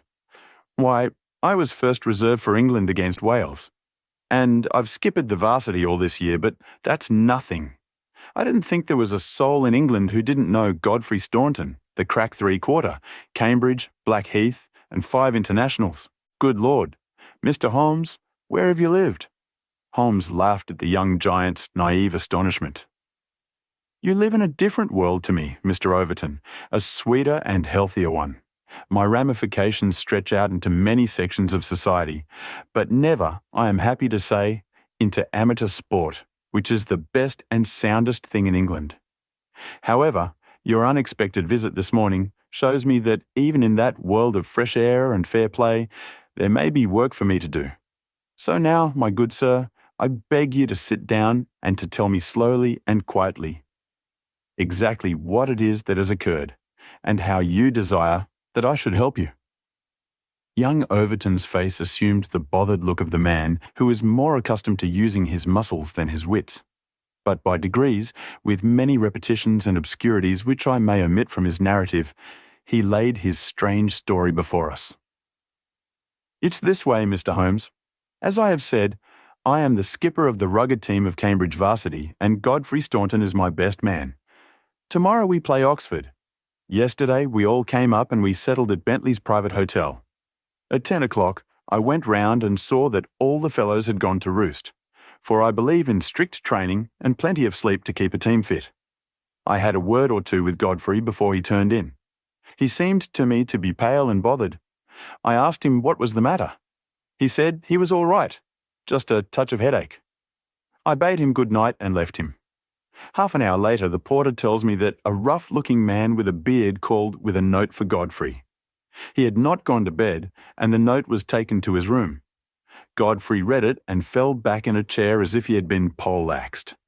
The porter was so scared that he was going to fetch me, but Godfrey stopped him, had a drink of water, and pulled himself together.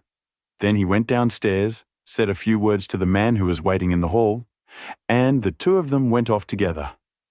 The last that the porter saw of them, they were almost running down the street in the direction of the Strand.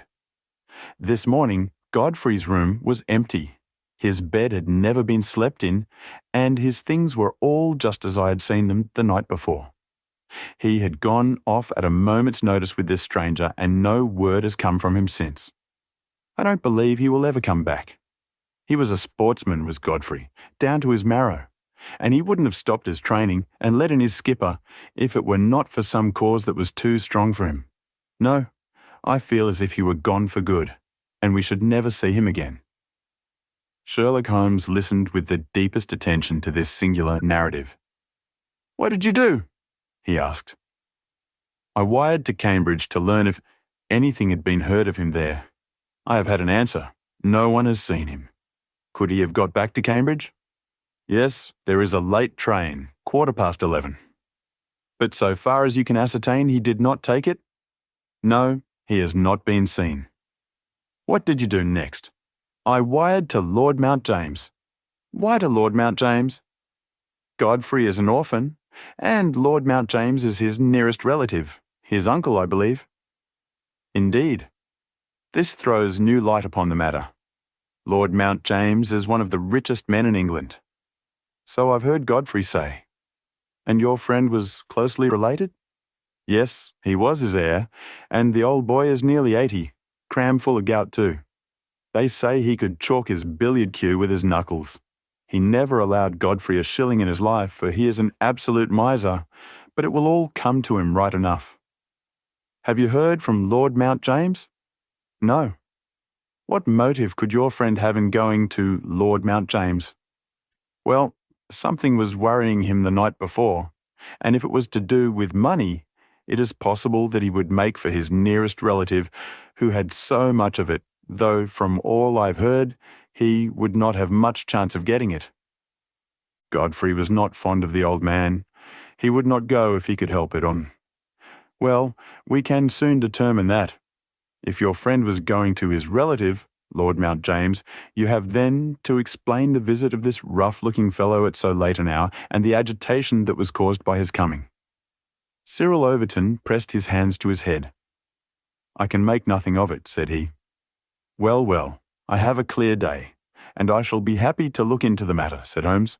"I should strongly recommend you to make your preparations for your match without reference to this young gentleman. It must, as you say, have been an overpowering necessity which tore him away in such a fashion, and the same necessity is likely to hold him away. Let us step round together to this hotel, and see if the porter can throw any fresh light upon the matter." Sherlock Holmes was a past master in the art of putting a humble witness at his ease, and very soon, in the privacy of Godfrey Staunton's abandoned room, he had extracted all that the porter had to tell. The visitor of the night before was not a gentleman, neither was he a working man. He was simply what the porter described as a medium-looking chap, a man of 50, beard grizzled, pale face, quietly dressed. He seemed himself to be agitated. The porter had observed his hand trembling when he had held out the note. Godfrey Staunton had crammed the note into his pocket. Staunton had not shaken hands with the man in the hall. They had exchanged a few sentences, of which the porter had only distinguished the one word time. Then they had hurried off in the manner described. It was just 10:30 by the hall clock. "Let me see," said Holmes, seating himself on Staunton's bed. "You are the day porter, are you not?" "Yes, sir. I go off duty at 11. "The night porter saw nothing, I suppose?" "No, sir. One theatre party came in late, no one else." "Were you on duty all day yesterday?" "Yes, sir." "Did you take any messages to Mr. Staunton?" "Yes, sir. One telegram." "Ah, that's interesting. What o'clock was this?" "About 6. "Where was Mr. Staunton when he received it?" "Here in his room." "Were you present when he opened it?" "Yes, sir. I waited to see if there was an answer." "Well, was there?" "Yes, sir. He wrote an answer." "Did you take it?" "No, he took it himself." "But he wrote it in your presence?" "Yes, sir. I was standing by the door, and he with his back turned at that table. When he had written it, he said, 'All right, porter, I will take this myself.'" "What did he write it with?" "A pen, sir." "Was the telegraphic form one of these on the table?" "Yes, sir. It was the top one." Holmes rose. Taking the forms, he carried them over to the window and carefully examined that which was uppermost. "It is a pity he did not write in pencil," said he, throwing them down again with a shrug of disappointment. "As you have no doubt frequently observed, Watson, the impression usually goes through, a fact which has dissolved many a happy marriage. However, I can find no trace here. I rejoice, however, to perceive that he wrote with a broad-pointed quill pen, and I can hardly doubt that we will find some impression upon this blotting pad. Ah, yes, surely this is the very thing." He tore off a strip of the blotting paper and turned towards us the following hieroglyphic. Cyril Overton was much excited. "Hold it to the glass," he cried. "That is unnecessary," said Holmes. "The paper is thin, and the reverse will give the message. Here it is." He turned it over and we read, "So that is the tail end of the telegram which Godfrey Staunton dispatched within a few hours of his disappearance. There are at least 6 words of the message which have escaped us, but what remains, 'Stand by us for God's sake,' proves that this young man saw a formidable danger which approached him, and from which someone else could protect him. Us? Mark you, another person was involved. Who should it be but the pale-faced, bearded man, who seemed himself in so nervous a state? What then is the connection between Godfrey Staunton and the bearded man? And what is the third source from which each of them sought for help against pressing danger? Our inquiry has already narrowed down to that. We have only to find to whom that telegram is addressed," I suggested. "Exactly, my dear Watson.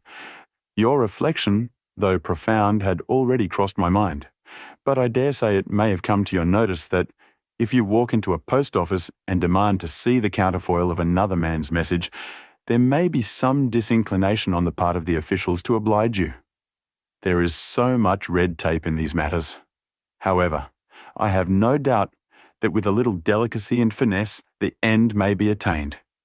Meanwhile, I should like in your presence, Mr. Overton, to go through these papers which have been left upon the table." There were a number of letters, bills, and notebooks, which Holmes turned over and examined with quick, nervous fingers and darting, penetrating eyes. "Nothing here," he said at last. "By the way, I suppose your friend was a healthy young fellow. Nothing amiss with him?" "Sound as a bell. Have you ever known him ill?" "Not a day. He has been laid up with a hack, and once he slipped his kneecap, but that was nothing. Perhaps he was not so strong as you suppose. I should think he may have had some secret trouble. With your assent, I will put 1 or 2 of these papers in my pocket, in case they should bear upon our future inquiry." "1 moment! 1 moment!" cried a querulous voice, and we looked up to find a queer little old man, jerking and twitching in the doorway. He was dressed in rusty black, with a very broad-brimmed top hat and a loose white necktie, the whole effect being that of a very rustic parson or of an undertaker's mute. Yet, in spite of his shabby and even absurd appearance, his voice had a sharp crackle, and his manner a quick intensity which commanded attention. "Who are you, sir, and by what right do you touch this gentleman's papers?" he asked. "I am a private detective, and I am endeavouring to explain his disappearance." "Oh, you are you? And who instructed you, eh?" "This gentleman, Mr. Staunton's friend, was referred to me by Scotland Yard." "Who are you, sir?" "I am Cyril Overton." "Then it is you who sent me a telegram. My name is Lord Mount James. I came round as quickly as the Bayswater bus would bring me. So, you have instructed a detective?" "Yes, sir." "And are you prepared to meet the cost?" "I have no doubt, sir, that my friend Godfrey, when we find him, will be prepared to do that." "But if he is never found, eh? Answer me that." "In that case, no doubt his family—" "Nothing of the sort, sir," screamed the little man. "Don't look to me for a penny, not a penny. You understand that, Mr. Detective? I am all the family that this young man has got, and I tell you that I am not responsible. If he has any expectations, it is due to the fact that I have never wasted money, and I do not propose to begin to do so now. As to those papers with which you are making so free, I may tell you that in case there should be anything of any value among them, you will be held strictly to account for what you do with them." "Very good, sir," said Sherlock Holmes. "May I ask in the meanwhile whether you have yourself any theory to account for this young man's disappearance?" "No, sir, I have not.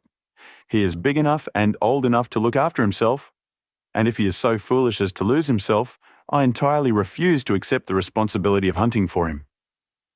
"I quite understand your position," said Holmes, with a mischievous twinkle in his eyes. "Perhaps you don't quite understand mine. Godfrey Staunton appears to have been a poor man. If he has been kidnapped, it could not have been for anything which he himself possesses. The fame of your wealth has gone abroad, Lord Mount James, and it is entirely possible that a gang of thieves have secured your nephew in order to gain from him some information as to your house, your habits, and your treasure." The face of our unpleasant little visitor turned as white as his neckcloth. "Heavens, sir, what an idea! I never thought of such villainy. What inhuman rogues there are in the world. But Godfrey is a fine lad, a staunch lad. Nothing would induce him to give his old uncle away.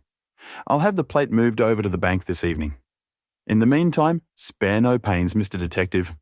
I beg you to leave no stone unturned to bring him safely back. As to money, well, so far as a fiver or even a tenner goes, you can always look to me." Even in his chastened frame of mind, the noble miser could give us no information which could help us, for he knew little of the private life of his nephew. Our only clue lay in the truncated telegram, and with a copy of this in his hand, Holmes set forth to find a second link for his chain. We had shaken off Lord Mount James, and Overton had gone to consult with the other members of his team over the misfortune which had befallen them. There was a telegraph office at a short distance from the hotel. We halted outside it. "It's worth trying, Watson," said Holmes. "Of course, with a warrant we could demand to see the counterfoils, but we have not reached that stage yet. I don't suppose they remember faces in so busy a place. Let us venture it."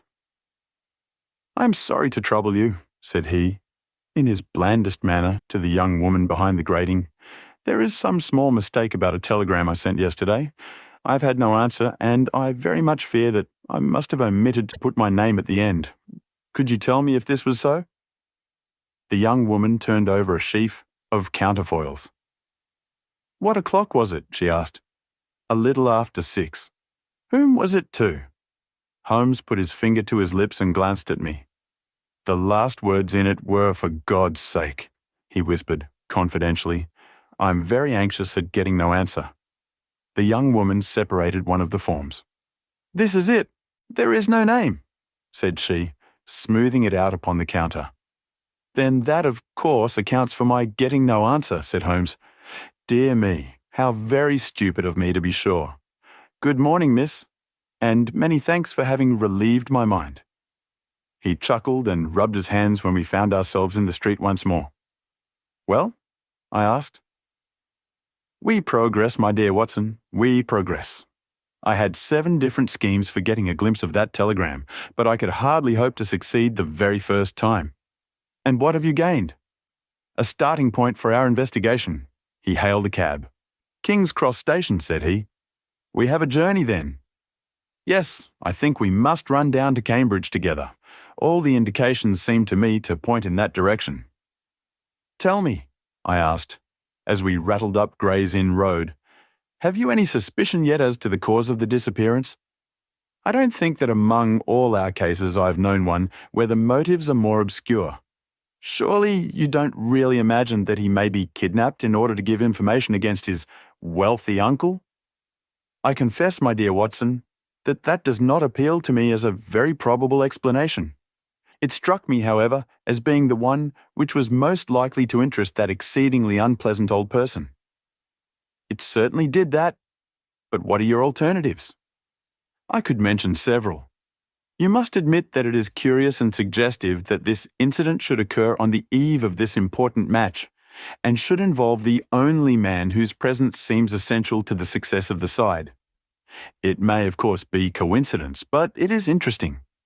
Amateur sport is free from betting, but a good deal of outside betting goes on among the public, and it is possible that it might be worth someone's while to get at a player as the ruffians of the turf get at a racehorse. There is one explanation.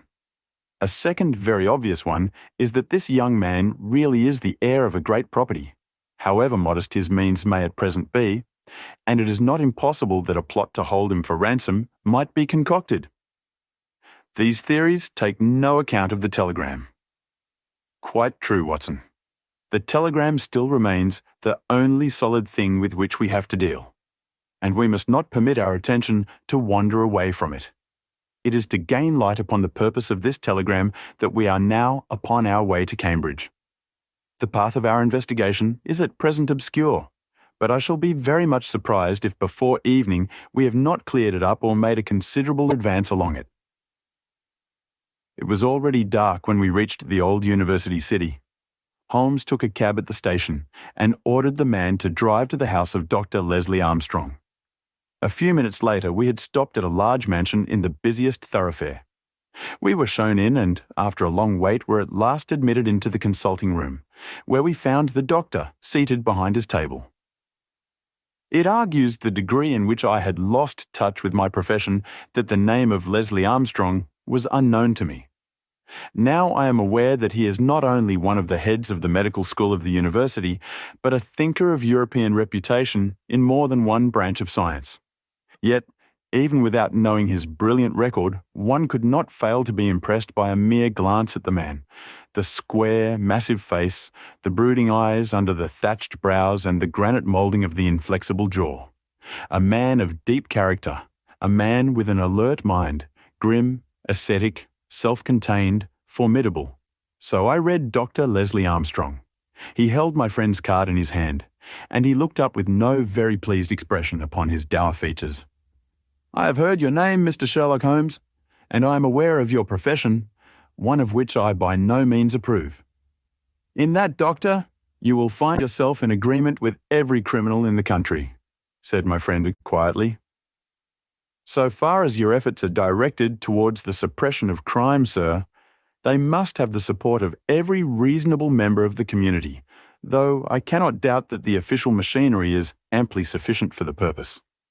Where your calling is more open to criticism is when you pry into the secrets of private individuals, when you rake up family matters which are better hidden, and when you incidentally waste the time of men who are more busy than yourself.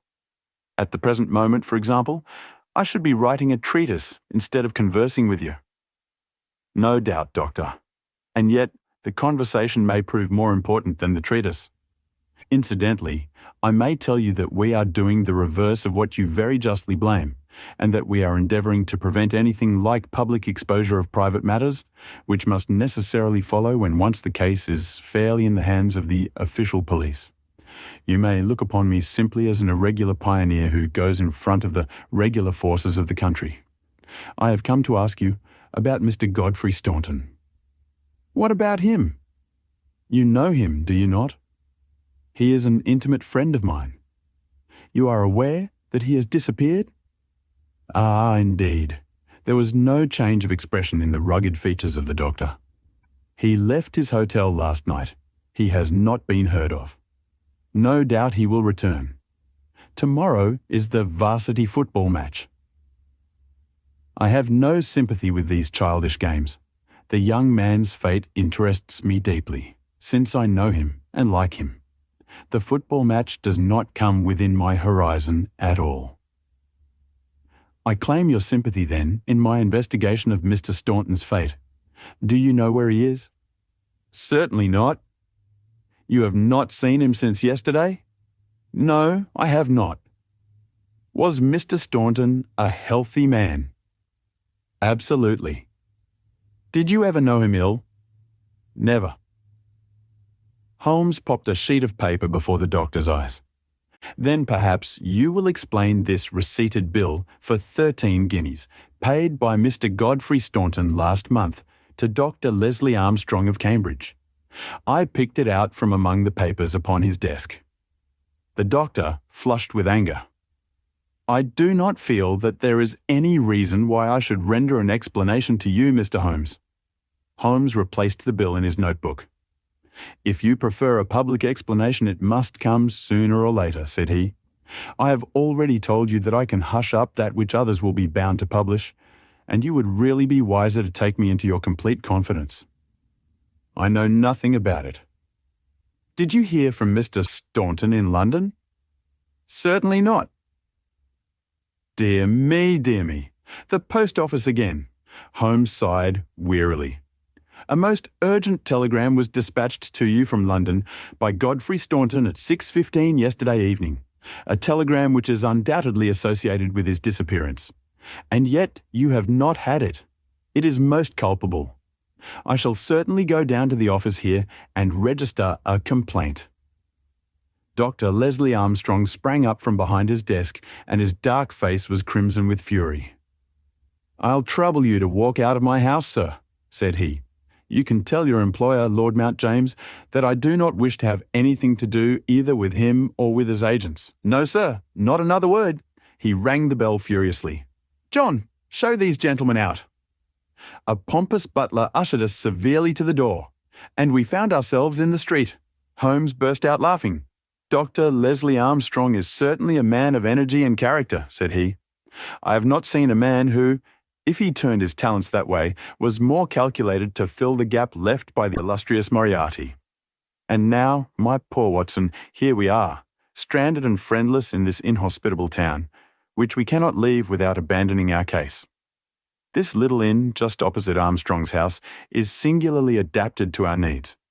If you would engage a front room and purchase the necessaries for the night, I may have time to make a few inquiries." These few inquiries proved, however, to be a more lengthy proceeding than Holmes had imagined, for he did not return to the inn until nearly 9 o'clock. He was pale and dejected, stained with dust, and exhausted with hunger and fatigue. A cold supper was ready upon the table, and when his needs were satisfied and his pipe alight, he was ready to take that half-comic and wholly philosophic view, which was natural to him when his affairs were going awry. The sound of carriage wheels caused him to rise and glance out of the window. A brougham and pair of greys under the glare of a gas lamp stood before the doctor's door. "It's been out 3 hours," said Holmes. "Started at 6:30, and here it is back again. That gives a radius of 10 or 12 miles, and he does it once, or sometimes twice, a day. No unusual thing for a doctor in practice. But Armstrong is not really a doctor in practice. He is a lecturer and a consultant, but he does not care for general practice, which distracts him from his literary work. Why, then, does he make these long journeys, which must be exceedingly irksome to him, and who is it that he visits? His coachman. My dear Watson, can you doubt that it was to him that I first applied? I do not know whether it came from his own innate depravity or from the promptings of his master, but he was rude enough to set a dog at me. Neither dog nor man liked the look of my stick, however, and the matter fell through. Relations were strained after that, and further inquiries out of the question. All that I have learned I got from a friendly native in the yard of our own inn. It was he who told me of the doctor's habits and of his daily journey. At that instant, to give point to his words, the carriage came round to the door. Could you not follow it? Excellent, Watson. You are scintillating this evening. The idea did cross my mind. There is, as you may have observed, a bicycle shop next to our inn. Into this I rushed, engaged a bicycle, and was able to get started before the carriage was quite out of sight. I rapidly overtook it, and then, keeping at a discreet distance of 100 yards or so, I followed its lights until we were clear of the town. We had got well out on the country road when a somewhat mortifying incident occurred. The carriage stopped. The doctor alighted, walked swiftly back to where I had also halted, and told me in an excellent sardonic fashion that he feared the road was narrow, and that he hoped his carriage did not impede the passage of my bicycle. Nothing could have been more admirable than his way of putting it. I at once rode past the carriage, and, keeping to the main road, I went on for a few miles, and then halted in a convenient place to see if the carriage passed. There was no sign of it, however, and so it became evident that it had turned down one of several side roads which I had observed. I rode back, but again saw nothing of the carriage, and now, as you perceive, it has returned after me. Of course, I had at the outset no particular reason to connect these journeys with the disappearance of Godfrey Staunton, and was only inclined to investigate them on the general grounds that everything which concerns Dr. Armstrong is at present of interest to us. But now that I find he keeps so keen a lookout upon anyone who may follow him on these excursions, the affair appears more important, and I shall not be satisfied until I have made the matter clear. We can follow him tomorrow. Can we? It is not so easy as you seem to think. You are not familiar with Cambridgeshire scenery, are you? It does not lend itself to concealment. All this country that I passed over tonight is as flat and clean as the palm of your hand, and the man we are following is no fool, as he very clearly showed tonight. I have wired to Overton to let us know any fresh London developments at this address, and in the meantime we can only concentrate our attention upon Dr. Armstrong, whose name the obliging young lady at the office allowed me to read upon the counterfoil of Staunton's urgent message. He knows where the young man is, to that I'll swear. And if he knows, then it must be our own fault if we cannot manage to know also.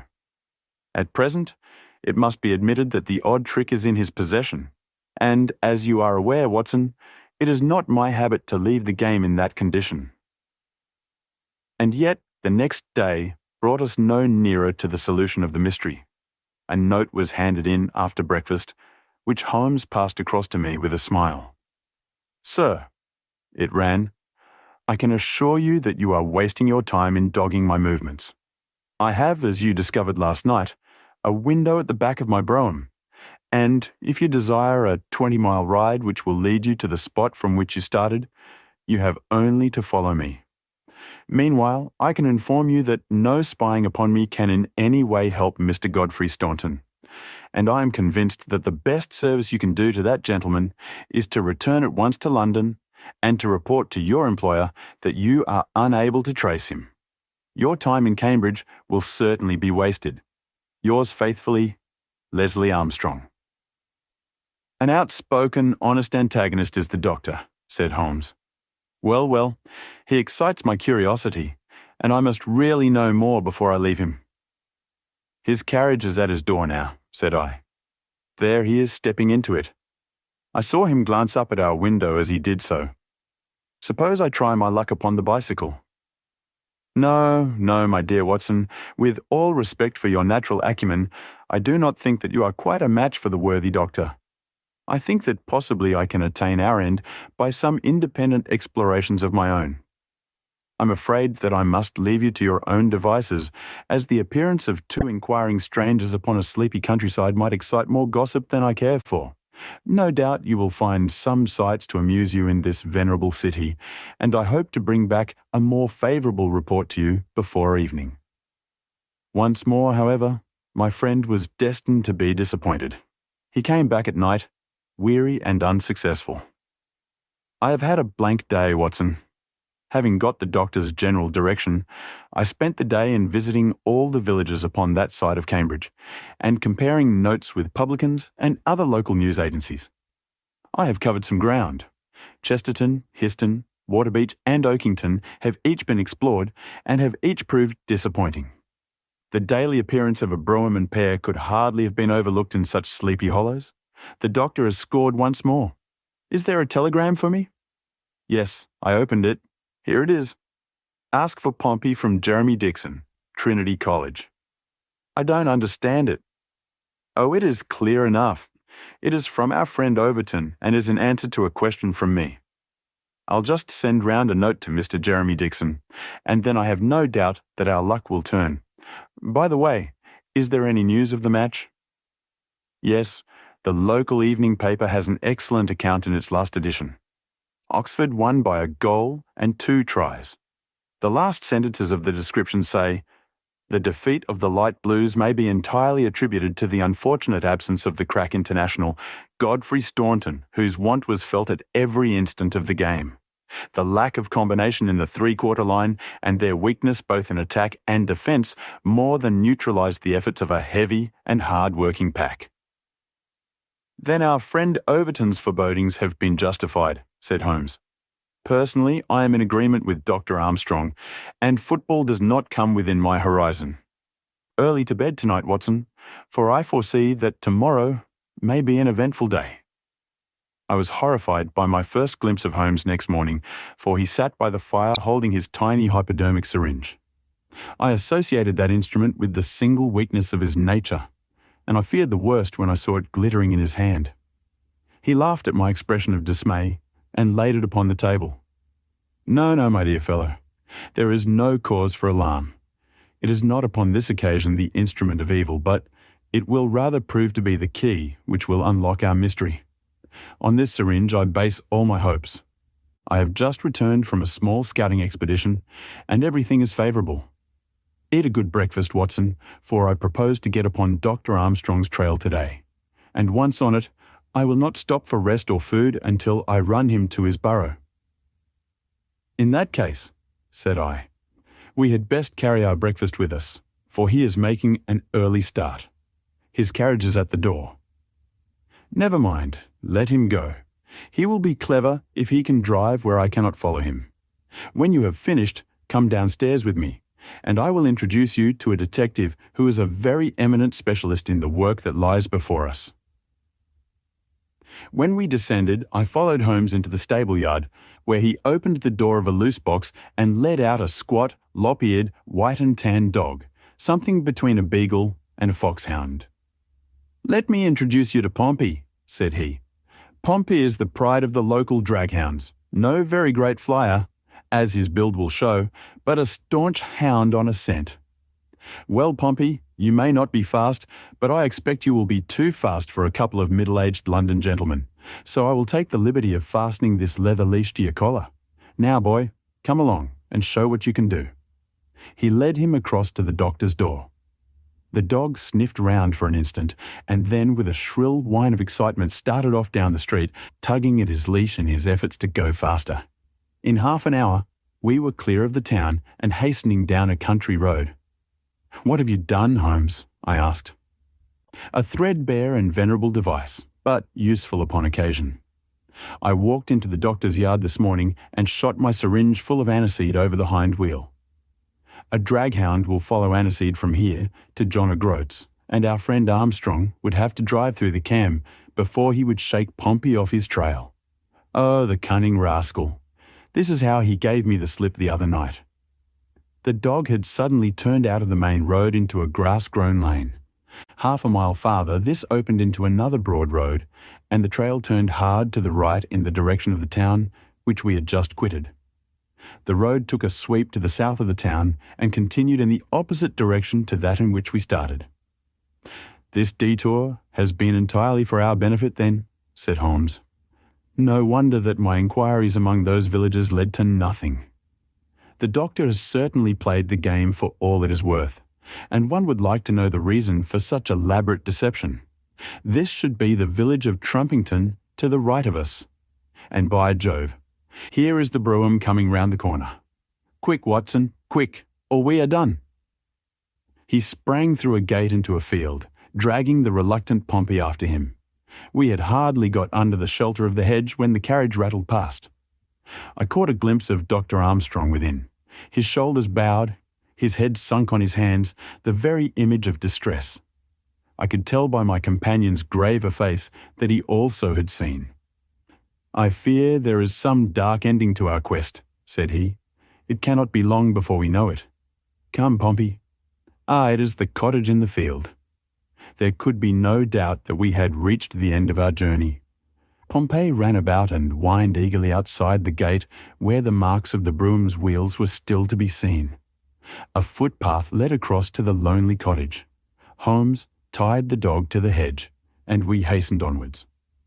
My friend knocked at the little rustic door, and knocked again without response. And yet the cottage was not deserted, for a low sound came to our ears, a kind of drone of misery and despair which was indescribably melancholy. Holmes paused irresolute, and then he glanced back at the road which we had just traversed. A brougham was coming down it, and there could be no mistaking those grey horses. "By Jove, the doctor is coming back," cried Holmes. "That settles it. We are bound to see what it means before he comes." He opened the door, and we stepped into the hall. The droning sound swelled louder upon our ears, until it became one long, deep wail of distress. It came from upstairs. Holmes darted up and I followed him. He pushed open a half-closed door, and we both stood appalled at the sight before us. A woman, young and beautiful, was lying dead upon the bed. Her calm, pale face, with dim, wide-opened blue eyes, looked upward from amid a great tangle of golden hair. At the foot of the bed, half sitting, half kneeling, his face buried in the clothes, was a young man whose frame was racked by his sobs. So absorbed was he by his bitter grief that he never looked up until Holmes's hand was on his shoulder. "Are you Mr. Godfrey Staunton?" Yes, I am, but you are too late. She is dead." The man was so dazed that he could not be made to understand that we were anything but doctors who had been sent to his assistance.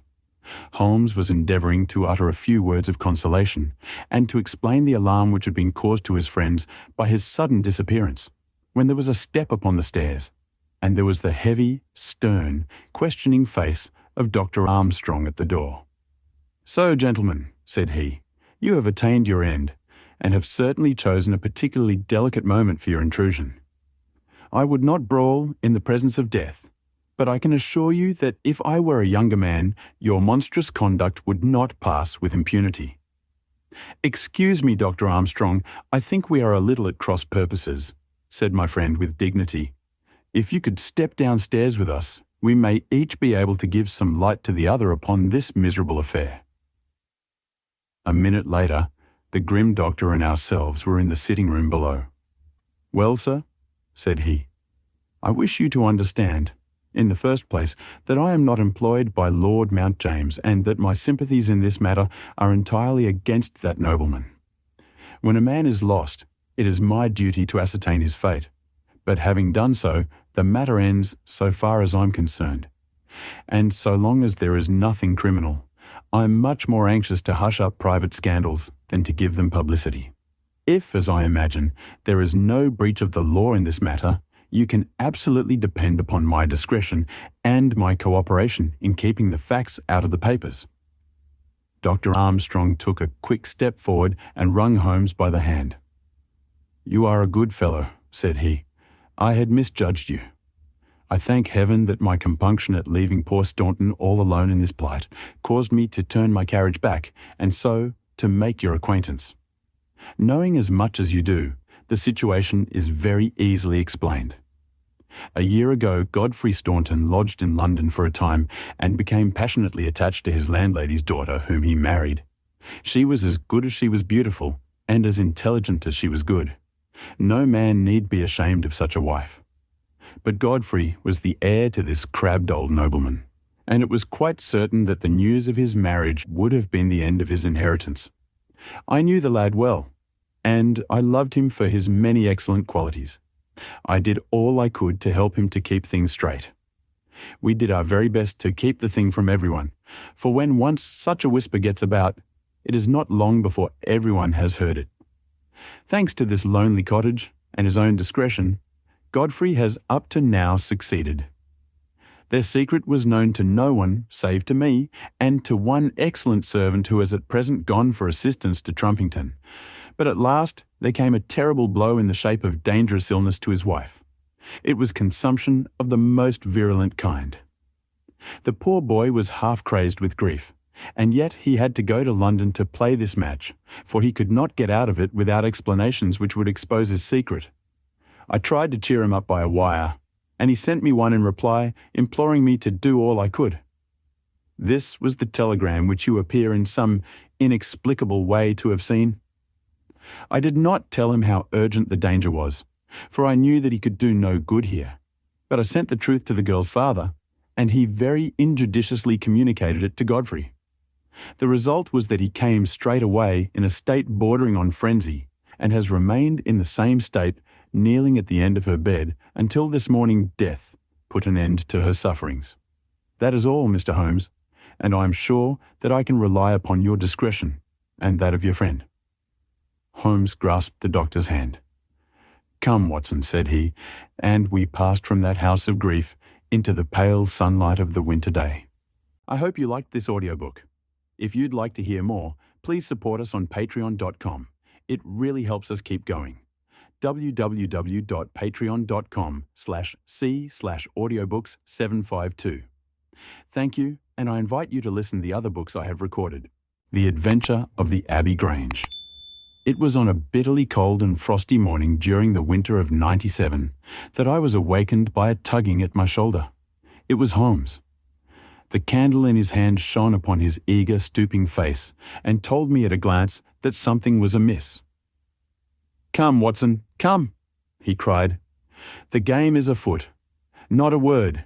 Into your clothes and come." 10 minutes later, we were both in a cab and rattling through the silent streets on our way to Charing Cross Station. The first faint winter's dawn was beginning to appear, and we could dimly see the occasional figure of an early workman as he passed us, blurred and indistinct in the opalescent London reek. Holmes nestled in silence into his heavy coat, and I was glad to do the same, for the air was most bitter, and neither of us had broken our fast. It was not until we had consumed some hot tea at the station, and taken our places in the Kentish train, that we were sufficiently thawed, he to speak and I to listen. Holmes drew a note from his pocket and read it aloud. "Abbey Grange, Marsham, Kent, 3:30 a.m. My dear Mr. Holmes, I should be very glad of your immediate assistance in what promises to be a most remarkable case. It is something quite in your line. Except for releasing the lady, I will see that everything is kept exactly as I have found it. But I beg you not to lose an instant, as it is difficult to leave Sir Eustace there. Yours faithfully, Stanley Hopkins." Hopkins has called me in 7 times, and on each occasion his summons has been entirely justified, said Holmes. "I fancy that every one of his cases has found its way into your collection, and I must admit, Watson, that you have some power of selection which atones for much which I deplore in your narratives. Your fatal habit of looking at everything from the point of view of a story instead of as a scientific exercise has ruined what might have been an instructive and even classical series of demonstrations. You slur over work of the utmost finesse and delicacy in order to dwell upon sensational details which may excite, but cannot possibly instruct, the reader. Why do you not write them yourself?" I said, with some bitterness. "I will, my dear Watson, I will. At present I am, as you know, fairly busy, but I propose to devote my declining years to the composition of a textbook which shall focus the whole art of detection into one volume. Our present research appears to be a case of murder." "You think this Sir Eustace is dead, then?" "I should say so. Hopkins's writing shows considerable agitation, and he is not an emotional man. Yes, I gather there has been violence, and that the body is left for our inspection. A mere suicide would not have caused him to send for me. As to the release of the lady, it would appear that she has been locked in her room during the tragedy. We are moving in high life, Watson. Crackling paper, EB monogram, coat of arms, picturesque address. I think that friend Hopkins will live up to his reputation, and that we shall have an interesting morning. The crime was committed before 12 last night." "How can you possibly tell?" "By an inspection of the trains, and by reckoning the time. The local police had to be called in. They had to communicate with Scotland Yard. Hopkins had to go out, and he in turn had to send for me. All that makes a fair night's work. Well, here we are at Chislehurst Station, and we shall soon set our doubts at rest." A drive of a couple of miles through narrow country lanes brought us to a park gate, which was opened for us by an old lodge-keeper, whose haggard face bore the reflection of some great disaster. The avenue ran through a noble park between lines of ancient elms, and ended in a low, widespread house, pillared in front after the fashion of Palladio. The central part was evidently of a great age and shrouded in ivy, but the large windows showed that modern changes had been carried out, and one wing of the house appeared to be entirely new. The youthful figure and alert, eager face of Inspector Stanley Hopkins confronted us in the open doorway.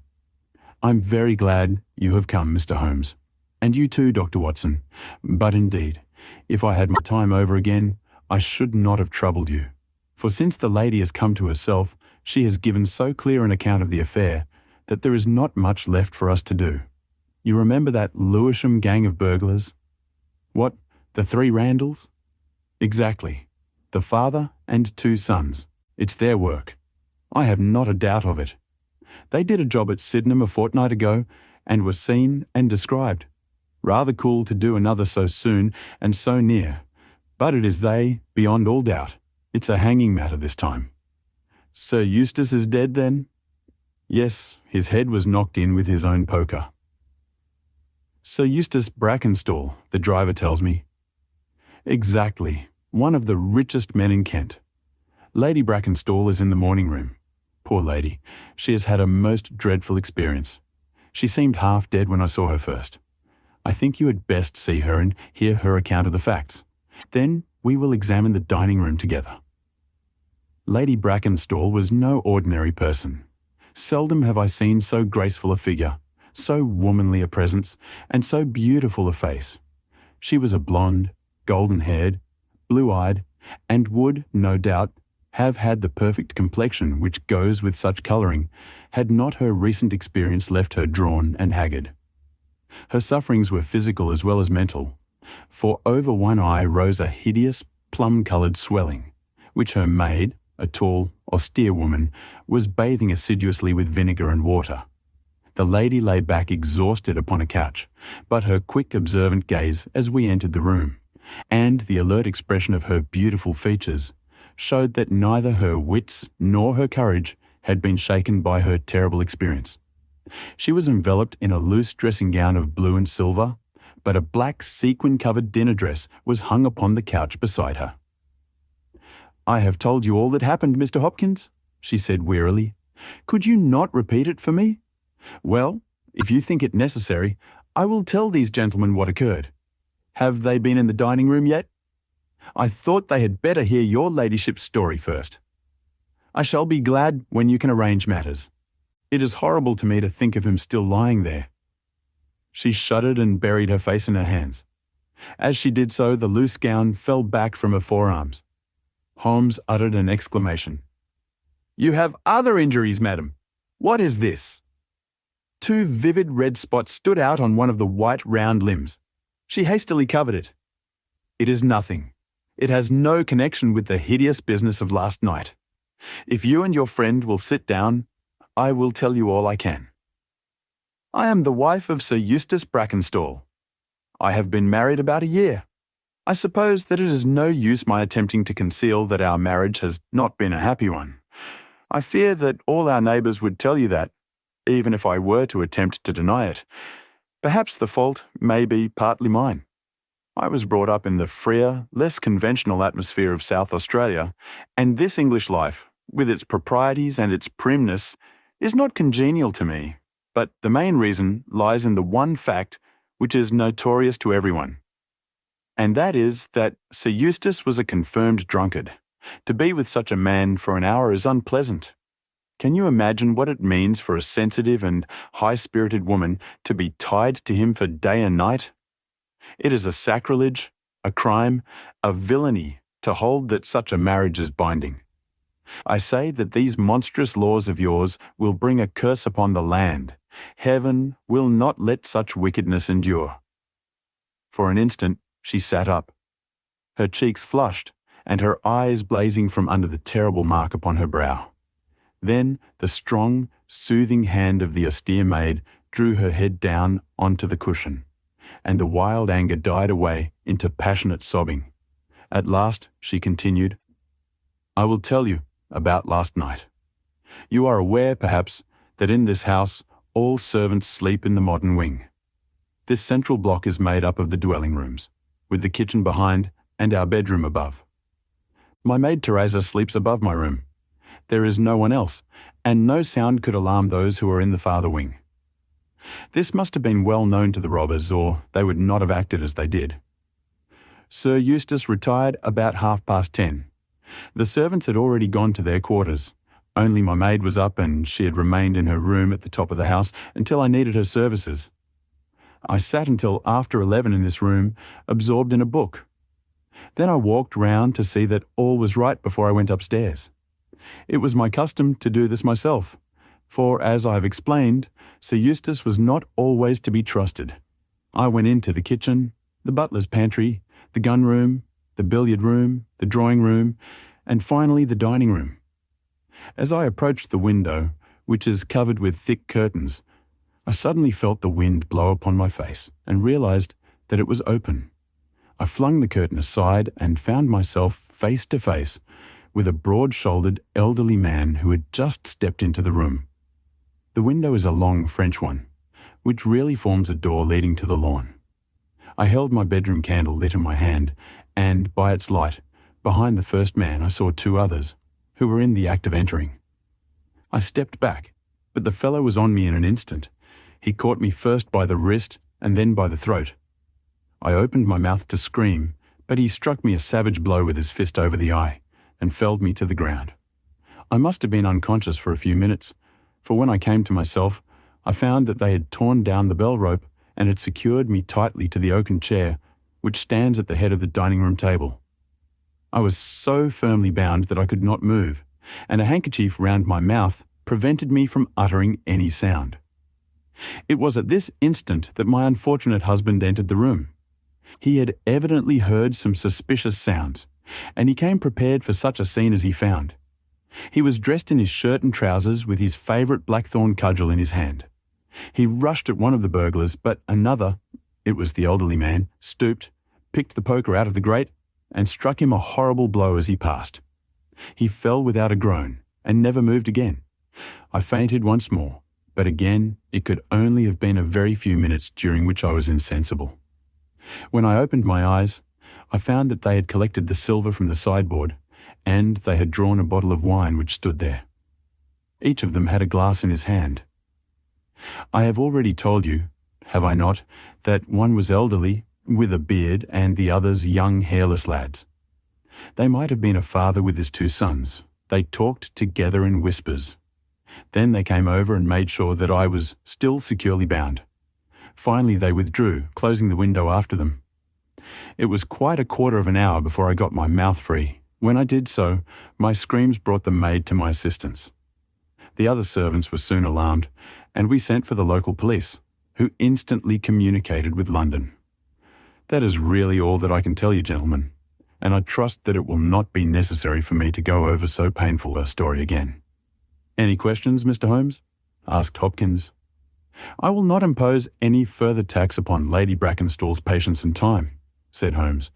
Before I go into the dining room, I should like to hear your experience. He looked at the maid. I saw the men before, ever they came into the house, said she. As I sat by my bedroom window, I saw 3 men in the moonlight, down by the lodge gate yonder, but I thought nothing of it at the time. It was more than an hour after that I heard my mistress scream, and down I ran, to find her, poor lamb, just as she says, and him on the floor with his blood and brains over the room. It was enough to drive a woman out of her wits, tied there, and her very dress spotted with him. But she never wanted courage. Did Miss Mary Fraser of Adelaide, and Lady Brackenstall of Abbey Grange hasn't learned new ways. You've questioned her long enough, you gentlemen, and now she is coming to her own room, just with her old Teresa, to get the rest that she badly needs.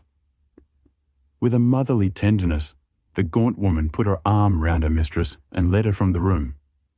She has been with her all her life, said Hopkins, nursed her as a baby, and came with her to England when they first left Australia 18 months ago.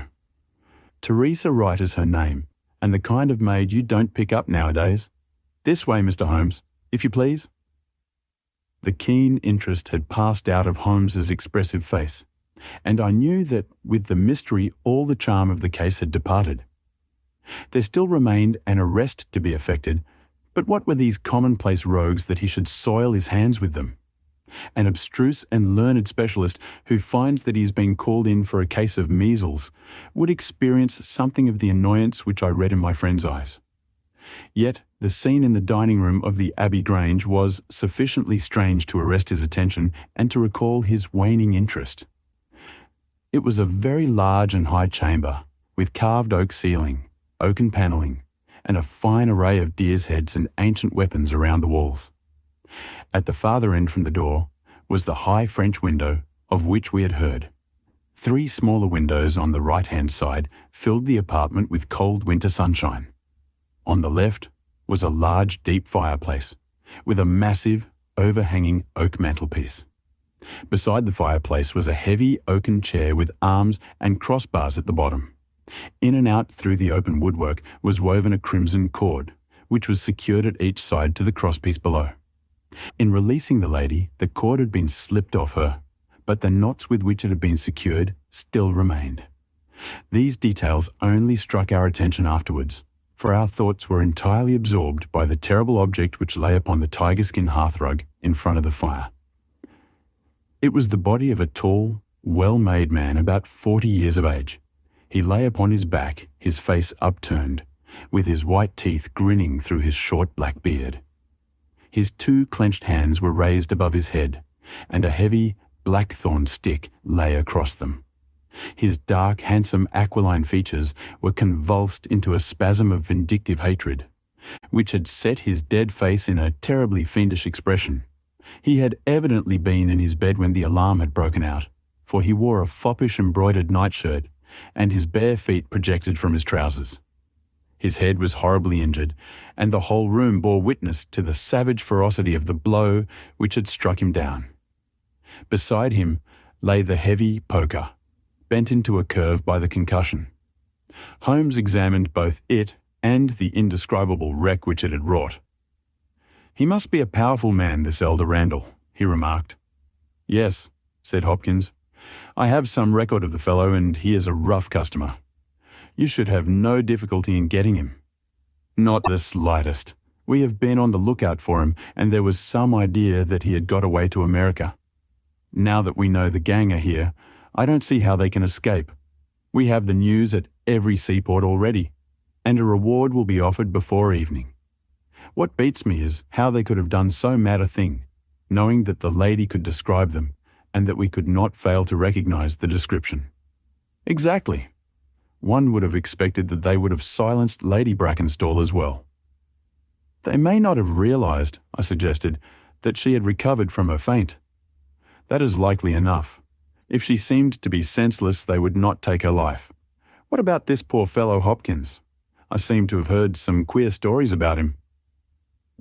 "He was a good-hearted man when he was sober, but a perfect fiend when he was drunk. Or rather, when he was half drunk, for he seldom really went the whole way. The devil seemed to be in him at such times, and he was capable of anything. From what I hear, in spite of all his wealth and his title, he very nearly came our way once or twice. There was a scandal about his drenching a dog with petroleum and setting it on fire, her ladyship's dog, to make the matter worse, and that was only hushed up with difficulty. Then he threw a decanter at that maid, Teresa Wright. There was trouble about that. On the whole, and between ourselves, it will be a brighter house without him. What are you looking at now?" Holmes was down on his knees, examining with great attention the knots upon the red cord with which the lady had been secured. Then he carefully scrutinized the broken and frayed end, where it had snapped off when the burglar had dragged it down. "When this was pulled down, the bell in the kitchen must have rung loudly," he remarked. "No one could hear it. The kitchen stands right at the back of the house. How did the burglar know no one would hear it? How dared he pull at a bell rope in that reckless fashion?" "Exactly, Mr. Holmes, exactly.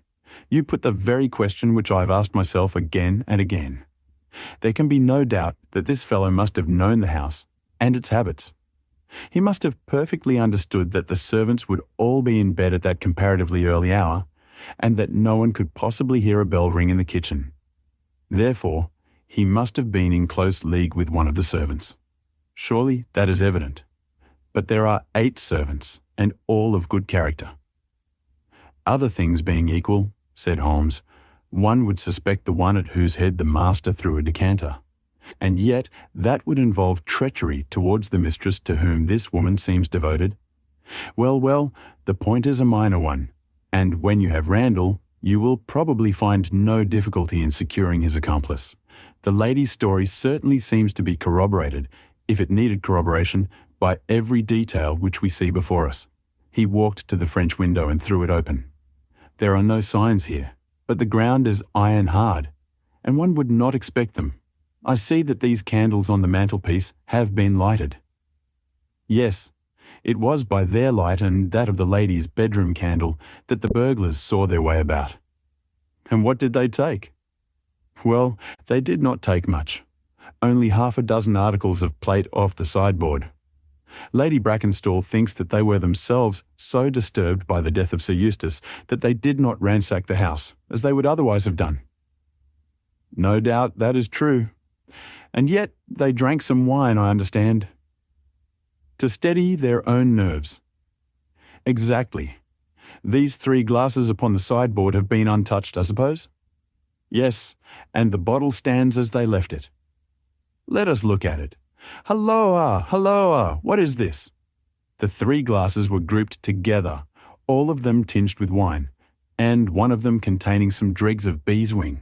The bottle stood near them 2/3 full, and beside it lay a long, deeply stained cork.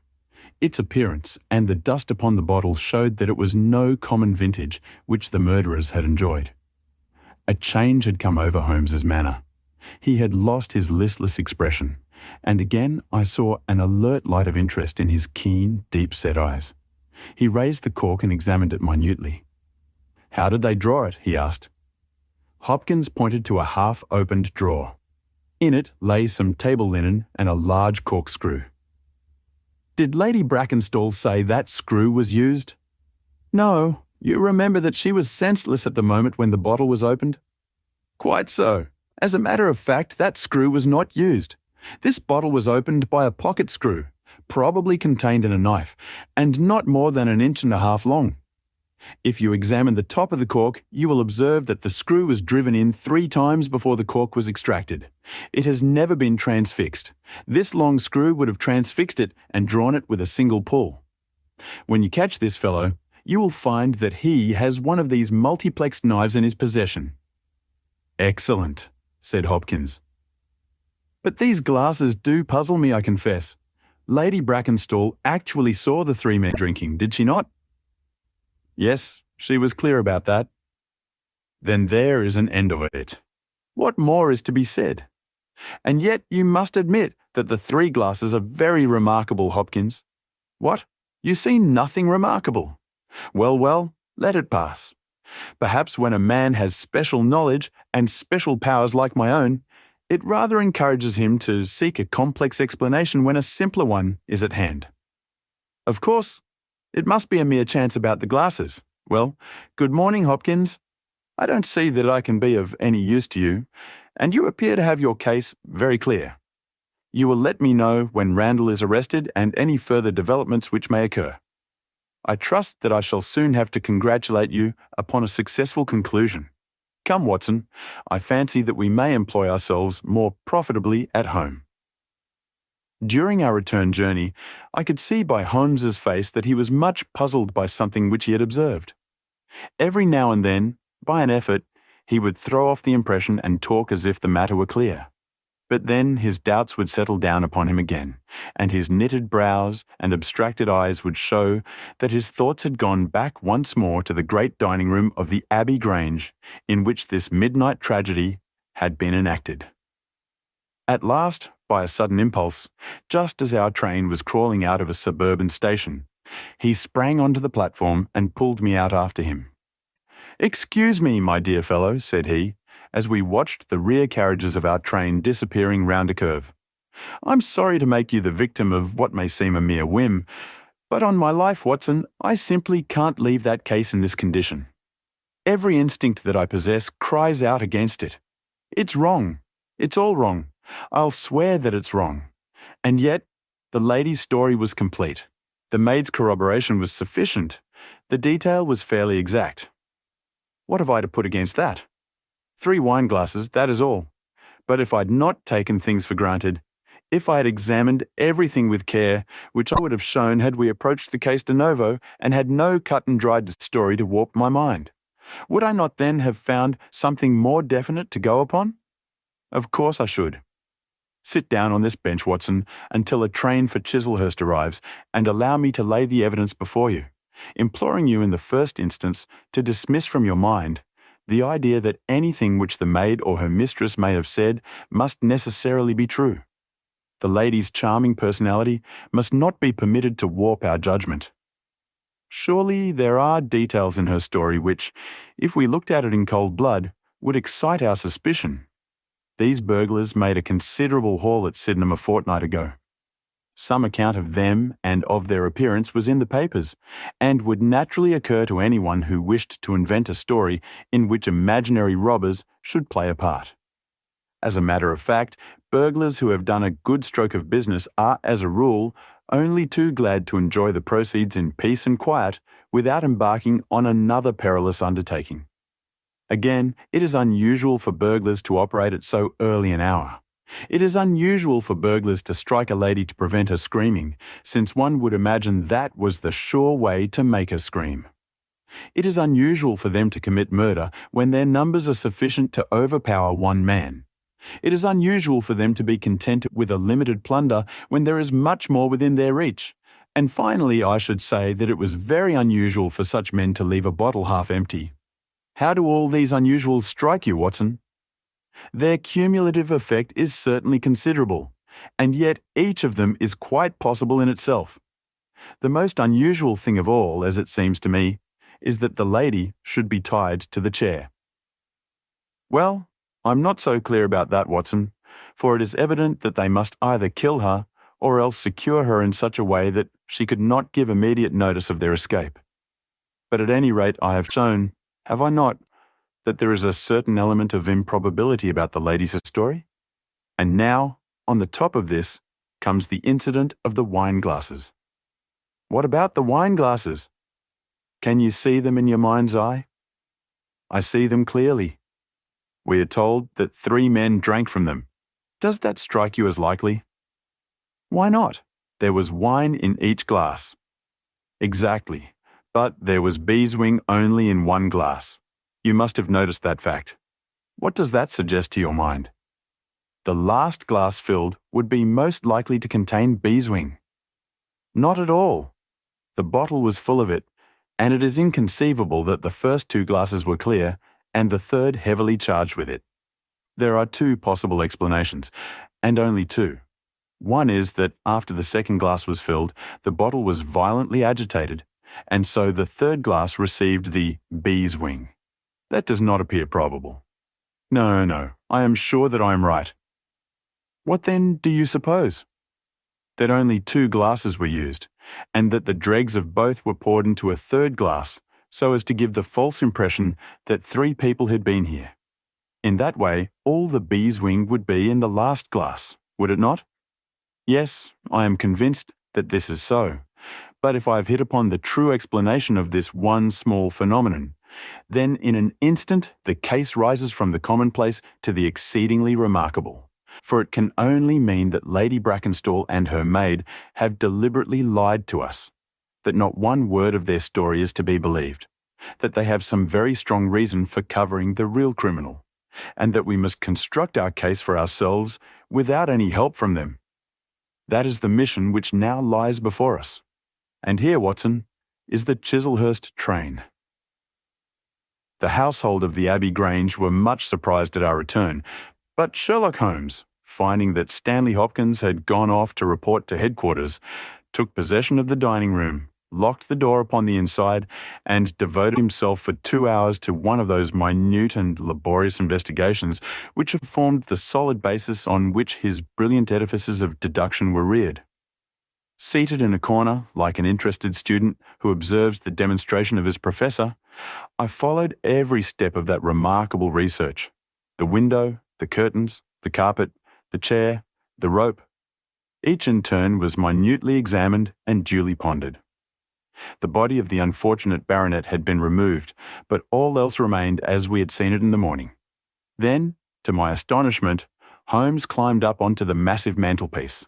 Far above his head hung the few inches of red cord which was still attached to the wire. For a long time he gazed upward at it, and then, in an attempt to get nearer to it, he rested his knee upon a wooden bracket on the wall. This brought his hand within a few inches of the broken end of the rope, but it was not this so much as the bracket itself which seemed to engage his attention. Finally, he sprang down with an ejaculation of satisfaction. "It's all right, Watson," said he. "We have got our case, one of the most remarkable in our collection. But dear me, how slow-witted I've been, and how nearly I have committed the blunder of my lifetime. Now, I think that with a few missing links, my chain is almost complete." "You have got your men?" "Man, Watson, man. Only one, but a very formidable person, strong as a lion. Witness the blow that bent that poker. 6'3" in height, active as a squirrel, dexterous with his fingers. Finally, remarkably quick-witted, for this whole ingenious story is of his concoction. Yes, Watson, we have come upon the handiwork of a very remarkable individual. And yet, in that bell rope, he has given us a clue which should not have left us a doubt." "Where was the clue?" "Well, if you were to pull down a bell rope, Watson, where would you expect it to break? Surely at the spot where it is attached to the wire. Why should it break 3 inches from the top, as this one has done?" "Because it is frayed there." "Exactly. This end, which we can examine, is frayed. He was cunning enough to do that with his knife. But the other end is not frayed. You could not observe that from here, but if you were on the mantelpiece, you would see that it is cut clean off without any mark of fraying whatever. You can reconstruct what occurred. The man needed the rope. He would not tear it down for fear of giving the alarm by ringing the bell. What did he do? He sprang up on the mantelpiece, could not quite reach it, put his knee on the bracket, you will see the impression in the dust, and so got his knife to bear upon the cord. I could not reach the place by at least 3 inches, from which I infer that he is at least 3 inches a bigger man than I. Look at that mark upon the seat of the oaken chair. What is it? Blood. Undoubtedly it is blood. This alone puts the lady's story out of court. If she was seated on the chair when the crime was done, how comes that mark? No. She was placed in the chair after the death of her husband. I'll wager that the black dress shows a corresponding mark to this. We have not yet met our Waterloo, Watson, but this is our Marengo, for it begins in defeat and ends in victory. I should like now to have a few words with the nurse Teresa. We must be wary for a while if we are to get the information which we want. She was an interesting person, this stern Australian nurse, taciturn, suspicious, ungracious. It took some time before Holmes's pleasant manner and frank acceptance of all that she said thawed her into a corresponding amiability. She did not attempt to conceal her hatred for her late employer. "Yes, sir, it is true that he threw the decanter at me. I heard him call my mistress a name, and I told him that he would not dare to speak so if her brother had been there. Then it was that he threw it at me. He might have thrown a dozen if he had but left my bonny bird alone. He was forever ill-treating her, and she too proud to complain. She will not even tell me all that he has done to her. She never told me of those marks on her arm that you saw this morning, but I know very well that they come from a stab with a hatpin. The sly fiend! Heaven forgive me that I should speak of him so, now that he is dead, but a fiend he was, if ever one walked the earth. He was all honey when first we met him, only 18 months ago, and we both feel as if it were 18 years. She had only just arrived in London. Yes, it was her first voyage. She had never been from home before. He won her with his title and his money and his false London ways. If she made a mistake, she has paid for it, if ever a woman did. What month did we meet him? Well, I tell you, it was just after we arrived. We arrived in June, and it was July. They were married in January of last year. Yes, she is down in the morning room again, and I have no doubt she will see you. But you must not ask too much of her, for she has gone through all that flesh and blood will stand." Lady Brackenstall was reclining on the same couch, but looked brighter than before. The maid had entered with us, and began once more to foment the bruise upon her mistress's brow. "I hope," said the lady, "that you have not come to cross-examine me again?" "No," Holmes answered, in his gentlest voice. "I will not cause you any unnecessary trouble, Lady Brackenstall, and my whole desire is to make things easy for you, for I'm convinced that you are a much-tried woman. If you will treat me as a friend and trust me, you may find that I will justify your trust. What do you want me to do? To tell me the truth? Mr. Holmes? No, Lady Brackenstall. It is no use. You may have heard of any little reputation which I possess. I will stake it all on the fact that your story is an absolute fabrication.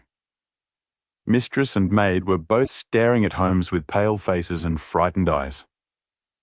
You are an impudent fellow, cried Teresa. Do you mean to say that my mistress has told a lie? Holmes rose from his chair. Have you nothing to tell me? I have told you everything. Think once more, Lady Brackenstall. Would it not be better to be frank? For an instant, there was hesitation in her beautiful face. Then some new strong thought caused it to set like a mask. I have told you all I know. Holmes took his hat and shrugged his shoulders. I'm sorry, he said, and without another word, we left the room and the house.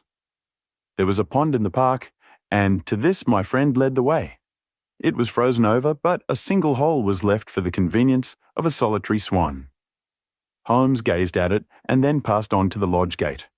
There he scribbled a short note for Stanley Hopkins and left it with the lodgekeeper. It may be a hit or it may be a miss, but we are bound to do something for friend Hopkins, just to justify this second visit, said he. I will not quite take him into my confidence yet.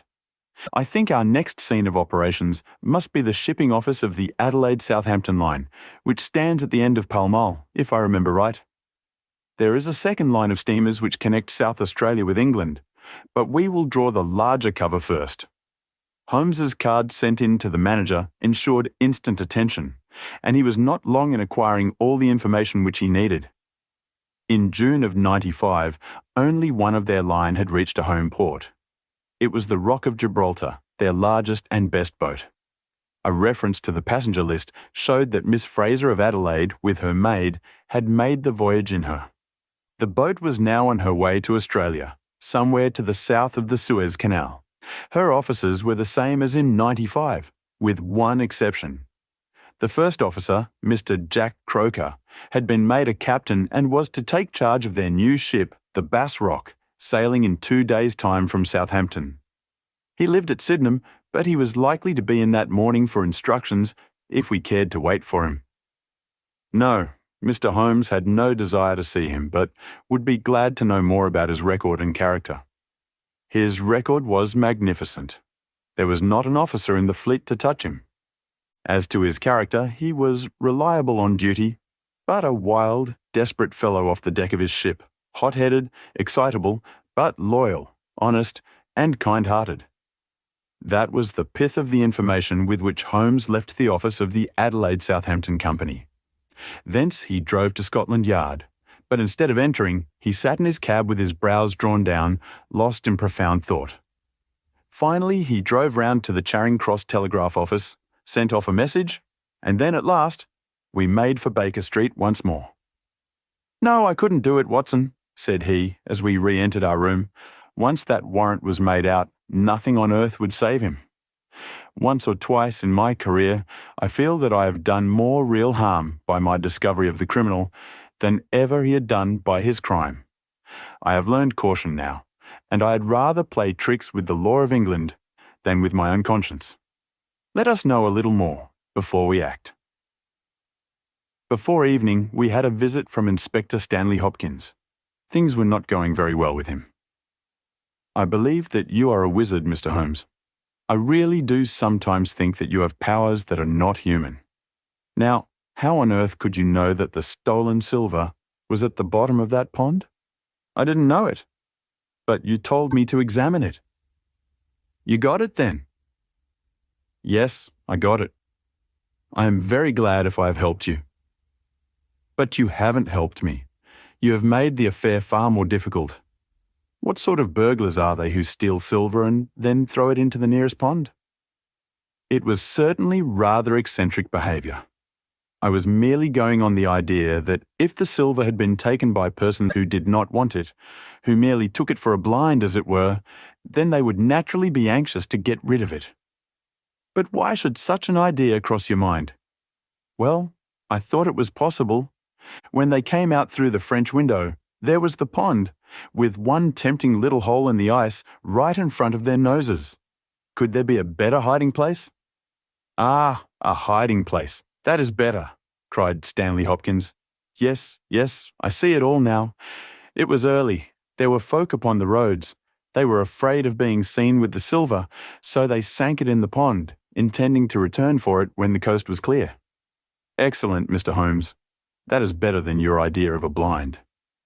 Quite so. You have got an admirable theory. I have no doubt that my own ideas were quite wild, but you must admit that they have ended in discovering the silver. Yes, sir, yes. It was all your doing, but I've had a bad setback. A setback? Yes, Mr. Holmes. The Randall gang were arrested in New York this morning. Dear me, Hopkins, that is certainly rather against your theory that they committed a murder in Kent last night. It is fatal, Mr. Holmes, absolutely fatal. Still, there are other gangs of three besides the Randalls, or it may be some new gang of which the police have never heard. Quite so. It is perfectly possible. What? Are you off? Yes, Mr. Holmes. There is no rest for me until I've got to the bottom of the business. I suppose you have no hint to give me? I have given you one. Which? Well, I suggested a blind. But why, Mr. Holmes, why? Ah, that's the question, of course. But I commend the idea to your mind. You might possibly find that there was something in it. You won't stop for dinner? Well, goodbye, and let us know how you get on. Dinner was over and the table cleared before Holmes alluded to the matter again. He had lit his pipe and held his slippered feet to the cheerful blaze of the fire. Suddenly he looked at his watch. I expect developments, Watson. When? Now, within a few minutes. I dare say you thought I acted rather badly to Stanley Hopkins just now. I trust your judgment. A very sensible reply, Watson. You must look at it this way. What I know is unofficial. What he knows is official. I have the right to private judgment, but he has none. He must disclose all, or he is a traitor to his service. In a doubtful case, I would not put him in so painful a position, and so I reserve my information until my own mind is clear upon the matter. But when will that be? The time has come. You will now be present at the last scene of a remarkable little drama. There was a sound upon the stairs, and our door was opened to admit as fine a specimen of manhood as ever passed through it. He was a very tall young man, golden-moustached, blue-eyed, with a skin which had been burned by tropical suns, and a springy step which showed that the huge frame was as active as it was strong. He closed the door behind him, and then he stood with clenched hands and heaving breast, choking down some overmastering emotion. "Sit down, Captain Croker. You got my telegram?" Our visitor sank into an armchair and looked from one to the other of us with questioning eyes. "I got your telegram, and I came at the hour you said. I heard that you had been down to the office. There was no getting away from you. Let's hear the worst. What are you going to do with me? Arrest me? Speak out, man. You can't sit there and play with me like a cat with a mouse." "Give him a cigar," said Holmes. "Bite on that, Captain Croker, and don't let your nerves run away with you. I should not sit here smoking with you if I thought that you were a common criminal. You may be sure of that. Be frank with me, and we may do some good. Play tricks with me, and I'll crush you." "What do you wish me to do?" "To give me a true account of all that happened at the Abbey Grange last night. A true account, mind you, with nothing added and nothing taken off. I know so much already that if you go 1 inch off the straight, I'll blow this police whistle from my window and the affair goes out of my hands forever." The sailor thought for a little. Then he struck his leg with his great, sunburned hand. "I'll chance it," he cried. "I believe you are a man of your word, and a white man, and I'll tell you the whole story. But one thing I will say first. So far as I'm concerned, I regret nothing and I fear nothing, and I would do it all again and be proud of the job. Curse the beast, if he had as many lives as a cat, he would owe them all to me. But it's the Lady Mary, Mary Fraser, for never will I call her by that accursed name. When I think of getting her into trouble, I who would give my life just to bring one smile to her dear face, it's that turns my soul into water, and yet, what less could I do? I'll tell you my story, gentlemen, and then I'll ask you as man to man, what less could I do? I must go back a bit. You seem to know everything.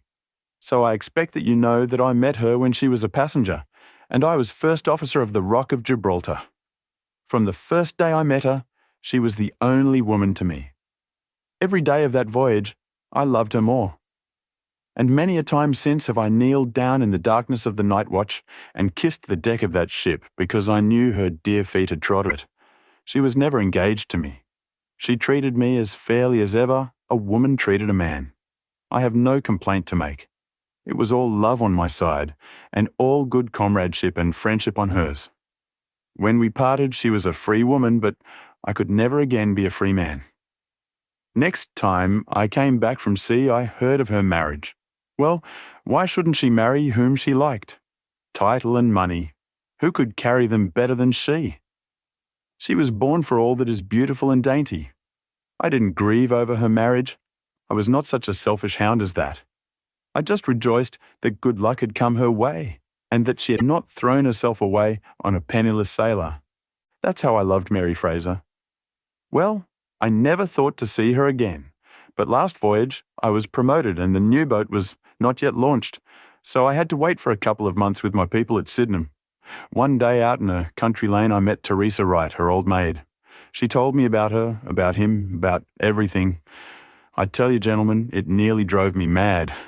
This drunken hound, that he should dare to raise his hand to her whose boots he was not worthy to lick.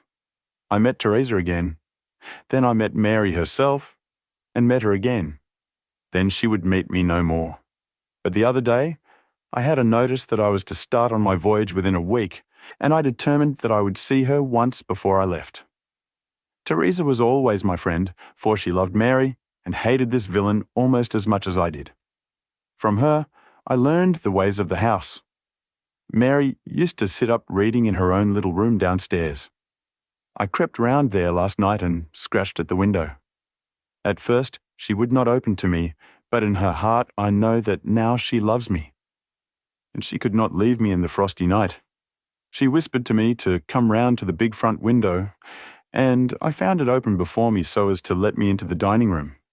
Again, I heard from her own lips things that made my blood boil, and again I cursed this brute who mishandled the woman that I loved. Well, gentlemen, I was standing with her just inside the window, in all innocence, as heaven is my judge, when he rushed like a madman into the room, called her the vilest name that a man could use to a woman, and welted her across the face with the stick he had in his hand. I had sprung for the poker, and it was a fair fight between us. See here on my arm where his first blow fell? Then it was my turn, and I went through him as if he had been a rotten pumpkin. Do you think I was sorry? Not I. It was his life or mine, but far more than that it was his life or hers, for how could I leave her in the power of this madman? That was how I killed him. Was I wrong? Well then, what would either of you gentlemen have done if you had been in my position? She had screamed when he struck her, and that brought old Teresa down from the room above. There was a bottle of wine on the sideboard, and I opened it and poured a little between Mary's lips, for she was half dead with the shock. Then I took a drop myself. Teresa was as cool as ice, and it was her plot as much as mine. We must make it appear that burglars had done the thing. Teresa kept on repeating our story to her mistress, while I swarmed up and cut the rope of the bell. Then I lashed her in a chair and frayed out the end of the rope to make it look natural, else they would wonder how in the world a burglar could have got up there to cut it. Then I gathered up a few plates and pots of silver to carry out the idea of a robbery, and there I left them with orders to give the alarm when I had a quarter of an hour's start. I dropped the silver into the pond and made off for Sydenham, feeling that for once in my life I had done a real good night's work. And that's the truth and the whole truth, Mr. Holmes, if it costs me my neck. Holmes smoked for some time in silence. Then he crossed the room and shook our visitor by the hand. "That's what I think," said he. "I know that every word is true, for you have hardly said a word which I did not know. No one but an acrobat or a sailor could have got up to that bell rope from the bracket, and no one but a sailor could have made the knots with which the cord was fastened to the chair. Only once had this lady been brought into contact with sailors, and that was on her voyage. And it was someone of her own class of life, since she was trying hard to shield him and so showing that she loved him. You see how easy it was for me to lay my hands upon you when once I'd started upon the right trail. I thought the police never could have seen through our dodge. And the police haven't, nor will they, to the best of my belief. Now, look here, Captain Croker, this is a very serious matter, though I am willing to admit that you acted under the most extreme provocation to which any man could be subjected. I am not sure that in defence of your own life, your action will not be pronounced legitimate. However, that is for a British jury to decide.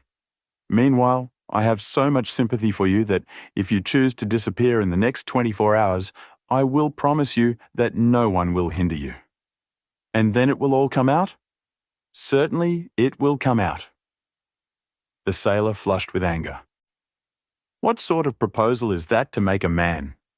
I know enough of law to understand that Mary would be had as accomplice. Do you think I would leave her alone to face the music while I slunk away? No, sir. Let them do their worst upon me, but for heaven's sake, Mr. Holmes, find some way of keeping my poor Mary out of the courts." Holmes, for a second time, held out his hand to the sailor. "I was only testing you, and you ring true every time. Well, it is a great responsibility that I take upon myself, but I have given Hopkins an excellent hint, and if he can't avail himself of it, I can do no more. See here, Captain Croker, we'll do this in due form of law.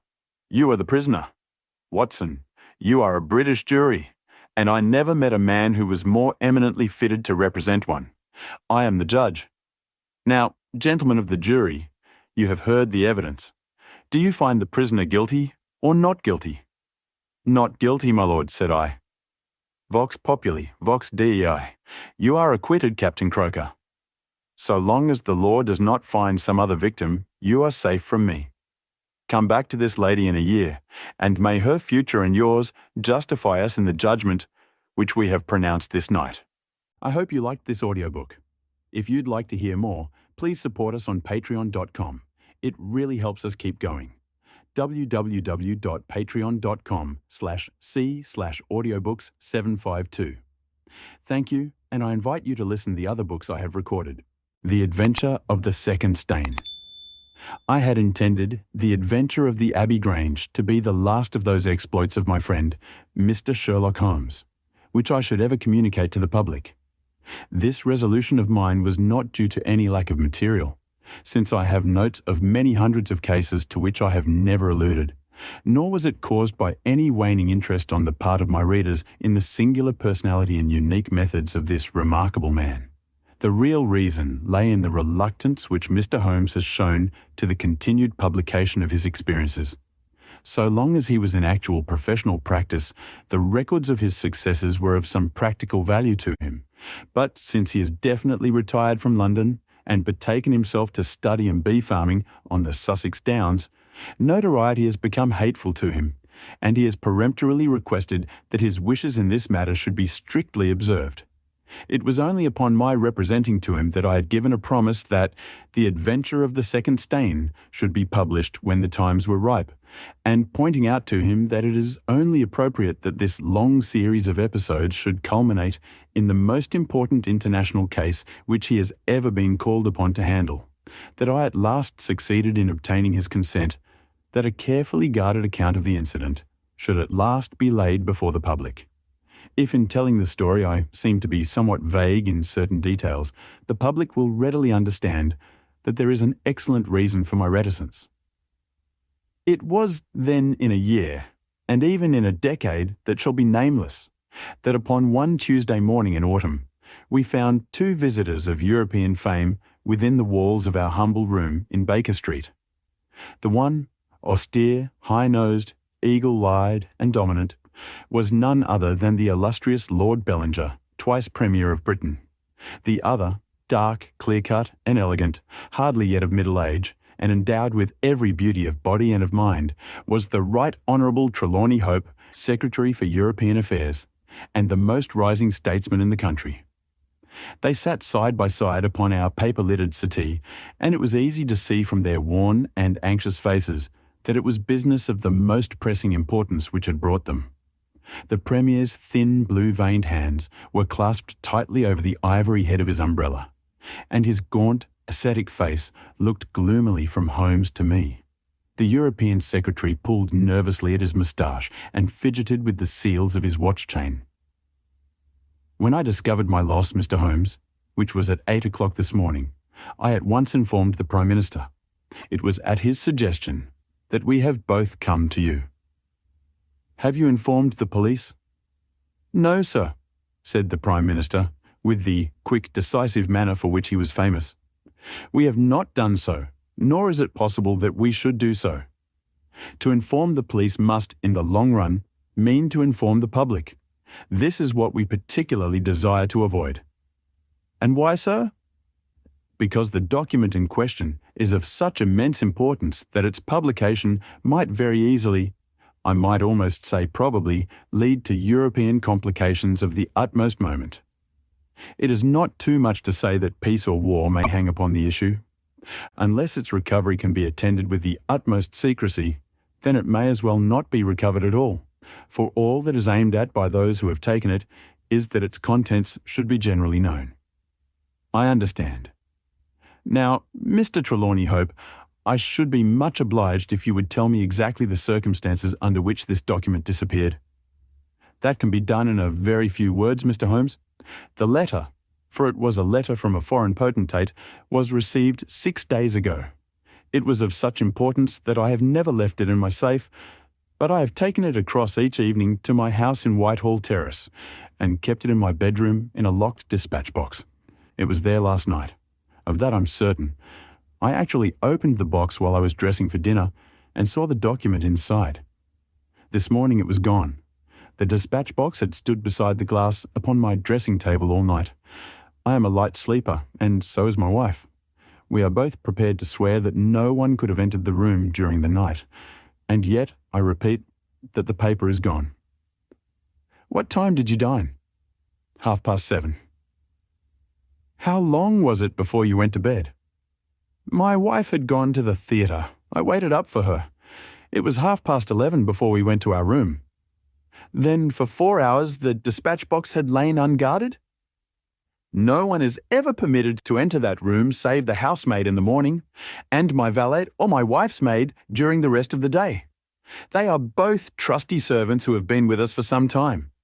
Besides, neither of them could possibly have known that there was anything more valuable than the ordinary departmental papers in my dispatch box. Who did know of the existence of that letter? No one in the house. Surely your wife knew? No, sir. I had said nothing to my wife until I missed the paper this morning. The Premier nodded approvingly. I have long known, sir, how high is your sense of public duty, said he. I am convinced that in the case of a secret of this importance, it would rise superior to the most intimate domestic ties. The European Secretary bowed. You do me no more than justice, sir. Until this morning, I have never breathed one word to my wife upon this matter. Could she have guessed? No, Mr. Holmes, she could not have guessed, nor could anyone have guessed. Have you lost any documents before? No, sir. Who is there in England who did know of the existence of this letter? Each member of the Cabinet was informed of it yesterday, but the pledge of secrecy which attends every Cabinet meeting was increased by the solemn warning which was given by the Prime Minister. Good heavens, to think that within a few hours I should myself have lost it. His handsome face was distorted with a spasm of despair, and his hands tore at his hair. For a moment we caught a glimpse of the natural man, impulsive, ardent, keenly sensitive. The next, the aristocratic mask was replaced, and the gentle voice had returned. Besides the members of the Cabinet, there are 2, or possibly 3 departmental officials who know of the letter. No one else in England, Mr. Holmes, I assure you. But abroad, I believe that no one abroad has seen it save the man who wrote it. I am well convinced that his ministers, that the usual official channels have not been employed." Holmes considered for some little time. "Now, sir, I must ask you more particularly what this document is and why its disappearance should have such momentous consequences." The two statesmen exchanged a quick glance, and the Premier's shaggy eyebrows gathered in a frown. "Mr. Holmes, the envelope is a long, thin one, of pale blue colour. There is a seal of red wax stamped with a crouching lion. It is addressed in large, bold handwriting to—" "I fear, sir," said Holmes, "that, interesting and indeed essential as these details are, my inquiries must go more to the root of things. What was the letter?" "That is a state secret of the utmost importance, and I fear that I cannot tell you, nor do I see that it is necessary. If by the aid of the powers which you are said to possess, you can find such an envelope as I describe with its enclosure, you will have deserved well of your country, and earned any reward which it lies in our power to bestow." Sherlock Holmes rose with a smile. "You are two of the most busy men in the country," said he, "and in my own small way, I have also a good many calls upon me. I regret exceedingly that I cannot help you in this matter, and any continuation of this interview would be a waste of time." The Premier sprang to his feet with that quick, fierce gleam of his deep-set eyes before which a cabinet has cowered. "I am not accustomed, sir," he began, but mastered his anger and resumed his seat. For a minute or more, we all sat in silence. Then the old statesman shrugged his shoulders. "We must accept your terms, Mr. Holmes.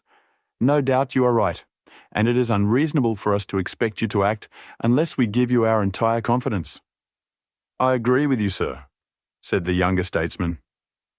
"Then I will tell you, relying entirely upon your honour and that of your colleague, Dr. Watson. I may appeal to your patriotism also, for I could not imagine a greater misfortune for the country than that this affair should come out. You may safely trust us. The letter, then, is from a certain foreign potentate who has been ruffled by some recent colonial developments of this country. It has been written hurriedly and upon his own responsibility entirely. Inquiries have shown that his ministers know nothing of the matter.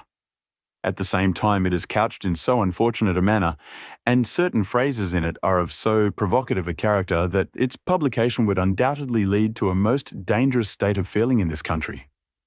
There would be such a ferment, sir, that I do not hesitate to say that within a week of the publication of that letter, this country would be involved in a great war."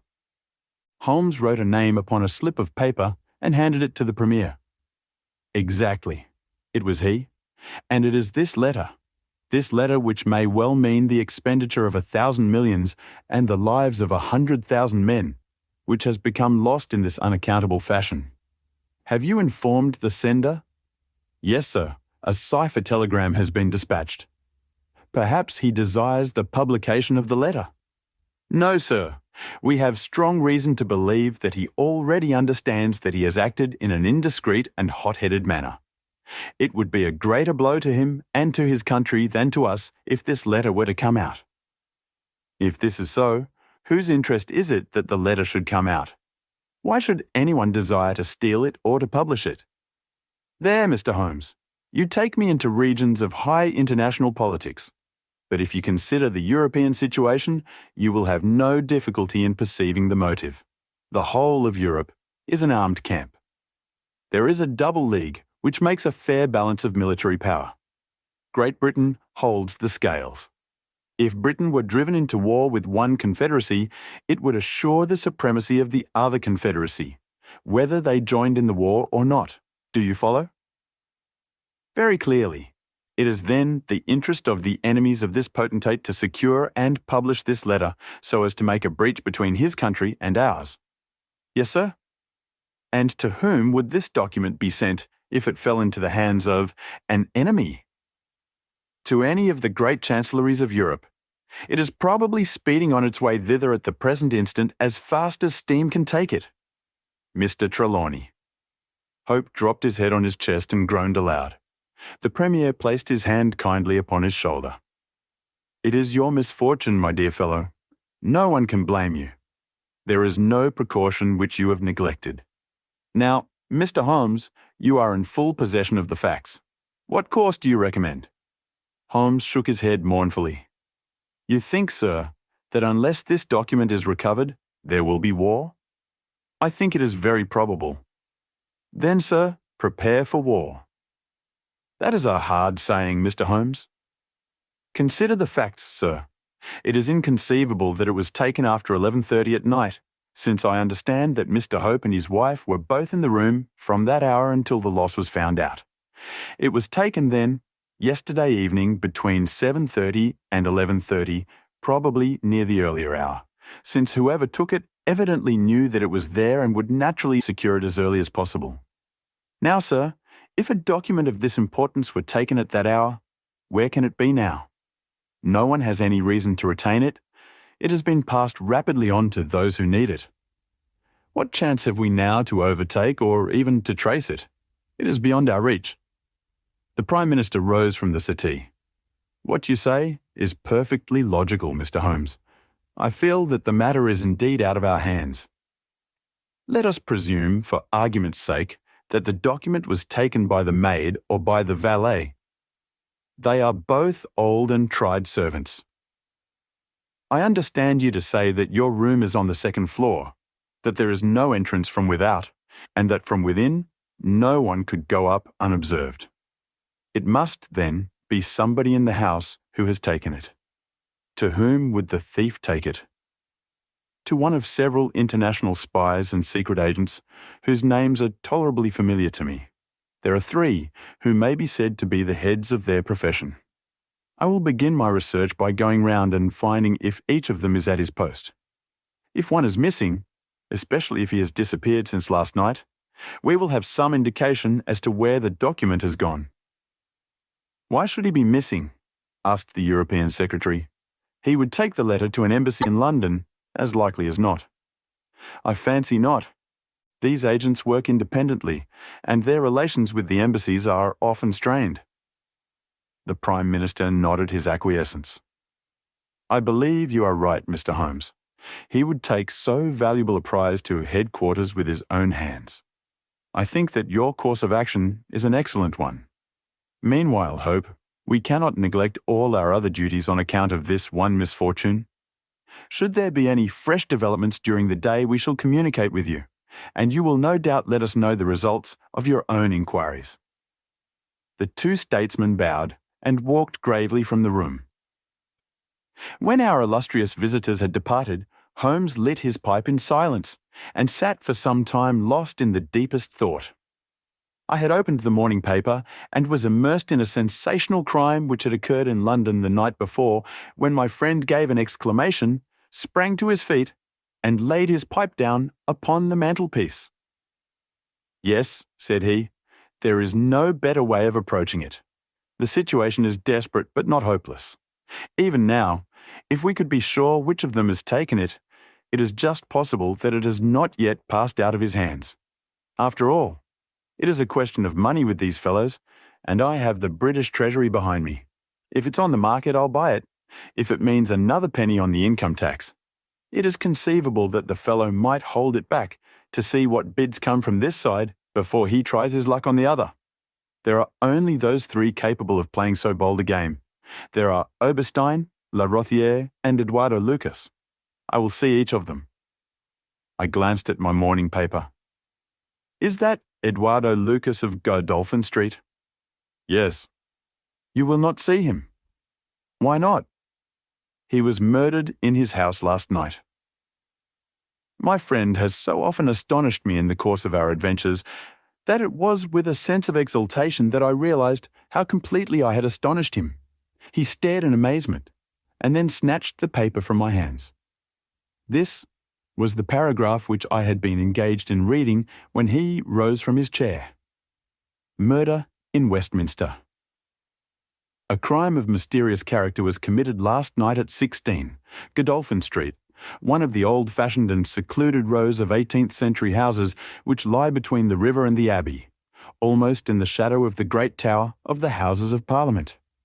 This small but select mansion has been inhabited for some years by Mr. Eduardo Lucas, well known in society circles both on account of his charming personality and because he has the well-deserved reputation of being one of the best amateur tenors in the country. Mr. Lucas is an unmarried man, 34 years of age, and his establishment consists of Mrs. Pringle, an elderly housekeeper, and of Mitten, his valet. The former retires early and sleeps at the top of the house. The valet was out for the evening, visiting a friend at Hammersmith. From 10 o'clock onwards, Mr. Lucas had the house to himself. What occurred during that time has not yet transpired, but at 11:45, Police Constable Barrett, passing along Godolphin Street, observed that the door of number 16 was ajar. He knocked, but received no answer. Perceiving a light in the front room, he advanced into the passage and again knocked, but without reply. He then pushed open the door and entered. The room was in a state of wild disorder, the furniture being all swept to one side, and one chair lying on its back in the centre. Beside this chair, and still grasping one of its legs, lay the unfortunate tenant of the house. He had been stabbed to the heart and must have died instantly. The knife with which the crime had been committed was a curved Indian dagger, plucked down from a trophy of Oriental arms which adorned one of the walls. Robbery does not appear to have been the motive of the crime, for there had been no attempt to remove the valuable contents of the room. Mr. Eduardo Lucas was so well known and popular that his violent and mysterious fate will arouse painful interest and intense sympathy in a widespread circle of friends. "Well, Watson, what do you make of this?" asked Holmes after a long pause. "It is an amazing coincidence." "A coincidence! Here is one of the three men whom we had named as possible actors in this drama, and he meets a violent death during the very hours when we know that that drama was being enacted. The odds are enormous against its being coincidence. No figures could express them. No, my dear Watson, the two events are connected, must be connected. It is for us to find the connection. But now the official police must know all." "Not at all. They know all they see at Godolphin Street. They know, and shall know, nothing of Whitehall Terrace. Only we know of both events, and can trace the relation between them. There is one obvious point which would in any case have turned my suspicions against Lucas. Godolphin Street, Westminster, is only a few minutes' walk from Whitehall Terrace. The other secret agents whom I have named live in the extreme West End. It was easier, therefore, for Lucas than for the others to establish a connection or receive a message from the European Secretary's household. A small thing, and yet where events are compressed into a few hours, it may prove essential. Halloa! What have we here?" Mrs. Hudson had appeared with a lady's card upon her salver. Holmes glanced at it, raised his eyebrows, and handed it over to me. "Ask Lady Hilda Trelawney Hope if she will be kind enough to step up," said he. A moment later, our modest apartment, already so distinguished that morning, was further honoured by the entrance of the most lovely woman in London. I had often heard of the beauty of the youngest daughter of the Duke of Belminster, but no description of it, and no contemplation of colourless photographs, had prepared me for the subtle, delicate charm and the beautiful colouring of that exquisite head. And yet, as we saw it that autumn morning, it was not its beauty which would be the first thing to impress the observer. The cheek was lovely, but it was paled with emotion. The eyes were bright, but it was the brightness of fever. The sensitive mouth was tight and drawn in an effort after self-command. Terror, not beauty, was what sprang first to the eye as our fair visitor stood framed for an instant in the open door. "Has my husband been here, Mr. Holmes?" "Yes, madam, he has been here." "Mr. Holmes, I implore you not to tell him that I came here." Holmes bowed coldly and motioned the lady to a chair. "Your ladyship places me in a very delicate position. I beg that you will sit down and tell me what you desire, but I fear that I cannot make any unconditional promise." She swept across the room and seated herself with her back to the window. It was a queenly presence, tall, graceful, and intensely womanly. "Mr. Holmes," she said, and her white-gloved hands clasped and unclasped as she spoke. "I will speak frankly to you in the hope that it may induce you to speak frankly in return. There is complete confidence between my husband and me on all matters save one, That one is politics. On this, his lips are sealed. He tells me nothing. Now, I am aware that there was a most deplorable occurrence in our house last night. I know that a paper has disappeared, but because the matter is political, my husband refuses to take me into his complete confidence. Now, it is essential, I say, that I should thoroughly understand it. You are the only other person, save only these politicians, who knows the true facts. I beg you then, Mr. Holmes, to tell me exactly what has happened and what it will lead to. Tell me all, Mr. Holmes. Let no regard for your client's interests keep you silent, for I assure you that his interests, if he would only see it, would be best served by taking me into his complete confidence. What was this paper which was stolen? Madam, what you ask me is really impossible. She groaned and sank her face in her hands. You must see that this is so, madam. If your husband thinks fit to keep you in the dark over this matter, is it for me, who has only learned the true facts under pledge of professional secrecy, to tell what he has withheld? It is not fair to ask it. It is him whom you must ask. I have asked him. I come to you as a last resource. But without your telling me anything definite, Mr. Holmes, you may do a great service if you would enlighten me on one point. What is it, madam? Is my husband's political career likely to suffer through this incident? Well, madam, unless it is set right, it may certainly have a very unfortunate effect. Ah! She drew in her breath sharply as one whose doubts are resolved. One more question, Mr. Holmes. From an expression which my husband dropped in the first shock of this disaster, I understood that terrible public consequences might arise from the loss of this document. If he said so, I certainly cannot deny it. Of what nature are they? Nay, madam, there again you ask me more than I can possibly answer. Then I will take up no more of your time. I cannot blame you, Mr. Holmes, for having refused to speak more freely, and you on your side will not, I'm sure, think the worse of me because I desire, even against his will, to share my husband's anxieties. Once more, I beg that you will say nothing of my visit. She looked back at us from the door, and I had a last impression of that beautiful haunted face, the startled eyes, and the drawn mouth. Then she was gone.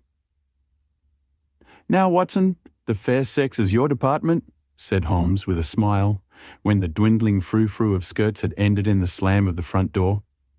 What was the fair lady's game? What did she really want? Surely her own statement is clear and her anxiety very natural. Think of her appearance, Watson, her manner, her suppressed excitement, her restlessness, her tenacity in asking questions. Remember that she comes of a caste who do not lightly show emotion. She was certainly much moved.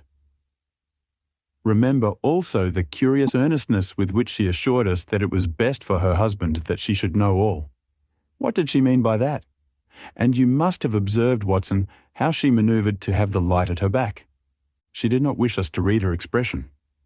Yes, she chose the one chair in the room.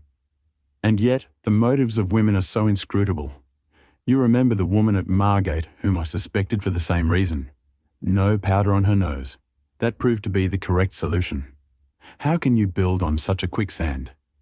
Their most trivial action may mean volumes, or their most extraordinary conduct may depend upon a hairpin or a curling tongs. Good morning, Watson. You're off? Yes, I will while away the morning at Godolphin Street with our friends of the regular establishment. With Eduardo Lucas lies the solution of our problem, though I must admit that I have not an inkling as to what form it may take. It is a capital mistake to theorize in advance of the facts. Do you stay on guard, my good Watson, and receive any fresh visitors. I'll join you at lunch, if I am able. All that day and the next Holmes was in a mood which his friends would call taciturn, and others morose. He ran out and ran in, smoked incessantly, played snatches on his violin, sank into reveries, devoured sandwiches at irregular hours, and hardly answered the casual questions which I put to him. It was evident to me that things were not going well with him or his quest. He would say nothing of the case, and it was from the papers that I learned the particulars of the inquest and the arrest with the subsequent release of John Mitten, the valet of the deceased. The coroner's jury brought in the obvious willful murder, but the parties remained as unknown as ever. No motive was suggested. The room was full of articles of value, but none had been taken. The dead man's papers had not been tampered with. They were carefully examined and showed that he was a keen student of international politics, an indefatigable gossip, a remarkable linguist, and an untiring letter writer. He had been on intimate terms with the leading politicians of several countries. But nothing sensational was discovered among the documents which filled his drawers. As to his relations with women, they appeared to have been promiscuous but superficial. He had many acquaintances among them but few friends, and no one whom he loved. His habits were regular, his conduct inoffensive. His death was an absolute mystery and likely to remain so. As to the arrest of John Mitten, the valet, it was a counsel of despair as an alternative to absolute inaction. But no case could be sustained against him. He had visited friends in Hammersmith that night. The alibi was complete. It is true that he started home at an hour which should have brought him to Westminster before the time when the crime was discovered, but his own explanation that he had walked part of the way seemed probable enough in view of the fineness of the night. He had actually arrived at 12 o'clock and appeared to be overwhelmed by the unexpected tragedy. He had always been on good terms with his master. Several of the dead man's possessions, notably a small case of razors, had been found in the valet's boxes, but he explained that they had been presents from the deceased, and the housekeeper was able to corroborate the story. Mitten had been in Lucas's employment for 3 years. It was noticeable that Lucas did not take Mitten on the continent with him. Sometimes he visited Paris for 3 months on end, but Mitten was left in charge of the Godolphin Street house. As to the housekeeper, she had heard nothing on the night of the crime. If her master had a visitor, he had himself admitted him. So for 3 mornings, the mystery remained, so far as I could follow it in the papers. If Holmes knew more, he kept his own counsel. But, as he told me that Inspector Lestrade had taken him into his confidence in the case, I knew that he was in close touch with every development. Upon the 4th day, there appeared a long telegram from Paris, which seemed to solve the whole question. "A discovery has just been made by the Parisian police," said the Daily Telegraph, "which raises the veil which hung round the tragic fate of Mr. Eduardo Lucas, who met his death by violence last Monday night at Godolphin Street, Westminster. Our readers will remember that the deceased gentleman was found stabbed in his room, and that some suspicion attached to his valet, but that the case broke down on an alibi. Yesterday, a lady, who has been known as Madame Henri Fournet, occupying a small villa in the Rue Austerlitz, was reported to the authorities by her servants as being insane. An examination showed that she had indeed developed mania of a dangerous and permanent form. On inquiry, the police have discovered that Madame Henri Fournet only returned from a journey to London on Tuesday last, and there is evidence to connect her with the crime at Westminster. A comparison of photographs has proved conclusively that Monsieur Henri Fournet and Eduardo Lucas were really one and the same person, and that the deceased had for some reason lived a double life in London and Paris. Madame Fournet, who is of Creole origin, is of an extremely excitable nature, and has suffered in the past from attacks of jealousy which have amounted to frenzy. It is conjectured that it was in one of these that she committed the terrible crime which has caused such a sensation in London. Her movements upon the Monday night have not yet been traced, but it is undoubted that a woman answering to her description attracted much attention at Charing Cross Station on Tuesday morning by the wildness of her appearance and the violence of her gestures. It is probable, therefore, that the crime was either committed when insane, or that its immediate effect was to drive the unhappy woman out of her mind. At present, she is unable to give any coherent account of the past, and the doctors hold out no hopes of the re-establishment of her reason. There is evidence that a woman, who might have been Madame Fournet, was seen for some hours on Monday night watching the house in Godolphin Street. What do you think of that, Holmes? I had read the account aloud to him while he finished his breakfast. "My dear Watson," said he, as he rose from the table and paced up and down the room, "you are most long-suffering. But if I have told you nothing in the last 3 days, it is because there is nothing to tell. Even now, this report from Paris does not help us much. Surely it is final as regards the man's death. The man's death is a mere incident, a trivial episode, in comparison with our real task, which is to trace this document and save a European catastrophe. Only one important thing has happened in the last 3 days, and that is that nothing has happened. I get reports almost hourly from the government, and it is certain that nowhere in Europe is there any sign of trouble. Now, if this letter were loose, no, it can't be loose, but if it isn't loose, where can it be? Who has it? Why is it held back? That's the question that beats in my brain like a hammer. Was it indeed a coincidence that Lucas should meet his death on the night when the letter disappeared? Did the letter ever reach him? If so, why is it not among his papers? Did this mad wife of his carry it off with her? If so, is it in her house in Paris? How could I search for it without the French police having their suspicions aroused? It is a case, my dear Watson, where the law is as dangerous to us as the criminals are. Every man's hand is against us, and yet the interests at stake are colossal. Should I bring it to a successful conclusion, it will certainly represent the crowning glory of my career. Here is my latest from the front. He glanced hurriedly at the note which had been handed in. Halloa! Lestrade seems to have observed something of interest. Put on your hat, Watson, and we will stroll down together to Westminster. It was my first visit to the scene of the crime. A high, dingy, narrow-chested house, prim, formal, and solid, like the century which gave it birth. Lestrade's bulldog features gazed out at us from the front window, and he greeted us warmly when a big constable had opened the door and let us in. The room into which we were shown was that in which the crime had been committed, but no trace of it now remained, save an ugly, irregular stain upon the carpet. This carpet was a small square drugget in the centre of the room, surrounded by a broad expanse of beautiful, old-fashioned wood flooring in square blocks, highly polished.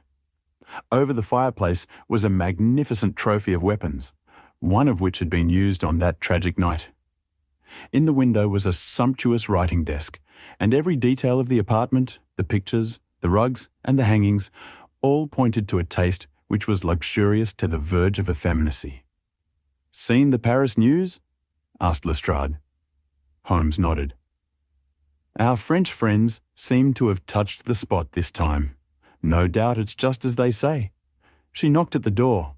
Surprise visit, I guess, for he kept his life in watertight compartments.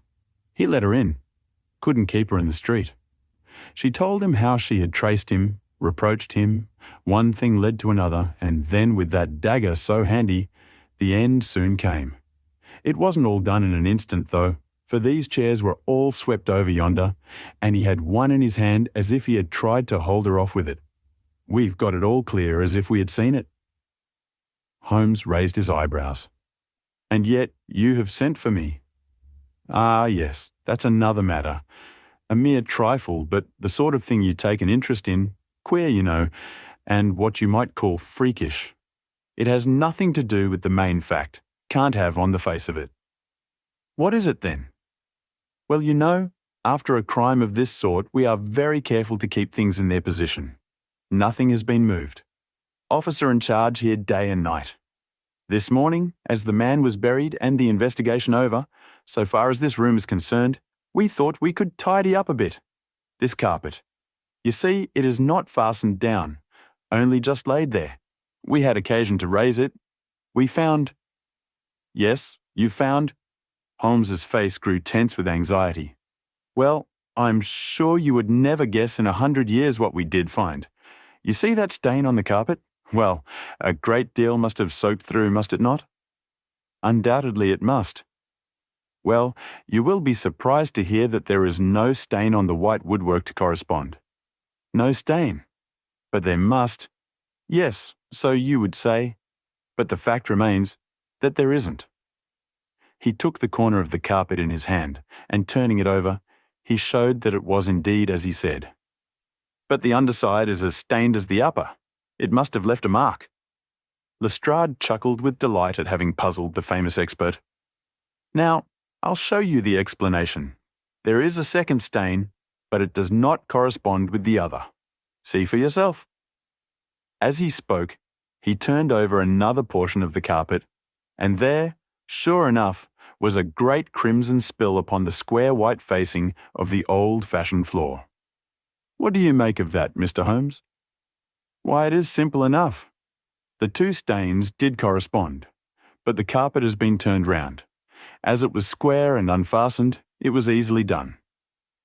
The official police don't need you, Mr. Holmes, to tell them that the carpet must have been turned round. That's clear enough, for the stains lie above each other, if you lay it over this way. But what I want to know is, who shifted the carpet and why? I could see from Holmes's rigid face that he was vibrating with inward excitement. "Look here, Lestrade," said he. "Has that constable in the passage been in charge of the place all the time?" "Yes, he has." "Well, take my advice. Examine him carefully. Don't do it before us. We'll wait here. You take him into the back room. You'll be more likely to get a confession out of him alone. Ask him how he dared to admit people and leave them alone in this room. Don't ask him if he has done it. Take it for granted. Tell him you know someone has been here. Press him. Tell him that a full confession is his only chance of forgiveness. Do exactly what I tell you." "By George, if he knows, I'll have it out of him," cried Lestrade. He darted into the hall, and a few moments later his bullying voice sounded from the back room. "Now, Watson, now!" cried Holmes with frenzied eagerness. All the demoniacal force of the man masked behind that listless manner burst out in a paroxysm of energy. He tore the drugget from the floor, and in an instant was down on his hands and knees, clawing at each of the squares of wood beneath it. One turned sideways as he dug his nails into the edge of it. It hinged back like the lid of a box. A small black cavity opened beneath it. Holmes plunged his eager hand into it and drew it out with a bitter snarl of anger and disappointment. It was empty. "Quick, Watson, quick! Get it back again!" The wooden lid was replaced, and the drugget had only just been drawn straight when Lestrade's voice was heard in the passage. He found Holmes leaning languidly against the mantelpiece, resigned and patient, endeavouring to conceal his irrepressible yawns. "Sorry to keep you waiting, Mr. Holmes. I can see that you are bored to death with the whole affair. Well, he has confessed all right. Come in here, Macpherson. Let these gentlemen hear of your most inexcusable conduct." The big constable, very hot and penitent, sidled into the room. "I meant no harm, sir, I'm sure. The young woman came to the door last evening, mistook the house, she did, and then we got talking. It's lonesome when you're on duty here all day." "Well, what happened then?" "She wanted to see where the crime was done. Had read about it in the papers, she said. She was a very respectable, well-spoken young woman, sir, and I saw no harm in letting her have a peep. When she saw that mark on the carpet, down she dropped on the floor and lay as if she were dead. I ran to the back and got some water, but I could not bring her to.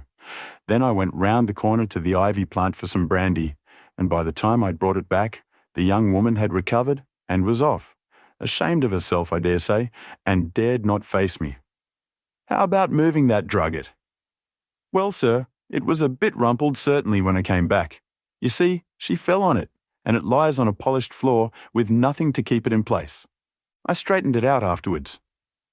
"It's a lesson to you that you can't deceive me, Constable Macpherson," said Lestrade with dignity. "No doubt you thought that your breach of duty could never be discovered, and yet a mere glance at that drugget was enough to convince me that someone had been admitted to the room. It's lucky for you, my man, that nothing is missing, or you would find yourself in Queer Street. I'm sorry to have called you down over such a petty business, Mr. Holmes, but I thought the point of the second stain, not corresponding with the first, would interest you."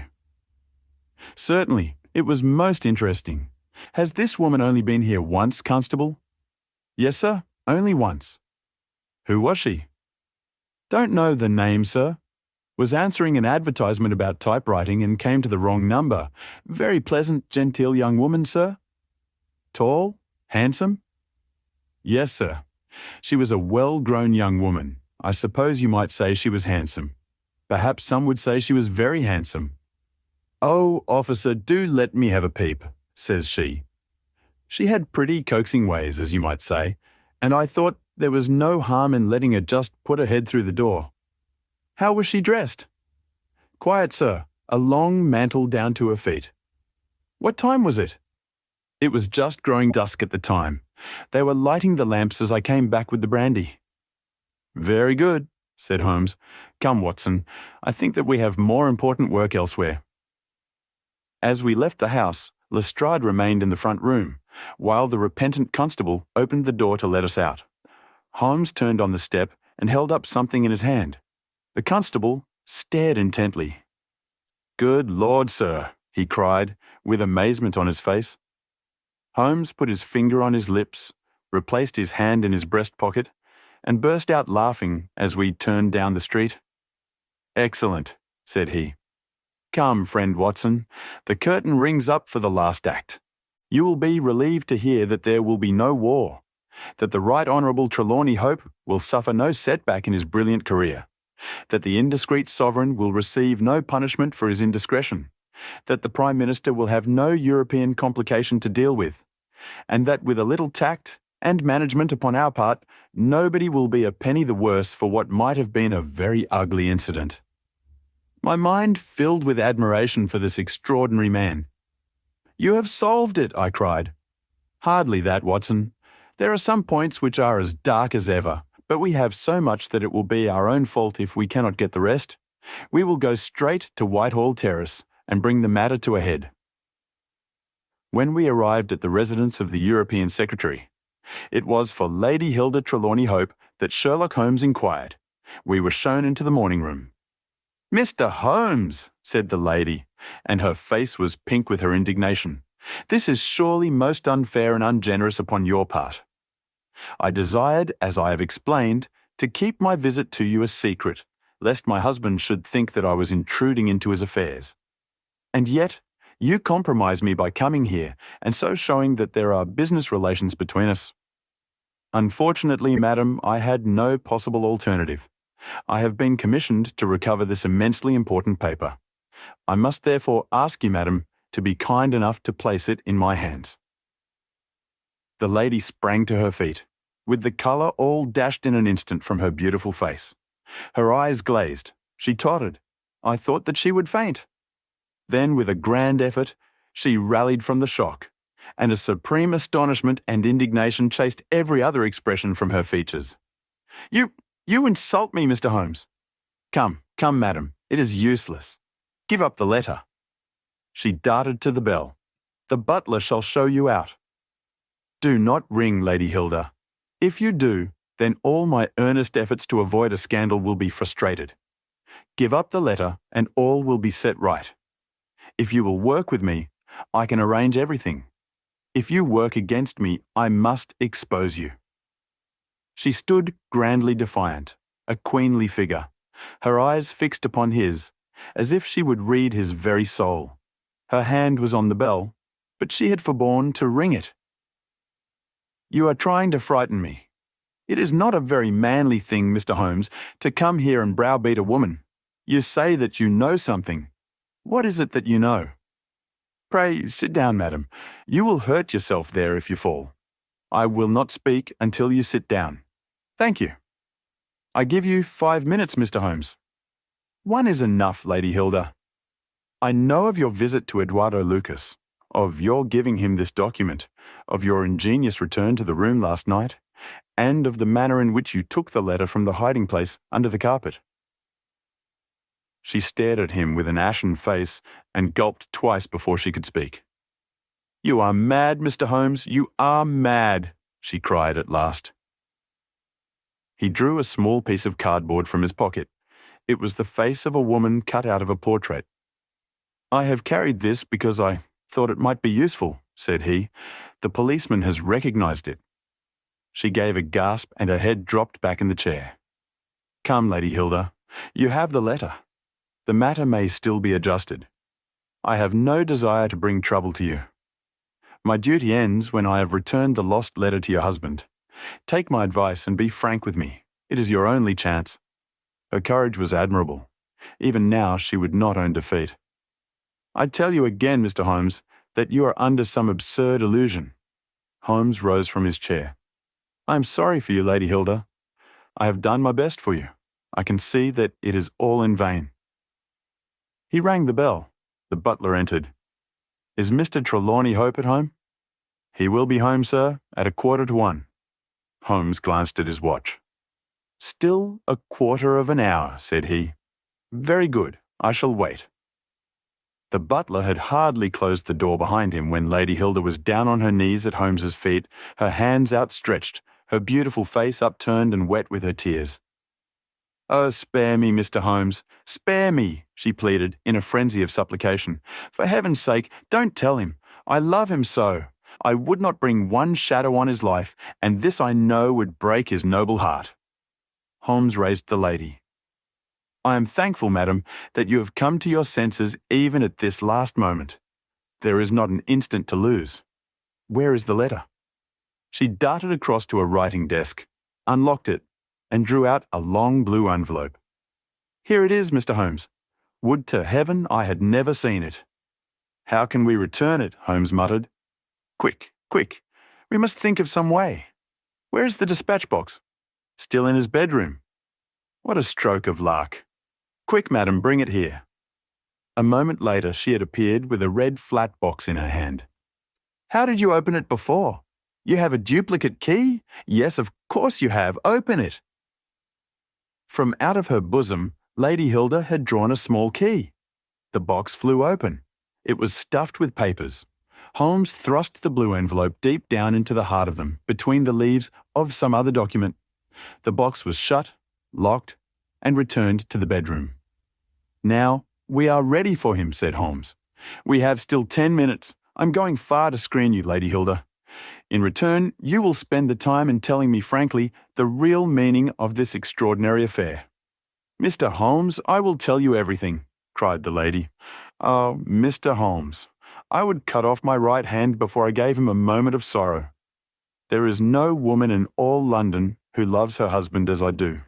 And yet, if he knew how I have acted, how I have been compelled to act, he would never forgive me.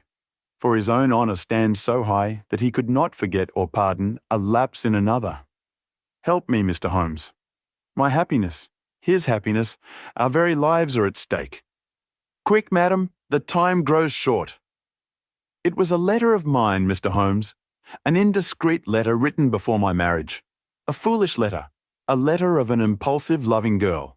I meant no harm, and yet he would have thought it criminal. Had he read that letter, his confidence would have been forever destroyed. It is years since I wrote it. I had thought that the whole matter was forgotten. Then at last I heard from this man, Lucas, that it had passed into his hands, and that he would lay it before my husband. I implored his mercy. He said that he would return my letter if I would bring him a certain document which he described in my husband's dispatch box.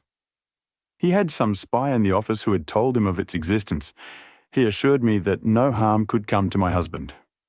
Put yourself in my position, Mr. Holmes. What was I to do? Take your husband into your confidence. I could not, Mr. Holmes. I could not. On the one side seemed certain ruin. On the other, terrible as it seemed to take my husband's paper. Still, in a matter of politics, I could not understand the consequences, while in a matter of love and trust, they were only too clear to me. I did it, Mr. Holmes. I took an impression of his key. This man, Lucas, furnished a duplicate.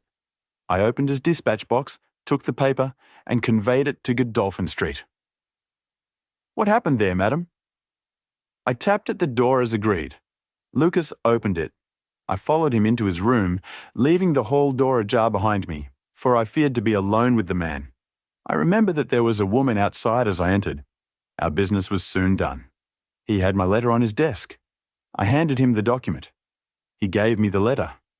At this instant, there was a sound at the door. There were steps in the passage. Lucas quickly turned back the drugget, thrust the document into some hiding place there, and covered it over. What happened after that is like some fearful dream.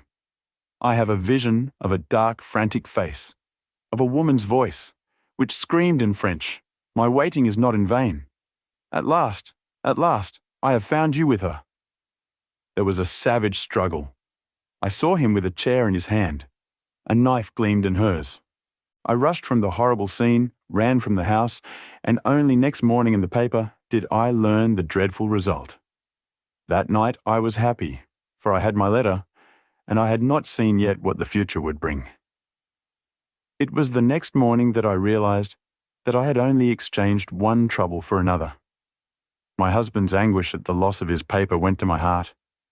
I could hardly prevent myself from there, and then kneeling down at his feet and telling him what I'd done. But that again would mean a confession of the past. I came to you that morning in order to understand the full enormity of my offence. From the instant that I grasped it, my whole mind was turned to the one thought of getting back my husband's paper. It must still be where Lucas had placed it, for it was concealed before this dreadful woman entered the room. If it had not been for her coming, I should not have known where his hiding place was. How was I to get into the room? For 2 days I watched the place, but the door was never left open. Last night I made a last attempt. What I did and how I succeeded you have already learned. I brought the paper back with me, and thought of destroying it, since I could see no way of returning it, without confessing my guilt to my husband. Heavens, I hear his step upon the stair. The European secretary burst excitedly into the room. "Any news, Mr. Holmes? Any news?" he cried. "I have some hopes." "Ah, thank heaven." His face became radiant. "The Prime Minister is lunching with me. May he share your hopes? He has nerves of steel, and yet I know that he has hardly slept since this terrible event. Jacobs, will you ask the Prime Minister to come up? As to you, dear, I fear that this is a matter of politics. We will join you in a few minutes in the dining room." The Prime Minister's manner was subdued, but I could see by the gleam of his eyes and the twitchings of his bony hands that he shared the excitement of his young colleague. "I understand that you have something to report, Mr. Holmes?" "Purely negative as yet," my friend answered. "I have inquired at every point where it might be, and I am sure that there is no danger to be apprehended. But that is not enough, Mr. Holmes. We cannot live forever on such a volcano. We must have something definite. I am in hopes of getting it. That is why I am here. The more I think of the matter, the more convinced I am that the letter has never left this house." "Mr. Holmes?" "If it had, it would certainly have been public by now." "But why should anyone take it in order to keep it in his house?" "I am not convinced that anyone did take it." "Then how could it leave the dispatch box?" "I am not convinced that it ever did leave the dispatch box." "Mr. Holmes, this joking is very ill-timed. You have my assurance that it left the box. Have you examined the box since Tuesday morning?" "No, it was not necessary." "You may conceivably have overlooked it." "Impossible, I say." "But I am not convinced of it. I have known such things to happen. I presume there are other papers there. Well, it may have got mixed with them." "It was on the top." "Someone may have shaken the box and displaced it." No, I had everything out." "Surely it is easily decided, I hope," said the Premier. "Let us have the dispatch box brought in." The secretary rang the bell. "Jacobs, bring down my dispatch box. This is a farcical waste of time, but still, if nothing else will satisfy you, it shall be done." "Thank you, Jacobs. Put it here. I have always had the key on my watch chain. Here are the papers, you see. Letter from Lord Merrow, report from Sir Charles Hardy, memorandum from Belgrade, note on the Russo-German grain taxes, letter from Madrid, note from Lord Flowers. Good heavens, what is this? Lord Bellinger! Lord Bellinger!" The Premier snatched the blue envelope from his hand. "Yes, it is it, and the letter is intact. Hope, I congratulate you." Thank you. What a weight from my heart. But this is inconceivable. Impossible. Mr. Holmes, you are a wizard, a sorcerer. How did you know it was there?"